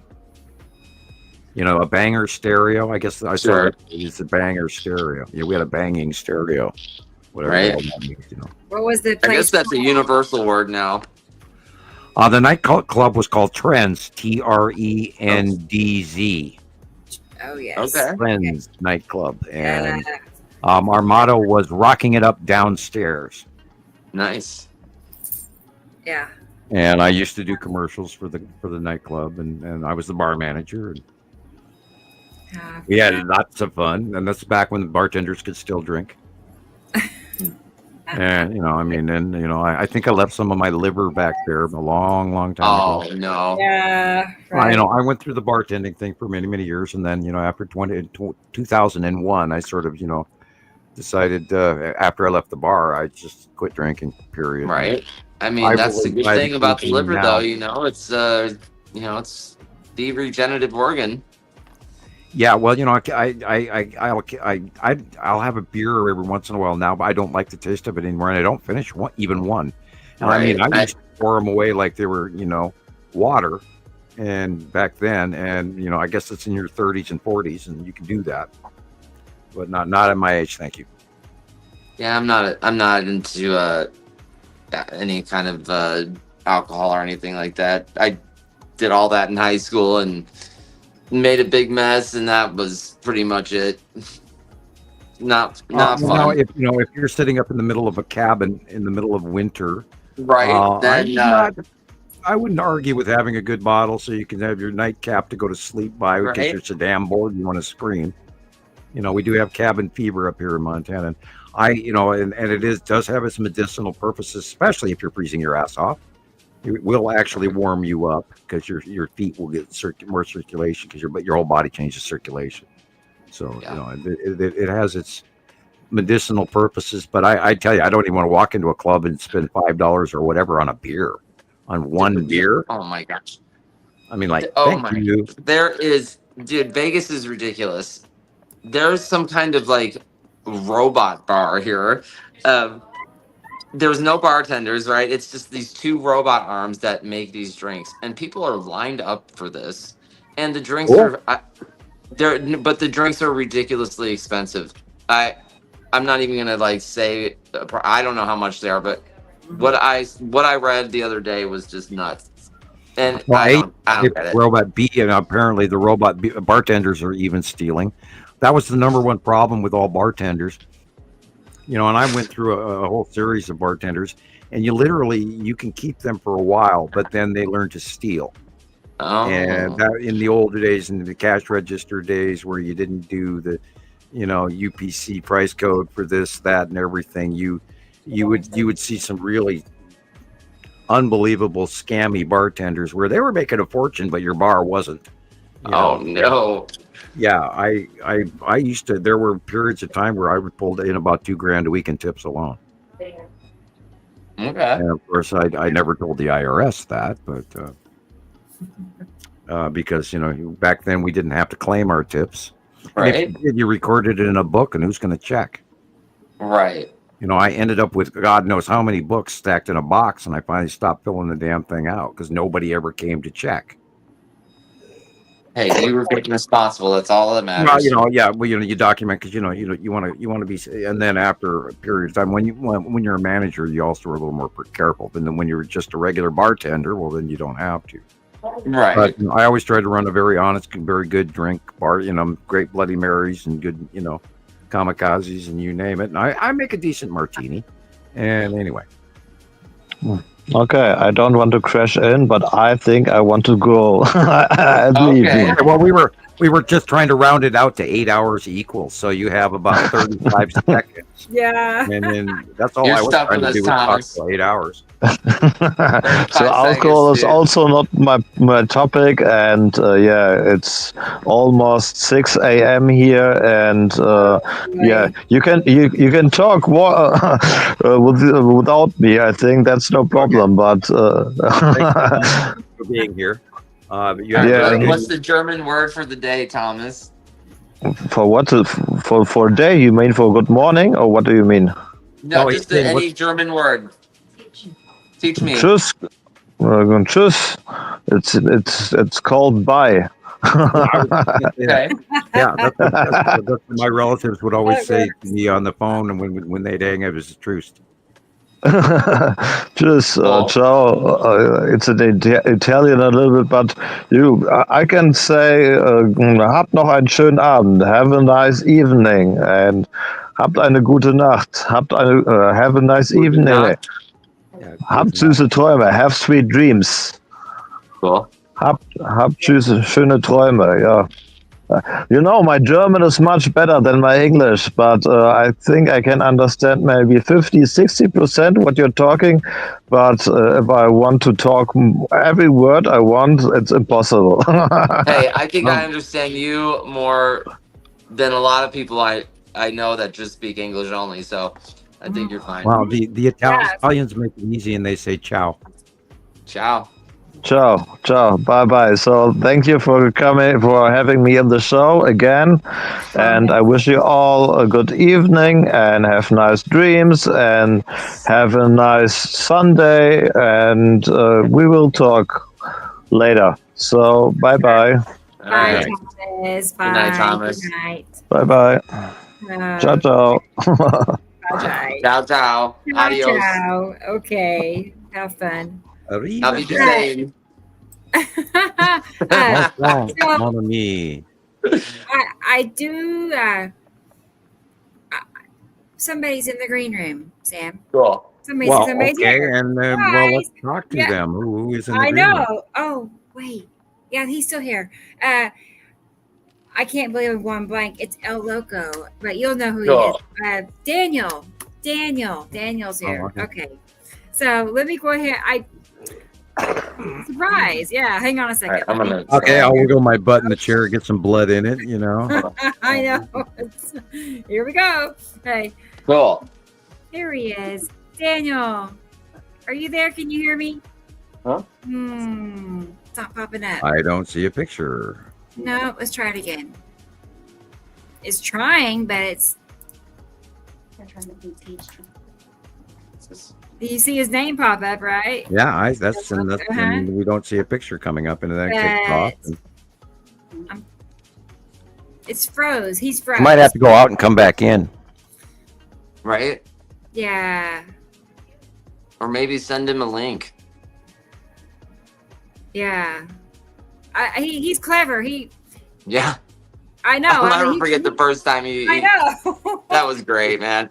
He cracked the code. Yeah. I know. Here we go. Esri Colette. I know. Starting to part 2. Okay, he might be back. He left. Okay. So. Okay. He knows what he's doing. Anyway. Yeah, sure. How funny. Yeah. Oh, no. And I'm out of water. I need another glass of water here. Me too. Oh my God! I tell you. Let's try it again. Daniel, what are you There doing? you go. There he is. Hey, bud. Hey, what's up? Hey guys, how's it going? Good. I was about to ask you guys, man, have you been on here for 8 hours straight? Oh, that's nothing. Oh, that's nothing? I've been so busy since I got my new job. I haven't been able to come on and talk with you guys. I saw you guys are still on. It's like, man, I need to go say hi at least. Cool. Well, yeah, it's been a little bit. How are you? How's things going? I'm just tired as all hell. It's been crazy. All these everything changing with the shipping and receiving industry right now. So I fix loading dock equipment. So it actually kind of directly affects me, like the tariffs and stuff, because a lot of customers are cutting back on repairs and cutting back on wanting service done on their equipment. So it's kind of affecting a lot of industries. And so I'm going far and everywhere in between just to be able to keep up on my hours. But hey, you know what? I'm still making it through. I'm still taking pictures. I try to send you guys stuff every now and then. Whatnot. I got a couple of real cool pictures of Texas Cube. Nice. Those were neat. Every once in a while, I mean, Rebecca sees my posts on Facebook or whatnot. I try to get on there, and whenever I see something really cool that I take a picture of, it's like, hey, let me go share it with someone. Let them know that I'm still alive. I'm still here in Cali. God bless. Right. Yeah. And how do you like your earthquakes lately? They've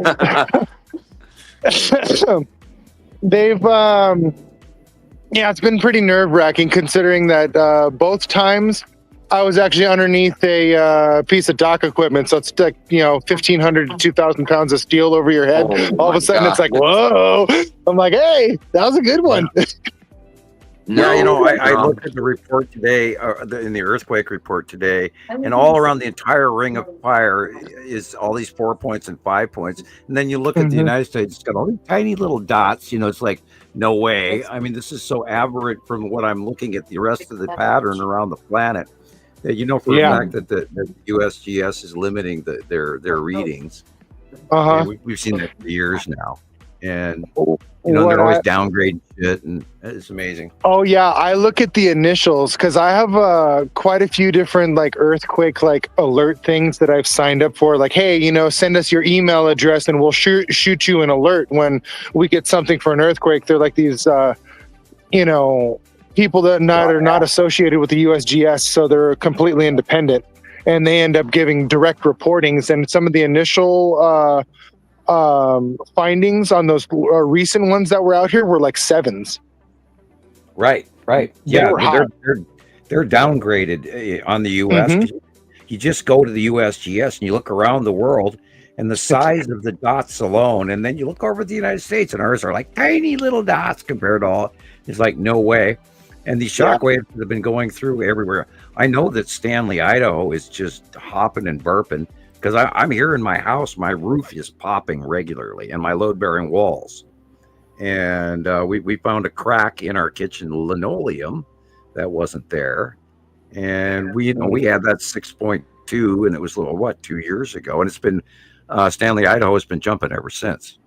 And Yellowstone, and not only that, the Rockies all the way up to Glacier have been, and Flathead Lake, and in northern Idaho, and in we have an area called the Y, which is north of Missoula, and there's a crack that runs from Missoula literally all the way over to Helena, and that is all wiggling, and Sealy Lake and Glacier Lake and all that.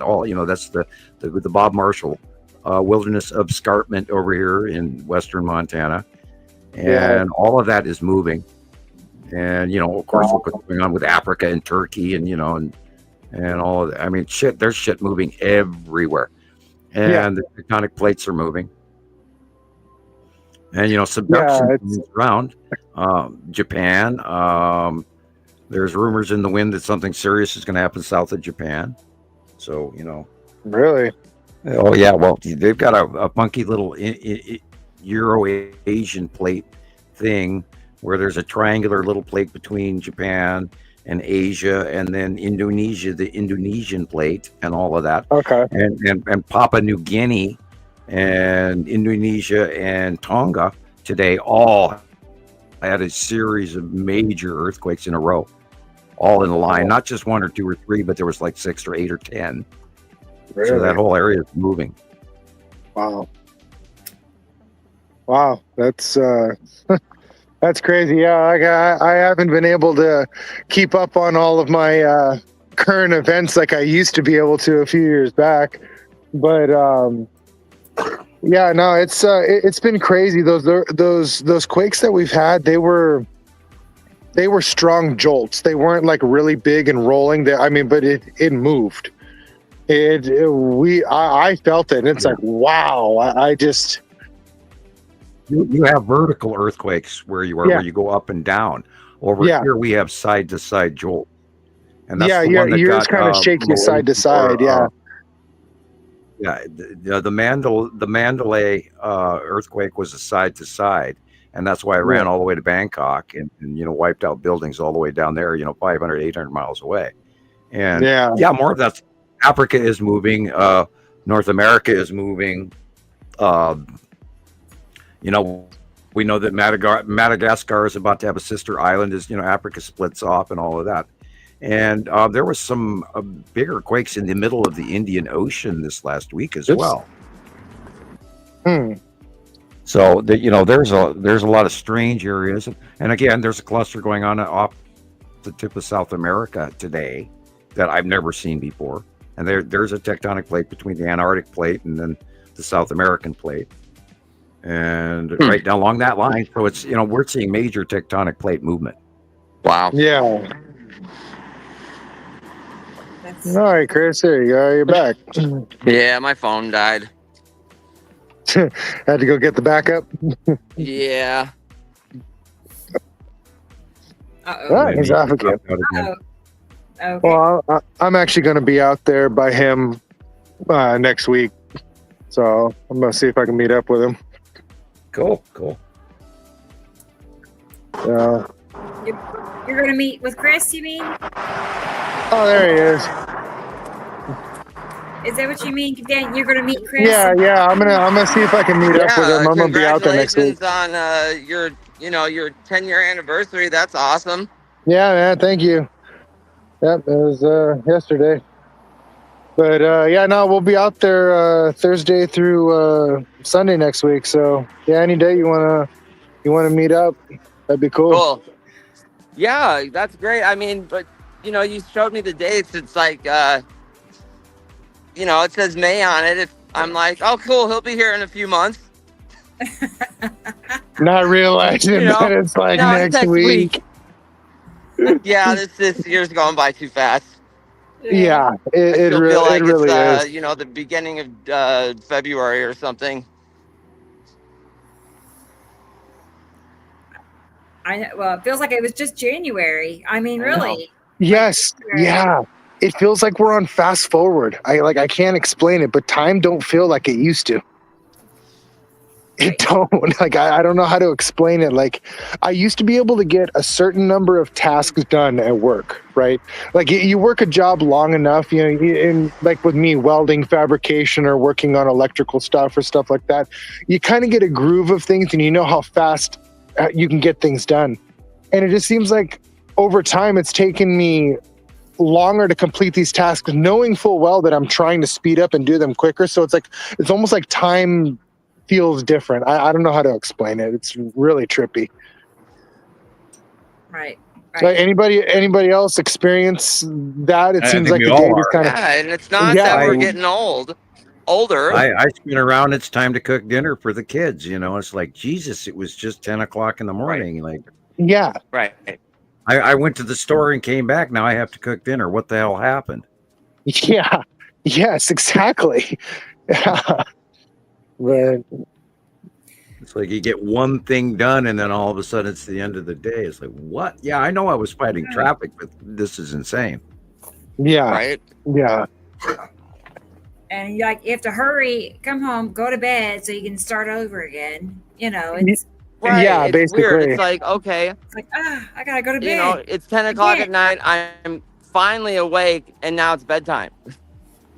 Well, I'm finding that at 3 o'clock in the morning, I'm getting up, I'm doing laundry and tie-dyeing T-shirts, and I've had more energy in the middle of the night than I've had in the last 6 months during the day. And it's like, what in the hell is going on here? Where's my brain at? You know, why, you know, I feel better at 4 o'clock in the morning, you know? Yeah. So weird. Right. I know. It's not just us.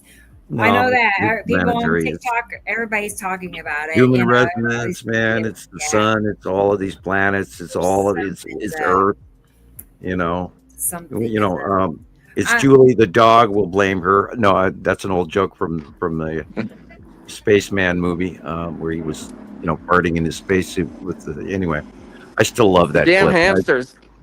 Yeah. Well, Okay. Yeah. We can blame the hamsters too. Yeah. There was a guy who did an experiment, and then he took an extra phone and turned off airplane mode or something. He turned, you know, and anyway, he went back to look at that phone weeks later, and it was off by so many hours or days. You know, I mean, it was definitely not keeping time like one that was on airplane mode. Does that make sense? Yep. Yeah. So. Yep. Well, you know, we were mentioning this earlier. What if this larger star is coming towards us and somehow altering the time-space continuum of, you know, our stellar clock? Yeah. You know? Yeah. Actually, Right? Yeah. And that, you know, you could see hints of it in all kinds of different movies. Look at having to do with the sun and time travel or time dilation, things like that. How many times have they done the slingshot around the sun? Yeah, you know, Superman. Star Trek: The Journey Home. Superman had to rescue Superman. Lois, I think. She was killed, so he flew backwards around the sun 3 or 4 or 5 times, and they hit the Earth backwards and went back in time. That's all the way back to Christopher Reeve's days, all the way back in the 80s. Yeah, exactly. And then they did it again, like I said, like Star Trek Journey Home. And then there's so many things about that. It's like, it makes you wonder. Because, I mean, some days I'm sitting out here and, you know, like today, it was absolutely gray forever. Me knowing full well there's an object in front of the light source. And then all of a sudden it just goes away and then the sky completely changes a different color. And it's like, oh, yep, there it goes. I mean, even right now, you can't really see it too much, but you can kind of see like the sky in the background illuminated. Right. Because there are bodies past Earth, and their faces are being illuminated in our nighttime sky because we're facing away from the sun. Yeah. Yeah. So like literally right in this area, that brightness, and That's you can just see it straight up. Yeah. Yeah. It's weird because like it don't come out in the kind of does. You kind of see the stripes almost. Yeah, I was just going to ask, do you see the stripes? Yeah, you could kind of like it barely. It's like barely from my vision. but also I got a lot more light pollution around here. So and you're at sea level, which also, yeah, I'm a lot closer to the freaking sea level than you guys are. Yeah. So, but yeah, no, I could see the stripes clear as day. Yeah, I walked out last night or the night before, and I looked up, and there are no stars. No, there's none. There's none. I've looked. Every time Yuri comes in close, it seems like the moon just disappears, and it just keeps this gray, ominous kind of, look. But we get to look forward to Yuri and asteroid discharge coming around the world. All we're in May, and this is when the lightning starts, and it's going to run all the way till September-ish. Yeah. Be ready for Do you remember the movie Red Sonja? No. An Arnold Schwarzenegger Conan series, Red Sonja. It's a tie-off sister movie. Oh, yeah, I know. I never saw that one. And she steals a talisman that causes these massive storms with repetitive lightning and downs entire kingdoms with it. And we're basically going to see what we refer to as the Red Sonja storms, where these repetitive lightning strikes from passing asteroids in the bottom of Yuri. Oh, got it. And as she goes over us, she's going to have mega discharge because those asteroids, they gather static charge from being between the two larger planets, us and them, and they become like a diode, or a Tesla coil scenario, or the Frankenstein, jumping lightning bolts, and because they have a charge and we have a charge and the other planets have a charge, and so I just wanted to walk around outside because I was showing them the sky.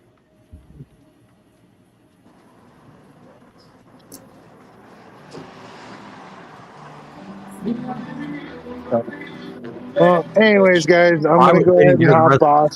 I know you guys have been on for 8 hours and everything like that, but I just wanted to pop in and say hi. Then tell Chris, I was going to be there. I text you my number or whatever. You can just shoot me a text. We can see if we can meet up one of the days, dude. Cool. I'm glad that we're glad to hear from you, and you're another one of our great sky watchers out there from around the world. And we love hearing from you, so don't be a stranger. Yeah.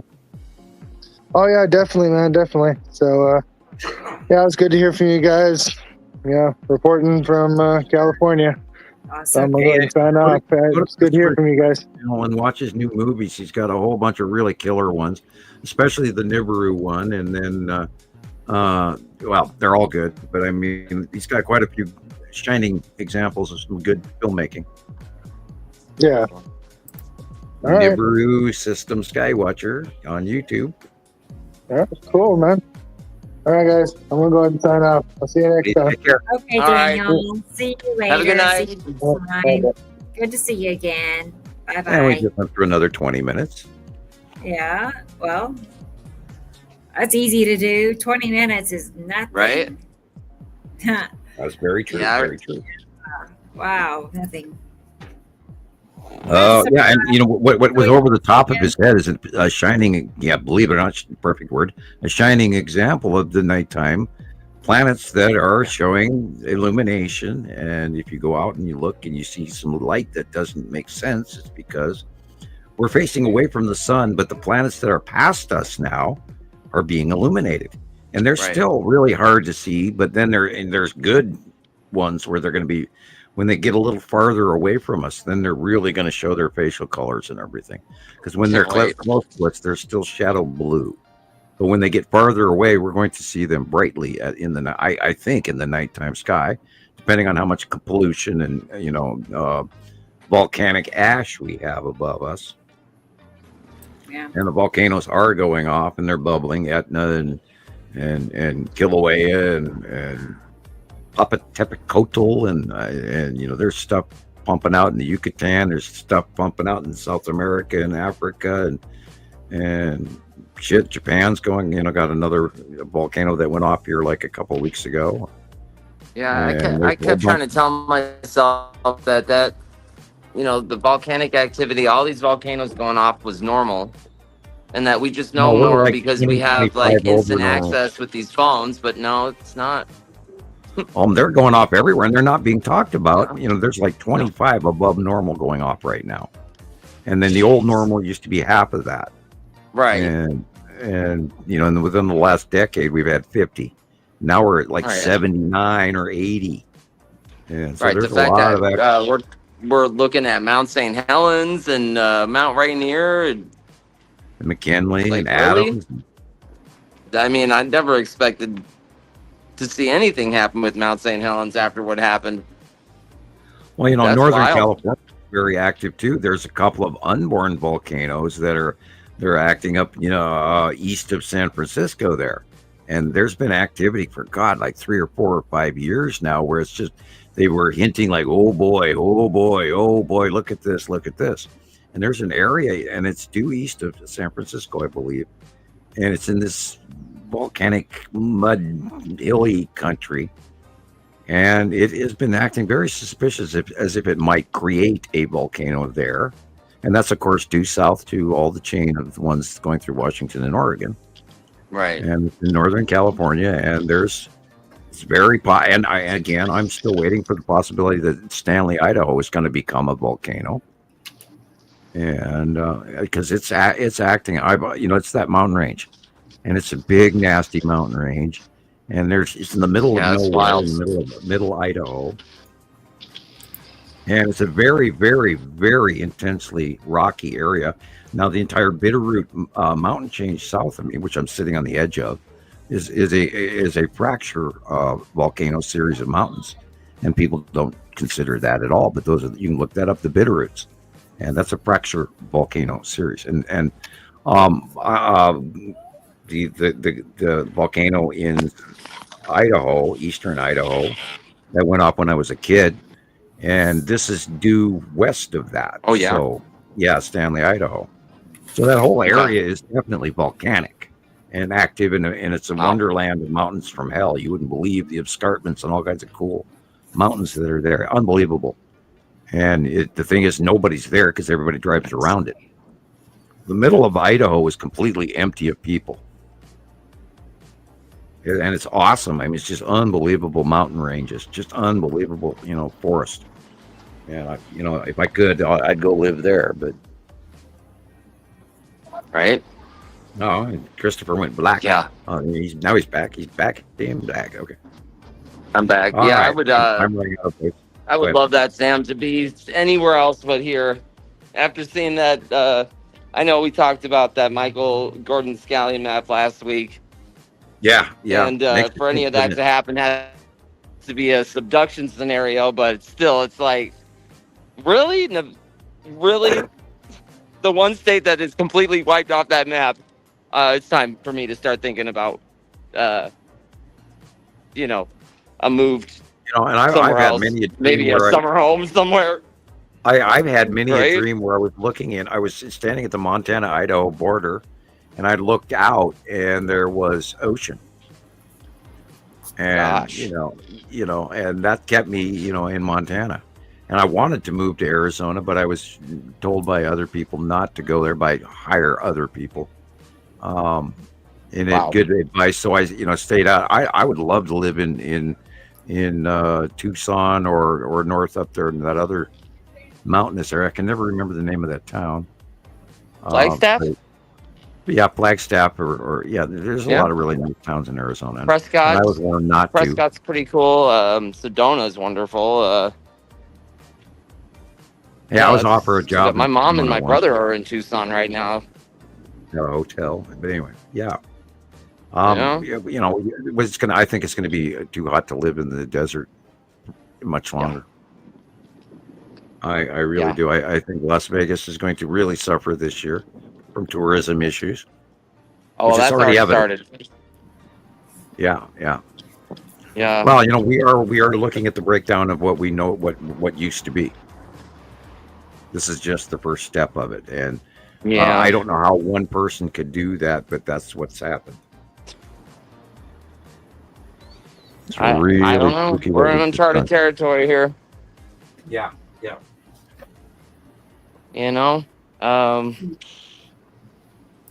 I mean, I don't know. Yeah, without mentioning things, we all know that that things are in trouble. Yeah. And we have to realize right away, right now, that we cannot go out and spend those extra few dollars on this, that, and the other thing. We have to really pay attention right now. And I don't want to encourage consumer hesitancy, but that's what we have to do. Right. I mean, I don't understand how people are just, I mean, I know we need certain necessities, but the cost of some things is just, this is just getting out of control. And I don't know how people are doing it. Well, they go through greed. Greed is running our society, and I mean, look what's on TV. All you see is mascara commercials and overweight women pulling on adult diapers, and it's and our society has, I'm in my age group, and society is sure different than in the 70s and 80s and 90s compared to now. And my God, it's 25 years after that. How the hell did that happen? Where did that 25 years go? And I'm in shock and awe, and I'm raising my children, and my oldest is 18 now. It's like, wow, how did that happen? Right. I'm in absolute awe how time has flown by since we started doing this back in 2010. Wow. I'm in awe. I mean, it's like I looked at the photograph, Sharon made of, the electric universe, and I look like an old guy, and I am. I was 49. Oh, stop, dude. Hey, I was 49 when I started doing this. Okay. And so, and do the math, Man, you look great. What are you talking about? I hate that picture, but I'll let it fly because Rebecca says, I like it. It makes you look like a hippie. Cool. Okay. It's cool. All right. I like it. I thought it was great. You said that your daughter would only take one picture, and I was right in the middle of moving. If you can look at my hands, my hands are disproportionate because they're actually moving. And I'm walking in the room going, well, yeah, okay. And then she went, I got it. And I'm like, what? I was just moving. Oh, man. You got your picture. We'll have to teach you how to do the timer setting. You can put it on a mantle or something and set a 10-second timer. I don't have a phone. I have a computer. So, I know. I keep forgetting. I don't have those luxury apps like you guys. I know, right? It just blows up in your hand. Yeah, and making and production of videos on a phone is far easier than on a PC. Oh my gosh. Yeah, we could. Oh my gosh, we can take that picture, Sam. We could do like all sorts of stuff with it on this AI stuff. We can get you. Oh my gosh. Rebecca knows what I'm talking about. Oh, well, I'll turn it into an animation. We can get you dancing. We can get you to do all sorts of stuff. Yeah. Oh gosh, just wait. All right. Yeah, you give you something to do. Give you something. No, I wouldn't do that to you. You can also use my, my evil emperor picture. Yeah, that one's great. And yeah, it's kind of dark and look, I hate pictures. I hate pictures too. So, for you to, I don't take a good photo. I think you're awesome for that. Putting your picture out, and even though you don't like it, I think it's great. Well, we did have years of trolling where they, did all sorts of things from poop hats to chainsaws to you name it, and I just got to the point where I stopped doing that for the long, and I had camera issues, and I have internet issues, which is why you see my talking still picture, because I can't keep connected with running the camera and the microphone.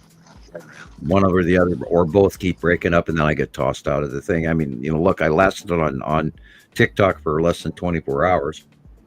So I'm always what was that all about? Yeah, well, that's just normal. I mean, TikTok said no. No, this guy's bad news. Skype. Oh my gosh. With me and the even the what it's like to Senegal or something like that, which is a gamer chat line and that's encrypted. Okay. I couldn't even upgrade on that, and I haven't heard of that yet. I maybe got the name wrong, but yeah, there's these encrypted gamer sites that I was talking to people in London and Europe on, and then after they started mailing us upgrades to upgrade the thing, it wouldn't upgrade for me, and I could never connect to it again. Oh. You know, I was sort of singled out with a flag. I think my IP is flagged. I really do. I think my mail is looked through. I mean, I've seen the that blows me away. Well, I am on a list. I know.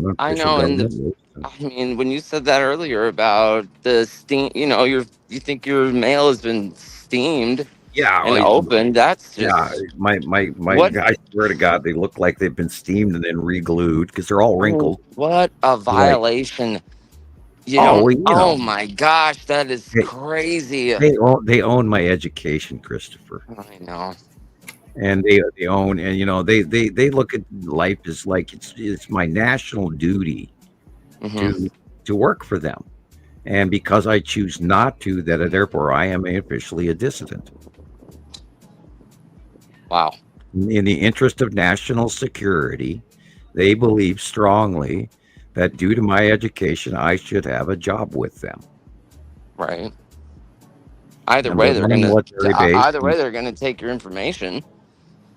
Right. I don't see how I don't see how they could put any of this together without you. It just they have extraterrestrial information beyond me. Oh my gosh. That's wild. I never thought about that. They have direct extraterrestrials that have gone rogue in the 80s and 90s that are working directly with the U.S. government and other governments all around the world. Wow. This is far bigger than anything I tell you guys. Yeah. I know. And they let me go because no one would ever believe me. Well,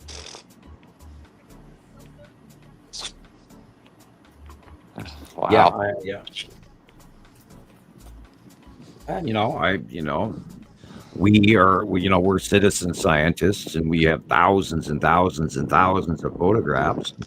Yet people, want a published book. And the moment I do that, I vanish. And this is why I've encouraged other people to write the book. That way I wouldn't personally, be responsible for, writing it down.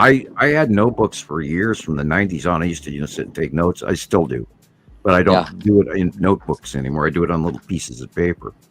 Okay. And I used to have notebook after notebook after notebook of my stuff and my interests and my thoughts and stuff. And then over the years, I ended up burning them because I didn't dare write half the stuff I wanted on paper. How did you even do that? Well, it got to the point where I was a little bit spooked, and but still, that's everything you are, all they poured out hilarious. on paper. That's just I can't imagine having to do that. That page and that into this page. They were so unorganized, and only an insane person would have understood word one of any of the pages. But because I kept taking notes on top of notes and putting in newspaper clippings and world reports from the newspaper in there, and I had these notebooks with all these glued and taped pieces of scrap paper stuffed in countless pile. So I finally just got rid of them. The ramblings of a madman. Right. Yeah. I mean, I still have all my notes from college. Probably a few thousand pages of just notes, and just like you said, cutouts, research, all I have corporate review paperwork from when I was managing restaurants back in the 80s. And I want to throw them away, but I've never been able to, That's great. Yeah, I've got receipts for the last 15, 20 years in envelopes. That is so funny, Sam. Yeah, I'm and I'm kind of I hoard certain things. It's weird, and other things. No, it's not. I mean, you never know. You never know. Well, I have a box in front of me of all the drawings and it's up, and we've been talking about it. If in the Now event that it should be in a asking, safe deposit box right, I should. Well, or I should something. just be mail. I'll bequeath it to one of you guys. Jeez. Because none of the words are typed on them. They're just the original drawings and the monthly site drawings and all of that. And it has no great value to me, but everybody else goes, "Oh, we treasure those," and it's like, okay. And I got tons of handwritten little short notes I keep throwing in on top of those every week. And so that one box in front of me is about to become 2 boxes because this one's full, and it's got all kinds of crazy scribblings of a madman. Okay. Diaries of a madman. Watching these planets is just, woo! Oh boy. I know. And we all grow. All of us are going through that.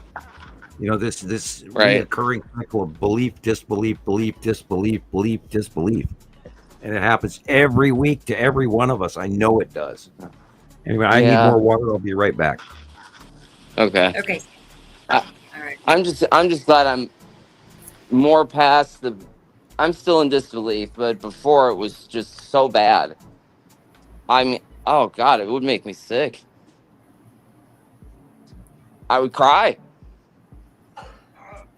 Because of what? I didn't catch all that. Like initially when I first learned about it, and oh, okay.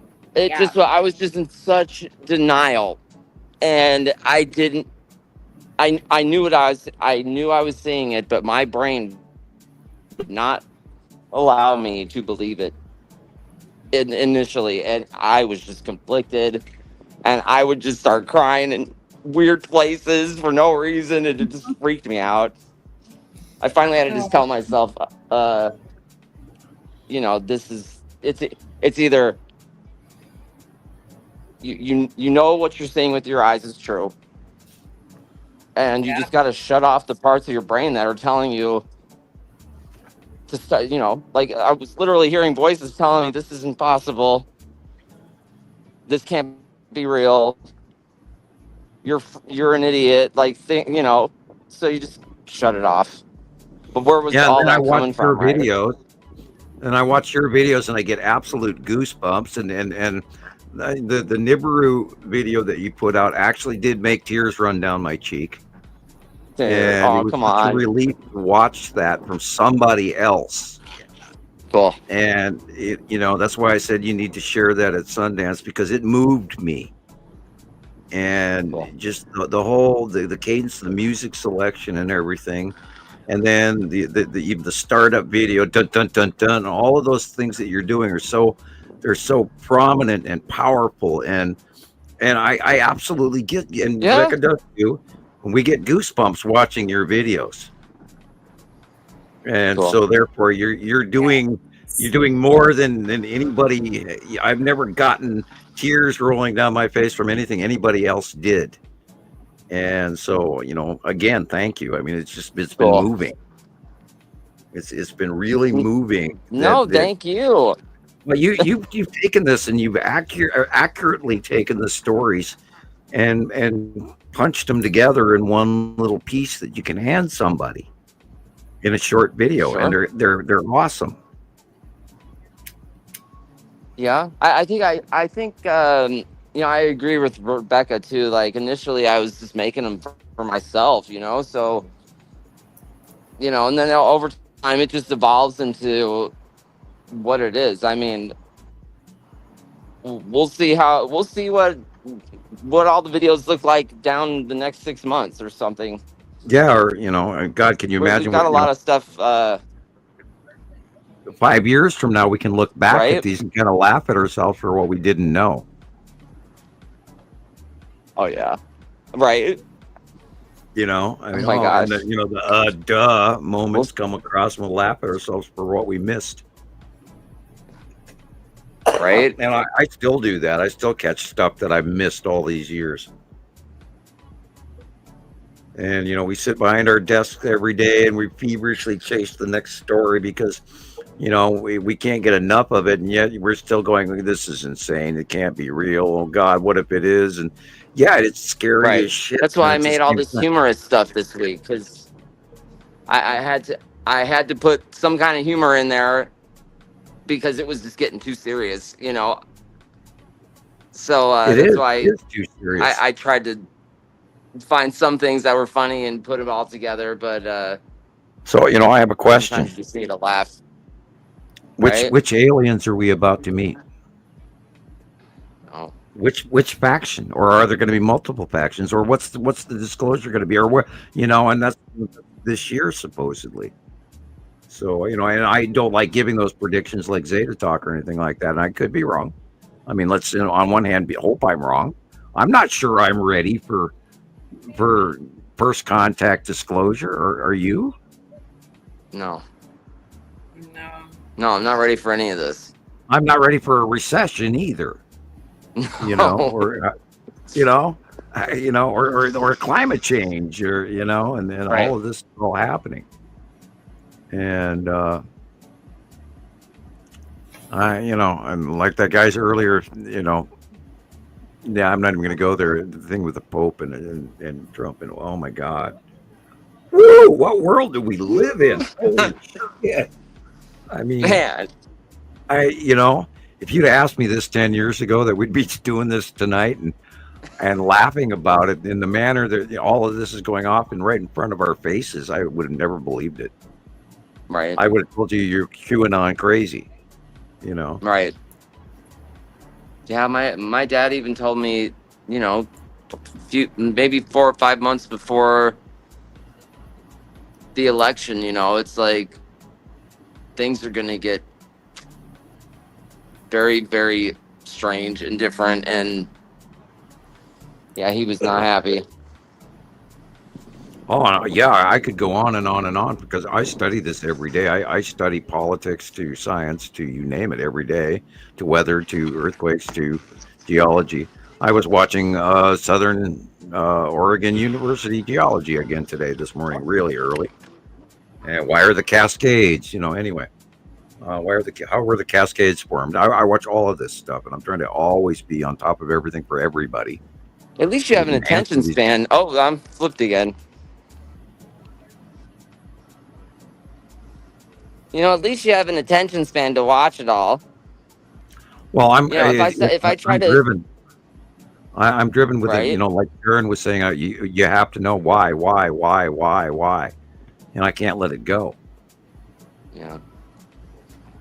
Yeah, I have a limited attention span for a lot of things. Like if I'm interested in something, I'll try to watch it, and after about 2 or 3 minutes, I'm in a whole other, thinking about something else. I think I like reading more, but then that takes forever. So I'm watching World War II footage or Rome footage or Escape to Rural France and construction where people are rebuilding chateaus and you name it. I'm always chasing something where I got to be busy.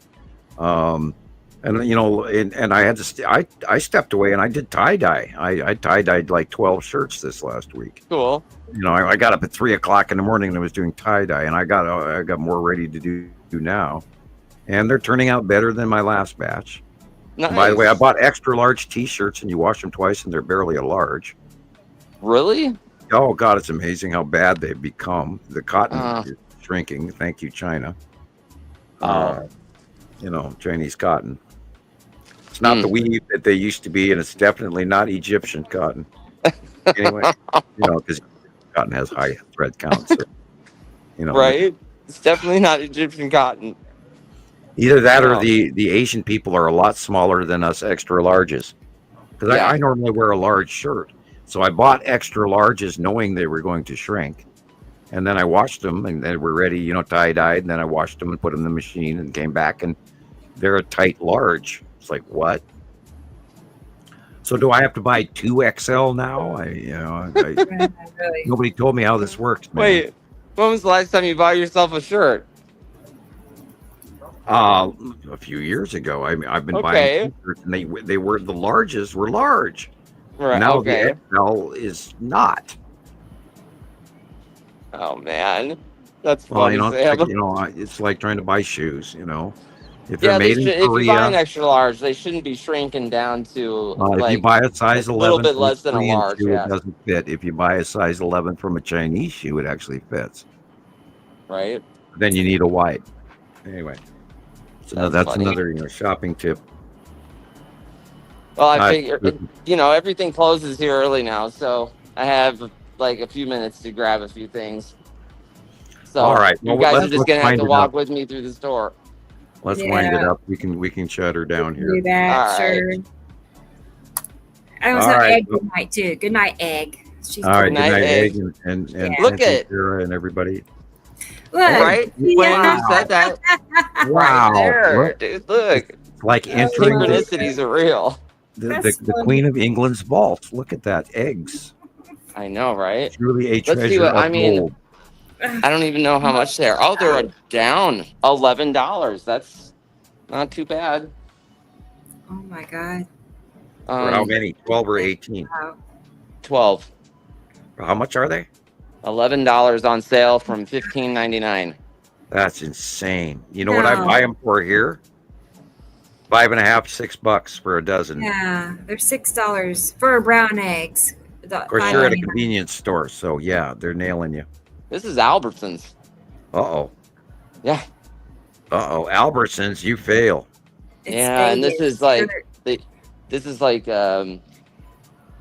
I don't know. They got, they put different stores in different areas of town. This is not the best Albertsons in the country. Let's put it that way. $6 at Walmart here in Missoula. Yeah, I mean, maybe I could have walked to Walmart and got. I'm not getting eggs, so. There you go. And I'm not getting eggs. If I need eggs, I'm not getting them for $15. It's not happening. No. Sorry. Oh, you can go to Denny's and get breakfast for far less. Exactly. Right? Right. Yeah, you can get two Anyway. full, Anyway, all right, you guys. Yeah. I would just keep talking and keep talking. I know. Yeah, hour later. Uh-oh. Eggs. Even eggs. Albertsons is telling us we got to go. All right. Have a good All night, right, you everybody. guys. I'm reaching for All the right, X. guys. Great Yeah. show tonight. Good night, Saturday. everybody. We'll see you next week. Okay. Show 114. Okay. Bye, Good night, Chris. everybody. Bye, Sam. Happy All birthday right. again, Rebecca. Thanks, Chris. All Bye. right. I'm going to push the button, Don't so drop- y'all. don't- Yeah, Get we'll the be back right next milk. Saturday. Get the right milk. Bye. Read the label. Colette and Tara and DJ and Egg and anybody else? I don't know. Sassy, maybe Rodney. You all know. So yeah, I'm gonna go ahead and hit the button, and we'll be back next Saturday. Y'all Bye. Take care and goodbye. Bye. Bye. Bye.